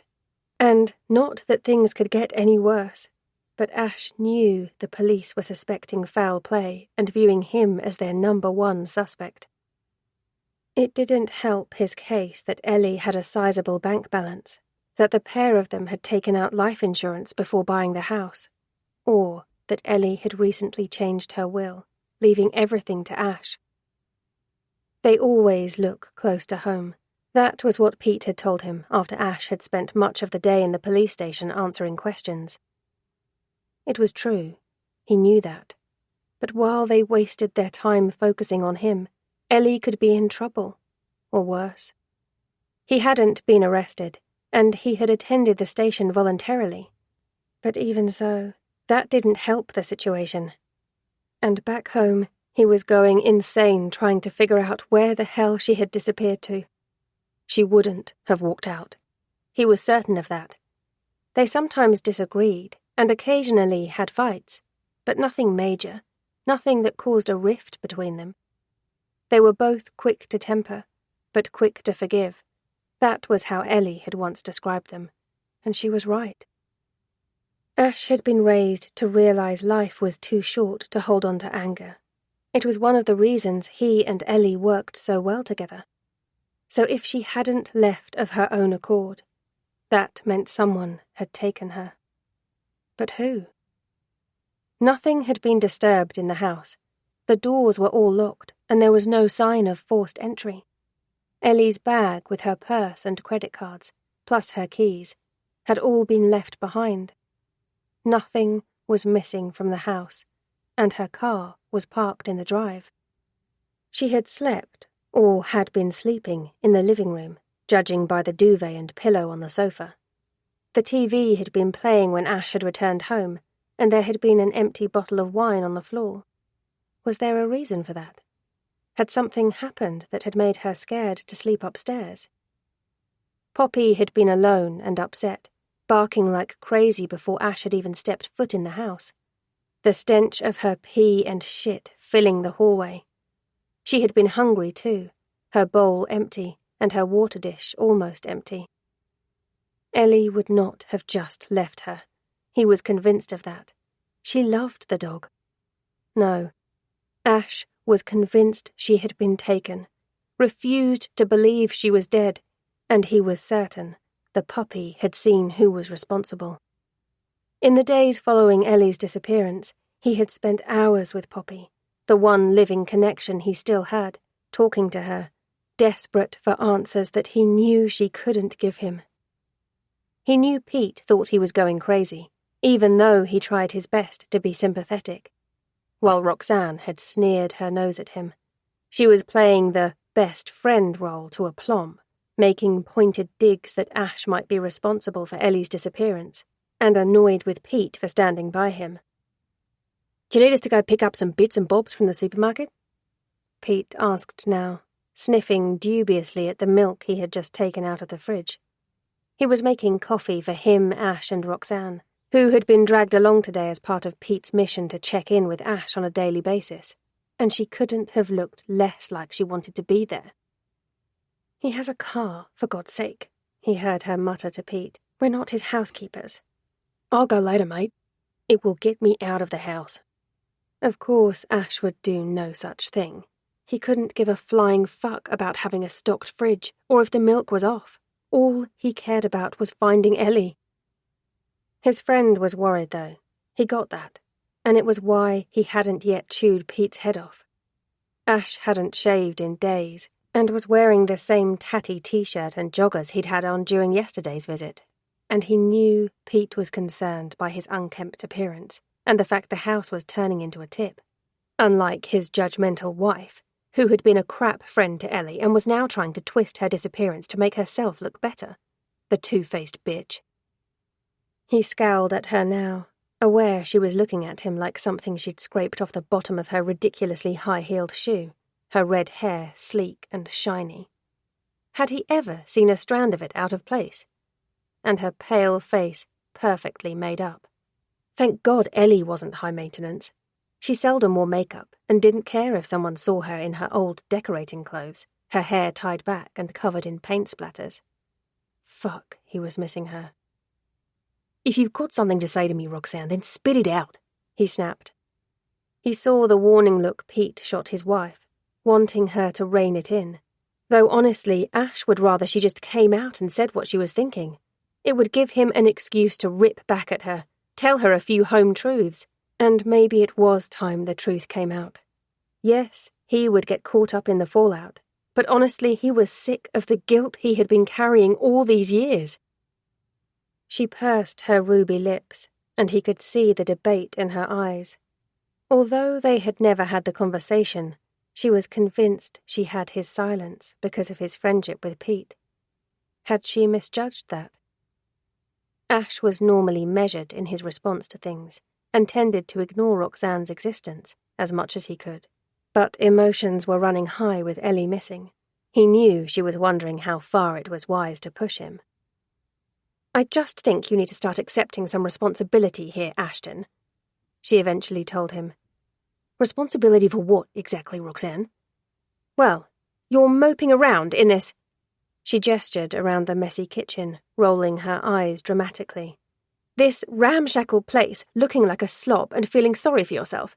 You're the one who dragged Ellie out here, convincing her it was a good idea to move to the back arse of nowhere." "I didn't drag her anywhere. You know full well that she wanted to move here as much as I did." "She didn't know about the house, though, did she?" "Roxy," Pete warned. Roxanne shot her husband a look before turning her glare back on Ash. "She would have had a different view if you had been up front with her and told her what had happened here. Do you know how hard it's been keeping your secret from my best friend? Having to lie to her and pretend I didn't know?" "Your best friend?" Ash gave a bitter laugh. "I like how you've upgraded yourself. You've hardly been a good friend to her. Ellie's been getting sick to death of your negativity and lack of support." "No, she hasn't." "Yes, she bloody has. And you know damn well why I didn't tell her about the house. We had already exchanged when I found out. You really think I would have moved her here without telling her I had known sooner?" He thought back to the day he had learnt about the Tanner family and the history of the property. Couldn't help thinking at the time that it had been too good to be true, getting the house for the price they had, and kicking himself for not investigating further before they had put in an offer. Though seriously, who the hell thought to ask if any murders had ever happened in the place you were buying? Pete had been with him at the time. They had headed over to take some measurements ahead of moving in, the contracts already exchanged. It was purely by chance that they had run into a nosy local, Nigel, Ash recalled his name was, who was eager to tell them all about John Tanner and his unfortunate family. Ash had cursed on the drive back to Pete's, knowing that Ellie was going to freak out. It didn't bother him living in a place with a violent past, but Ellie was different, and this was going to upset her. He had spoken with their solicitor, tried to find out what their options were, learning that it was going to cost them more than they could afford if they pulled out at this stage, and that had left him with an awful dilemma. Did he tell Ellie the truth and move her into the house when he knew she was going to hate living there? Or did he lie to her? Well, technically it wasn't a lie. He just wouldn't be telling her what had happened. But damn it, he really, didn't want to start keeping secrets from her. She was so excited about the house, though, and the idea of ruining that for her. Well, he really didn't want to do that either. He had been talking it over with Pete, trying to figure out what to do, and neither of them had heard Roxanne come in. By the time they realized, it was too late, and she had heard everything. Pete had made her promise that she wouldn't say anything to Ellie, having decided with Ash it was best to keep her in the dark, and she had agreed. How typical of Roxanne then to now throw it back in his face. Of course, he had ended up lying to Ellie. When she had found out about the Tanners and confronted him, he hadn't owned up to knowing. But the lie had gone too far by then, and emotions were running high. It was going to achieve nothing, her finding out he had known. Still, that lie ate him up now. It didn't change anything about her disappearance, but he hated that he hadn't been truthful with her. The Tanner thing had bugged her, played on her mind, and Ellie had even become paranoid enough that she started believing she had seen John Tanner. Ash was pretty certain it was her mind playing tricks, that it was someone who looked similar, but he had mentioned it to the police anyway. To be honest, he was clutching at anything that might lead to Ellie's whereabouts at this point. She was worried about being here, Roxanne told him now. But you just left her all alone, swanning off to London. I was working. I have a fucking job to do, if you remember. If you hadn't left her, though, she wouldn't be missing, would she, Ash? Her vicious words and spiteful smile were the tipping point. He had managed to remain reasonably calm up until now. Get out. Excuse me? I said, get out. Ash spat the words at her, and her eyes widened, her expression shocked. You're not welcome here anymore. Ash, mate. Ash glanced at Pete, saw the dilemma on his best friend's face. This was his wife, but he also knew what she was like, and that she had really overstepped a line. Get her out of here, Pete. I know she's your wife, but if she doesn't get out of my house, I will throw her out myself. Come on, Roxy. Time to go. Roxanne's mouth flapped open and shut as she gawped at Pete. You're seriously going to let him talk to me like that? Ash took a step towards her, and realizing he was being serious, she pushed her chair back, getting up abruptly, shaking off Pete's hand when he tried to guide her towards the door. I was just speaking the truth, she snapped as a parting shot before storming out into the hallway. I'm sorry, man, Pete offered him with a shrug of his shoulders. You know how she is. It was an excuse he used all too often for Roxanne, and it was getting tired. Just go, okay? I'll check in with you later, see if there's any news. Ash remained silent at that. Ellie had been missing for almost 4 days now, and there were no clues to her whereabouts. He didn't see how the situation was going to change later today. After he had heard the car leave, he went back in the kitchen, Poppy hot on his heels, took a couple of sips of the coffee Pete had made, then dumped all 3 mugs in the sink. Poppy had settled herself against the cellar door, her favourite spot, and was watching him the whole time through big brown eyes, as though fearful he might disappear too if she let him out of her sight. Feeling bad for the dog, Ash took her into the garden and threw the ball for her, watched her hopping around after it. She was recovering from the accident much faster than expected, and Trevor had been pleased with her progress during their last checkup. Knowing there was another appointment coming up in a week was a bitter reminder that Ellie probably wouldn't be there, and the well of emotion hit him fast. Leaving Poppy to play, he went back inside, needing a moment. Where the fuck are you, Ellie? She wouldn't just leave. Ash knew the police believed she was dead. Whether it was through foul play or by her own hand, they were still uncertain. They hadn't actually come out and said it, but he knew what they were thinking, just as he knew he was top of their suspect list. Of course, he was innocent, just as he was certain Ellie wouldn't take her own life. No, there had to be another explanation for her disappearance, and he knew in his gut that she was still alive. He just had to figure out where the hell she was. Chapter 32. Ellie glanced at the food box, her belly rumbling, and wondered if she dared eat anything. She really had no idea how long she had been down here now, but guessed it was at least a day, maybe longer.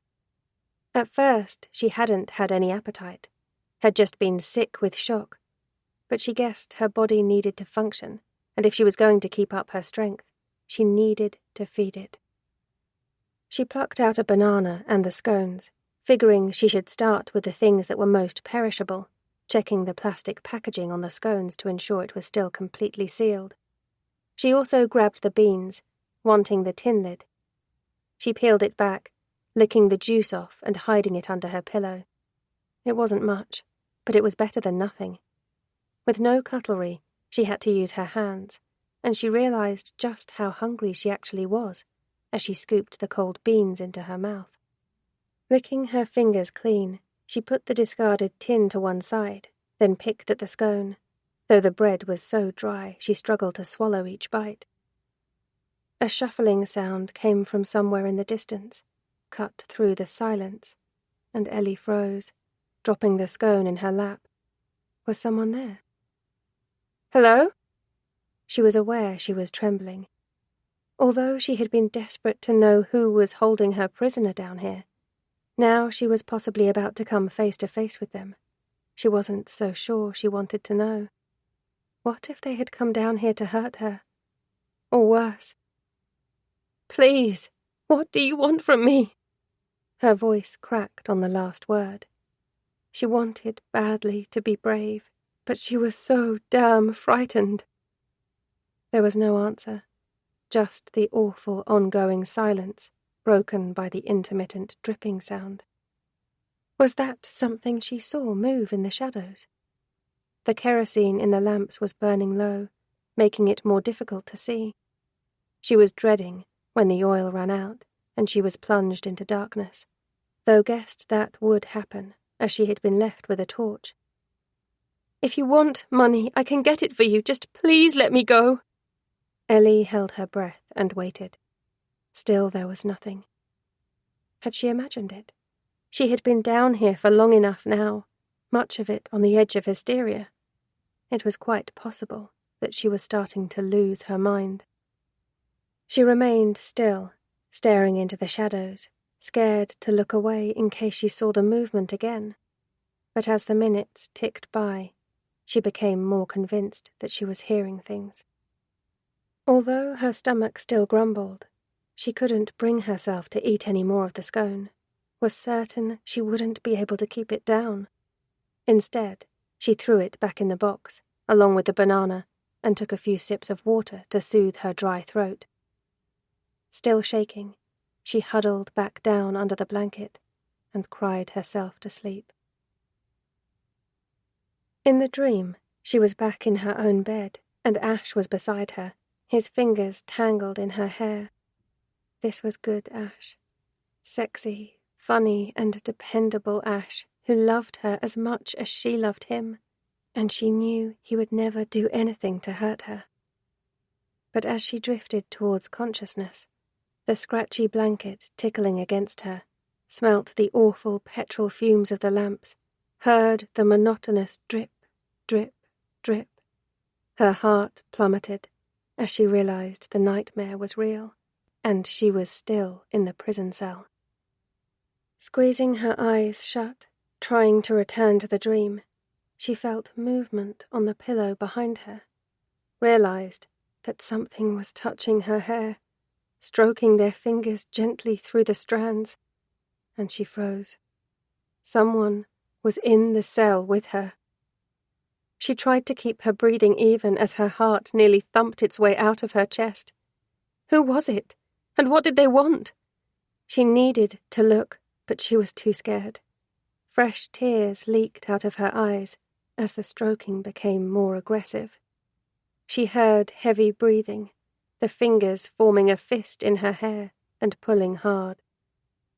Ellie screamed, tried to pull away, but then the fingers were gone, and she was rolling over, could see the figure scurrying to the open door of the cell. Virginia. "Wait, please!"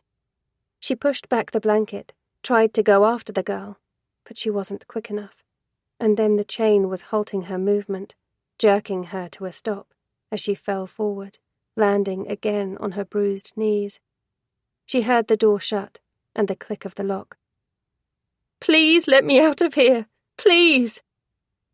Virginia stared at her through the bars, her head dipped and her hair falling so far forward it almost covered her thick glasses. "Please! Why are you doing this to me?" There was no answer, but Ellie swore she saw her lips curve into a smile. Then Virginia was stepping away, heading back to the tunnel, and Ellie was screaming after her to come back, knowing that she wouldn't. The girl paused before stepping into the tunnel, raising her hand and giving Ellie a childlike wave. And then she was gone. Chapter 33. Ash had been checking Ellie's social media and email accounts frequently since she had disappeared. At first, he had been riddled with guilt, snooping through her private things. But as his concern for her grew, he knew he had to do it, and that he wouldn't forgive himself if he missed anything. Luckily, it was easy for him to check. Ellie was not one for secrets, didn't even have a lock on her phone, often asking Ash to read her texts to her, if was preoccupied, and all of her accounts were logged in on her MacBook. With her phone missing, the MacBook became his lifeline, and he had spent hours scouring everything, trying to find clues to her disappearance. Ellie had Facebook, Instagram, and Twitter, though didn't post much on any of the platforms, other than to her business pages. She kept in touch with a handful of people on Messenger, and Ash had contacted everyone she had been in contact with over the last couple of months. No one had heard from her, and they all seemed shocked that she had abruptly vanished. Her email account didn't throw up any clues either. He had been hesitant about contacting her clients, not wanting to jeopardize any work she had lined up in case she did suddenly reappear. But as the weekend rolled into Monday, each day making that possibility seem less likely, he went through the motions. He could see she had been speaking with a couple of clients via email a few days before her disappearance, and that was where he started, wondering if the proof she had been at her desk working after Ash had left for his work trips would be enough to convince the police he wasn't responsible. Of course, they would probably say he could have sent the emails, pretending to be her. No, he needed something more concrete to prove his innocence. He got hold of one client easily, though it led nowhere. The other he left a message for to call back. After taking a break to make coffee and put in a quick call to his boss, telling him he was taking the rest of the week off, he went back upstairs to Ellie's office and spent an hour rooting through all of her paperwork, looking for any kind of clue. It was a thankless task, though, and frustrated, he logged back into her Facebook account, clicking onto her profile photo.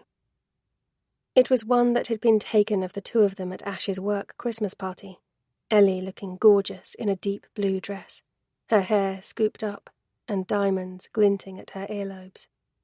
He had his arm around her, and she was leaning into him, and they were both smiling at the camera, happy, carefree, with the future ahead of them.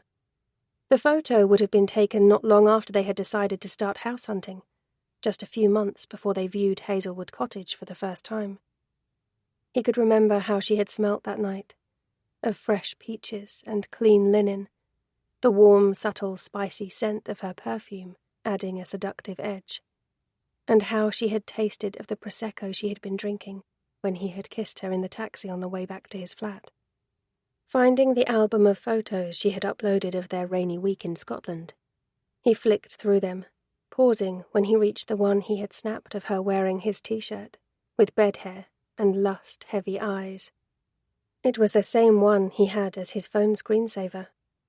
No one looking at the photo would know it, but it had been taken after they had enjoyed a lazy and indulgent afternoon in bed. Ellie had the munchies, and he had fixed mugs of tea and a huge plate of buttered toast for them to snack on. Clicking on the like on the photo, he recognized the name. Benjamin Thorne. He hadn't even realized Ellie was friends with their neighbor on Facebook, and it irritated him a little that the man was looking in on such a personal memory. Of course, it was Ellie who had put the picture up, though, for everyone to see, he reminded himself.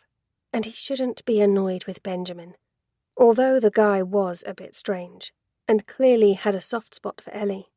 He had been nothing but good to Ash over the last few days, seeming upset by her disappearance, and checking in on him a couple of times to see if there was any news, or if there was anything he could do. Ash had wrongly judged him, and he felt bad about that. He recalled the first time he had met Benjamin, when he had been good enough to return Ellie's phone. He had answered the door to him in a foul mood, having just got off a call with one of his junior colleagues, whose head he had bitten off for losing a huge contract.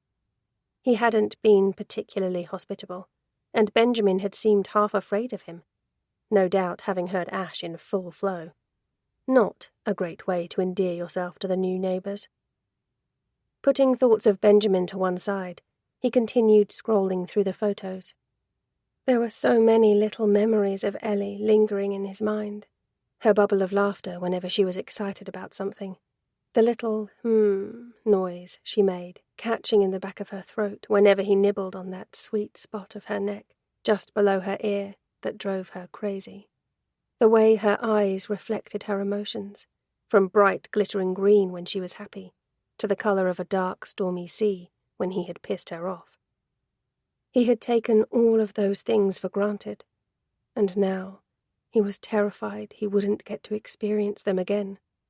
And these memories of her, would they fade with time? The idea of one day not being able to recall her scent, or her taste, or the way she sounded, it was enough to drive him insane. He couldn't lose that. His phone rang, snapping him out of his thoughts, and he took a moment, scrubbing his hands over his face and gathering himself, before answering, not recognizing the number, and hoping for a brief second it was going to be Ellie. Of course, it wasn't. Deep down, he knew it wouldn't be, but still, disappointment coursed through him at the sound of the unfamiliar male voice. At first, he assumed it was the police, and his tone was a little abrupt. But then he realized it was the other client Ellie had dealt with last week. The man didn't offer much in the way of sympathy over Ellie's disappearance, if anything, seeming a little put out that she wasn't there. "She agreed to a Zoom meeting when we spoke on the phone," he grumbled. "It's supposed to be in the morning." Ash was about to reply with a sarcastic comment, his temper bubbling over at the client's lack of understanding, when the relevance of his words hit him. "You talked to her on the phone?" "Yes, last week. This is rather inconvenient. I'm going to have to reschedule everything." As the man rambled, Ash blocked him out. If he had spoken to Ellie last week, it would have been after he had left for London. As much of an arsehole he might be, this guy was proof that Ellie had been alive and well when Ash left to go to London. After ending the call, he got in contact with the police. This new information didn't help him find Ellie, but it was a relief to at least have an alibi. Ash wasn't foolish enough to believe he was completely off the radar, but at least it should push him down their suspect list, and perhaps make them start exploring other avenues more closely. He WhatsApped Pete and told him the news, wishing he could see Roxanne's face when she found out. No, scrub that. He didn't want to see her irritating face, period. Feeling fractionally lighter gave him a much-needed kick up the backside. Speaking with the client and knowing that Ellie had been actively seeking work reaffirmed his belief that she wouldn't have taken her own life. That meant either some fucker had taken her unwillingly, or something had happened to make her leave home without any of her things.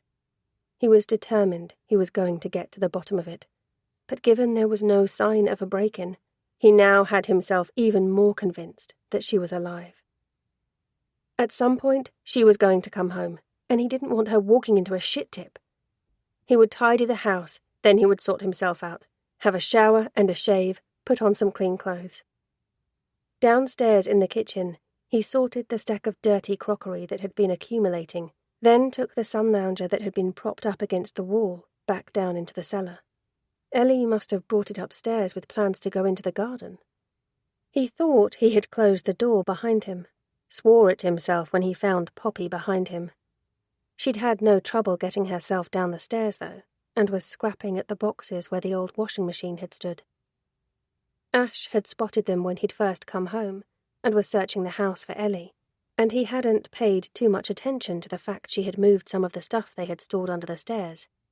Now, though, especially with Poppy so fascinated as she sniffed and whined, he took a closer look.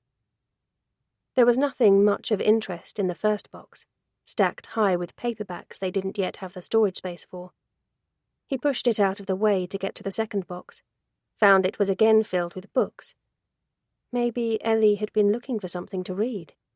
He closed the box, started to push it back towards the wall, heard a clatter as it hit something, the small object shooting across the floor. As Ash stared, Poppy started barking, her tail wagging madly. It was Ellie's phone. Heartbeat quickening, he snatched it up. Yes, definitely Ellie's. The screen cracked, though, and there was no power when he tried to switch it on. What the hell was it doing down here behind the boxes?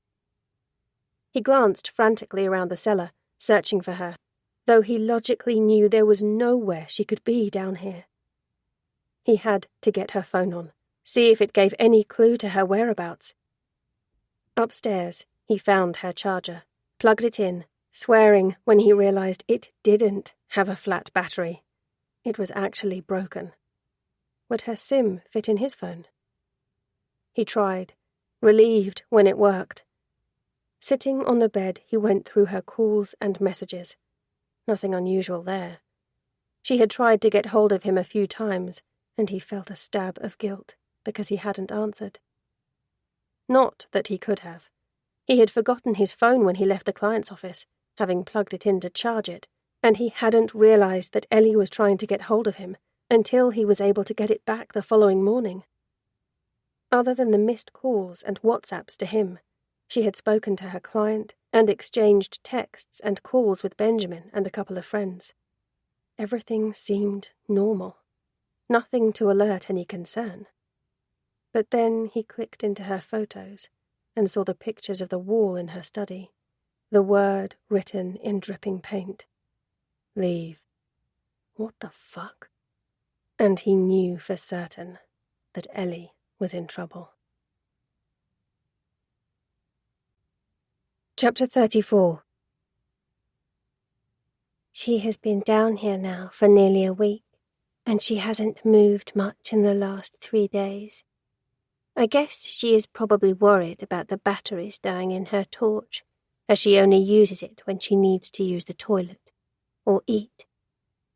The lamps went out a while ago, and she has been in the darkness, the smell of kerosene replaced with the stench of her bucket.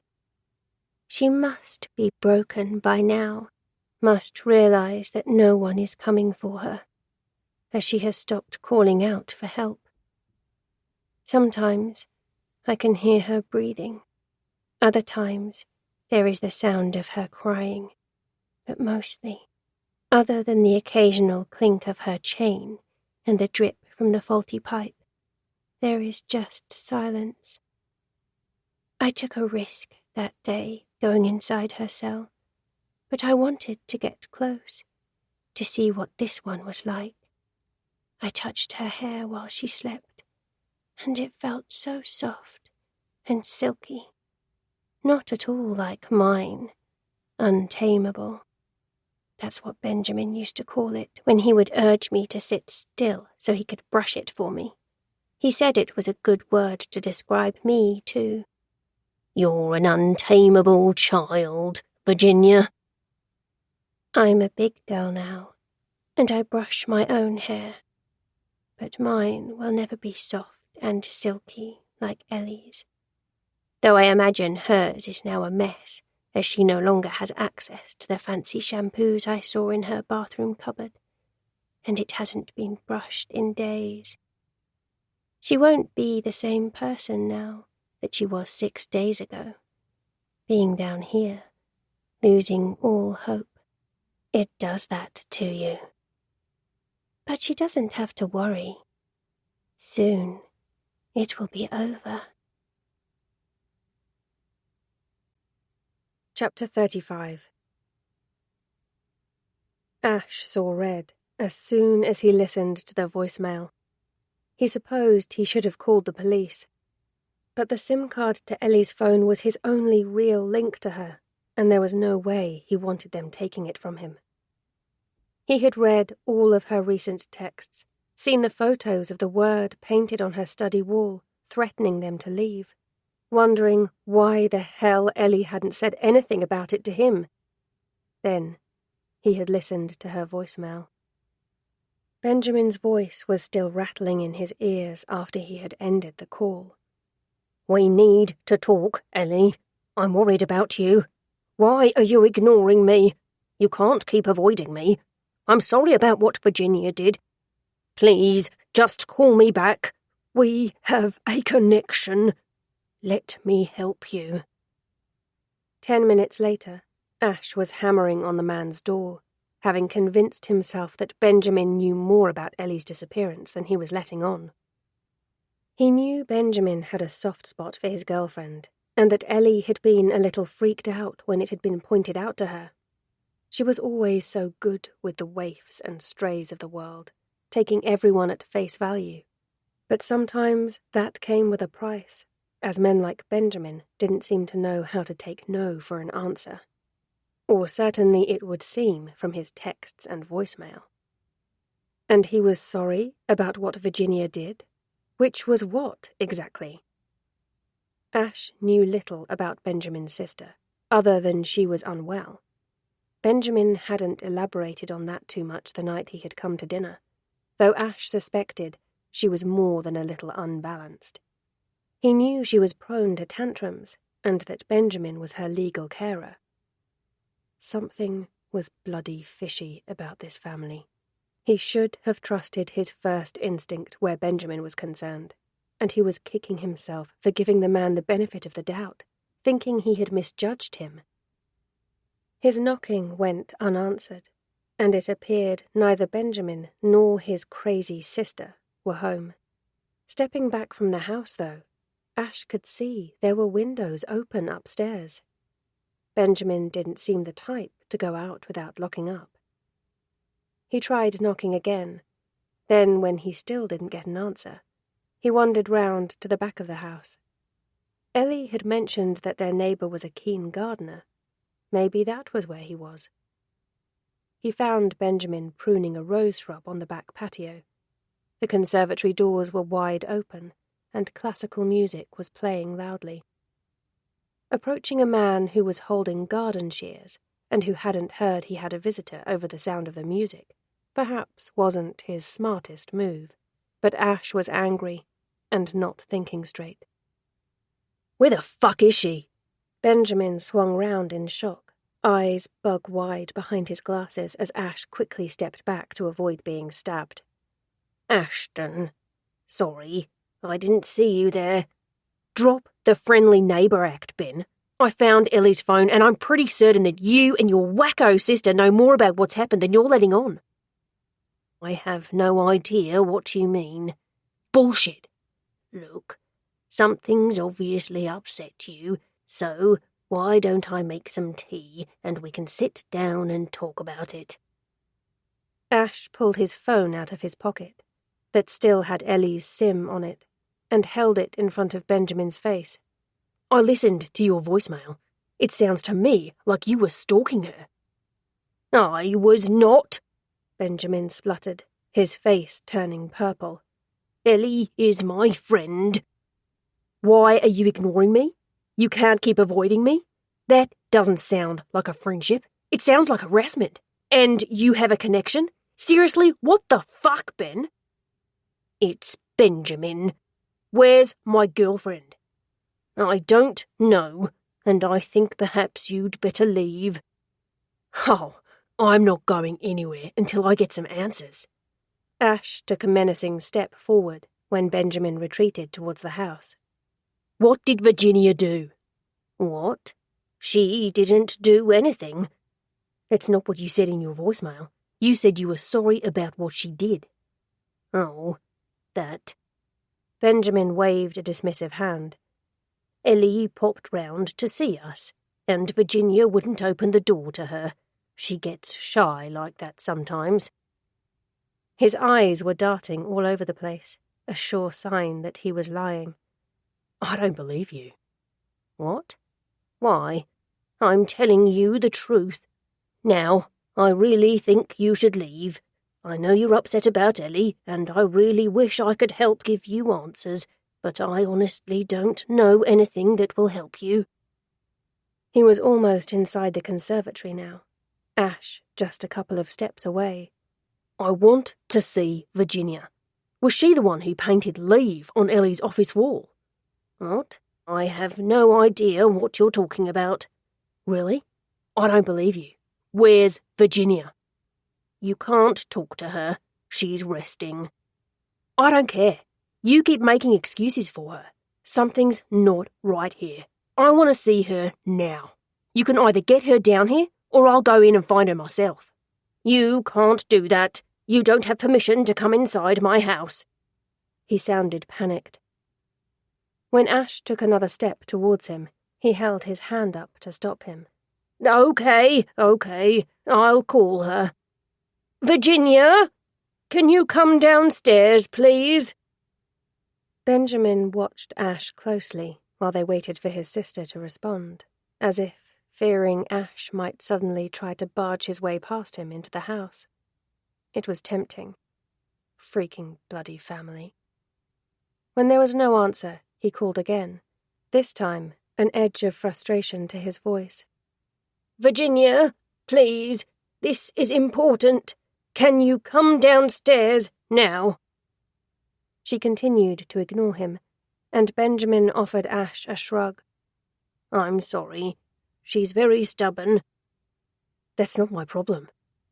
Benjamin heaved out a frustrated sigh. Look, wait here. I'll go and get her. If she's being like this, she's going to be in a bad mood, though, so don't say I haven't warned you. Shaking his head, he stepped inside the conservatory. Ash rolled his eyes. I honestly don't care. Just go get her. He scrubbed his palm over his unshaven jaw, turned on his heel to pace the patio while he waited, and let out an irritated sigh. The click of a latch had his head snapping back. Benjamin peered through the glass of the closed door, a smug look on his face, though his expression turned to one of alarm when Ash flew at the door trying to get in. The fucker had locked them, though it didn't stop him rattling them, getting a glimmer of satisfaction when Benjamin took a couple of worried steps back. Unlock this fucking door now! Benjamin was ignoring him. He had his phone out of his pocket. I'm calling the police. I suggest you get off my property, Mr. Brady, before they get here. Ash was too wound up to take any notice of the threat, rattling the French doors again, before circling the house, trying to find another way in, which is how he found himself sitting in the back of a police car later on that afternoon. Mr. Thorne has decided not to take this any further. The police constable who was driving him the short distance back to Hazelwood Cottage told him, his tone suggesting that Ash should be grateful. He wasn't. Instead of warning me, you should be back there finding out what the hell he's done to Ellie. We have no proof that he's done anything to Miss Summers. You don't think that voicemail he left here is suspicious? Mr. Thorne is as distraught about her disappearance as you are, PC Saunders told him, avoiding the question. Of course he is. Ash muttered as much to himself. He was annoyed that he had lost his temper, pissed off that the constables had taken Ellie's SIM card, and frustrated that the smug bastard living next door seemed to continually come up smelling of roses. I need you to stay away from the Thorne residence. Leave us to do our job. Next time you might not be so lucky, and Mr. Thorne will want to take things further. Are you going to speak with his sister? Ash asked, ignoring him. My colleague is talking with Mr. Thorne right now. I'm sure he will speak with Miss Thorne before he leaves. You saw the photos Ellie took. You need to ask Virginia Thorne about them. You have no proof she is responsible, and Miss Summers never reported anything about a break-in. Well, the word didn't write itself, and Virginia's the batshit crazy one in the house. Though, to be honest, I'm starting to think Ben's not all the ticket. Mr. Brady, I would suggest you don't make baseless accusations. They are our only neighbours, and they're bloody strange. I hardly think they're baseless. Don't you think it's a little odd that Naomi Tanner vanished while living next door to Benjamin Thorne, and now so has Ellie? It's a little coincidental, don't you think? Naomi Tanner disappeared 5 years ago. I very much doubt your girlfriend's disappearance is in any way related. There was no point in arguing. The copper wasn't listening to him, and Ash was just getting himself more worked up. Benjamin Thorne knew what had happened to Ellie. He was certain of it. And somehow, he was going to prove it. Chapter 36. I really am sorry to drag you out here over this. Benjamin apologised for the third time as he cleared away the teacups. I know you must be very busy and don't really have time for neighbour disputes. It's no bother, Mr. Thorne. Just doing our job. I've never seen Mr. Brady like that. I guess the worry about Ellie must be taking its toll. He has quite a temper on him when he gets angry. It was rather frightening. You were right to call us. PC Saunders has taken him home and will make sure he cools off. Benjamin hesitated, wondering how much more he should say. I mentioned to your colleagues, after Ellie first disappeared, that I was a little worried about her. She had bruises on her, and I was concerned that Mr. Brady was responsible. PC Wilton nodded, jotting in his notepad, though didn't comment on it. You said you were close with Miss Summers? We are friends. I'm not sure that her boyfriend approves, though. But you had fallen out? When Benjamin hesitated, needing a moment to gather his thoughts, the PC pushed. Your voicemail asked her to stop avoiding you. Although he wanted to deny it, didn't want to admit to the hiccup in his friendship with Ellie. Honesty was probably the way forward at this point. A couple of days before she vanished, I confronted Ellie about her relationship with Ashton. I was concerned about her. Unfortunately, she didn't react well. PC Wilton seemed to consider that, making a few further notes. Have you ever seen him behave violently towards her? No, but I could tell she was worried. I picked up on things. Can you elaborate?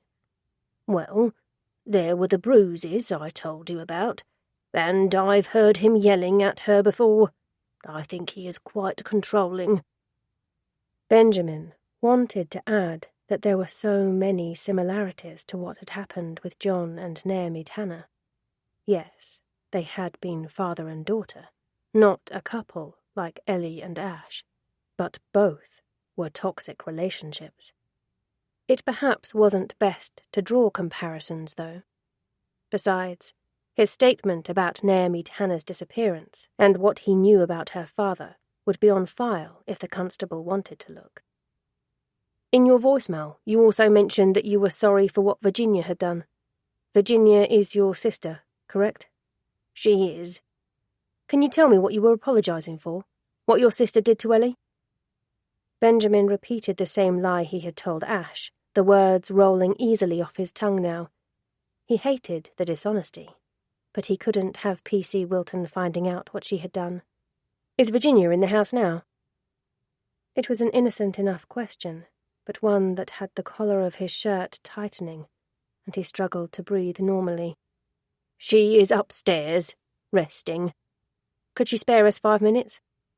My sister isn't well, P.C. Wilton. I'd rather she wasn't disturbed. The constable seemed to consider that, then smiled. Well, perhaps we could nip upstairs then. I just have a couple of questions for her. The ticking of the clock on the mantel was a little too loud, a flustered heat creeping into Benjamin's cheeks. I'd really rather... It will just take a second. Wilton asked questions so affably, as if it was no big deal, and Benjamin wondered if he would feel the same way once he knew the truth. Of course, he agreed stiffly. If you want to follow me. This wasn't good. He knew Virginia was in one of her moods because he had come downstairs this morning to find the box of cornflakes tipped over the kitchen floor, lying in a puddle of milk, much to the delight of Miss Moneypenny. She was angry with him, and Benjamin suspected he knew why. He could risk her revealing this side of herself to P.C. Wilton. Do you live around these parts?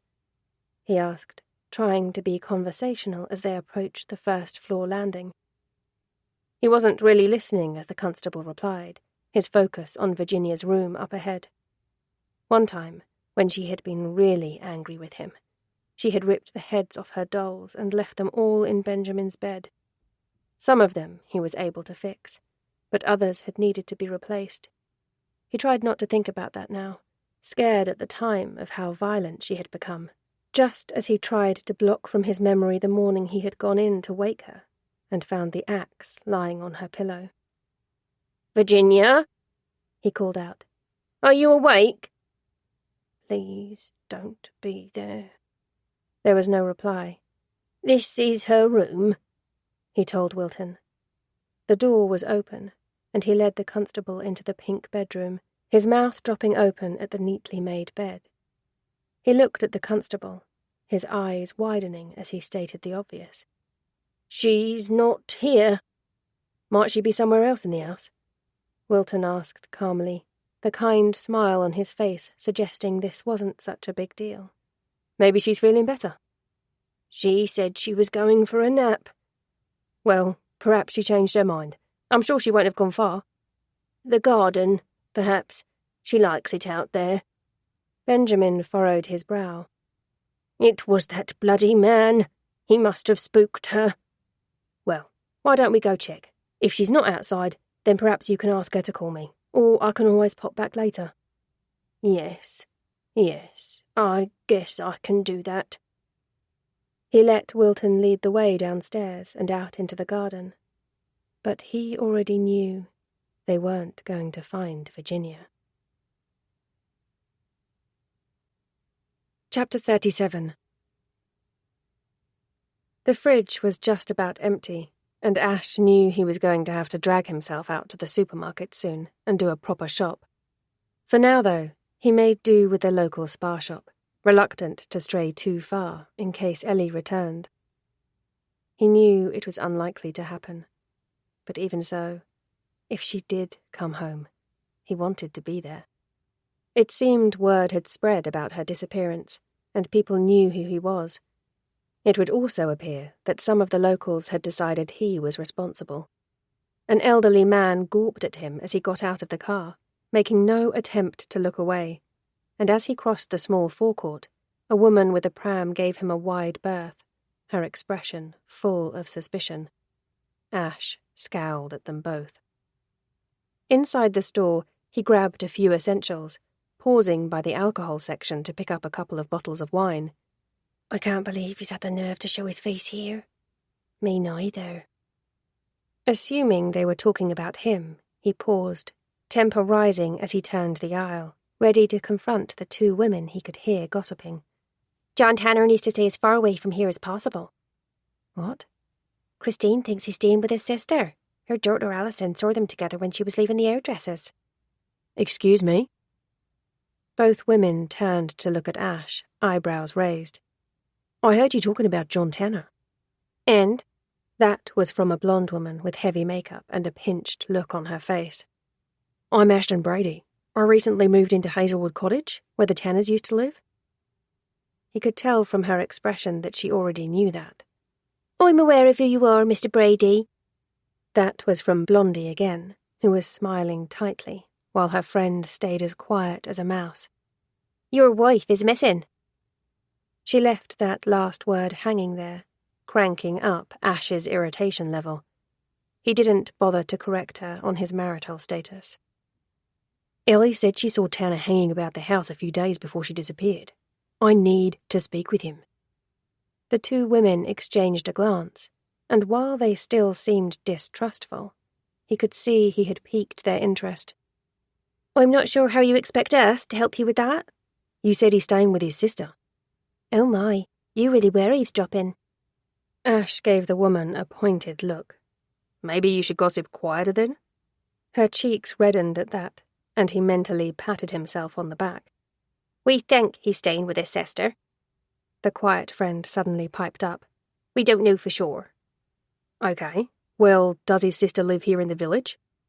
No, she's in Elsham. Any chance you have her address? Despite wanting to meddle in everyone's business, both women claimed they didn't. Ash suspected they were lying, but didn't push it, knowing that if he was in their position, he would be reluctant to give it out as well. They didn't know him, and clearly believed he might be responsible for Ellie's disappearance. He did persuade them to give him the sister's name, though, and back home a quick Google search told him that Juliet Oxborough ran a dog-walking business. He found her contact number on her Facebook page, called under false pretenses, claiming to need her services, then bundled Poppy in the car to go meet with her. Juliet opened the door, delighted when she saw the three-legged puppy, but her demeanour quickly changed when she realised Ash's true intentions for being there.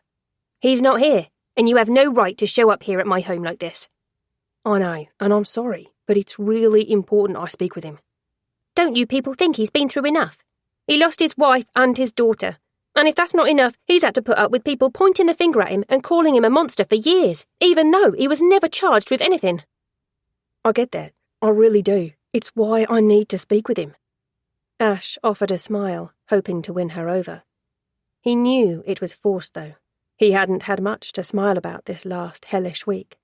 I live at Hazelwood Cottage, and Ellie, my girlfriend, has vanished, just like Naomi did. So yes, I get a little of what he's gone through. I'm beside myself with worry about her. I can't sleep, can't think of anything else but finding her. I'm desperate here. Please. Juliet's arms remained folded, and her lips pulled into a scowl, but her eyes softened slightly. How do you think John is possibly going to help you? What happened to Naomi was 5 years ago. She saw him, you know. Ellie saw your brother at the house. I didn't believe her at the time. Juliet's expression tightened. I told him to stay away. Well, he didn't, and it freaked her out. There were a few things freaking her out, though, not just your brother. Someone broke into the house, though no sign of forced entry, and nothing was taken. They let this one out, though. Ash stroked Poppy's head. We found her running about loose. Then there was the graffiti. Someone wrote the word leave on the wall. Look, I'm truly sorry about your girlfriend and about the things that have been happening to you, but this has nothing to do with John or my niece. It's a coincidence. Is it, though? What do you mean? How well did John know the neighbours when he lived there? Benjamin Thorne. Juliet had paled slightly. What about him? I don't trust him, and I don't like the way he was around Ellie. In what way? It was obvious he had a bit of a crush on her. They started off as friends, but she tried to call things. He wasn't taking the hint. Juliet hesitated, seemed to size Ash up, deciding how much she could trust him. Eventually, she held open the door. I think you'd better come inside. She had been lying about John not being there, and leaving Ash and Poppy to wait in the living room, she went upstairs to talk to him. Ash glanced around the room while he waited, studying the titles on the bookshelves and the photos on the mantel. The room had a homely, lived-in feel, and his gut instinct told him that Juliet Oxborough was genuine. As he chose a seat on a sofa filled with scatter cushions, all in different shades of blue, settled Poppy on his lap stroking her soft ears when she whined a little, the new environment with all of its doggy smells making her curious and wanting to explore. He wondered about John Tanner. He had scared Ellie, and at the time Ash hadn't even believed her. He was kicking himself for that. Was Tanner really the ogre she had believed him to be, though? The locals had cast him in the role of the villain, but no charges had ever been brought. Had he murdered his wife and been responsible for the disappearance of his daughter? Or had he been innocent of the accusations made against him? It was easier for Ash to sympathize with the man now he had been through a similar experience. But equally, why had Tanner been at the house? And just a week before Ellie had disappeared. While he wanted to give the man the benefit of the doubt, the timing in itself was suspicious. Hearing the creak of footsteps on the stairs, Ash stood up, eyes on the door when Juliet walked through the door, followed by a haggard-looking man with grey, closed-cropped hair and haunted, dark eyes. He was a couple of inches taller than Ash's 6'1" height, bulkier too, looking a little too big for the room. "This is Ashton Brady," Juliet introduced, before excusing herself, leaving the two men alone. Tanner eyed Ash up warily. "I'm sorry to hear about your girlfriend, but I'm not sure how I can help you." "Please, just hear me out, okay?" Tanner nodded, taking a seat in the armchair opposite the sofa, gesturing for Ash to sit down again too, listening as Ash went over everything, from the break-in to their neighbours, his expression growing more intense. "Why were you at the house? Ellie saw you." Tanner chewed the inside of his cheek, an anxious habit Ash was learning he had, before fixing him with sad brown eyes. "Last week was Louise's birthday. I always come and stay with Juliet. Lou's ashes are nearby.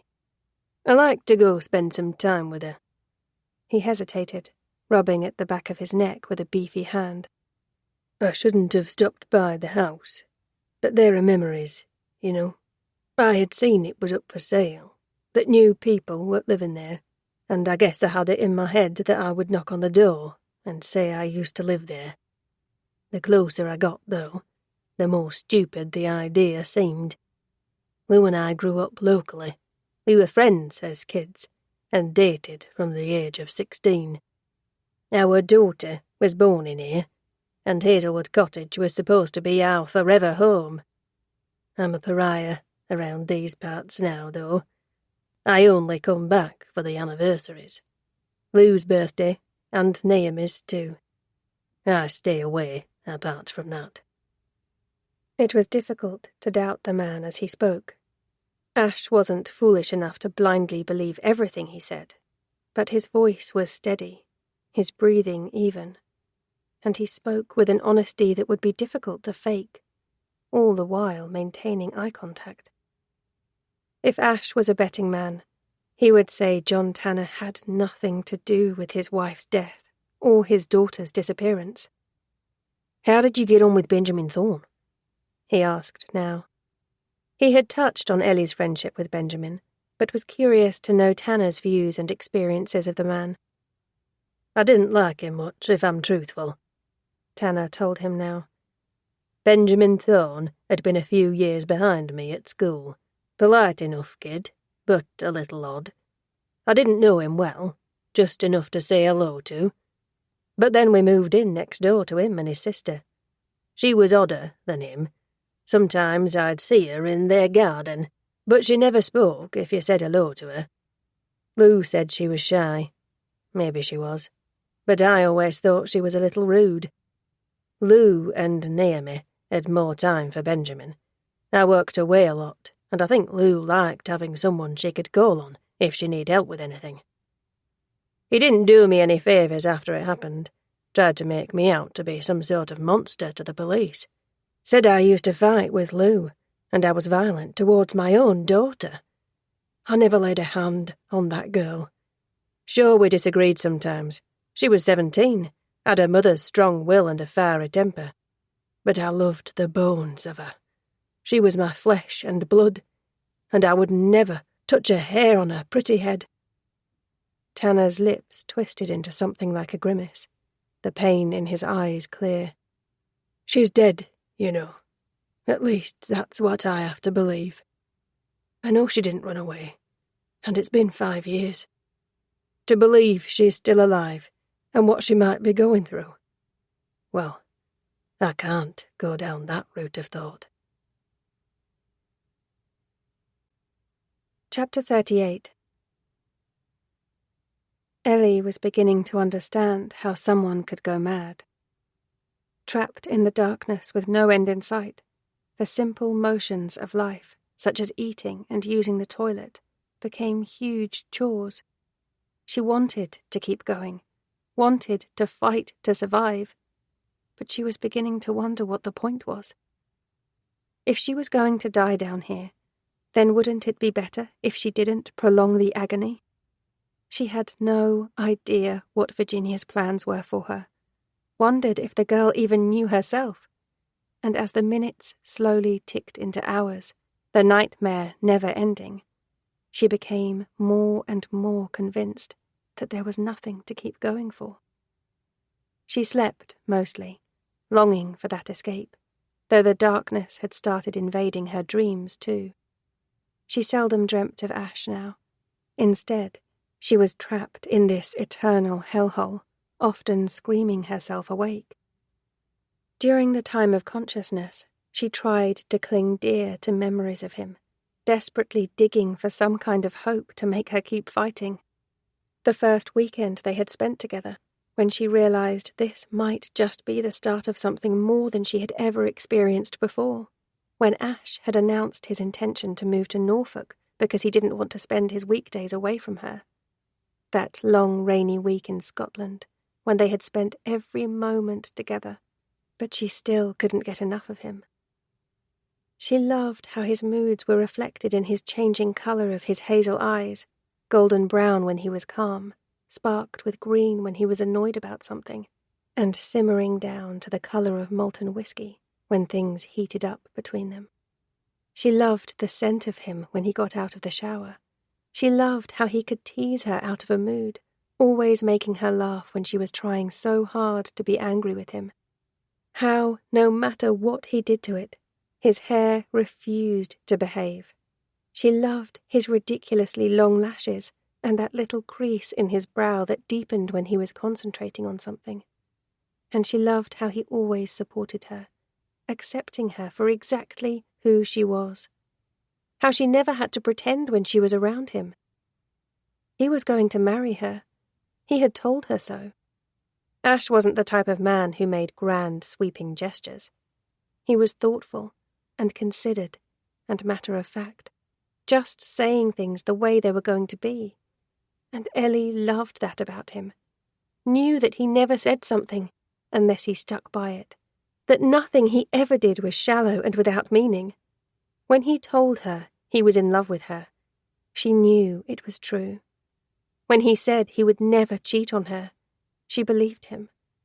And when he announced one night when they were curled up on the sofa together that he was going to marry her, that he intended to spend the rest of his life trying to make her happy, it came from the heart. Knowing that she might never see him again, that she might never get the chance to tell him how important he was to her, was ripping her heart apart. She wanted to scream at Virginia, shake her, and make her understand. But the girl never came close to the cell again.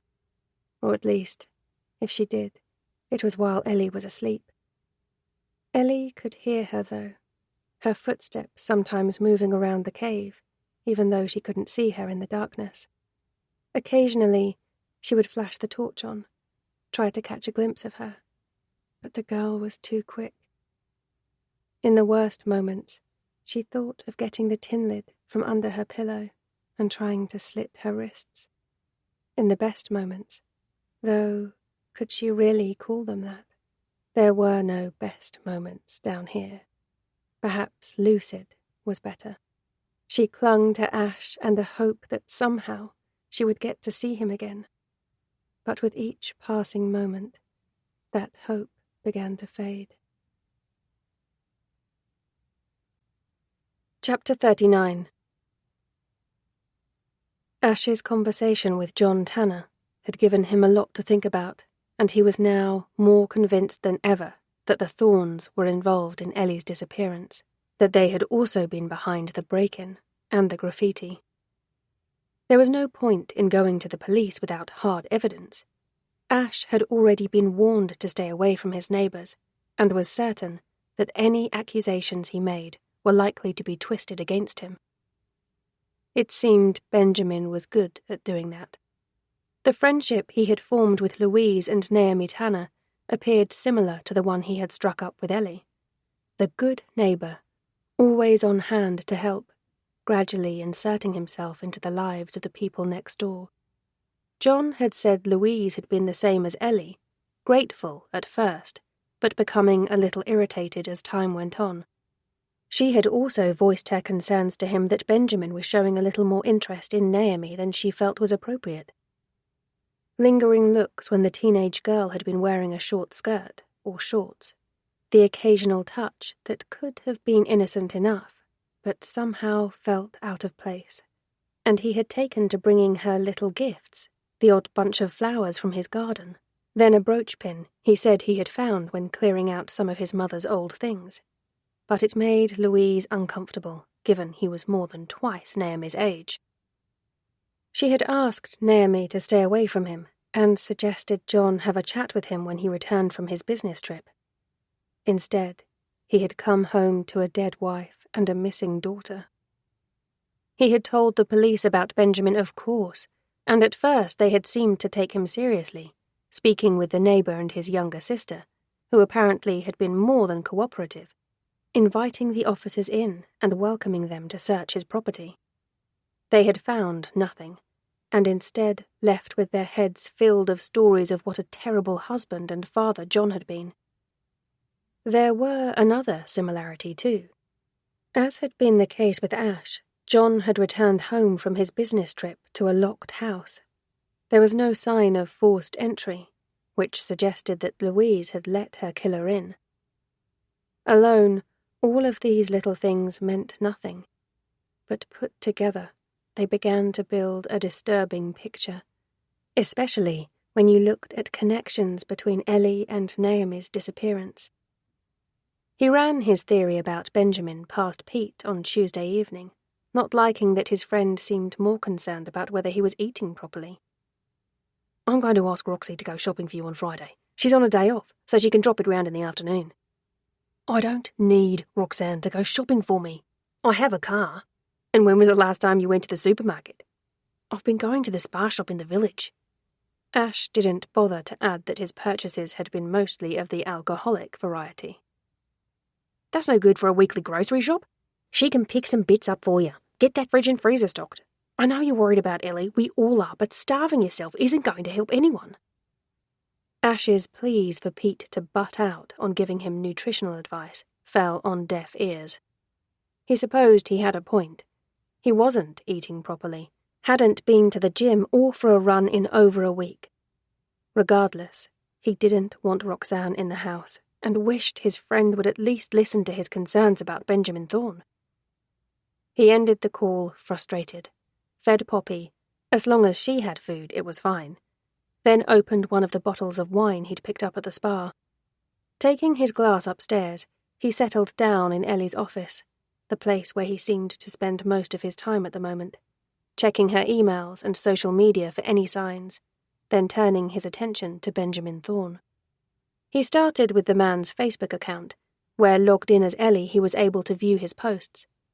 It didn't take him long to go through everything on Benjamin's profile, and immediately he noticed a pattern. He had posted a handful of times in the period between Ellie and Ash moving into Hazelwood House and Ellie's disappearance.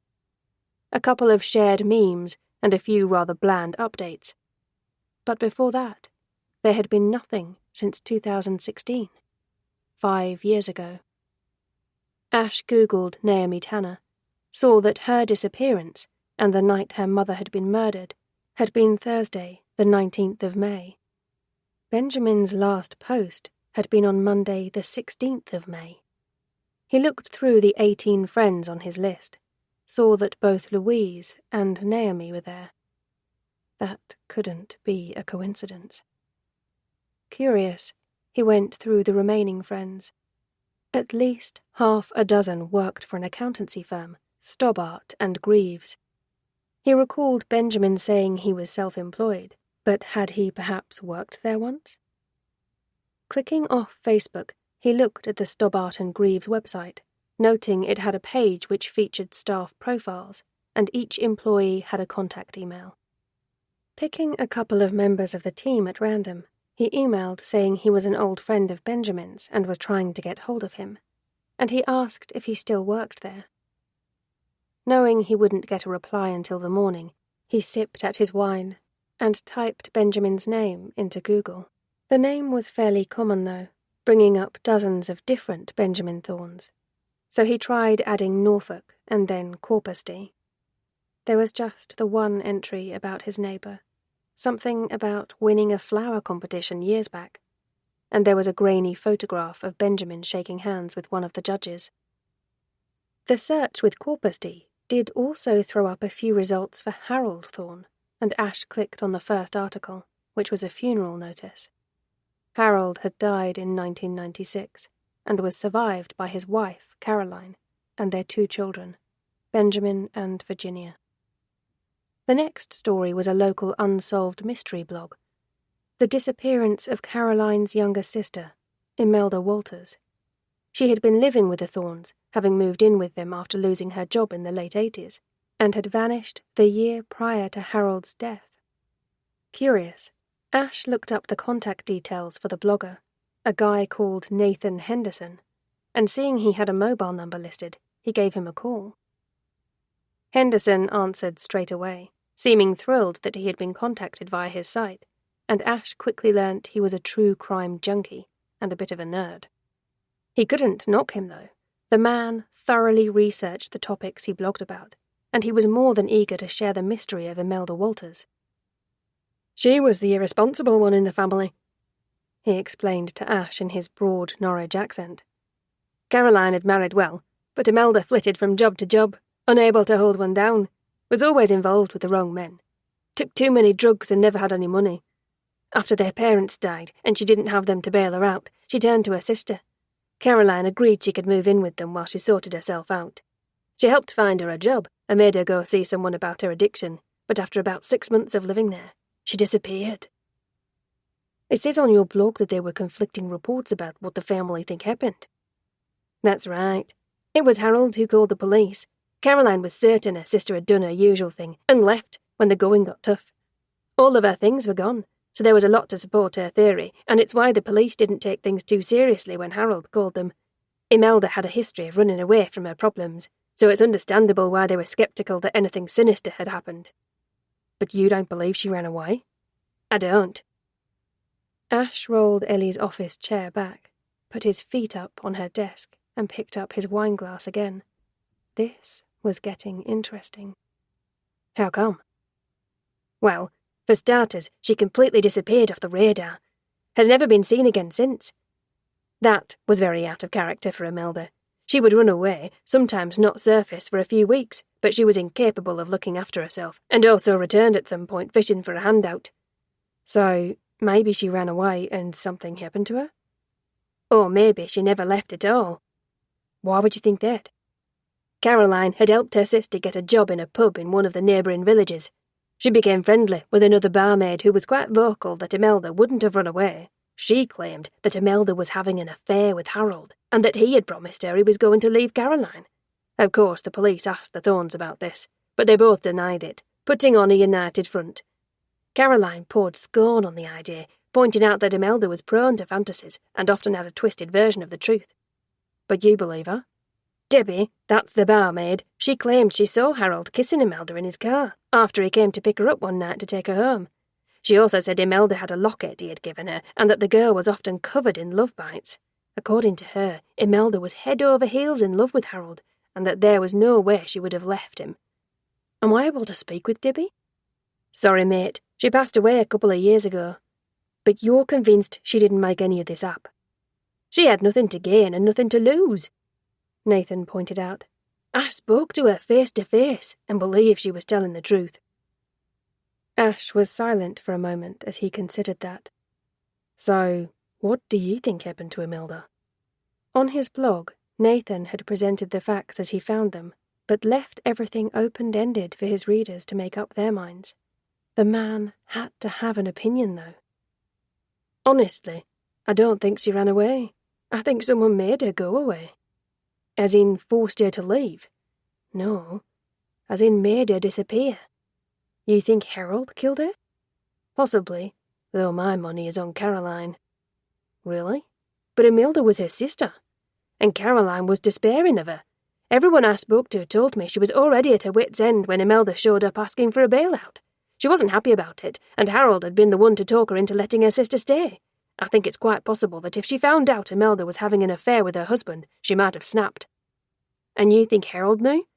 I can't be certain. I do know, though, that Imelda disappeared in the November of 95, and Harold died in the February of 96 of a massive heart attack. You think he was brought on by the stress? Or by his wife, perhaps. Maybe it wasn't a heart attack. Maybe Caroline wanted to punish both her sister and her husband. That was quite a stretch, to go from a possible cheating husband to a double murder. So, is this simply just your thoughts, or is anything pushing you to that conclusion? Ash asked. It comes from gossip, the people who knew her. But when they're all saying the same thing, you have to put some stock in it. They say she had a ruthless streak, that she didn't tolerate fools or those who betrayed her. After Harold's death, she became worse, distrustful of everyone. Locked herself and her kids away in that big house, mostly shunning the outside world. I think the girl has issues, and her brother is a little strange too. Just the two of them there now after Caroline died. Needless to say, my request to interview them was turned down. Ash thanked Nathan for his time, ending the call with a dozen questions on his mind. Had Caroline Thorne, Benjamin's mother, really been a murderer? Or was true crime junkie Nathan jumping to conclusions? Shutting the Mac down, he picked up his wineglass and took it through to the bedroom, glancing briefly at Ellie's side of the bed, hating that she hadn't slept there in a week, before heading out of the open French doors and onto the balcony. From his position on the first floor, he could see the very top of the Thorne house, the wide chimney set into the dark roof. Someone inside that house knew what had happened to Ellie, and he was determined to find out where she was. Chapter 40. Benjamin had decided the best way forward was to give Ellie some space. He was quite certain that she wouldn't react well if he tried to approach her until she'd had time to adjust to her situation. Plus, of course, it was safer if he didn't. So he had kept himself busy with the garden, tending to his summer flowers, trying to keep his mind off the difficult conversation he would inevitably have to have with her eventually, as he explained that he was going to help her regardless of whether she wanted him to or not.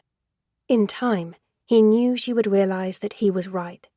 But for the first few days, he understood that she wouldn't see it that way, and so it was best to leave her be.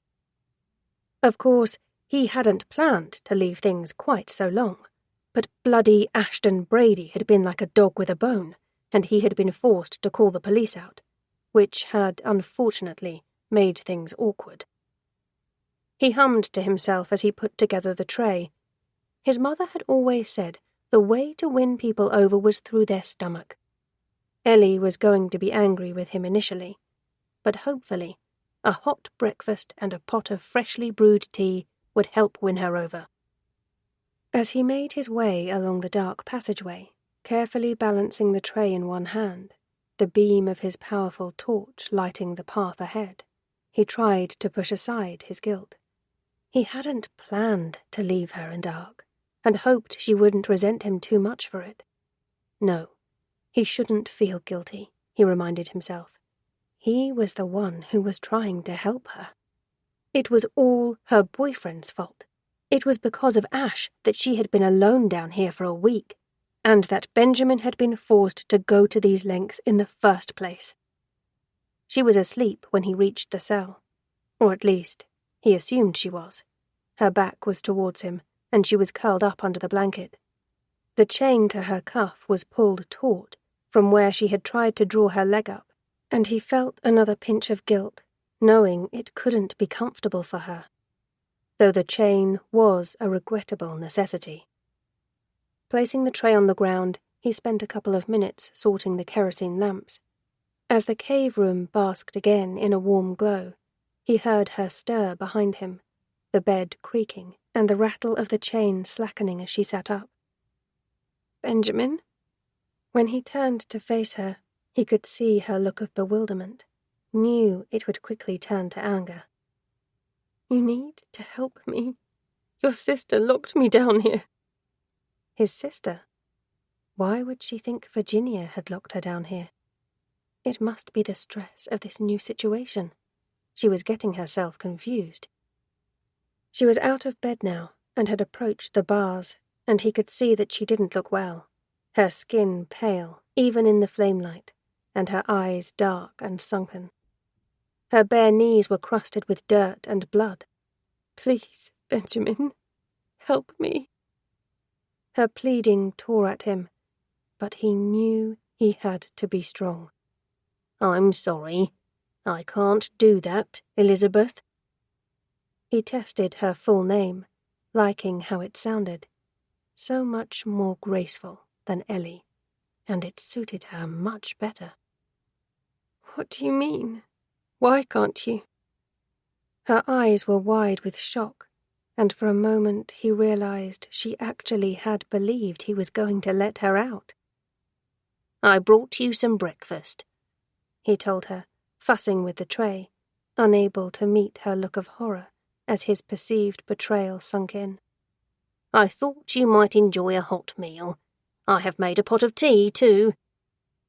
She didn't say anything as he approached the cell, balancing the tray again in one hand as he fished for the keys, and he tried not to screw his nose up in disdain as he smelt the contents of the bucket he had left for her. Fresh guilt swamped him. He shouldn't have left her all this time with that stench. Though seriously, what was he supposed to have done? Ash had a lot to answer for. Ellie? No. Elizabeth, he corrected himself, stood silently watching him as he unlocked the door and stepped inside. As he went to place the tray down on the bed, though, she suddenly flew at him, shocking the life out of him and causing him to almost drop it. He jerked back, stepping just out of her reach, relieved that she was wearing the ankle cuff. Let me out of here! He winced at her words. Yes, she was definitely angry. She had a wild look about her, her hair unkempt and her face looking a little thin. He needed to get her eating. None of this would have any benefit if she starved herself. He glanced at the tray, a little annoyed that she had caused him to spill some of the tea. He had taken considerable effort in putting this first meal together for her. The boiled eggs in little plastic cups, and the buttered toast cut into soldiers so she could dunk the strips in the yolks. He had folded a spoon in a proper napkin, given her one of his mother's favourite teacups, and even picked a yellow rose from the garden, which he had laid on the plate, to give it all a finishing touch. Why are you doing this to me? She spoke the words more calmly, but there was still a flash of temper in her eyes, and Benjamin didn't doubt she would try and attack him again if she was given the chance. I'm trying to help you, Elizabeth. Help me? How? By locking me in a prison cell in the dark and making me go to the toilet in a bucket? How is that possibly helping me? You don't understand. Not yet. But you will. You just have to give it time. Give me time. That man is too inside your head at the moment. What man? What the hell are you talking about? He's been manipulating you. You can't trust him. Are you talking about Ash? He's not good for you. Why the hell would you say that? I love Ash, and my relationship with him is none of your business. She was getting defensive, still blinkered by the control Ash had wielded over her. It was a classic sign of the toxic nature of their relationship. You think you love him because that is what he has conditioned you to believe.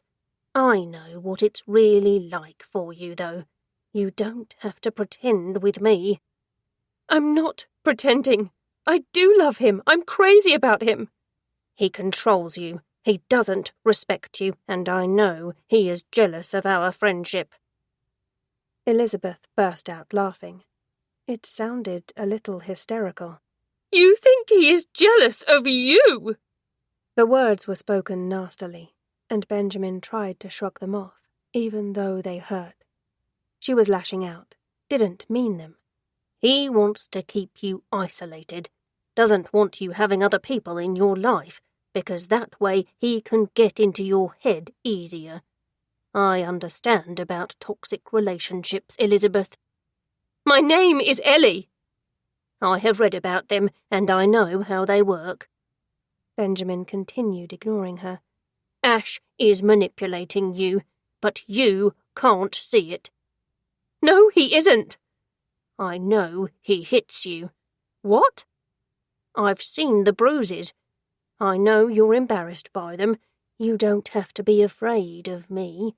You can talk to me about what has happened, about the things he has done to you. I only want to help you. Help me? By locking me in a prison cell? By chaining me up like a dog? Tell me, Benjamin, how the fuck are you possibly helping me? She spat the words at him, looking furious. It was still early days, and he had expected this reaction. But still, he hoped to get through to her, or at least calm her down a little. I know you're angry with me at the moment, and you don't understand why any of this is necessary, but you have to trust me.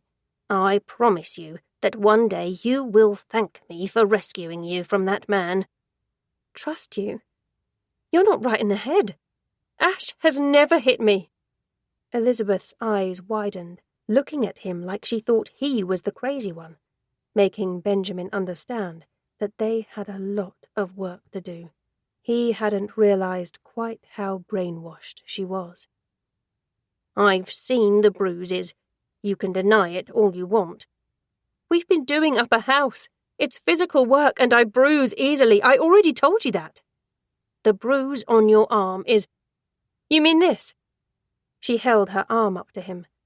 The mark had mostly faded now, but even after all this time, it was still visible. I told you what happened. I fell off the ladder. You have seriously locked me up down here because you're suspicious of a bruise on my arm. You're fucking insane. He's cheating on you. He blurted the words out without thinking. But she was getting angry again, and he needed to calm her down so he could give her the breakfast before everything got cold. That revelation had her reeling, and for a moment she looked lost for words.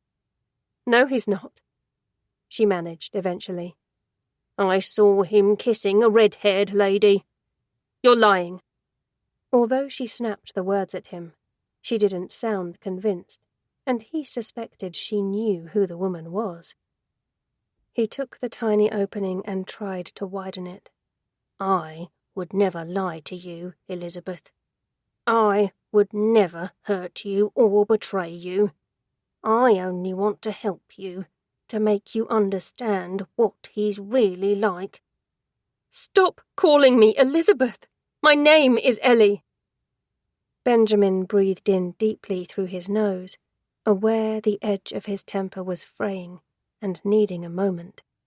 He didn't want to get angry with her. It would set things back. But she was testing his patience. He had gone to all this trouble to cook her a nice breakfast, and she was ruining it. She had always been so lovely and gentle before, and it was hard seeing this side to her. Of course, she was going to be upset at first, but he had really hoped that once he had explained to her that she had nothing to be afraid of, that everything he was doing was for her benefit, she would listen to reason. I don't want to fight with you, Elizabeth." He made a point of saying her full name firmly this time. "We can do this the easy way or the hard way. While you are angry with me, you are staying in this cell. If you become a little more reasonable, then we can negotiate on that. Now, I came down here to bring you a warm meal, and I had hoped you might be more grateful. If you don't want it, I can take it back upstairs." When she didn't react, just stared at him, her arms folded, he took a tentative step forward. "I am going to place the tray on the bed. Don't think about doing anything silly. I don't have the key to the cuff on me, so you can't get out. If you try to hurt me, you will be trapped down here, and you really don't want that. You might not like it or appreciate it right now, but you need me." Benjamin kept his eyes on her as he set the tray down. She glanced at the contents, but didn't say anything. "Now, unfortunately, everything is probably a little bit cold now, but why don't you tuck in, and I will go and empty your bucket." Elizabeth didn't move, her eyes back on him now. "Let me go, please." "I can't do that." Benjamin reached for the bucket, wrinkling up his nose at the smell. He quickly carried it outside, pushing the door back with his elbow, the lock catching. "Eat your breakfast. I'll be back in 10 minutes. Ignoring him, she grabbed hold of the bars. "You can do. I know you're not a bad person. I just want to go home, please." Her voice broke on the last word, and Benjamin's shoulders tensed. He didn't like it when they got upset. Although the anger irritated him, in some ways it was easier to deal with. He didn't look at her again, taking the bucket away to deal with. When he returned, she was sitting sullenly on the bed next to the tray of food. "Here you go, all nice and clean for you," he told her, trying to keep his voice cheerful as he unlocked the cell door. "I want to go home." She repeated the last words she had spoken, this time, though, much firmer, and there was no please at the end. "I already told you that's not possible, Elizabeth. The sooner you accept that, the sooner we can move on." He put the bucket down, started to turn to face her as something smacked hard against his forehead. He heard the smashing of china and looked down to see one of his mother's lovely teacups lying in pieces on the floor. Fury raged inside him, the heat of it burning his cheeks. "Look what you've done!" He glanced at the tray, saw that she hadn't touched any of the food he had prepared for her, and the anger choked him a little tighter. She was testing him, and he reminded himself that he couldn't afford to become emotional or lose his temper. He had to stay in control. "You didn't eat your breakfast." "I don't want your stupid food." An egg cup, the egg still inside it, followed the teacup, knocking against his clean shirt. "Elizabeth, stop it." "It's Ellie." This time it was the pot of tea, the water catching his trousers, the teapot breaking as it hit the floor. He was going to have to go and get a brush and dustpan to clear this mess up. Seething, he stormed out of the cell, heard the clink of her chain as she got up from the bed.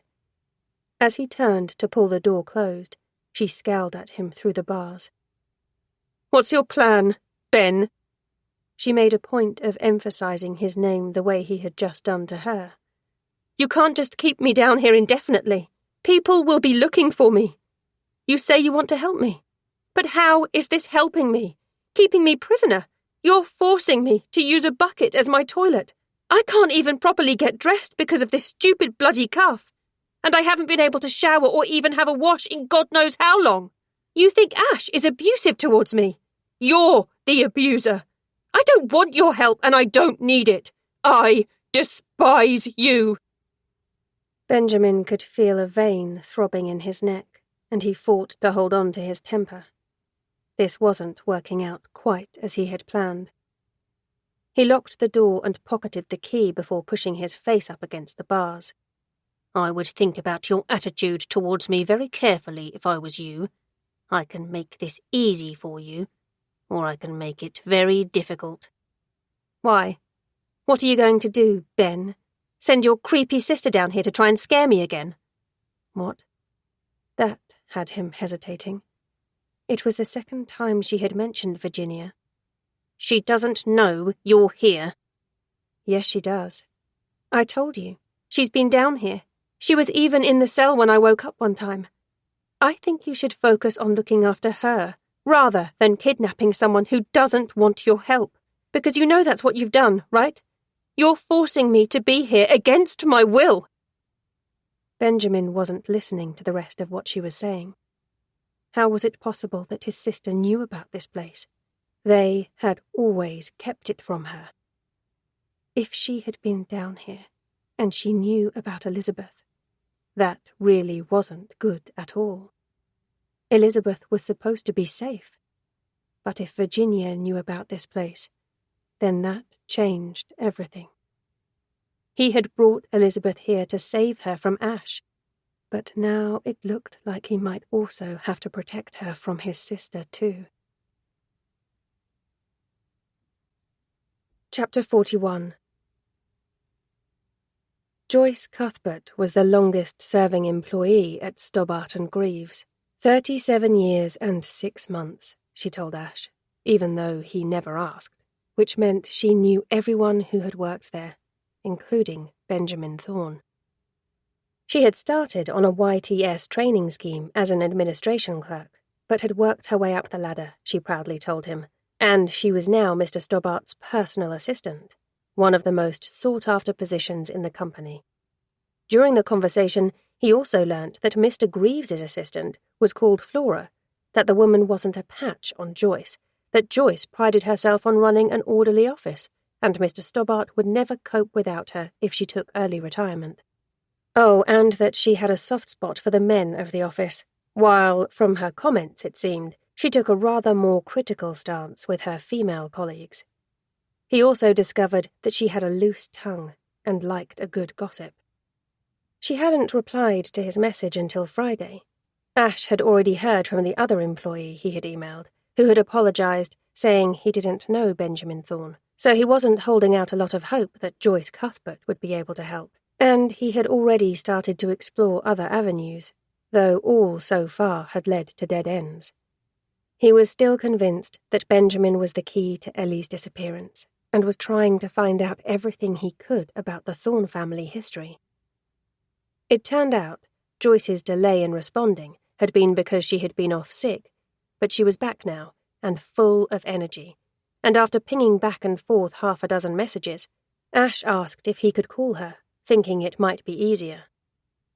She had been delighted by that idea, and he quickly realized that perhaps it hadn't been his smartest move, as, while her emails beat around the bush, once in actual conversation, Joyce loved to waffle. Still, the 40 minutes spent on the phone with her, did the woman have any actual work to do, was worth it, as she remembered Benjamin Thorne well, and while she might have a soft spot for men in general, Benjamin, it appeared, had been one of her favourites. Such a nice young man, always so polite and considerate. He would regularly stop by my office just to say hello and check in with me that I was okay. Joyce had already told Ash that he had left Stobbart and Greaves, and it was the hint in her email that it had been under a bit of a black cloud that had prompted Ash to suggest calling her. Are you still in contact with him at all? He still sends me a Christmas card, but I haven't actually spoken with him since he left. I assume he still lives with his sister in Corpusty. His family were quite wealthy, you know, but Benjamin never had any of those airs and graces you sometimes get with these rich people. You know how some of them can be a bit snooty, like they think they're better than you. He wasn't like that. He was a nice boy. Have you ever met his sister, Virginia? A few times. Bit of a strange girl. Nothing like him at all. She would sometimes be with him if he stopped by to pick up a file. He used to do that a lot, would take work home with him. He took a lot of pride in his work, you know. Strange how? Ash asked, gently guiding her back onto topic. Well, she never had anything to say for herself. He told me she was shy, and I think she had something wrong with her. In my mind, though, that's no excuse for rudeness. You said Benjamin no longer works there. You must have been sad to see him leave. Oh, I was. It was all such a terrible shame. Joyce had touched on this terrible shame in her initial email, and he was curious to know what she meant. How come? He asked now, keeping his tone casual. Well, it was that girl who worked here. Little stirrer she was. She got him into trouble. Who was that? Alicia, her name was. I can't remember her last name. She was only here for a few months, but she caused no end of bother. For Benjamin? Well, mostly. I could tell she was a troublemaker, though, as soon as I laid eyes on her. I know her sort. What did she do to Benjamin? Is that an Australian accent you have? How have I only just noticed that? I'm normally good at spotting accents. I've always wanted to go to Australia, you know. I'd like to go to that opera house. I'd love to cuddle a koala, too. I bet you've cuddled loads of them, haven't you? She was off topic again, and Ash bit down on his frustration, reminded himself to be patient. They're not keen on being held. Aren't they? Well, that's a shame. You were saying about this Alicia girl, and what she did to Benjamin? Oh, yes, I was. Vile girl. She led that poor man on, and then accused him of all sorts of nasty business. Really? Ash reminded himself that Joyce was a big Benjamin fan, so tried not to sound too eager. That's awful, he added, wanting to keep her on side. As I say, I could spot her type as soon as I met her. Poor Benjamin, though. He thought they were friends. He used to bring her pastries from the bakery down the road, and he was always asking after her. She was quick to take advantage of his kindness, but what she did to him was plain nasty. Why? What did she do? Well, Benjamin had invited her round for dinner. She had this on-off boyfriend, and things were going through a rocky patch again. It was getting annoying, if I'm honest, affecting her work performance. Not that it was great in the first place. I had dropped a few hints to Mr. Stobbart that he should let her go, but he's another one who always wants to give people an extra chance. Very generous in nature, but he's supposed to be running a business, and you can't think with your heart. Now, if I was in charge, I would— You said Benjamin invited her round for dinner? Yes, I did. Thankfully, the reminder pulled Joyce back on track. He was another one, always trying to help people. Too nice for his own good. Alicia had been using him as a shoulder to cry on, and he offered to have her round for dinner, try and cheer her up. That was a huge mistake, though. She started spreading all sorts of nasty rumours about him after that. Ash's heartbeat quickened. What kind of rumours? She said he had made advances on her, sexual advances, and that he tried to stop her from leaving the house, locking her in one of the rooms. Poor Benjamin, he was devastated. That boy was so upset he was in tears. Ash's irritation level cranked up a notch. He wanted to ask her why she was so quick to believe Benjamin and doubt Alicia. How had Joyce known for certain that the girl hadn't been telling the truth? He didn't want her to clam up, though, until he had found out everything. What happened after that? He asked, trying to keep his tone neutral. It was awful. There had to be this whole investigation. Absolutely ridiculous, if you ask me. These young girls, they get away with dressing like tarts and leading men on. Then they cause all of this fuss.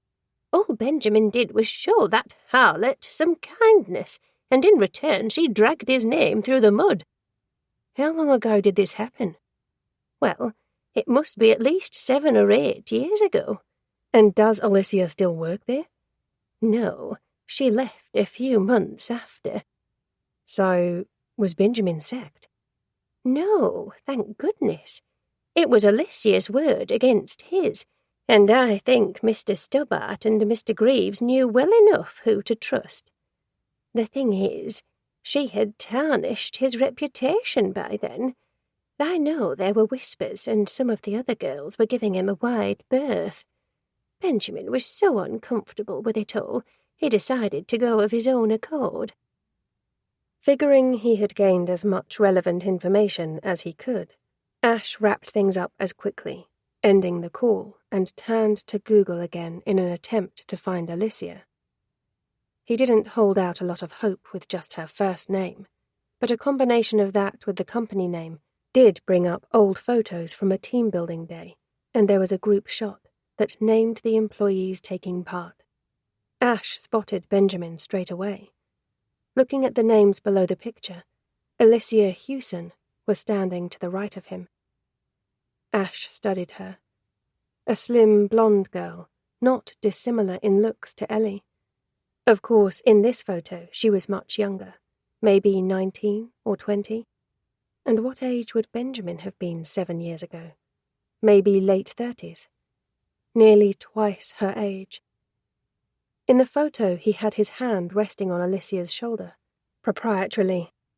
He really needed to find Alicia and get her version of events. More Googling, and he learnt that there was an Alicia Hewson working as a mortgage broker in Norwich. The name wasn't that common, so chances were it had to be the same girl, didn't it? There was a mobile number, and Ash called it. No messing around with emails this time. And when Alicia answered, he cut straight to the chase. Initially she went silent, and he was certain she was going to hang up on him, though her reaction told him he had the right girl. But then she quietly informed him that the incident was in her past, and she had no interest in dragging it up again. She sounded like she was working herself to a close, and this time he was in no doubt that the call was about to end. Desperate, he told her about Ellie. Please just hear me out. This isn't what you think. I live in Corpusty, next door to Benjamin Thorne. My girlfriend has gone missing, and I'm convinced he is somehow involved. Don't hang up on me, please. I'm at my wit's end, and I honestly have nowhere else to turn. If you know something about him, anything that might help me find Ellie, you have to tell me. There was another long pause, as Alicia seemed to consider. Eventually, she spoke. There's a Costa Coffee down at Riverside. I know it. Can you get there? Say in an hour? I can. Ash agreed to her terms that he would arrive and get a table outside, then call her, so she could decide if she was comfortable approaching him. He understood her concerns, and knew that if it was Ellie in Alicia's place, he would want her to take similar precautions. After giving Poppy 10 minutes in the garden, he locked up, grabbed his car keys and let himself out of the front door, heart sinking when he spotted Roxanne's sporty little Mazda pulling into the drive. Fuck. He had forgotten arguing with Pete about his wife doing a food shop for him. She had the radio blaring, sunglasses on, and big smile painted on her lips as she pulled to a halt beside him. The last time Ash had seen her was when he had thrown her out of the house. But Roxanne would have glossed over that. She was good at choosing what she wanted to remember and what was best to discard. "Hello, stranger," she shouted over the music, far too cheerfully for someone whose alleged best friend was missing. Thankfully, the music went off along with the engine, though then she was getting out of the car, which was a delay Ash couldn't afford to deal with. I told Pete you didn't need to stop by, he told her tersely. Roxanne might have moved past their argument, but he hadn't. The things she had said about Ellie and how Ash had let her down had been unnecessarily cruel, and still stung. "Oh, don't be silly. Forget the other day. You know what I'm like when I get in one of my moods." Yes, he knew only too well. Roxanne had two moods when it came to him. She was either rude and stuck up around him, treating him like he was the scum of the earth, or she was sweetness and light. and honestly, Ash preferred the former, because at least he knew where he stood. Whereas right now, his guard was up, as he knew exactly what to expect when she was like this. I thought rather than me picking you up random things, we could go food shopping together, she told him now. I can't. Oh, don't be silly. It will stop you mooching around this house in a bad mood. Life goes on, Ash. The temptation to slap her burned his palm. Of course he never would. He had never hit a woman in his life, and he had no intention of starting. But seriously, what a shitty thing to say. He bit down on the retort he was about to give her, aware the clock was ticking. He couldn't afford to miss Alicia. I really can't. I'm on my way out, he told her instead, keeping his tone purposely flat. Where? He levelled her a look. That's none of your business. As he went to push past her, she caught hold of his arm. Come on, Ashton, don't be like this. Let me look after you. She tried to pull him into an embrace, pouting when he pushed her away. No, he wasn't falling for that trick again. Last time she had tried that, he had found her mouth pressed against his and had to forcibly push her away. Will you just fucking stop it? He snapped. I've honestly had enough, Roxanne. I'm in love with Ellie and Pete is my best friend. That didn't stop you once, she spat. I wonder what he would think if he knew what his best friend was really like. Why don't you tell him then? Ash challenged, enjoying the look of shock on Roxanne's face. Or maybe it's time I did. You wouldn't dare. But all of a sudden, she wasn't sounding too sure. He was sick of this, sick of knowing he had once been a shitty friend to Pete, sick of keeping it a secret and sick of having to fight off Roxanne who thought things should continue. It had been one foolish, drunken encounter that was years in the past, long before Pete and Roxanne had tied the knot. But Ash would never forgive himself for betraying his best friend, or for keeping it from Ellie, even though he hadn't known her at the time. He had been off his face drunk, and Roxanne, well, he was quite certain she had known what she was doing when she let herself into his hotel room. Ash had never told Pete the truth about that night, was overcome with guilt that he had let his best friend go on to marry a woman who was willing to cheat on him. Not that Ash and Roxanne had actually had sex. No, he had stopped it before that point, insisting she leave. She had alternated between hitting on him and hating him ever since. But then he had met Ellie, and her jealousy had meant she mostly hated him. He had never threatened to tell Pete before, and Roxanne had seemed convinced she had his silence. But not any longer. Ash was done, and the relief at realizing that was immeasurable. He would talk to Pete, let him know the truth about his wife, and hope there was a way to save their friendship. And when he got Ellie back, he wouldn't have to dread those moments when he and Roxanne were alone together, and she tried to throw herself at him, worrying in case Ellie walked in and caught her in action, thinking the worst, that he might be cheating on her. I need to go. Ash, you have to promise me you won't tell Pete. Ignoring her, he shook her off again, clicked his keys at his car. Ashton! Roxanne was sounding desperate now. This is my marriage. Don't you dare try to ruin it. She was still making demands when he shut the door, turning on the engine, and then he was pulling past her, leaving her standing on the driveway, and on his way to meet Alicia Hewson, and hopefully getting one step closer to finding out what the hell had happened to Ellie. Chapter 42. Ellie had been down to 2 crusts of bread and the apples, having tried to eke out the food she had been left with for as long as possible, when she finally decided to cave. After her confrontation with Benjamin, he had still brought her lunch, a sandwich which she had been desperate to eat, but she hadn't wanted to give him the satisfaction. She refused to look at him or answer his questions, forcing herself to leave the food, and he had eventually returned for the plate, muttering in annoyance. She considered it a small victory, even though her belly was rumbling uncomfortably. After that, He had left her alone, and although she had no concept of time, she was fairly certain enough of it had passed to know he wasn't bringing her any dinner. Her mind had been reeling as she tried to come to terms with the fact that he was the one who had locked her down here. And for what? To detox her from Ash, to keep her for himself. The idea made her shudder. She had honestly thought Benjamin was a good, kind person, and she had trusted him, felt safe around him. How could he do this to her? And what was his long-term plan? Was he ever going to let her go? Or did he intend to keep her chained up down here forever? That couldn't happen. She wouldn't let it.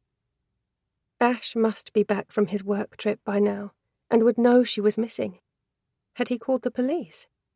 He would be going out of his mind with worry, she was sure of it.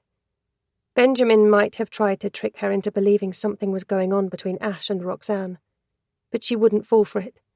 Ash loved her. She had to hold on to that. And if he had called the police, had they questioned Benjamin? Would they even think to? No one knew he was a threat. He had seemed like such a harmless and pleasant man, an upstanding member of the community. If someone had told Ellie a couple of weeks ago that he had a prison cell built into the basement under his home, she would never have believed them. And Ash, he hadn't been a fan, but mostly because he thought the man was dull and a little odd. He would never think him capable of this. Benjamin and Virginia must have been using the tunnel to access the cellar. How long had that been going on? Knowing that they could have been creeping about in her house while she could have been in the shower or sleeping made her feel sick. Had they done this with the previous occupants, hidden in the shadows, spying on them, and making threats to them to leave? Her mind had gone back to the Tanner family. She had been so convinced that John Tanner had been guilty of murdering his wife, probably his daughter too. But what if it had been one of the Thorns? Had Benjamin or his sister murdered Louise Tanner? John said he had been away on a business trip, the same as Ash had been. Louise and Naomi would have been home alone and vulnerable. Had he taken Naomi and locked her up in this cell? She had simply vanished 5 years ago, and no one had ever found her. Ellie knew most people suspected her father had killed her and hidden her body. But what if she had been trapped down here? And if so, where was she now? Had Benjamin murdered her? The fact he had a cell beneath the houses with a bed in it and a chain concreted into the floor suggested this was more than a simple crush on Ellie. He had done this before. That sudden realization had terrified her, and when the trembling started, so did a fresh wave of tears, her breathing becoming erratic as she gulped for air. Pull yourself together. No one was coming for her. Benjamin was a monster, but no one knew. He had done this before and got away with it, so why would this time be any different? It took a while to calm herself down, the tears finally subsiding, though her breathing still a little jerky, eventually giving way to a bout of hiccups. The water would get rid of them, but she was trying to ration it, not knowing when, if, Benjamin would return. Was that what had happened to Naomi? Had she made him angry? Had he let her starve to death? Don't think about it. She had realized she needed to focus.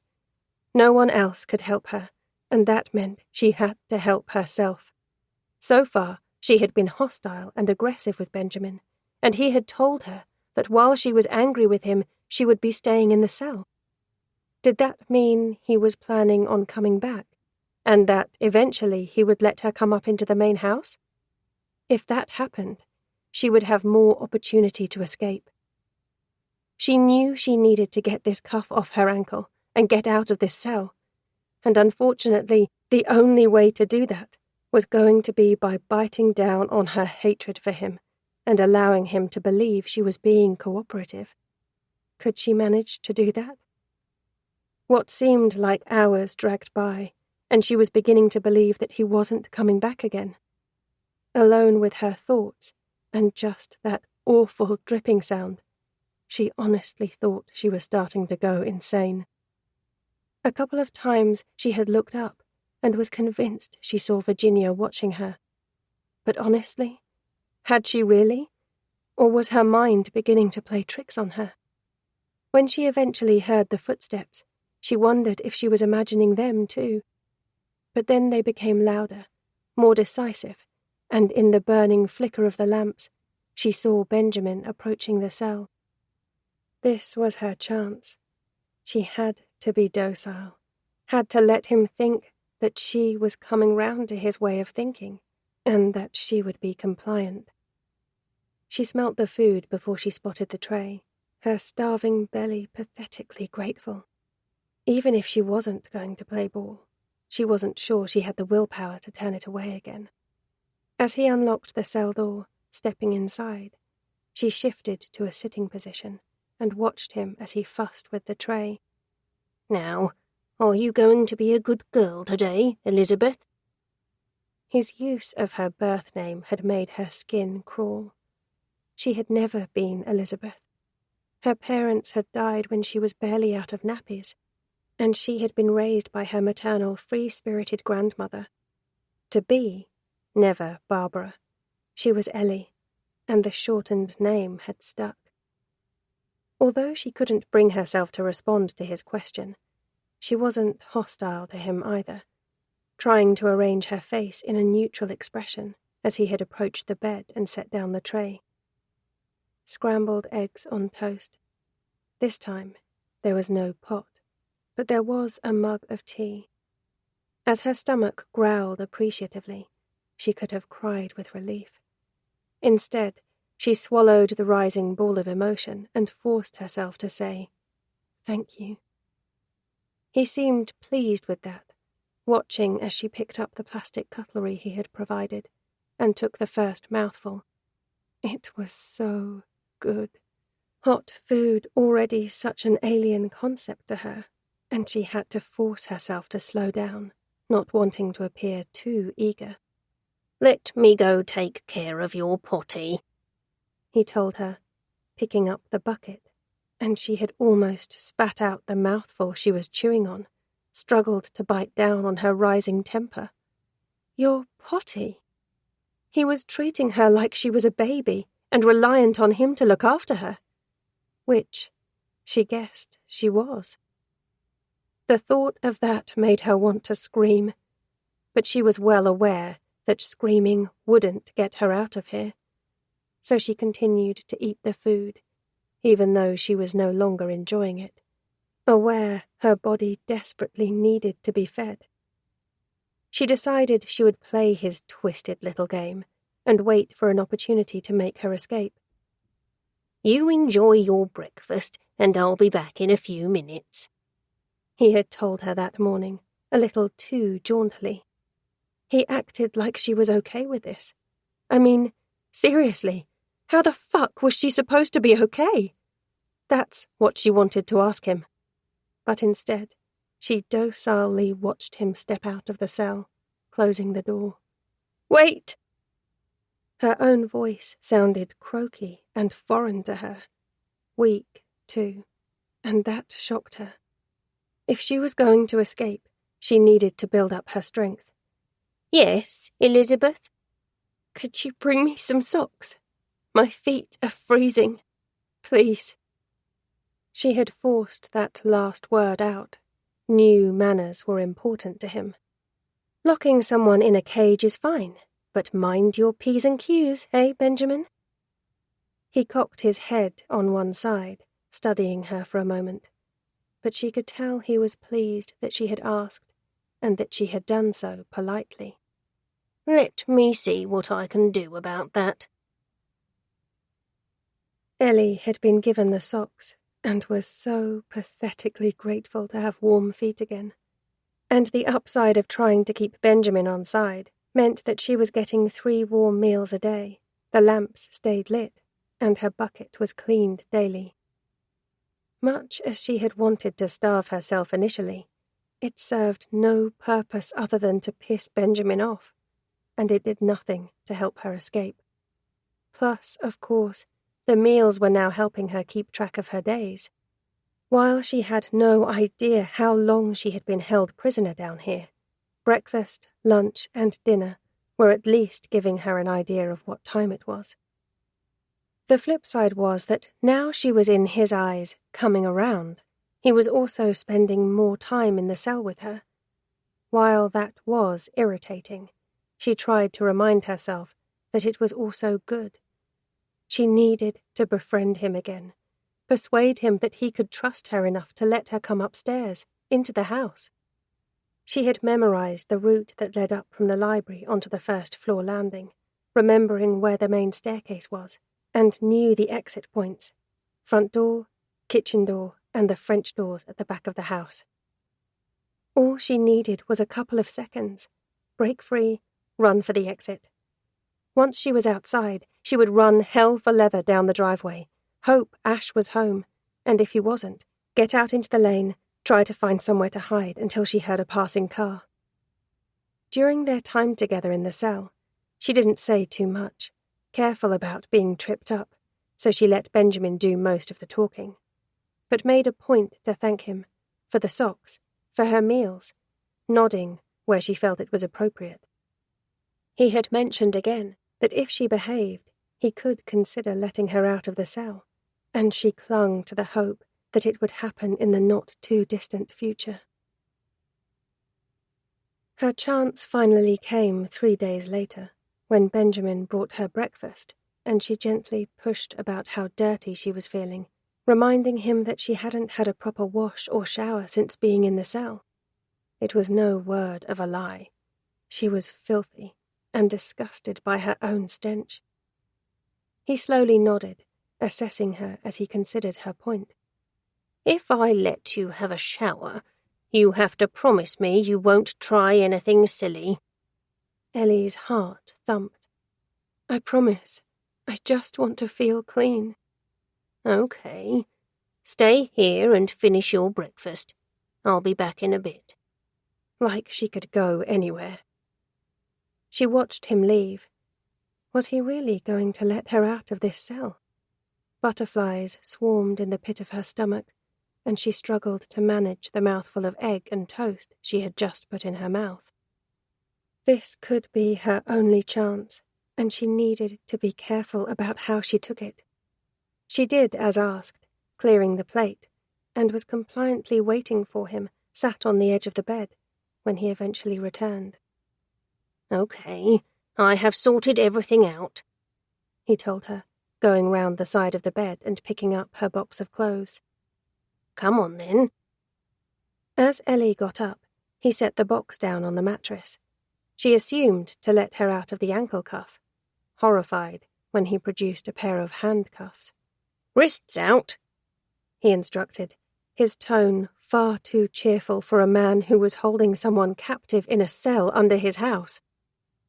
You don't have to put those on me. I promised I wouldn't run away. And I want to believe you, Elizabeth, I really do. But we need to build trust, and it has to be earned. Now, wrists out, please.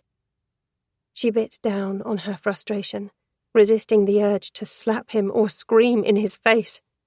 Neither would help her, and reacting badly would only set back the progress she had made over the last few days. She was a fool to think he would have made things so easy for her. Reluctantly, she held her hands out, wincing at the clicks as the cuffs locked. As Benjamin bent down to fuss with the ankle cuff, she considered kneeing him in the face and trying to make a run for it the second she was free. It was a risky move, though, as she wasn't entirely sure of how to get back to the main passage. Plus, being in the dark with her wrists cuffed would slow her down. No, her best bet was to wait until they were in the main house. Once her ankle was released, he grabbed the box again and linked his free arm through hers, guiding her out of the cell. his torch lighting up the path ahead. Ellie tried to pay attention to the route they were taking. Left, then after a minute, left again, though she was struggling to keep up pace. Her ankle was still hurting from where she twisted it, and she realized that if the opportunity came to run, she was going to struggle. Eventually, they reached the door that led through the bookcase and into the library. Benjamin switched off the torch as Ellie blinked rapidly, trying to adjust her eyes to the light. She was still doing that as he led her to the spiral staircase, and she struggled a little with the steps, thanks to her ankle and her still swimming vision. The cuffs meaning she had nothing to hold on to other than Benjamin. But then they were heading up the steep staircase and through the door onto the landing. Ellie's heart was pounding. Freedom was so close. "You can use my bathroom," Benjamin told her, pushing her through a door and into a large pale blue room with a high ceiling, and dominated by a large wooden sleigh bed. The space was sparsely furnished and lacked personality. The bed made with military precision and a pair of pyjamas folded neatly and lying on the throw that covered the bottom of the sheet. There was no knickknacks, no little touches to give the place personality, and the blue decor made it feel cold, despite the blazing sun beaming through the window. Ellie stared at the outside view longingly, desperate to feel that sun on her skin, not realizing until she heard the turn of the key that Benjamin had locked the door. Her heart sunk further, realizing he had just blocked off her escape route. "Come this way." He guided her over to the bathroom, opening the door for her and pushing her inside. "Okay, so I have left towels for you on the hamper. There's a toothbrush and some paste on the sink, and here are your things." He put the box down on the toilet seat. "Take your time, but don't try anything silly. This is the first step towards building trust. If you are respectful of that, then I can start letting you use the shower on a more frequent basis. Do I have your word you will behave, Elizabeth?" Ellie nodded, glancing round the small room, noting there was no window. "I didn't hear you. Do I have your word?" "Yes." "Good girl. Now, turn to face me." She did as asked, relieved when he removed the cuffs. "Thank you." She forced the word out, even managing a small smile for him, and noted that he looked pleased at that. "Enjoy your shower. I'll be back in a bit." Then he was closing the door, and she heard another click as he locked her inside. Quickly she checked over everything in the bathroom, dismayed that he seemed to have preempted her at every move. The bathroom cabinet was empty, and even the lid to the cistern had been removed. There was nothing she could use as a weapon. He was starting to trust her, though, and had said this could be a more frequent thing. Frustrating as it was, she might have to bide her time and wait for a better opportunity. She turned on the shower, slipping out of her filthy clothes as she waited for the water to heat up. Under the hot spray, she wept tears of relief at finally being able to clean herself.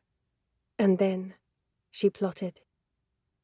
While she was locked in the cell, she was helpless. That's why she needed to keep gaining Benjamin's trust. The more time he let her into the house, the better the chance she would have to escape. He might be taking every possible precaution with her at the moment, but eventually his guard would slip as he came to trust her. And when it did, she would be ready and waiting. Chapter 43. Would Ash really tell Pete the truth? And, if he did, who would Pete believe? Those were the two questions playing on Roxanne Walker's mind as she watched Ash pull out of the driveway and considered how best to handle the situation.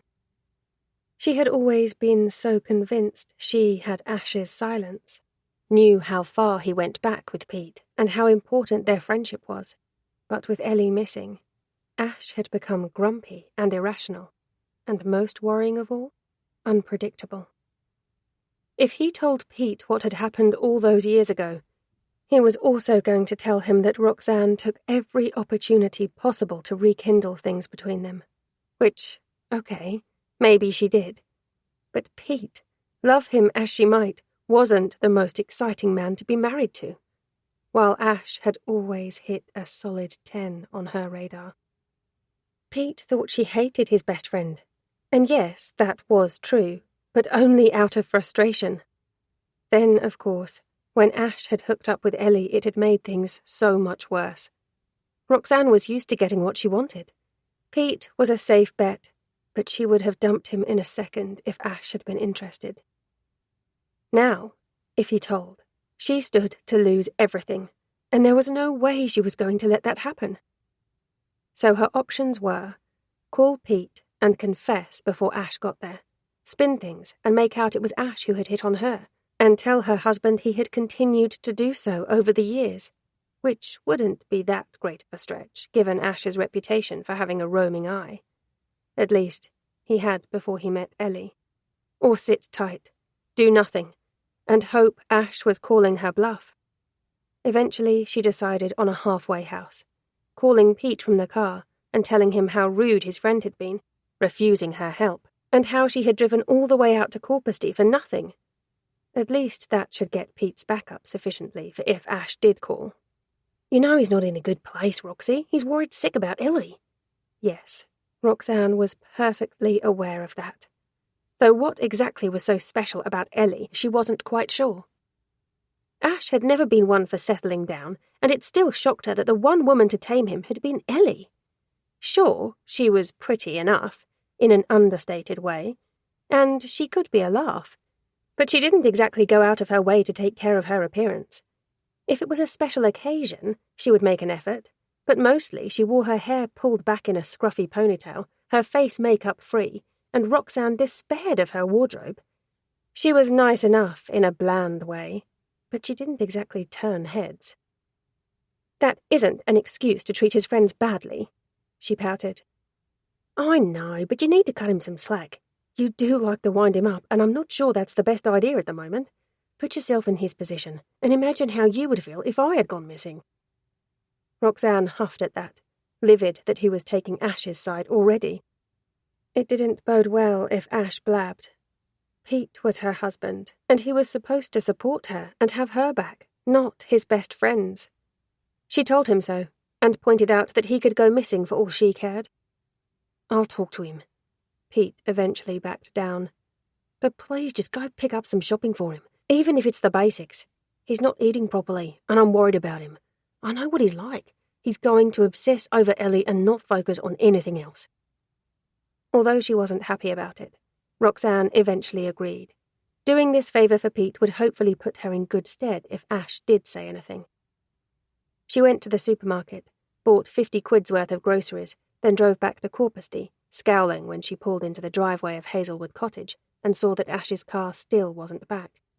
Where the hell had he gone to? She found the spare key on her ring that Pete had given her, just in case Ash hadn't been about, and unlocked the front door. Barking immediately came from the other side, and as she pushed it open, the 3-legged dog came charging into the hallway, tail wagging. Oh God, it's you. No, don't jump up. Roxanne pushed the dog away, not wanting to get her white, tightly cropped trousers dirty. They were the ones that showed off her toned arse and thighs. And she had hoped that teamed with her tight little black vest top and skyscraper heels, they might attract Ash's attention. That had been a waste of time, though. He had barely looked at her. The dog followed her back outside, dancing around her as she pulled the bags out of the boot of her sports car, lugging them into the kitchen. She emptied the contents onto the table, throwing the bags away, then took a picture of everything she had bought and WhatsApped it to Pete with the caption, "Happy now?" From somewhere upstairs, there was a loud creak, then what sounded like footsteps. Her gaze shot up to the ceiling as the sound grew closer. It was overhead now, and yes, definitely someone was moving about. Ellie? It had to be her. Ash was still out. Was she playing some kind of game? Had she faked her disappearance? Did Ash know? Unsure what the reason was, but quite certain she was about to solve the mystery of why Ellie had vanished, she headed for the stairs, resisting the urge to call out. If Ellie was upstairs, she didn't want to let on that she was about to be found out. As she approached the landing, a girl stepped out of one of the rooms. Taller, bulkier than Ellie, with long drab hair and the ugliest, most shapeless dress Roxanne had ever seen. Her eyes were hidden behind bottleneck glasses, but Roxanne guessed they were panicked as her mouth had dropped open. "Who the hell are you?" Then it was happening fast. The girl charging at her. No, past her, clearly making her escape, and in that moment of shock, Roxanne was losing her footing, tottering on the top step, then losing her balance, falling fast. She hit her head against the wall, lost consciousness before she reached the bottom, and wasn't aware of the dog barking or the girl approaching, circling her as she looked down with curiosity. In her hand, she held a pair of scissors, the tip pointing downwards, and as she studied the woman on the floor, she subconsciously opened and closed them. Snip, snip, snip. Oops. Chapter 44. I have always liked the pretty things. The roses in the garden and the dolls that sit at the end of my bed. Maybe it's because Mother called me an ugly child. She said I was broken, inside and out. She never understood, though. Nothing is perfect. Anything that is pretty on the outside will have ugliness within. Sometimes you have to dig deep enough to find the ugly stuff. Dolls and flowers are easy. They hold still. People, though, not so much. This one is the prettiest I have seen, with her smooth, milky skin and long lashes. At first, I thought the fall down the stairs had killed her. That's why there was no harm in me taking her. A life-sized doll to play with, and I didn't have to feel guilty. She had fallen. This one wasn't my fault. I would paint her, I decided, and so I had placed her on one of the heavy dining chairs in the conservatory before going upstairs for my sewing kit. I needed her eyes open. When I returned to the room, she was no longer there. Then I spotted her crawling across the floor, trying to make it to the open French doors. She wasn't dead, and that realization made me panic. I grabbed one of the heavy candlesticks from the table, smashing it over her head, my heartbeat slowly returning to normal as she slumped to the floor again. This time, I would be more careful, I told myself, and I fetched rope from the garage, securing her to the chair. This was better. If she woke again, she wouldn't be able to wriggle about so much. Her hair was so pretty, the colour of flames, but she wore it tied back. I would pull it loose, I decided, but after I had fixed her face. I threaded my needle with white thread before poking it through her left eyelid, pulling it up and securing it to the skin beneath her eyebrow.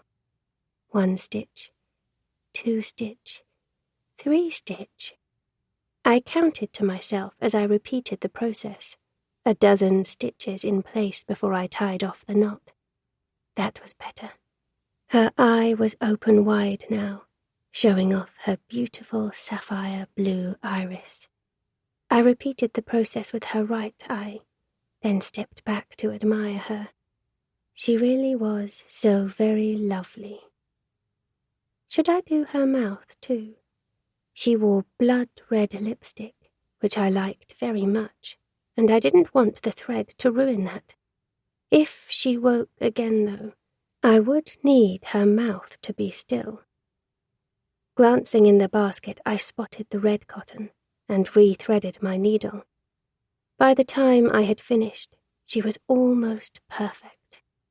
Maybe just a little bit of colour was needed on that pale skin. I selected a rosy pink paint, let my brush glide over her cheekbones. Then I loosened her hair, let it fall over her shoulders. There. Now she was perfect. I was midway through painting her when she awoke again. At first, I didn't realize, as her eyes were already open. But the strangled groan and the thrashing against the ropes alerted me as she jerked against the chair. I ignored her, continued with my work, humming to myself. This was my best painting yet. I was sure of it. Finally, I was finished, and I turned the canvas to show her, smiling. I think she was trying to tell me she liked it, but it was only coming out as a grunt. Picking up my scissors, I approached her chair. I had my painting of her while she was pretty. Now, though, it was time to find out what she was like on the inside. Chapter 45. Elizabeth was making progress, and Benjamin was secretly pleased. They hadn't got off to a good start, and he was beginning to worry that perhaps he had bitten off more than he could chew, that perhaps she was beyond saving. So the last few days had been a revelation. He had taken a leap of faith in her, trusting her to behave if he let her have a shower, and she had obeyed his instructions, not attempting to get away when he had unlocked the bathroom door, nor protesting when he had slipped the handcuffs on her wrists, leading her back down to the library and through the tunnel to her cell. She had even sat on the bed compliantly while he locked on the ankle cuff, and had thanked him for letting her use the shower. It made him glad that he had changed the sheets on the cell bed for her, while she had been in the shower, and had picked a few flowers from the garden, which he had arranged in a plastic vase on the floor of the cell. He had also brought 6 paperbacks down from the library for her. She had been a good girl today, and he had decided she deserved to be rewarded. He would let her come up into the house for dinner. It would be easier to talk to her sat around the dinner table, rather than in this cramped cell. He could make it special for her, too. Candles on the table and a nice dessert to follow. Maybe get some of that wine she liked. He had spent some time outside in the garden, after he had left her cell, losing himself among the flowers. There was always so much work to be done, and it was easy for his mind to drift. When he eventually stopped to look at his watch, he was shocked to see it was already afternoon. If he was going to sort this dinner out, then he needed to get cracking. As he wandered through the French doors into the conservatory, he could see someone sat in the chair near Virginia's canvas, and he froze, wondering what they were doing in his house. Red hair, he spotted, and his mind immediately went to the woman he had seen Ash with, the one with whom he was cheating on Elizabeth. "What are you doing in my home?" he asked stiffly, but before the words were even out of his mouth, he noticed the rope and understood that the woman wasn't there voluntarily. Then he spotted the puddle of blood pooling on the floor. "Virginia, what the hell have you done?" He launched forward with jerky steps, taking a sharp intake of breath when he saw the stab wound in the woman's chest. Her startled eyes held wide open, and her mouth sewn shut. "No, no!" He rubbed his hands over his face, swearing about his sister. Where had the redhead come from? Ash and Elizabeth's house? She had to have done. And what about Ash? Was he home, or had Virginia attacked him too? Benjamin realized he needed to check, and then he would have to clear his sister's mess up. She was becoming violent again, and that wasn't good. It was also another reason to bring Elizabeth up into the house. If Virginia was on the warpath, then Elizabeth was going to need him to protect her. Chapter 46. Ash did as Alicia instructed. After ordering, he sat at a table outside, facing towards the car park, eyes scanning the cars as he called her to let her know he was there. Table to the left, dark hair, grey t-shirt, he told her. After a few minutes, he saw a woman approaching, older than her picture, and her hair brown, not blonde, but it was definitely her. And as she paused by the table, offering him a hesitant smile, he was struck by her similarity to Ellie. Ash? It was the wide, almond-shaped eyes, he realized, that reminded him of his girlfriend, though Alicia's were darker, and they had similar shaped faces. She was shorter than Ellie, by a good few inches though, thinner too, and Ash remained seated, not wanting to intimidate her with his size. Thanks for coming, he told her, pushing the second coffee towards her. I got you a flat white. I wasn't sure what you like. Flat white is fine, thank you. Alicia pulled up a seat and studied him across the table. I'm sorry about your girlfriend, though I'm not sure anything I say will be of any help. He was trying his best to put her at ease, but he could tell she was anxious. Despite the heat, she wore a jumper and kept worrying the ends of the sleeves with her fingers. I'm beating my head against a wall here. I promise you anything you tell me will be helpful.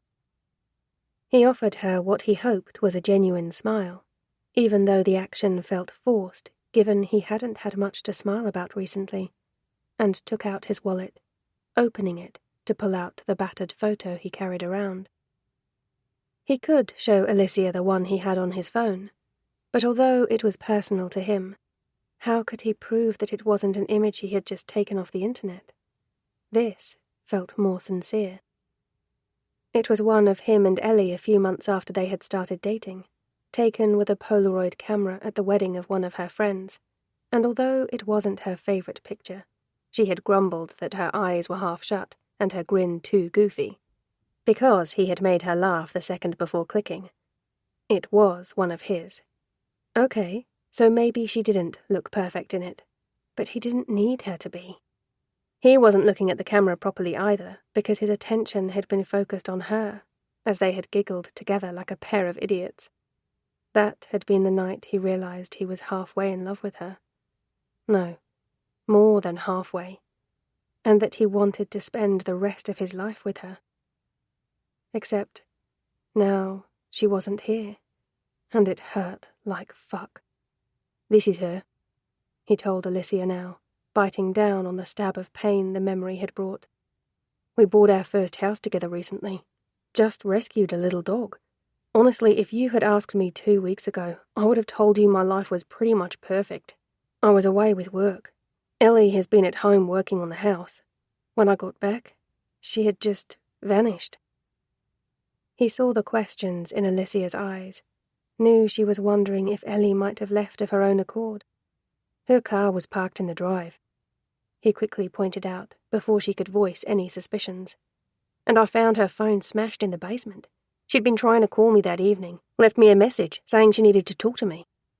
And our dog, Poppy, she wouldn't have just left her without food.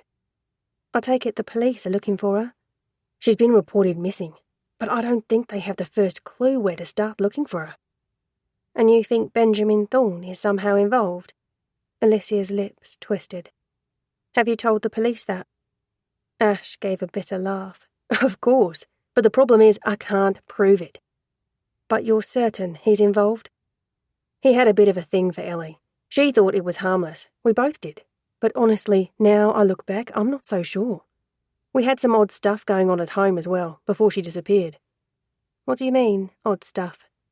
Someone broke in while we were out, though they didn't steal anything. There was graffiti on the wall telling us to leave.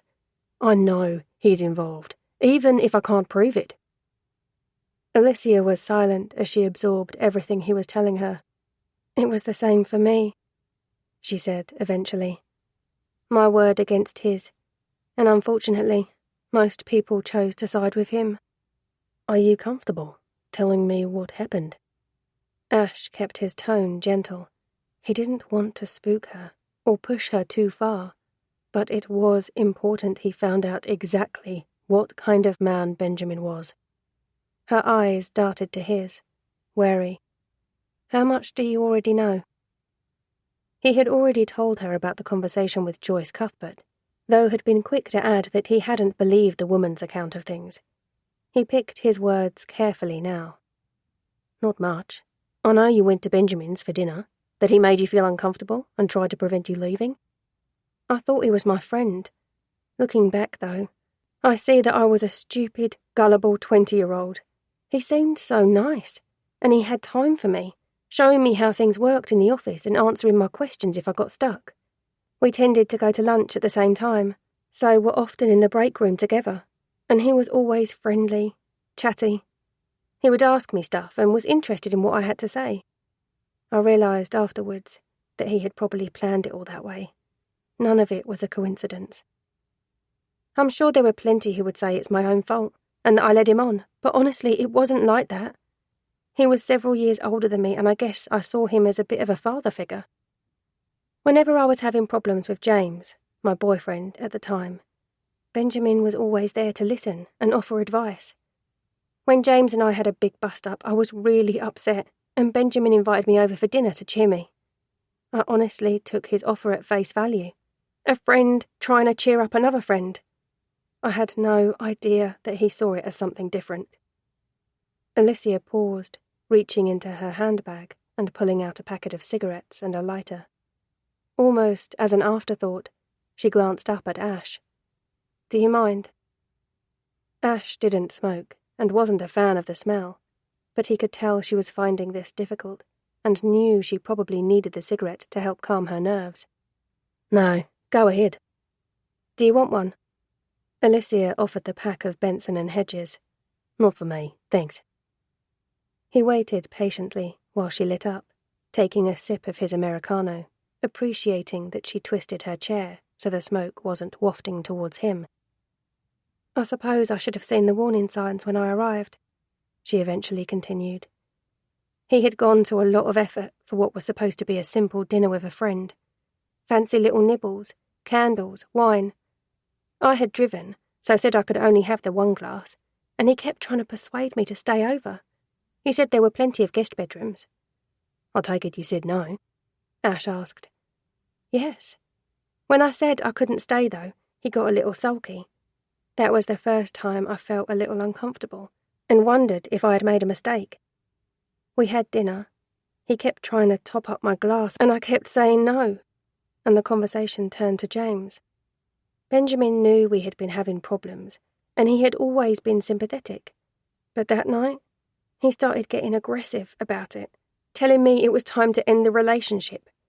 When I told him I had planned to meet James the following day for lunch, he demanded I cancel. Alicia paused, took a long drag of her cigarette. What happened next? I'd had enough at this point, and I told him that I was leaving. He got panicky then, begging me to stay. But I already had my coat on. He apologised, and I said it was fine, to just forget about it, and I would see him at work on Monday. By then, I just wanted to go. I used the loo before I left, and it was when I came back out that... Ash could tell this was difficult for her, watching as she took another drag of the cigarette, while the fingers of her free hand drummed a pattern on the side of her cup. He didn't say anything, waiting for her to continue in her own time. He was waiting for me, and completely caught me off guard. Next thing I knew, he had grabbed hold of me, and he was pulling me towards the stairs. I tried to fight him off, to get away, but I guess I must have been in shock, and he was stronger than he looked. He dragged me up the stairs and pushed me into one of the bedrooms. He gave me a hard shove and I landed on the floor.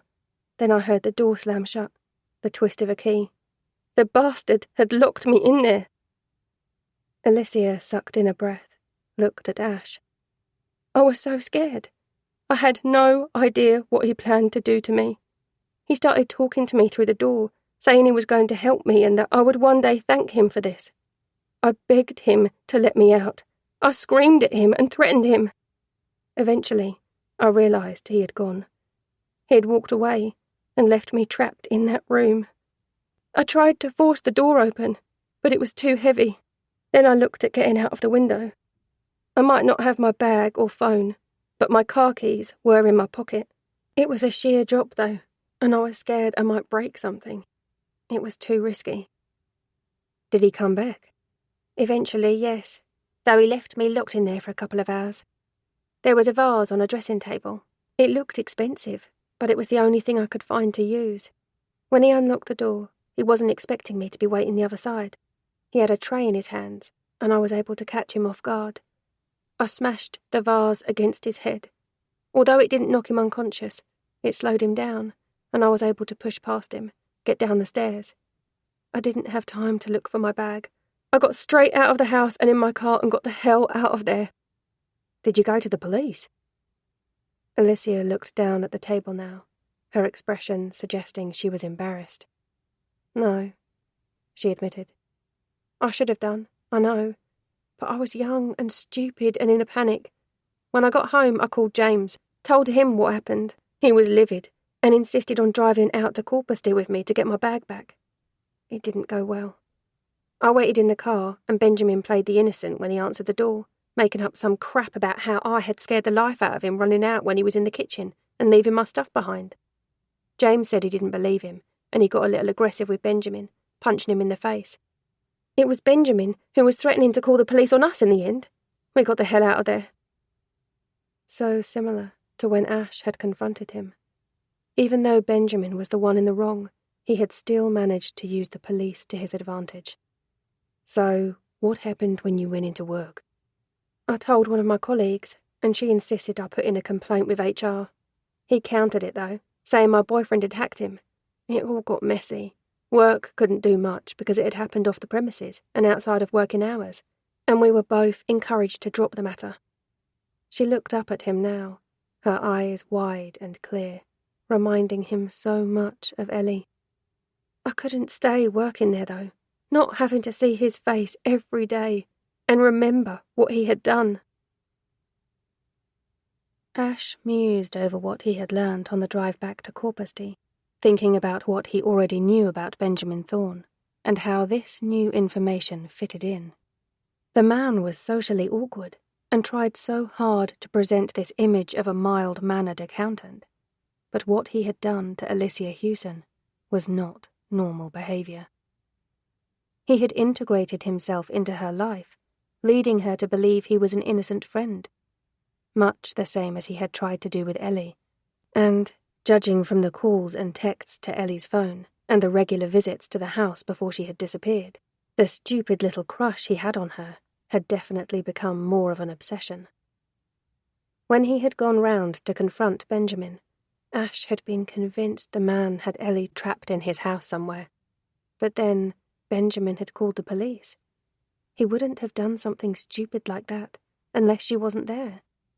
Which begged the question, what the hell had he done to her, and where was she? She wasn't dead. He refused to believe that, couldn't believe that. Back home, he let himself in the house, surprised when he didn't hear the patter of Poppy's paws. She usually ran to greet him, her stuffed teddy in her mouth. He whistled to her and called out her name, frowning when she didn't respond. As he started to search the house for her, his phone rang, and he dug inside his pocket for it. Pete's name flashed on the screen. Hey, mate. Ash, is Roxy still with you? No, she left hours ago. I saw her as I was going out and told her not to bother doing any shopping. The table full of food caught his attention as he stepped into the kitchen. Which, apparently, she ignored. She said she had seen you, and you said that. I asked her still to go. Pete paused. So, she dropped your shopping off then? Ash picked up the 4 pints of warm milk and the melting bag of frozen salmon.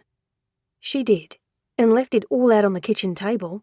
Mate, I'm going to have to bin half of this. So, you don't know what time she left? No, I told you, I'm only just home. Her car's not here, and I can't find the bloody dog. Ash took the stairs 2 at a time, concern gnawing at his gut now. Where the fuck was Poppy? You don't think Roxanne took her, do you? Why would she take your dog? You know she's not really an animal person. Well, she was here, and now both her and my dog are gone. Trust me, she wouldn't take your dog. So where are they then? I don't know. Roxy's phone is switched off. I've left her half a dozen messages. She was supposed to be home an hour ago to let the electrician in. Ash had searched all of the rooms downstairs and up now. Poppy wasn't in the house. As he listened to Pete talk, he crossed through into the bedroom, unlocking the French doors and stepping out onto the balcony, scouring the back garden for the dog. He would go outside and do a thorough search for her, but already suspected he wasn't going to find her. Poppy would have barked when he called her. He was sure of it. Ellie had disappeared suddenly, and now so had Poppy. As for Roxanne, her car wasn't here, which suggested she had left of her own accord. But even for her, buying a load of perishable food then leaving it out on the table to cook in the warm afternoon sun was a shitty move. He wasn't sure she would do that. He glanced towards the end of the garden and the thorn house, more certain than ever that all of the answers he needed were locked inside. Chapter 47. After this morning, and being so close to freedom, seeing the sun again, knowing home and Ash were so close, Ellie's mood had plummeted. There were no highs to being trapped in this hellhole of an underground cell, but she was discovering there were continual lows. Biding her time, not fighting for her freedom, aware she would probably have just the one chance of escape, and she needed to be smart about when she took it, had been the sensible thing to do. She kept reminding herself of that. But being led back down here and shackled up again had been harder than she had anticipated. No one was aware of this network of underground tunnels and rooms, and the only two people who knew she was here were Benjamin and his sister. Given that Virginia was batshit crazy, and even scarier than her brother, meant Ellie's fate rested entirely in Benjamin's hands. If anything happened to him, she would be trapped down here to slowly starve to death. The thought made her shudder. She had wanted to sleep, to try and shut her nightmare out, but that had been impossible. The tunnels, usually so silent, other than that steady drip that she was certain was slowly driving her mad, had been filled with sounds that had her paranoia going into overdrive. She wasn't alone, after all, but that offered no comfort. Someone was down here with her, and she sensed whatever was going on. It wasn't good. The shuffling of footsteps, the flicker of movement in the shadows. Was it Virginia? The girl frightened the hell out of Ellie, and she felt she was caught in a trap, waiting for a predator to attack. Then, a short while later, after the footsteps had disappeared, she had heard what sounded like an animal. Scurrying footsteps and sniffing. What the fuck was it? Rats? It was the only thing she could think that would possibly be down here, though whatever it was sounded bigger. She lay on the narrow bed, listening to the noise, scared that whatever it was might find her, as the animal, it had to be an animal, sounded like it was coming closer, then moved further away again. It was the whining that eventually gave it away, and had her heartbeat racing, and she sat up abruptly, peering into the shadows. A dog. Poppy? Her voice was not much more than a whisper, her tone tentative, as she was scared of alerting Virginia or Benjamin, though laced with hope. If Poppy was back in the tunnels, did that mean Ash was with her? Had he discovered the entrance in the cellar? She called out again, this time louder. For a moment, she heard nothing, and was beginning to wonder if she was hallucinating. But then there was the scamper of feet and more whining, followed by a bark, as Poppy hopped into the cellar room, her tail thumping in delight when she spotted Ellie. "Oh my God, Poppy, it is you!"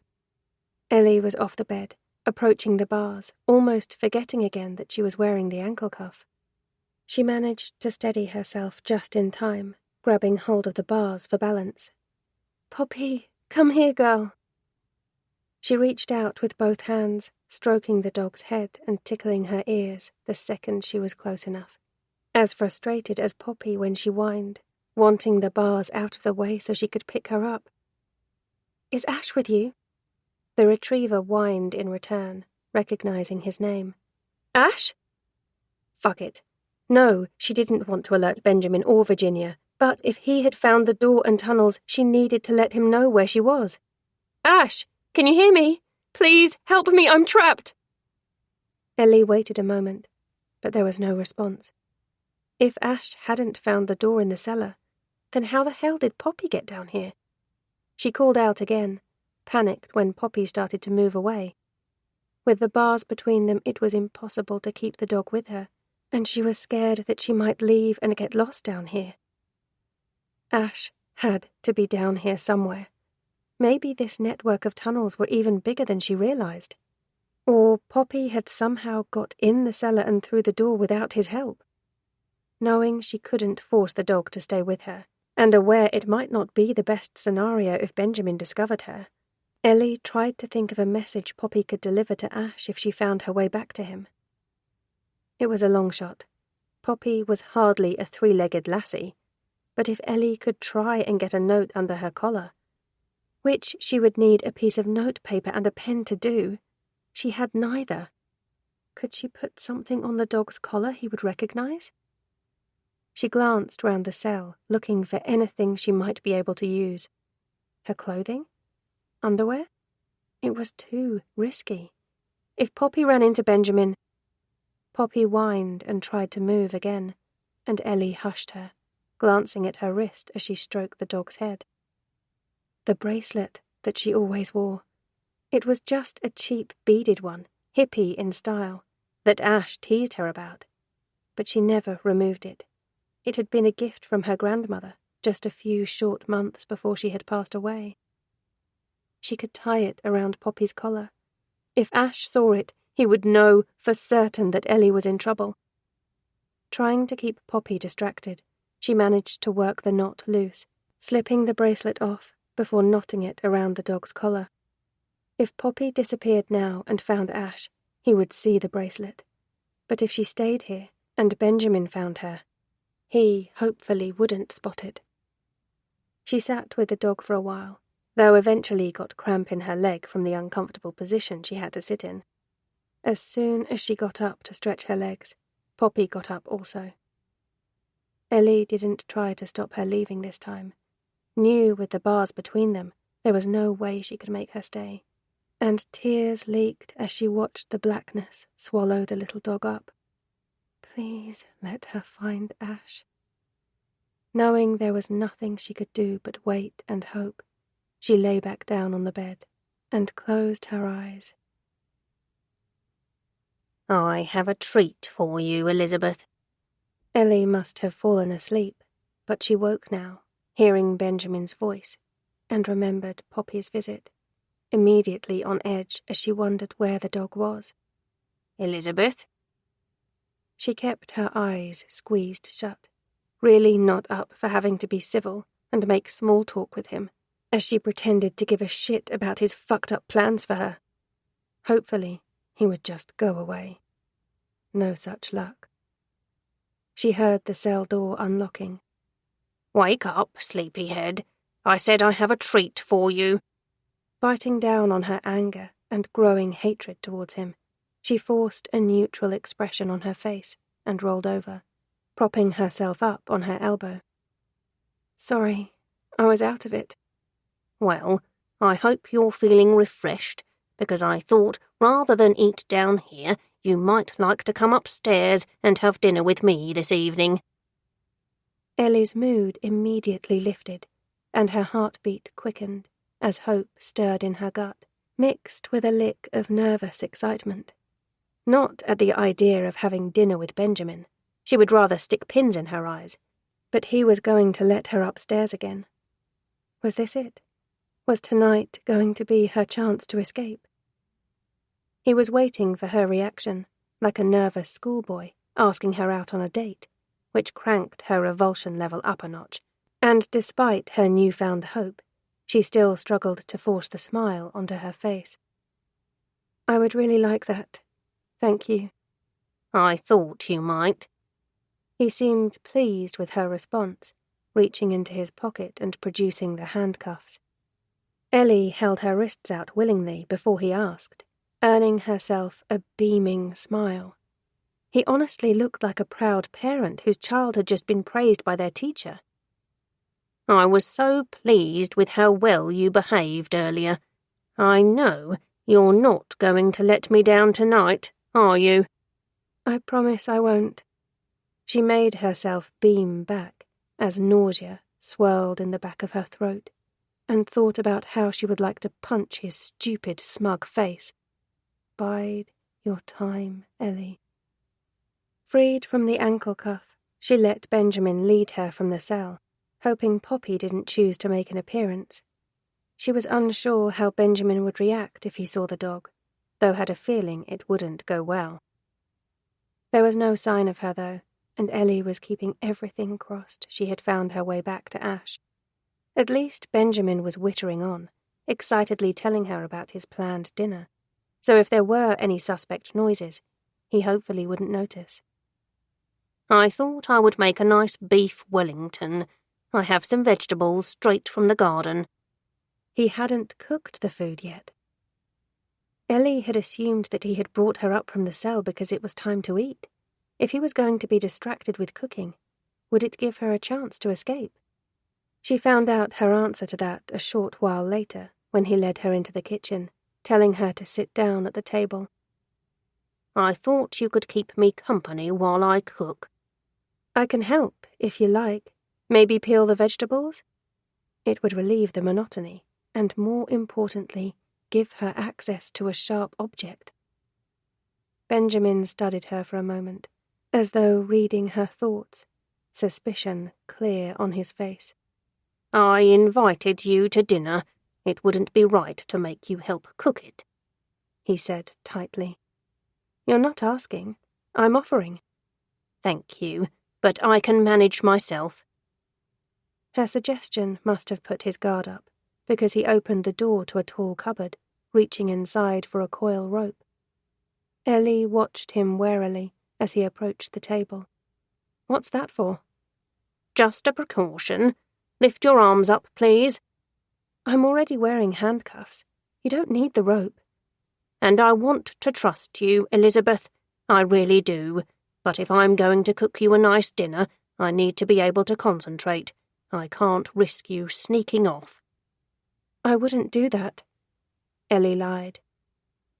He wasn't listening, already wrapping the rope around her waist and securing it to the slats at the back of the chair. "There, that's better." He stepped back and admired his handiwork. "Is that comfortable?" "Not really." "Well, it won't be for long. Now, shall we have some music?" Ellie watched him walk over to an old-fashioned-looking radio that sat on the far end of the counter. As he fiddled with the dial, she wriggled against the rope, tried to see if there was any slack. Of course, there wasn't. He had done this before, and wasn't stupid. Although her wrists were cuffed in front of her, she couldn't get to the knots at the back of the chair. Damn it. Classical music filled the room, and Benjamin turned, a grin on his face as he waved his arms about like he was conducting an orchestra. "Oh, Brahms, one of my favourites. Now, before I start preparing dinner, would you like a nice cup of tea?" What Ellie actually wanted was to get the hell out of there. She was struggling not to show her frustration at this latest setback, wondering how the hell she was going to get away from him. He was staring at her, though, and she suspected she had already raised his suspicions when she offered to help with dinner. "That would be lovely. Thank you." As he turned to put the kettle on, the smile fell from her face again. She was tied to a chair in the kitchen of a madman who was dancing around the room to classical music and offering her nice refreshments, as if this was all the most normal thing in the world. And where the hell was his crazy sister? Benjamin was in the throes of making what seemed to be a romantic dinner for two. Was Virginia not going to eat with them? She asked the question as she sipped the cup of tea he had made her. He didn't answer for a moment, and at first she wasn't sure if he had heard her. "She's in bed. She hasn't been feeling well today," he said eventually. "I'll take her a tray up before we eat." Oh, okay. He stopped what he was doing and turned to face her. "Tonight's about you and me, Elizabeth. It's better that Virginia isn't there. I want us to get to know each other better, and I don't want her to spoil things." He gave her a creepy smile, and Ellie tried to shift on her chair, uncomfortable with how he was holding the knife in his hand. "You'd like that, wouldn't you? The chance to get to know each other better?" No. Of course. She forced a smile. "Good." Seeming satisfied with her answer, Benjamin started chopping the vegetables, and Ellie used the opportunity, while he was distracted, to try and free herself from the chair again. Annoyed, she attempted to relax, knowing that getting herself worked up wasn't going to help. Her mind, though, was still working furiously as she watched him work, as she tried to figure out a way to escape. Eventually, the dish was prepared and in the oven, and he turned to face her. "There. That shouldn't take long now. I expect you're hungry." Keep playing along with him. I'm looking forward to it. "Just enough time for another surprise." Oh, God, what now? At least he had come over to the chair now and was untying the rope. Relieved to be able to move, Ellie let out an exaggerated breath, noting that Benjamin blatantly ignored it. Instead, he looked annoyed. "Well, aren't you excited to know what it is?" he asked huffily. Yes, of course I am.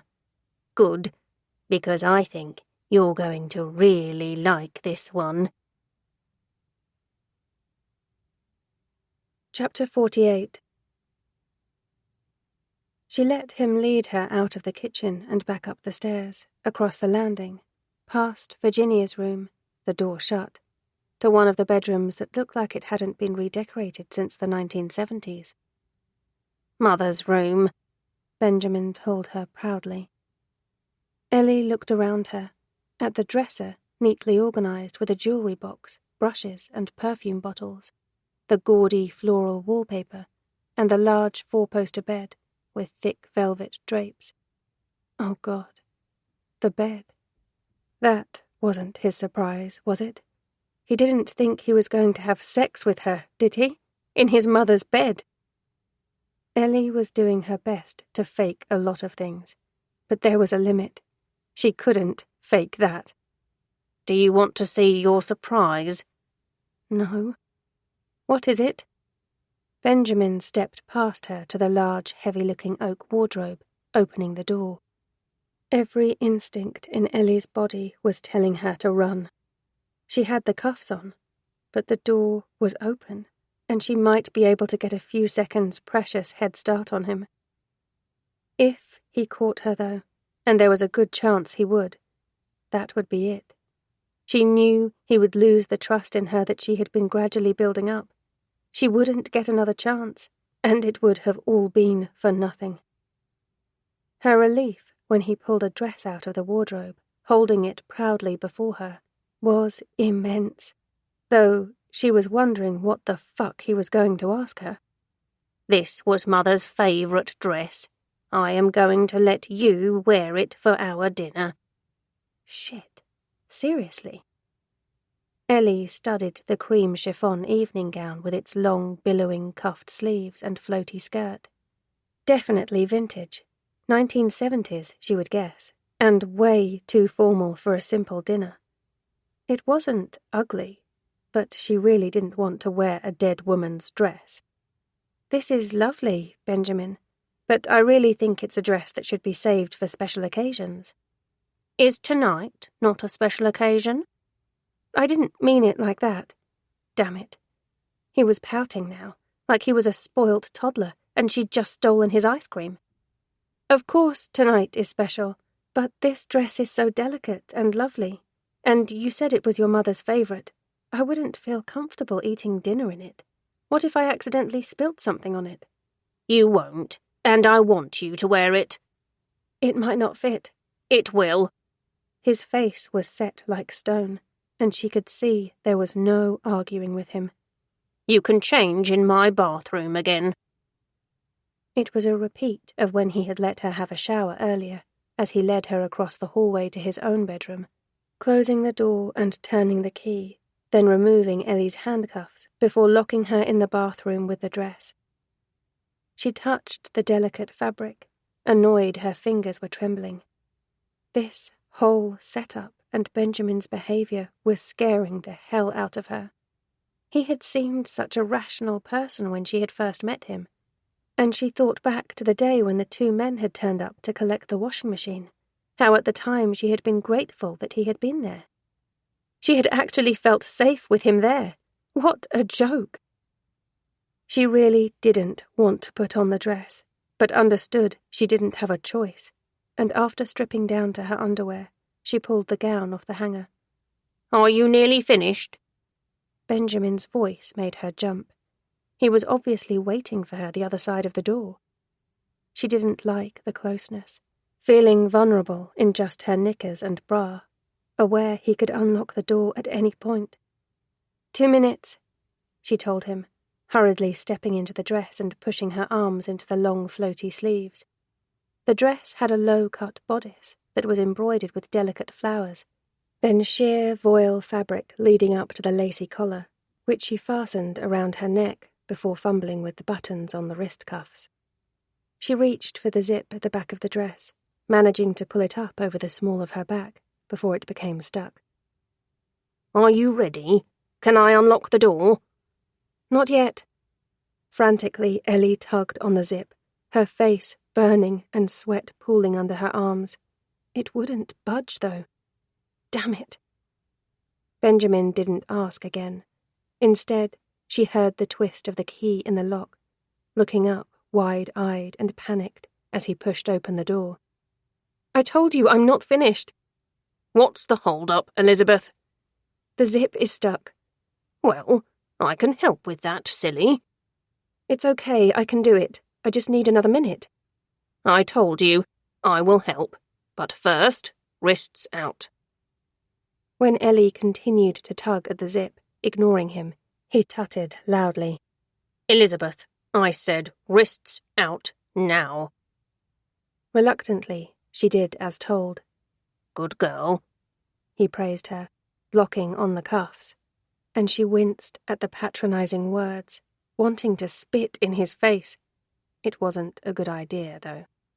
Right, turn around and let's look at this zip. She did as asked, squeezing her eyes shut when she felt his cool fingers brush against her bare back. Oh, yes, this is caught on the fabric. I think you would have struggled to do it yourself. Hold still. Ellie didn't really have a choice, hating every second of having him in her personal space. Eventually, the zip pulled free, and she breathed a sigh of relief as he fastened her into the dress. There you go. Now, turn around, let me have a look at you. When she obliged, a beam spread across his face. Oh, you look just perfect. Here, come on. There's a full-length mirror in Mother's room. You can see. He guided her back across the hallway, acting like an excited child, as Ellie tried not to trip over the hem of the dress, as she was forced to keep up with him. Positioned in front of the freestanding oval mirror, she barely recognized herself, her face so pale, no doubt from being locked away underground, with dark bruises under her eyes, and her dull blonde hair hanging limply around her shoulders. The dress was a fraction too big for her, probably because she had lost weight, and the cream colour against her sallow skin made her look like a ghost, because that was what she had become, what he had made her, a ghost of her former self, and she hated him for it. The wave of emotion hit suddenly, catching her off guard, and she burst into tears. Elizabeth, what's wrong? Benjamin looked distraught as he fussed around her. I thought this would make you happy. It was supposed to be a nice surprise. She couldn't answer him for a moment, overwhelmed by the realization that he had taken everything from her, and scared she would never find her way out of this nightmare. Don't think like that. You have to keep trying. Elizabeth, will you stop crying and look at me, please? He had his petulant voice on, reminding her of all the hard work she had done over the last few days to try and win his trust. What is wrong with you? Do you not like my mother's dress? She needed to pull this round, and couldn't afford for him to lock her down in the cell again. Raising her cuffed hands to her face, she swiped at the tears, sniffing. I'm sorry. I do. It's not that. Then, what's wrong? Is it him? He didn't have to say Ash's name for her to realize who he was referring to, and the jealousy in his tone made her grimace. No, it's not. He's no good for you, Elizabeth. I've told you that. I really thought you had started to see sense and were over him. It's your mother. Ellie blurted the words, aware she needed to distract him from thinking about Ash and get him back on side. Benjamin narrowed his eyes in suspicion. What about my mother? I was looking at myself wearing her dress and seeing how important it was to you, and it made me realize just how much you loved her and must miss her. The words rolled straight from her mouth, with no time to think them through, and she licked her dry lips, wondering if he would buy the lie. His brown eyes lingered on her for a moment, bulging behind his glasses, his expression unreadable, and Ellie's face flamed. Please let him believe me. Eventually he nodded, his features softening. I do miss her. I miss her terribly. That's why it's so important for me that you wear her dress. She would have liked you, Elizabeth, and she would have wanted you to wear it now you are part of the family. What? He was fucking deluded. I would have liked to have known her. He seemed pleased by that. This was good. Somehow she had managed to keep him on side. Come and sit down at the dresser, he instructed, pulling Ellie by her cuffs so she didn't exactly have a choice. He pushed her down onto the stool, selected a hairbrush, and she watched him in the reflection as he began to stroke it over her hair, trying her best to keep her expression neutral, even though her skin was crawling at the touch of the brush. Don't fuck up again.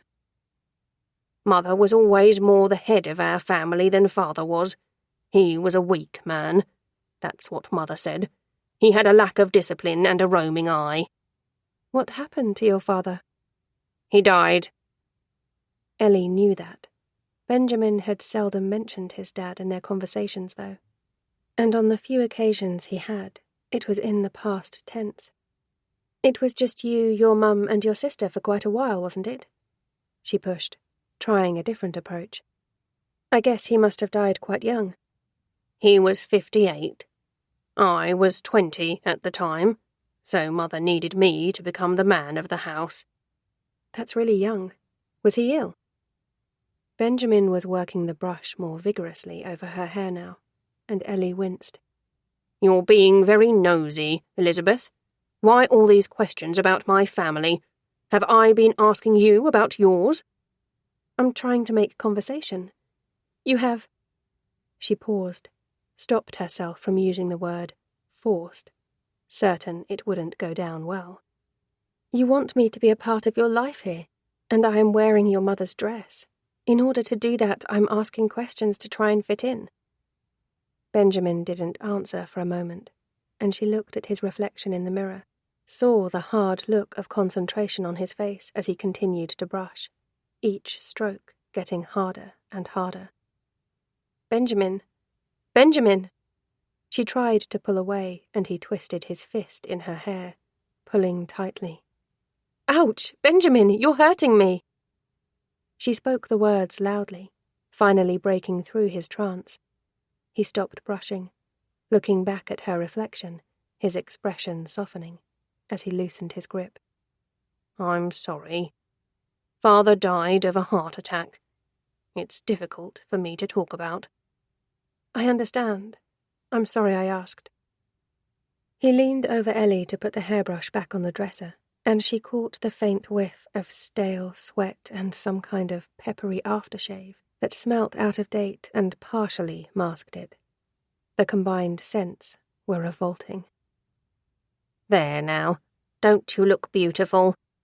Benjamin placed his hands on her shoulders and leaned forward to rest his chin on the top of her head as he studied her reflection, and she shuddered at the touch.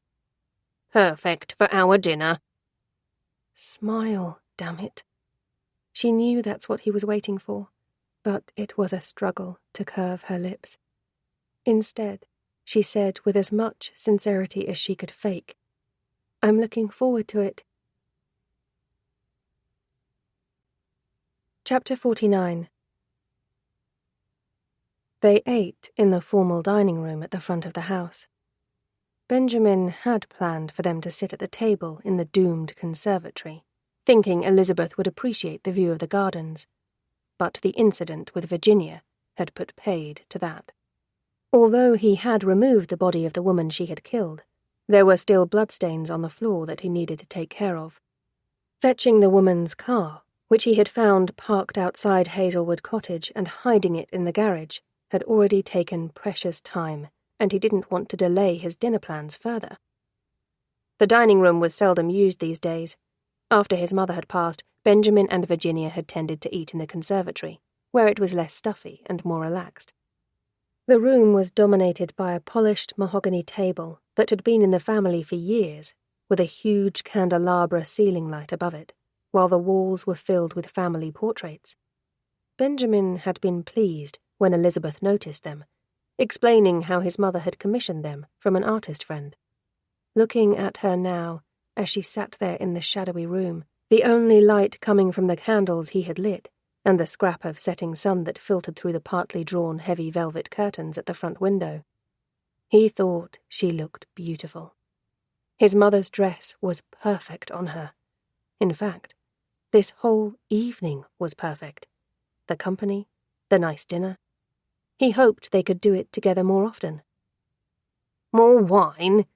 He asked, noticing her glass was getting empty. Thank you. She waited for him to get up and come round to where she was sitting to pour the wine for her. Not that she had any choice. He had tied her to the chair again, reminding her that it was still early days, and that the trust he had talked about still needed to be built further. While he wanted to believe her when she said she wouldn't try to escape, it was just too big a risk, especially when he needed to go back and forth to the kitchen. With the rope in place, it meant he could relax more, and they could enjoy their evening together. She held up her glass for him, and he felt a twinge of guilt again at the handcuffs. She hadn't been happy that he had refused to remove them, and he knew it made eating and drinking more of a chore for her. Maybe if she behaved tonight, he might consider a compromise next time. Are you going to have some more too? She asked when he placed the bottle back on the table. I really shouldn't. I'm not a big drinker. It was the truth. He only drank on occasion, and the one glass he'd had was already making him feel a little light-headed. Oh, go on, please. I don't like drinking alone. She gave him such a beseeching look, he found it difficult to disappoint her. Okay, I guess one more glass wouldn't hurt.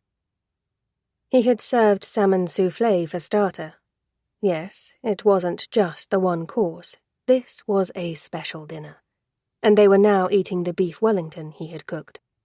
He wanted to say Elizabeth was enjoying it, but he had noted she was mostly pushing the food around her plate. Benjamin had asked her a couple of times if she was enjoying her meal, and she told him she was, taking another small bite. But still, he wasn't sure. He noticed her looking at the portraits again. Is that your mother and father in the centre pictures? Yes, I love this painting of Mother. She was so beautiful." He waited for Elizabeth to comment, hoping she would agree. She was, and your dad looked like a nice man. It was meant as a compliment, but Benjamin was aware of the anger rising. "He was weak." He spat the words, couldn't help himself. He had told her all of this upstairs in the bedroom. Had she forgotten already? "I'm sure he had his good points," she said quietly, spearing a piece of carrot with her fork and putting it in her mouth. He could hear the disapproval in her tone. "It wasn't really a heart attack. I lied." "Sorry?" Benjamin hadn't meant to blurt that out, but he found himself wanting Elizabeth to know the truth. Maybe then she might understand. He stared up at the portrait of his father and frowned. "A heart attack. That's what Mother wanted people to believe." "What happened to him?" "She poisoned him." Elizabeth didn't respond to that, other than with a sharp intake of breath. She set her fork down, and the clink of metal against the plate was enough to draw his attention back to her. "You need to know these things," he told her, unable to keep the anger out of his voice. "At first, I thought I should protect you, but if you're going to be a part of this family, then you need to know the truth. All of it." "What happened?" "Mother hated Father. She always called him lazy and useless, said he had no backbone. Things were worse after Auntie Imelda came to live with us. She took a fancy to him, and although they thought they were being discreet, everyone knew they were at it." He had her attention now. She was staring at him silently, waiting for him to continue, to air his family's dirty laundry. "Mother laughed and said she was welcome to him. But I know it was hurtful for her. Insulting, too. She had Virginia to deal with, and it wasn't fair, Father shirking his responsibilities like that. And then there was her reputation. She had taken Auntie Imelda in, put a roof over her head, and tried to help her, and she was being made to look foolish. One day she'd had enough. Father had gone away on a business trip, and Auntie Imelda had conveniently gone to visit a friend. We knew they were sneaking off together for a dirty weekend. That was when Mother knew she could take no more." Benjamin thought back to the conversation he'd had with his mother. It was the day she had asked him to step up and be a man. He remembered proudly. Elizabeth took a gulp of her wine. Her eyes were wide, a little in shock, he suspected, as she waited for him to continue. Now he had started, though. The words came flooding out. He wanted her to know everything. "At first, she just wanted to punish Auntie Imelda. Although she hated Father for what he had done, her sister had betrayed her kindness. Mother had taken her in, and this was how she had been thanked. Death would be too kind for her. No one used the tunnels anymore. Hazelwood Cottage was no longer in the family, and Father had boarded the entrance up. It was the perfect place to imprison Auntie Imelda and make sure she suffered for her betrayal. They've been there since the houses were built, you know," he said, deciding to give her a bit of history about them. "Originally, it was just a servants' tunnel linking the houses. My grandfather adapted and extended them at the beginning of the Second World War, though, so they could be used as an air raid shelter. Isn't that fascinating? So much history." Elizabeth nodded in agreement, though she still didn't say anything as she waited for him to continue. "There was no cell down there at the time. Of course, no one had needed one of those. We made do with a large dog crate. It was quite cramped and uncomfortable, but then it was supposed to be a punishment. It wasn't difficult to get her down there. One day, while Father was at work, Mother showed Auntie Imelda the tunnels. I was waiting down there for them, and we overpowered her easily. Once we had her locked in the cage, we packed all of her things up and brought them down to the tunnel. Father was distraught when he thought she had left. He wouldn't believe it, even calling the police. No one knew where she was, though. Mother and I kept her like our pet. We would take it in turns to go down and feed her. 1 meal a day, always the scraps, and in a dog bowl. That's all Mother said she deserved. We wanted her to suffer. And it would have been okay. We could have carried on. But Father just wouldn't let her disappearance drop. He kept on and on and on about it. And he was badgering the police too. Eventually, Mother knew she had to silence him. He thought back to her special plants and how she kept sneaking bits of them into his food. After he died, she paid one last visit to Auntie Imelda to let her know what she had done. Then she told me to board up the entrance again. You left her down there to die? Elizabeth looked disgusted, which had his hackles going up. Don't look at me like that. You have no idea what Auntie Imelda did to our family.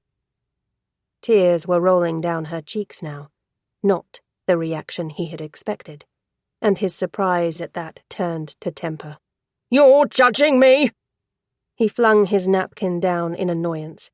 I have cooked you this lovely meal, allowed you to join me, let you wear my mother's favourite dress, and tried to open up to you, and this is how you repay me. I'm not judging you, I promise. Then why are you acting like this? Because you're scaring me, Benjamin.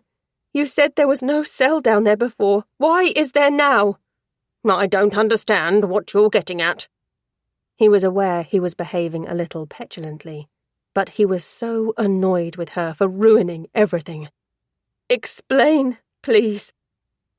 Her voice dropped to barely a whisper. Did you build that cell for me? Or have there been others? Benjamin bit the inside of his cheek, aware the colour was draining from his face, though his pout remained. He wasn't ready to talk about this bit. Did you put Naomi Tanner in there? When he remained silent, she pushed further. Did you kill her mother? He stared at her across the table as emotions warred inside him. Finish eating your dinner, Elizabeth, he told her eventually. You've ruined a nice evening. I'm not sure if you deserve dessert. He picked up his own empty plate and started to leave the table. Please, Benjamin, you said you want me to be part of your family and you want me to know everything. Yes, some of it is difficult to hear, but I promise I am trying to understand. If you want this to work, then you have to be honest with me. No secrets. His shoulders tensed, and he was going to ignore her, but her words touched him. She wanted to make this work. That relief burst a dam, the long-hidden guilt flooding out as he remembered back to that night and how he had crept through the tunnel, going to Naomi. Yes, and yes. I didn't mean to hurt Louise. That is one of my biggest regrets. She was supposed to be out. I had gone there to see Naomi. I wanted to help her, to try and get her away from her father. He's a bad man, you know. He truly had only wanted to help, but what came next had nearly destroyed him. Emotion clogged his words as they came spilling out. Louise surprised me. She had heard me, and she came to investigate. She caught me off guard, and we struggled. It was all so clear in his mind as he replayed it. The shock on Louise's face as she recognized him, and his own horror that he had been caught in the house. But what happened next was far worse. I didn't realize she had a knife. It was an accident. Benjamin was crying now too, the tears pouring down his cheeks. Naomi saw what I did. She was hysterical. Those first few days in the cell, she had cried non-stop, begging for him to free her.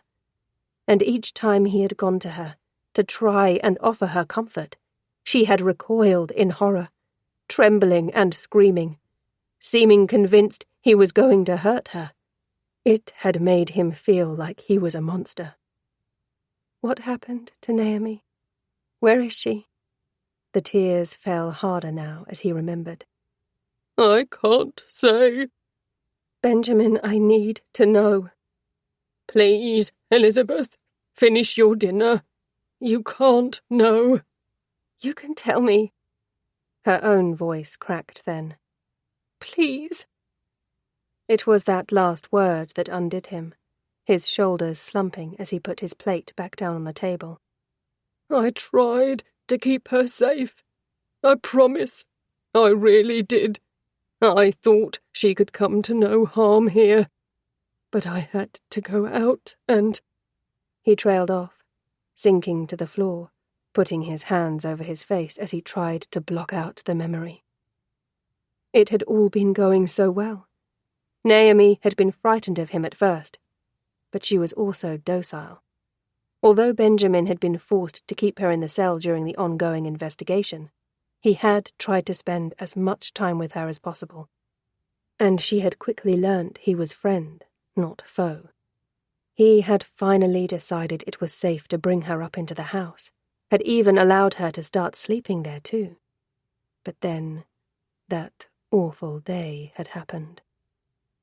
He had to go out, and she simply didn't understand that he couldn't leave her free to wander around the house. They had been getting on so well until that point, and it had been a regrettable setback. She had slapped him before he managed to restrain her, tying her to the chair in the bedroom, and he had left home with the imprint on his cheek, wanting to cry. The anger, the accusations, the threats and the violence. He had never seen that side of her before, and honestly, it scared him, made him fear for her and for them as a family. Did she not understand how much he loved her? That he would do, and indeed had done, anything and everything for her. If he could have cancelled his plans, he would have. He would have spent the day reassuring her and trying to make things right. He would have taken the time to show her just how much he cared about her. Instead, when he left, she was locked in the bedroom, and he had no idea what her mood would be like when he returned. Would she still be mad, unwilling to listen to reason? Or would she have calmed down enough for them to have a civil conversation? He never got the chance to find out. When he returned home, he found Naomi sat in the chair in front of the dresser, her head slumped forward and blood soaking through the ropes holding her in place.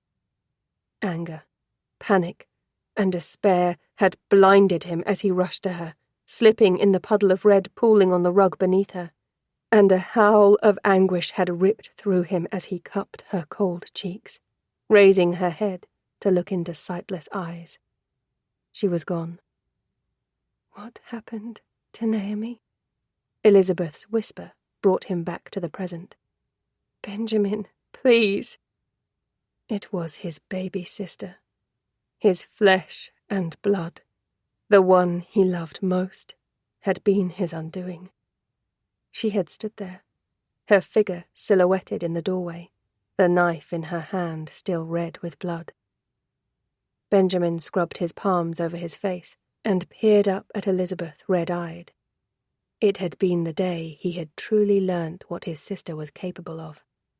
It was Virginia. She stabbed her. Oh, Elizabeth. She killed my Naomi.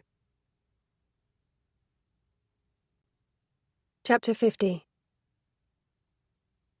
After Benjamin left the room, Ellie drew in a shaky breath, needing a moment to get her wits about her. She glanced at the portraits on the wall. They had been bothering her since she had set foot in the room, and, as she sat there wearing Benjamin's mother's dress, it had felt as though all 4 sets of eyes were watching her take part in this bizarre 70s-style dinner party for 2. Benjamin and Virginia were in the paintings on either end, Benjamin, who must have only been in his late teens, looking somber and a little pompous, his hair slicked back and brown eyes staring at the artist. Virginia just a young girl, her wild hair tamed and minus her glasses, a blank look on her face. The two middle pictures were of Benjamin's parents, killer and victim. Neither of them were smiling. All of Benjamin's revelations had been terrible, and learning what he and his mother had done to his aunt had shocked her to the core. But knowing he had then taken it a step further, killing Louise Tanner and kidnapping her daughter, that his psycho sister had then murdered Naomi in cold blood, scared her most of all. Ellie now knew all of the terrible Thorne family secrets, so there was no way Benjamin planned to ever let her go, which meant that unless she could escape, she was trapped here with him and Virginia. She honestly wasn't sure which sibling frightened her the most.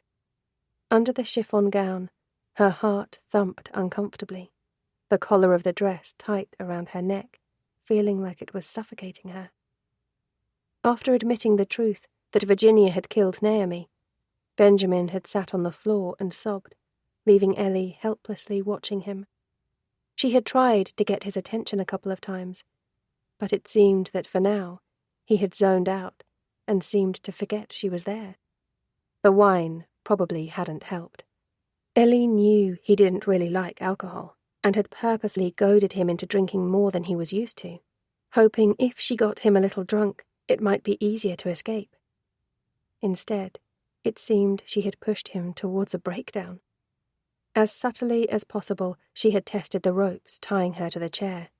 4 loops, 2 around her waist that were attached to the splats at the back, while the other 2 crossed over her thighs and went under the seat. There was no way to reach the knots at the back with her hands cuffed in front of her, and the rope around her waist was secured too tightly to give her any wiggle room. But the loops crossing her legs were slightly looser.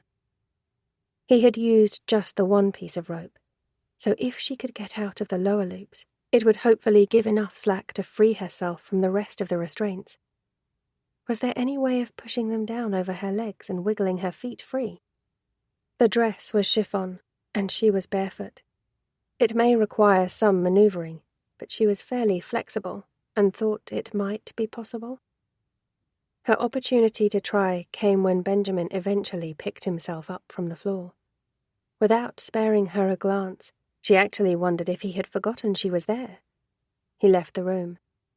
Ellie waited a few moments, worried in case he returned. She was positioned with her back to the door and facing the front window. If she didn't hear his approach, she was screwed. Eventually, she decided it was now or never. As she pulled tentatively on the lowest rope, she felt it tighten the loop above. That was good. Pushing the rope down her thighs, she managed to get it touching her knees. Not quite far enough. Pressing herself back into the chair, she pulled again, gained a little more give, and had a second attempt. This time, she managed to pull the rope over her knees and drew up her left leg, hoping to pull it through the gap. She was almost there when the sound of footsteps coming from behind stopped her.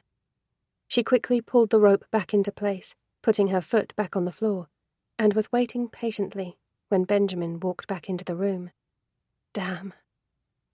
His eyes and nose were red from crying, and for a moment she didn't think he was going to acknowledge her. He started to clear the table, focusing on his task, and she stayed quiet, watching him warily. As he finished, arms loaded with plates and cutlery, his eyes met hers, though. "I'm going to go and put the finishing touches to the dessert," he told her. Ellie nodded. He hadn't said anything more about Naomi or Virginia, so she wouldn't either. Instead, she waited until he was gone before making her third attempt to free herself from the chair. She managed to get the rope over her left knee, then, with a bit of a struggle, over her right. The slack now gone, the other ropes were pulled uncomfortably tight as she tried to draw up her legs to pull the loop down her calves and over her feet. The chair wobbled as she fought to get her left foot through, and she froze, panicked for a moment that she was going to topple back. "You're so close. Keep going." Her heart was thumping furiously, sweat beading on her forehead and beneath the dress. If Benjamin came back and caught her trying to escape? No, she couldn't think about that. Get free from the rope, then get the hell out of the house before he realizes. She tried again, had to force her foot into an uncomfortable position, but finally pulled it through the loop. Foolishly, she had thought getting her other foot free would be easier, and she had to bite into her lip from crying out when the remaining loops tightened painfully as she tried to find extra slack. Grimacing, she forced her foot through the gap, heaving out the sigh of relief. Already the other loops were looser, and she pushed down the second wrap of rope, heartened when she managed to step out of it easily. Tilting the chair first forward, then back, she managed to free the legs of the rope, and knew she now just had to pull free from the two loops holding her against the chair back. She sucked in another breath, her focus on the window and the partially drawn curtains, as she told herself it was just the easy bit left and slipping free from the first loop. She was about to work on the last tie when she spotted movement outside the window, realizing someone was approaching the house. Ash. She caught a glimpse of him as he passed the window, and forgetting there was still a rope holding her loosely to the chair, tried to get up. The clatter of the wood as she fell forward, his name on her lips, coincided with the doorknocker rapping loudly, the sound carrying through the house. Frantically, Ellie pulled herself free from the last of her bonds and tried to scream his name again. As she did so, an arm banded around her waist, dragging her up from the floor, and a hand clamped over her mouth. Shh. Benjamin. She recognized that vile, peppery scent of the gone-off aftershave. Frantically, she shook her head, trying to break free as he dragged her across the room, blowing the candles out as they went. Over by the window, though standing far enough back that the shadows absorbed them, she could see Ash and the angry expression on his face as he knocked on the door again. Did he realize she was inside? She had to alert him. She tried again to shake off Benjamin, using her elbows and feet to punch and kick at him, this time biting into the flesh of his hand. She heard him wince, but he held on tight, his palm smothering her screams. And then Ash was stepping back, glancing up at the house, but shaking his head as he turned and headed back down the driveway. No! He couldn't leave her! Ellie continued to fight against Benjamin, but with her wrists still cuffed, he had an unfair advantage, and eventually her muffled cries for Ash turned to sobs. Benjamin sunk to the floor, pulling her down with him, letting out an audible sigh of relief. He knew as well as she did that it had been a close call and could have gone either way. As she struggled against him, choking for air now as her tears fell harder, he removed his hand from her mouth, though twisted his fingers in her hair, turning her head so she had no choice but to look at him. This was it. It had been her one chance, and she had blown it. He was angry with her now, and the trust had been broken. She could see it in his coldness in his eyes and in the tightness at the corners of his scowling mouth. "You've been a bad girl, Elizabeth," he hissed eventually. "I trusted you. You promised me you wouldn't try to escape." She should protest and try and win that trust back, but she honestly didn't have it in her. "Do you have nothing to say for yourself? No apology for me?" Something inside her snapped at his words. She was not a child, not his toy. This probably wouldn't end well for her now, but she refused to go down without a fight. Her eyes were still wet, her breathing a little erratic, but she stared at him defiantly and managed to twist her lips into a smirk before spitting in his face. "Fuck You! The look of shock on his face was worth it, as was the slap against her cheek when it came. But then he was dragging her to her feet again, pulling her out of the room by her hair, and she was struggling not to cry out with the pain. Bad girls need to be punished, he told her, a cruelty in his tone that she hadn't heard before. Whatever he was going to do to her, she knew it wasn't good, and she bit down on her terror, promised herself she wouldn't beg. A thump came from behind them, and Benjamin's head shot round, just as Miss Moneypenny charged down the stairs.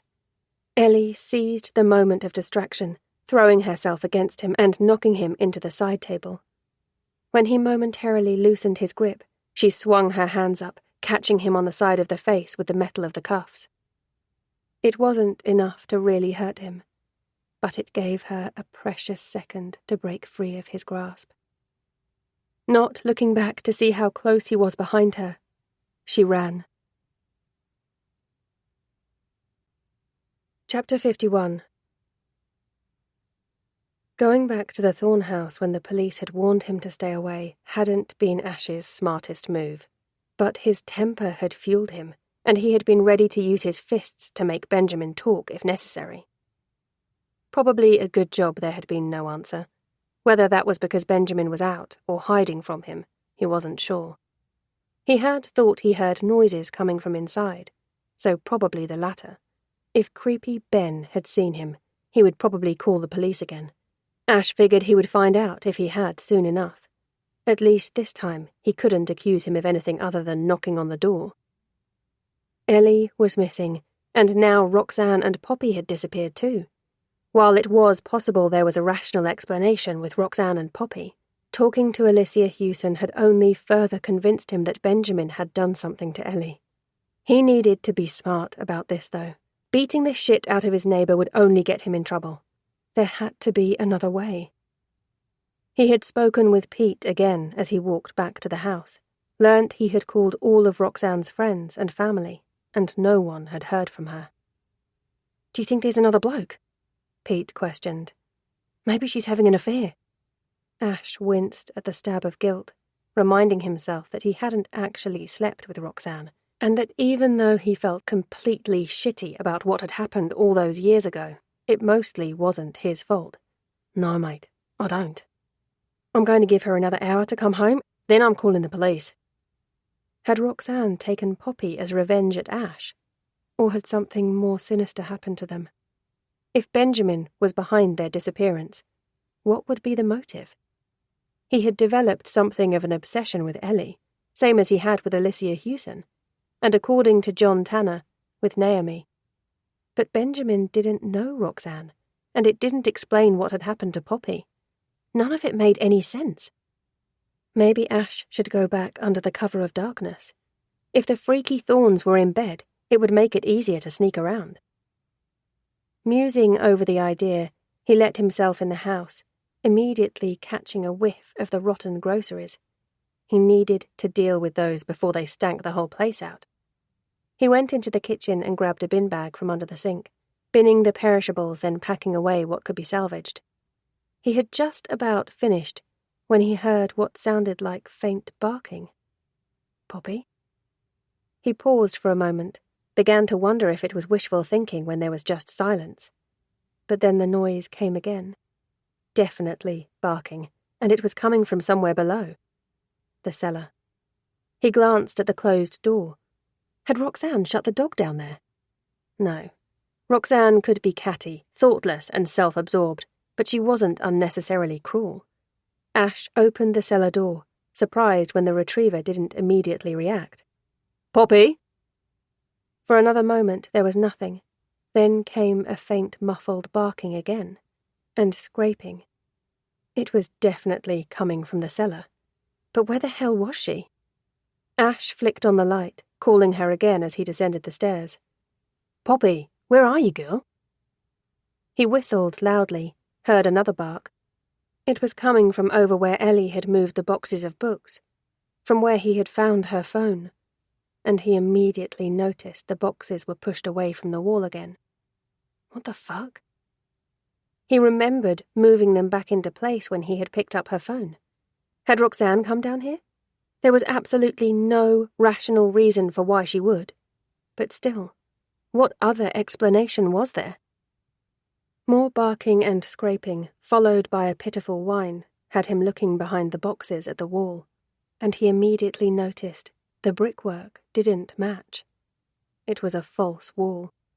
How come it hadn't been on the plans he had been shown? "Poppy!" Another bark, and he could tell she was excited now he was closer. She was definitely behind there. What was it? Another room? Ellie's phone had been in the cellar. Was she trapped in there too? He pushed the wall, heart hitching when it moved back. Why the fuck hadn't he paid more attention to the cellar when he found her phone? Truthfully, he knew the washing machine had been there when they moved in, then the boxes. He simply hadn't considered looking behind them. And why would he? It was just a wall. But if Ellie was in there, and she was hurt or worse, he would never forgive himself. Poppy's barking was louder now as the wall pushed back further. Then she was bounding out of the blackness, jumping into his arms and licking at his face, her tail wagging frantically. How the hell did you get in there? Ash held her close for a moment, scratching behind her ears and rubbing his hand up and down her back before putting her down. Thrilled as he was to see her, he was worried about finding Ellie. He peered into the dark hole, getting out his phone and flashing the light into the space. A room that looked like it had never been used. And was that a doorway on the other side? It was bigger than he expected, and if he was going in there to go look for Ellie, he would need a proper torch. Turning his attention back to Poppy, he glanced over her, making sure she was okay and not hurt at all. He would take her upstairs and give her some food and water, then grab the torch. Running his hand down her head and over her collar as he talked to her, giving her plenty of fuss, his fingers caught onto something. He looked closely at the colourful beads, immediately recognizing them. Ellie's bracelet. Whatever this place was, he was now certain she was in there, and he didn't intend to rest until he had found her. Chapter 52. Ellie didn't stop to look behind her, knowing Benjamin was almost in touching distance. Instead, she focused simply on getting out of the house. Down the hallway, into the kitchen, trying the back door and finding it locked, then through into the conservatory. The room was in shadows, the shutters all down, and she barely registered the easel with the crudely drawn portrait, didn't notice the puddle of red on the floor until she had stepped in it, and felt the stickiness on her toes. She started to slip, managed to right herself, and charged for the closed doors, rattling them in frustration when she realized they too were locked. A thump and a grunt came from behind her, and as she turned to flee, she realized Benjamin hadn't been so lucky with the blood and had lost his balance. As he picked himself up, she bolted back out of the conservatory and into the kitchen, could hear he was already on his feet again and coming after her. She paused to grab the handle of the largest saucepan on the stove, holding it with both cuffed hands, and slammed it hard into the side of his head as he made a grab for her. The blow had him stumbling, and a second one to his face knocked him down. He yowled in pain, clutching at his nose with both hands, and Ellie gave him a final whack for good measure. Dropping the pan, she ran back out into the hallway to the front door. Also locked. Damn it. Into the dining room again and over to the window. She tried to open it, realized it needed a key. Had he done this purposely? Locking all the doors and windows so she couldn't escape? She couldn't even use a chair to smash the glass, as she wasn't sure she could break through the wooden paneling, and there was no way she could fit through the gap as it was. She needed to find a way out, but he was already getting to his feet, and there simply wasn't the time. Instead, she fled for the stairs. The long landing of doors greeted her, and she struggled to unscramble her panicked brain as she tried to figure out where the hell she could go. There would be no escape from up here, so she needed to find a place to hide. Not Benjamin's room or his mother's. She knew neither offered any safe space. And the door at the end of the landing would lead back down into the library, where there would be no way out except for into the tunnel. No way was she going back down there. She hurriedly tried a few of the closed doors, dismayed to find them all locked. Saw only one room that had the door ajar. Virginia's. She couldn't go in there. The girl was scary as fuck and even more dangerous than Benjamin. She would only be putting herself in a more perilous situation. Why was Virginia's door open anyway? She was supposed to be in bed. The door had been closed earlier. Was she up and about, and creeping the hallways? Did Ellie have both Thorne siblings to contend with? As she edged closer to the room, trying the door next to Virginia's, then opposite, finding both locked, she heard Benjamin's voice, scolding. Elizabeth, you'd better get downstairs right now. If I have to come up there after you, you'll be in serious trouble. Fuck. He sounded like he was talking to a child, which might be laughable in any other situation. But the tone of his voice chilled her. She peered into Virginia's room, saw the bed was empty. It hadn't even been slept in. The covers pulled up neatly over the pillow. Was she even here? The tray with the plate of food Benjamin had taken up to her sat untouched on the bedside table, which was odd. He had told Ellie that Virginia had been tucking into the meal when he had left her. Why would he lie about that? Easing the door open further, she stepped into the room. A quick glance round showed her it was empty. While she didn't like the idea of being in Virginia's room, it was the best of very few options right now. And if Benjamin thought his sister was asleep, hopefully he wouldn't think to look for Ellie in here. She pushed the door closed, frantically looking for somewhere she could hide. The wardrobe looked too small, and there was no bathroom. The only other furniture was a dresser, similar to the one in Benjamin's mother's room. There was an identical set of hairbrushes and Virginia's thick-lensed glasses. Could the girl see without them? She had to be close, and that was a worry. Ellie went to the window, wondering if the drop to the ground was doable, biting down on a frustrated sob when she realized it was locked. It seemed that since kidnapping her, Benjamin had gone out of his way to turn the house into a prison. She glanced at the bed. Getting underneath it was a possibility. Then she looked up, spotting the loft hatch. There was a handle on the door. Could she get up there? It would be a safer bet than under the bed, and she was certain he would be less likely to look for her up there. Pulling the hatch open, she reached for the ladder attachment. The climb-up made difficult with her wrists cuffed together, and her legs shaking as she heard the boom of Benjamin's voice again. Your choice, Elizabeth. Here I come. Although the door slightly muffled his words, they were loud enough for her to hear them, and he sounded angry. She could not let him catch her again. What if he locked her back down in the tunnel, then boarded it up, like he had done to his Aunt Imelda?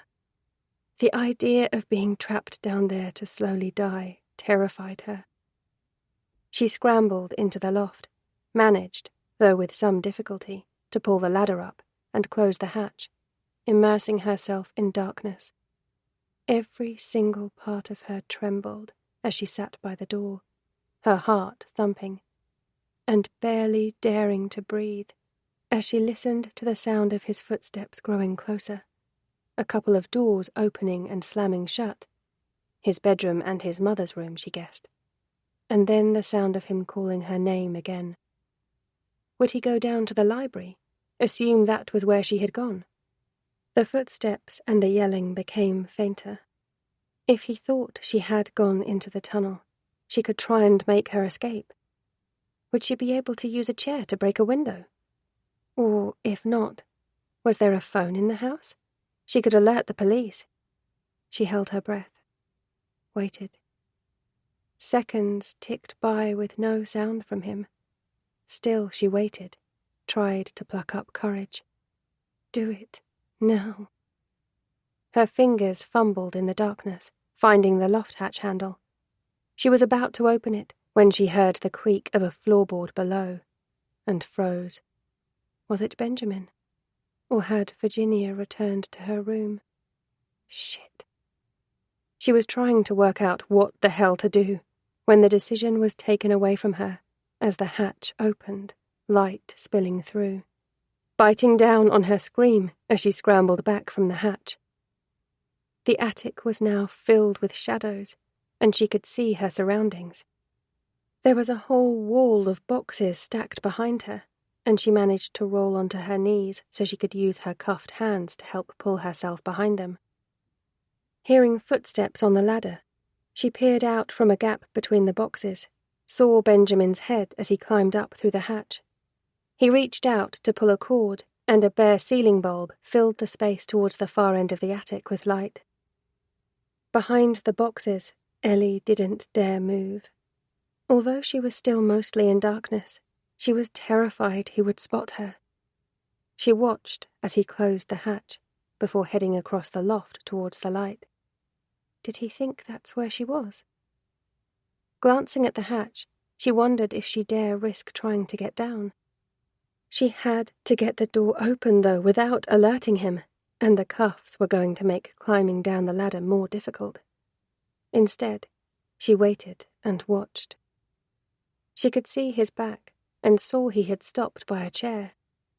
I hope you are looking after the new girl. Who the hell was he talking to? Was someone else up here? Ellie hadn't heard any sound from them. You wanted her, so she's your responsibility to look after now. Do you understand? There was no answer, and Ellie wondered if he was holding someone else prisoner. Curiosity nudging at the edges of her fear, she peered over the box. She could see Benjamin's profile now, and that he was facing a chair. It didn't look like a person he was addressing, though. Was he talking to a doll? But then he moved, giving her a better angle, and her hand flew to her mouth to stop herself from screaming. Not just one chair. There were 3.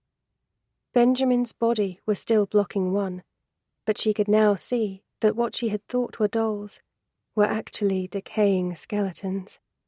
Both were wearing long dresses, the holes where their eyes and mouths had been, making it appear as if they were grimacing at his words. What the hell had he done? I asked you a question. Do you understand?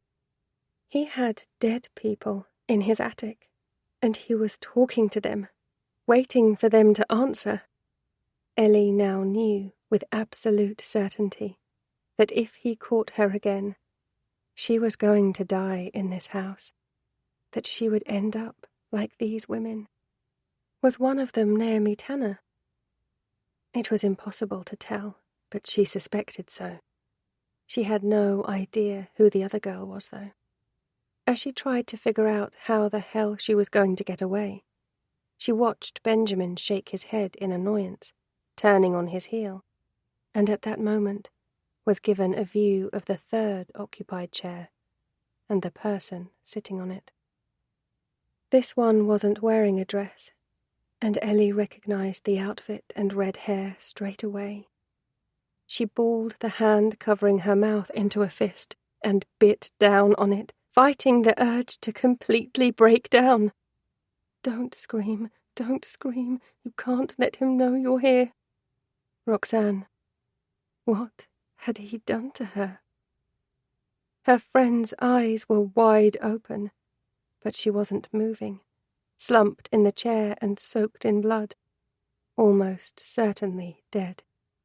As she blinked back tears, she spotted the crude thread pulling Roxanne's lips together, realized there was more thread on top of her eyes.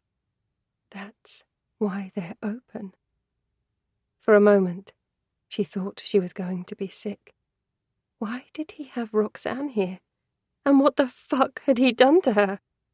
And then an awful thought occurred to her. What if he had attacked Ash and possibly Pete too? Benjamin was obsessed with her. Had he removed the people in her life he saw as a threat, Ash would be top of that list. Oh God, oh God, oh God! She didn't want to watch this grotesque spectacle any longer, but she also couldn't bring herself to tear her eyes away. Instead, she remained hidden behind the boxes, shaking uncontrollably, and willing herself to hold it together, wishing she could find a way out of this nightmare. "I don't feel well," Benjamin announced to the corpses. "I think I'm having one of my turns. I need to go lie down." Yes, do that. He was clearly bat-shit crazy, because if there was one blessing, it seemed he had temporarily forgotten about Ellie. But as she watched him walk back to the loft hatch, he stumbled a couple of times, seeming a little disorientated, and she noticed his eyes were glazed over. He opened the hatch door and pulled the light cord, and she saw his head disappear down through the hole, plunging her again into darkness. She stayed where she was for a few moments, knowing she needed to give him time to go and lie down. She wasn't sure where he planned to do that, whether it was in his bedroom, or maybe downstairs, so she would have to be really careful not to make any noise. This was her one big chance to get away, and she couldn't afford to blow it. Chapter 53. Benjamin wasn't feeling well at all. His head was throbbing, and his coordination was off, and he had a terrible sense of desolation. It always started like this. He could be in the house or working in the garden, and suddenly he would be hit by all these peculiar sensations that would consume him, leaving him exhausted and feeling faint. As he made his way into his bedroom, he knew he was supposed to be doing something, but he couldn't think what. He would worry about it later. Right now, he needed to rest. He didn't even make it to the bed this time, collapsing onto the floor, a sense of loss and grief overwhelming him, then pulling him under, and his last cohesive thought, before the darkness took hold, was of Virginia. Chapter 54. Minutes ticked by. At least, Ellie assumed they had. They felt more like hours, but she had to know it was safe for her to leave. Eventually, she eased the hatch door open, peering down into Virginia's bedroom, relieved to see it empty and her door closed. Letting down the ladder as quietly as possible, she negotiated the rungs, found it harder going down with cuffed wrists than she had going up. Once the ladder had been folded away and the hatch shut, she crept towards the door, the hard wood cool under her bare feet, and slowly opened it. Her mouth was dry, her head, neck, and shoulders thumping with tension as she peered out, saw the landing was clear. Where was he? Had he gone into his bedroom? The door was still open. Ellie's focus remained on the hallway as she kept a lookout for him, pulling the door wider and leaving the room. She was about to tiptoe across to the stairs when Benjamin stepped out of his bedroom, and she froze. There was an awful deer-caught-in-headlights moment where she couldn't move, as she waited for him to look in her direction. But then he glanced away from her, towards the doorway that led down to the library, and she managed to get her legs to work, backtracking into Virginia's room. She quietly closed the door, glanced at the loft hatch again, but wasn't sure there was time. That left the bed, and dropping to the floor she pulled herself underneath it, holding her breath as the bedroom door eased open again, and she saw his shoes as he entered the room. Shit. Her dress was sticking out. She couldn't reach it with her wrists cuffed together, so instead, she rolled herself further under the bed and tried to tuck it under her using her legs. She watched as he approached the wardrobe, heard the sound of hangers scraping against the rail. What the hell was he doing? He had said he was going to rest. Her heart was racing as he moved towards where she was hiding. Then there was a creak as the mattress dipped, and he sat down on the edge of the bed. Did he know she was underneath him? Ellie tried to pull herself further away, terrified he was going to reach down and grab her. Bird, Benjamin. He was talking to himself, the words barely more than a whisper, but in the silence of the room, she could hear every word. He really is a naughty boy.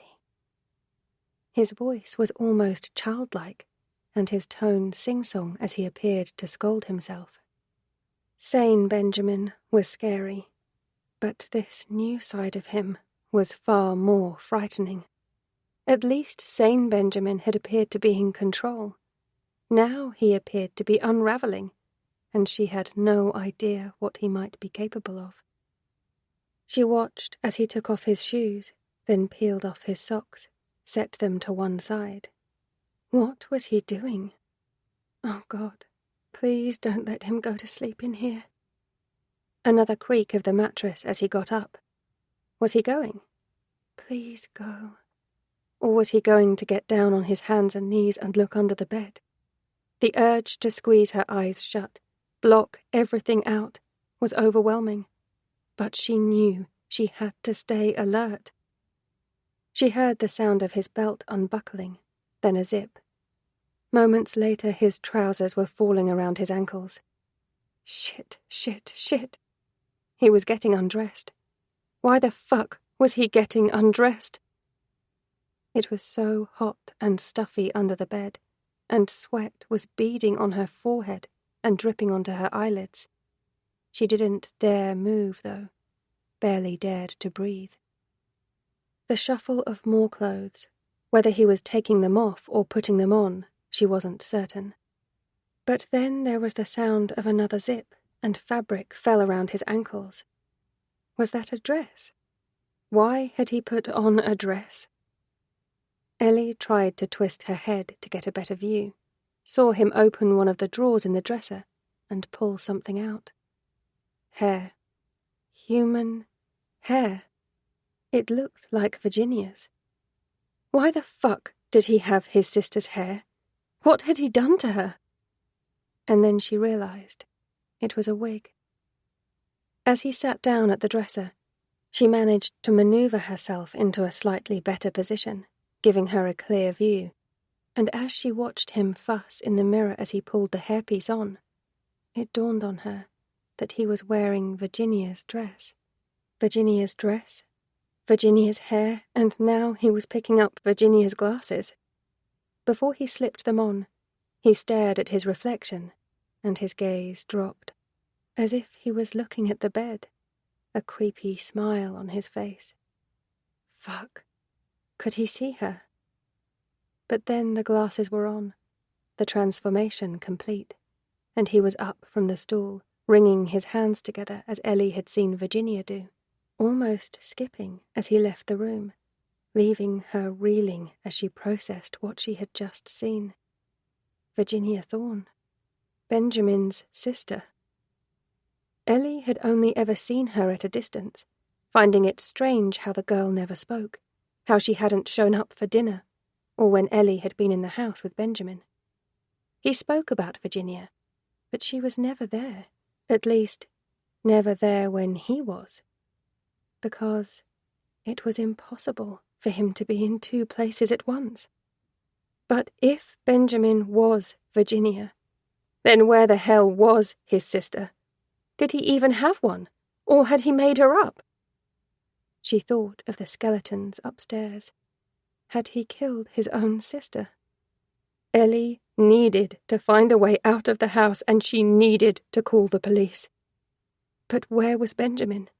He had disappeared out of the room, but had he gone downstairs, or was he waiting for her? She hesitated, too afraid to rush, listened for any movement. At first, there was nothing, but then She was certain she heard footsteps on the landing. And was that counting? 12, 13, 14, 15, 16. Benjamin's voice was a soft whisper that was gradually getting louder. 19, 20. Why the fuck was he counting? What was he doing? Silence then, and Ellie rubbed her trembling hands over her face, every one of her nerves on edge. Coming, ready or not. His voice was high and childlike. What? The creak of the floorboard warned her he was back in the room, and she turned her head, saw his feet just inches from her face. Ugly, large, pale feet with hairy toes, the skirt of the dress brushing over them. She didn't have time to react as he dropped to the floor. Found you, Elizabeth. A hand clamped around her ankle, shocking the hell out of her, and then he was dragging her out from under the bed. Ellie screamed, catching hold of the bed leg and clinging on for dear life. He was too strong, though, and when she refused to let go, the bed started scraping along the floor with her. They reached a stalemate at the bedroom door as the bed became wedged. He had hold of both ankles now, and she frantically tried to shake him off. "Let go of me, please!" There was no reasoning with this version of Benjamin, though. She could see no trace of the man she had known, and was quite certain he wasn't in there right now. She tried a different approach, making her voice softer, more pleading.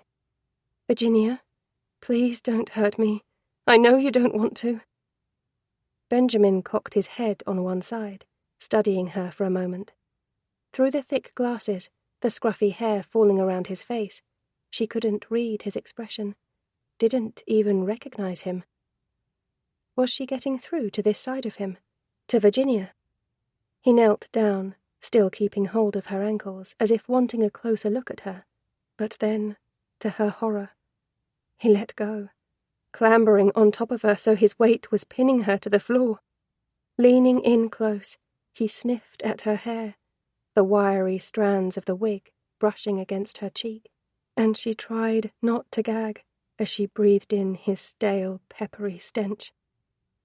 "Please, Virginia, please help me. I just want to go home." Her voice cracked, a tear escaping, and Benjamin eased back, stroking his fingers across her cheek and back into her hair. Although his touch made her skin crawl, she tried not to react. "Please," she repeated. Your hair is so soft and pretty. "Please let me go." No. When the slap came, it caught her off guard, and Ellie flinched, her cheek stinging. You're just another one of those tarts. Benjamin's voice was shrill and effeminate, his tone laced with anger. Leading him on, making him obsessed with you, pretty on the outside and ugly on the inside. He twisted her hair in his fingers and pulled hard, making her cry out in pain. "Please, I want to go home." No, no, no. He sounded like a child having a tantrum, his bottom lip sticking out. You're mine now. Mother told me that tarts need to be dealt with. There was a pause as he studied her, his eyes huge behind the thick lenses. Why are you wearing her dress? Who gave you permission? Benjamin made me put it on. He... Liar! Another slap stung her cheek, then a third and a fourth. Ellie let go of the bed leg, putting her hands up to try and shield herself from the blows. "Please, stop!" She didn't have time to react to what happened next, as Benjamin caught hold of her cuffed wrists, dragging her up with him as he got to his feet, and the next thing she knew, he had hoisted her into the air and over his shoulder, carrying her from the room and across the landing. Ellie screamed and pummeled at his back, but he took no notice, and then they were in his mother's room, and she was flat on her back in the middle of the four-poster bed. As she pulled herself up, Benjamin reached into the dresser drawer and pulled out a pair of scissors. The same scissors, she realized, that Virginia had been carrying the day Ellie had found her way up from the tunnel. For a moment, she thought he was going to stab her with them, but then he was holding her down with one hand and using the other to work the scissors as they sliced into the material.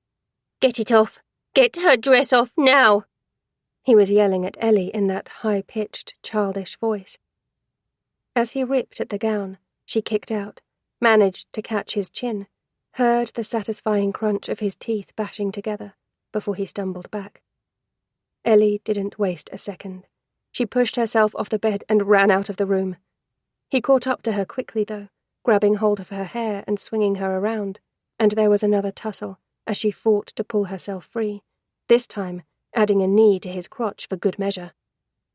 When he yelped and let go, she fled down the landing, realizing a moment too late that she was heading the wrong way to the staircase. She glanced at Benjamin, knew she had bought herself a few precious seconds, but didn't have long. No way was she going to chance running past him, and that left just one escape route. Down into the library. And she realized, fear in the pit of her belly, back into the tunnel. Chapter 55. The tart has got herself cornered. There is only one place for her to go now, and that's back to her cell. She is mine now. How dare she wear Mother's favourite dress? I know all about her type. I remember Auntie Imelda. She was the first tart that came to the house. Mother had to take care of her, and now she's gone. It's my job. I used to sneak into the tunnels and watch Mother and Benjamin. They didn't know I was there, didn't realize I even knew about the tunnels, till one day Benjamin caught me down there, found me with Aunt Imelda. He was so cross. There is no rush as I go after this one. I took care of that last tart he brought here, the one he had left tied to the chair in his bedroom, and I will take care of this one too. It will be fun. Before she closes the door to go down the stairs into the library, she glances back at me, and I can see the fear in her eyes. I still have the scissors in my hand, and I hold them up so she can see, snipping them against the air, and laugh. Run and hide, I tell her. I'm coming for you, ready or not. Chapter 56. With the door behind the bookcase closed, Ellie was in complete darkness, and she stumbled her way along the tunnel, holding onto the wall and jumping at every little sound she made, aware that Benjamin would soon be close behind her. And of course he knew the tunnels. How the fuck was she going to get away from him? Keep following the wall. It will lead you back to the house. It would, but it was a hell of a distance in the pitch black. She recalled the crossroads, too, that she had to pass, where the tunnel forked off in different directions. It was disorientating in the darkness. What if she took the wrong one? Worse still, what if she ended up back at the cell? Don't think like that. You will find your way back. You have to. If Benjamin didn't catch her first. Benjamin, who was dressed up as his dead fucking sister. At least, Ellie assumed she was dead. There was no sign of the real Virginia being anywhere in the house, except perhaps up in the attic. Don't think about that. She couldn't help it, though. Knew that what she had seen would be burned onto her brain for a long time to come. She recalled the sight of the two skeletons, and Roxanne, with her grotesquely stitched face and soaked in blood, a stab of grief piercing through her. Her friend had plenty of faults, but she hadn't deserved what had happened to her. As she stumbled forward, the cold, stony floor rough against the soles of her bare feet, uncomfortable and exhausted, it was tempting to give up. She had tried to get away, but it was no good. She simply couldn't do this. It was that reminder of the attic, though, and what awaited her if Benjamin caught her, that spurred her on, as did the sound of the tunnel door opening behind her. It was too close. She had thought she was further along the tunnel than this. The open door spilt faint light onto the path ahead, and Ellie let go of the wall, picking up her pace. If she could see ahead, then Benjamin would be able to see her. There was nowhere to hide. As the crunch of footsteps sounded behind her, far too close for comfort, her foot caught in the long billowing skirt of the dress, and unable to use her hands to balance herself, she landed on her cuffed wrists, crying out in pain. Get up. Her knees throbbed, and she thought she might have twisted her wrist. Still, she pushed herself up, tried to climb to her feet. I can see you, the creepy voice echoed around the passageway, followed by a bubble of childish laughter. Move. Ellie was trying. Back on her feet, she held the dress skirt higher so she didn't trip over it again, ran forward. The sliver of light was growing fainter, the blackness waiting for her. In the distance, far ahead, another voice echoed, this one much further away. Ellie? Someone else was down here, and the voice was familiar. She barely dared hope. Was it really him? Ash!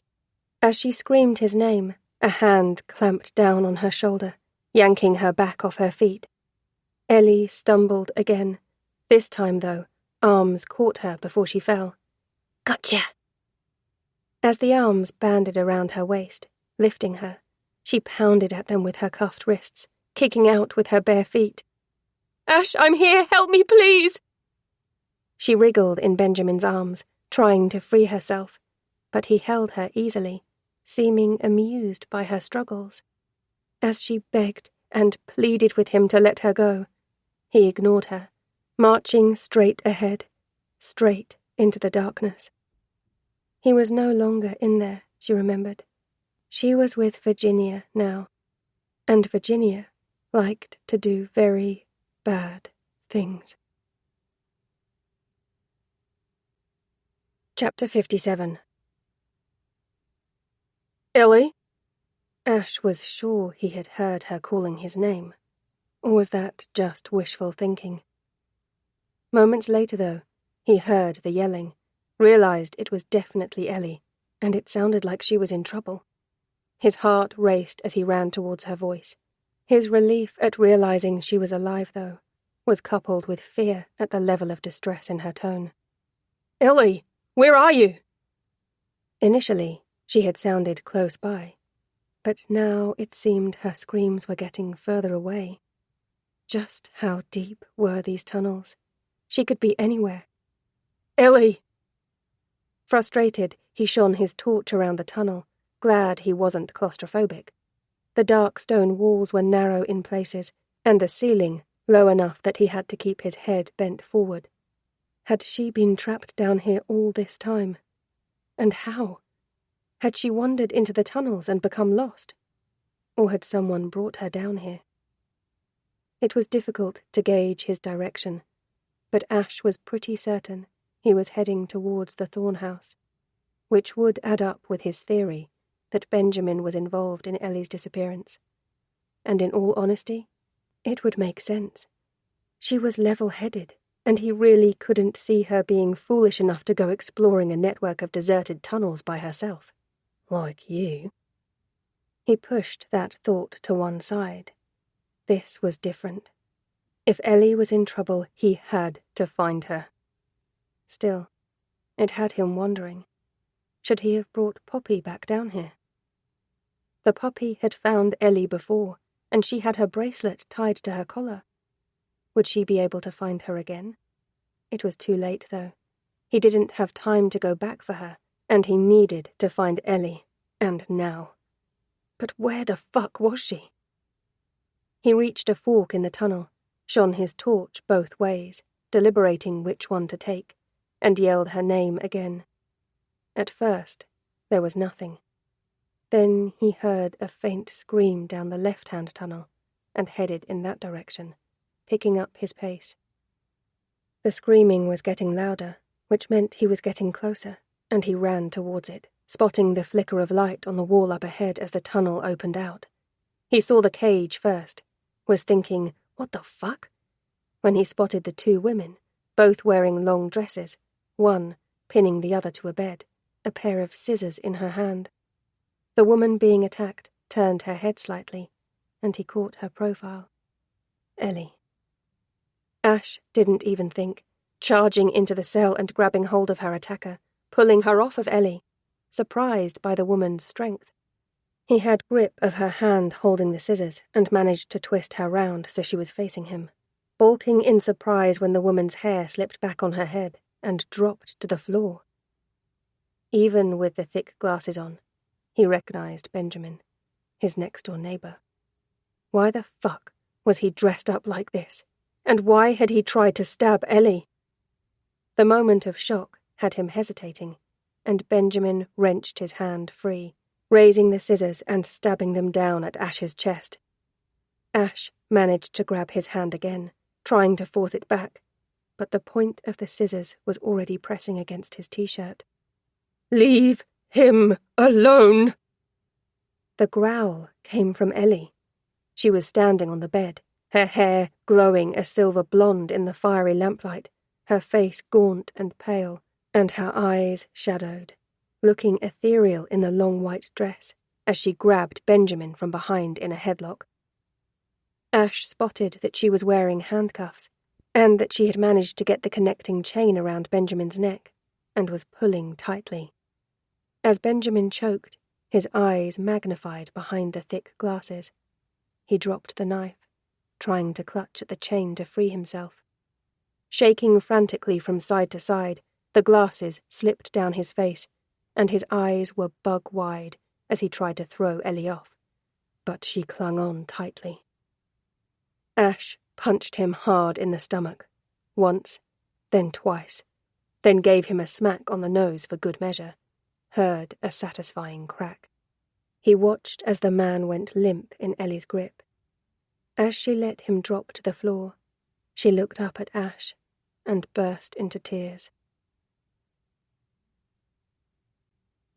Chapter 58. At first, Ellie struggled to believe that Ash was with her, and her nightmare was finally over. But then he had hold of her, kept whispering to her how sorry he was for going away on his trip and leaving her alone, and he was hugging her so tightly to him that she could barely breathe. It was as though he was scared that if he let her go, she wouldn't be there. There would be time to reassure him later that it wasn't his fault, and to tell him that Benjamin was both crazy and obsessed, that no matter what they did, it was unlikely they could have stopped him. He had wanted Ellie, and if he hadn't taken her that night, he would have simply waited for another opportunity. For now, though, she breathed in Ash's clean, familiar scent, and held on, realizing that she had almost given up hope of ever seeing him again. She had so much to tell him, but now wasn't the time. Now, they had to take care of Benjamin, and ensure he never hurt anyone ever again. As she eventually eased back from his embrace, he scowled down at their neighbour's unconscious body, still lying on the floor of the cell. "I want to kill him for whatever he's put you through over the last 2 weeks." He said it with conviction, his voice close to breaking, and Ellie realized that while she had suffered, he had too. She also suspected that if she asked him to, he would end Benjamin's life right now. She wouldn't let him do that, though. Benjamin Thorne had already taken too much from them. They would not have his blood on their hands. But prison would be too kind for him. Not that he would probably go to a regular prison. The man was insane and thought he was his sister. He did not deserve a nice, cushy, padded cell. She looked solemnly at Ash. I have a better idea. Go on. Did he suspect what she was going to suggest? If so, he didn't say. But neither did he react with surprise when she told him. He simply gave her a brief nod to confirm he was on board with her plan. Chapter 59. Much later, after the police had been called, after their many questions, after the doctor had checked Ellie over, and after they had been allowed to go home, Ash and Ellie finally crawled into bed, with Poppy in her usual spot down near the footboard. Ellie hadn't realized that Ash had found the dog, and convinced she was still trapped down in the tunnel, she had been frantically calling her before learning that she was safe. It had been a toss-up who was the most pleased to see the other, Poppy's tail wagging madly as she leapt up at Ellie with surprising grace, given that she only had 3 legs, while Ellie had showered her with hugs and kisses. Ash still had questions, and, lying in bed facing each other, Ellie had answered them as best she could, swiping at fresh tears as she relived her nightmare. He had his hand on her leg, running his palm gently up and down her thigh, aware that he had barely stopped touching her since he had found her, and he knew it was because he was frightened that if he let go, she might evaporate. I want to move. I can't stay here, she told him when he eventually fell quiet. He nodded at that, had realized it was coming, and truthfully, he wanted to leave as well. This place now held too many bad memories, and he would not make Ellie live in a home where she felt unsafe. We can go anywhere you want. As soon as you're ready, we'll get the estate agents round. Somewhere busier, newer, more than one neighbour, and I don't want a cellar. Okay. Do you think Pete is going to be all right? Ash thought now of his friend. While he had been reunited with Ellie tonight, Pete had lost his wife. The police and his parents were with him, and Ash had spoken with him briefly on the phone, knew at the moment he was still in shock, and that he was going to need his friends over the coming weeks and months. He will be. It's going to take time, though. We'll be there for him. Yeah, we will. Just as Pete had been there for him, even though Ash realized he hadn't been particularly appreciative of it. He toyed with telling Ellie the truth about Roxanne. It was not the right time, though. The woman hadn't yet been dead 24 hours, and Ellie had already dealt with enough. He would tell her, though, eventually. He didn't want any secrets between them going forward. Would he eventually tell Pete? He was still undecided on that, though his initial thoughts were that tarnishing Roxanne's name at this point would help no one. Pete deserved to hold on to fond memories, and Ash did not want to be the one to take those from him. Instead, he would endeavour to be a good friend and support him as best as he could. As for Ellie, being apart from her had made him realise what he had almost lost. She had always been the one for him, but he would be lying if he didn't admit that he had started taking her for granted. The bond they shared was stronger now. Tonight had reinforced how committed they were to one another, and he knew that what lied between them would be taken to the grave. They moved out the next day, after a restless night for both of them, one that had been fueled by Ellie's nightmares.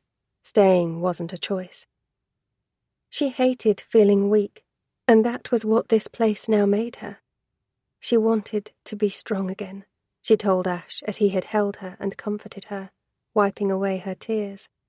And the following morning, she found them a dog-friendly hotel, while Ash made calls to 3 estate agents. The house wasn't going to be an easy sell, they both knew that. It still needed a lot of work doing to it, and people were going to be put off by both the history and the neighbours. Chances were they would have to cut their losses and start afresh. While Ellie focused her days searching for a suitable rental, Ash returned to the house to tidy things up and get the place ready for viewings. The police kept them updated with their investigation over the following weeks. Ellie now knew that the 2 skeletons that had been found in the attic with Roxanne had been identified as Naomi Tanner and Virginia Thorne. Benjamin was suspected of murdering all 3 women, as well as kidnapping Ellie, and a manhunt was underway for him, as he had fled the scene after holding Ellie captive in his house for 2 weeks. That was the one little detail they had decided to hold back from the police. The tunnels. They had made sure both entrances were closed by the time they called the police from inside Benjamin's house, telling the investigating officers that Ellie had mostly been locked in the attic. "Is it done?" she asked Ash when he returned later that day. He nodded, going to her, and she let him hold her, knowing he needed it as much as she did. Away from the house, away from Benjamin Thorne, she was slowly recovering, getting stronger each day, but they would always be stronger together. "It's all blocked up. No one can get in. Or out." Good. She couldn't let the house go on the market knowing that a new buyer would be vulnerable, like her and Ash had been. The Tanners, too. John Tanner now had closure, and Ellie and Ash had a fresh start, plus a guilt-free conscience. Well, apart from Benjamin. But they had done the right thing there. She was sure of it. They had made sure he would never be able to hurt anyone ever again. Chapter 60. Time alone gave Benjamin plenty to think about. He thought of Elizabeth and how she had betrayed him, about Naomi and even Alicia too, women he had tried to help, but none of them would let him. And he thought about Virginia, knowing that she had done this to him. When he had first awoken with a bad headache and covered in bruises, he had been shocked to find he was wearing his sister's dress. Fear coursing through his veins when he realized he was inside the cell, and the door was closed. He had the key. He must have the key. He always kept it in his pocket. But of course, he was wearing the damn dress. There was no key, and he was trapped. He had called for his sister, pleading and begging for her to let him out, growing angry when she ignored him. She was punishing him. He understood that. 5 years ago, he had reacted in anger when he had discovered Naomi's body, learned that Virginia had killed her. He hadn't meant to hurt his baby sister. He loved her, and he was supposed to protect her, but he had been so upset, and he didn't even realize that he had his hands around her throat, that he was squeezing. Much later, when she was motionless on the floor and his anger had subsided, he had completely lost it. Virginia had taken Naomi's life, and he had taken Virginia's. Now he really was all alone. Calling the police hadn't been an option. He couldn't let them know about Naomi, and he couldn't let them take Virginia from him. He had failed her, and he had failed Mother. But Virginia belonged here, with him, Naomi too. They were his responsibility.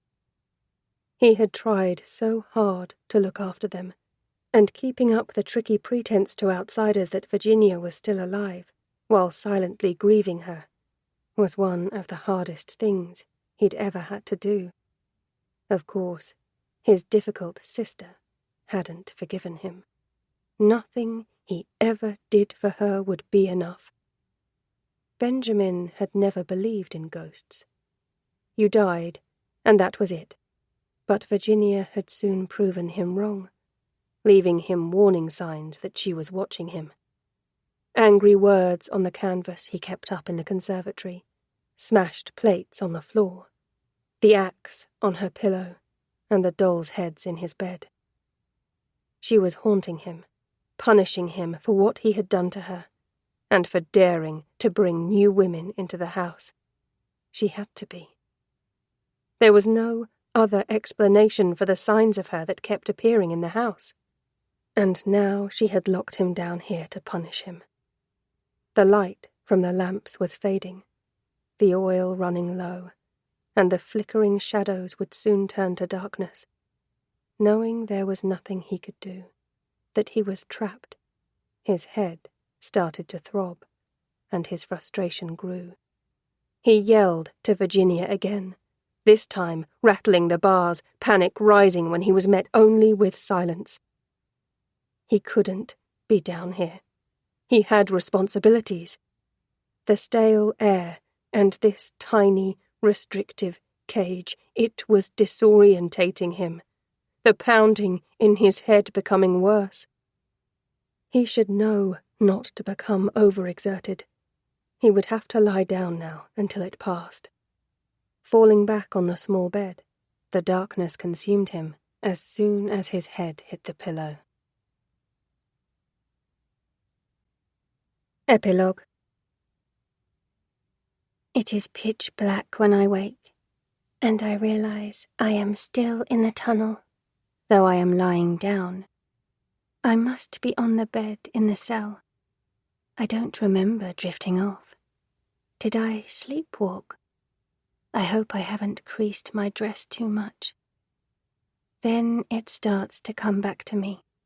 I was playing a game with one of Benjamin's tarts. I had chased her down into the tunnel, and I was trying to catch her so I could punish her. I wonder where she is, as I sit up now and rub my sleepy eyes.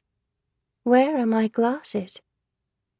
I reach around for them, finally finding them on the floor, and slip them on before getting up, walking to the edge of the cell and peering out into the darkness. I bet she is hiding from me, waiting for me to find her, to punish her. I grip hold of the bars of the cell and call out her name. Ellie, here I come. Ready or not. This recording of The People Next Door was presented by Dreamscape Media LLC. Narrated by Shakira Sheet. Produced by Eric Black. Text copyright 2021 by Keri Beevis. Sound recording copyright 2022 by Dreamscape Media LLC. This recording may not be copied or played for an audience without the written permission of Dreamscape Media LLC. This recording was produced by arrangement with Bloodhound Books Limited. Thank you for listening. Please check dreamscapepublishing.com for Dreamscape's latest releases.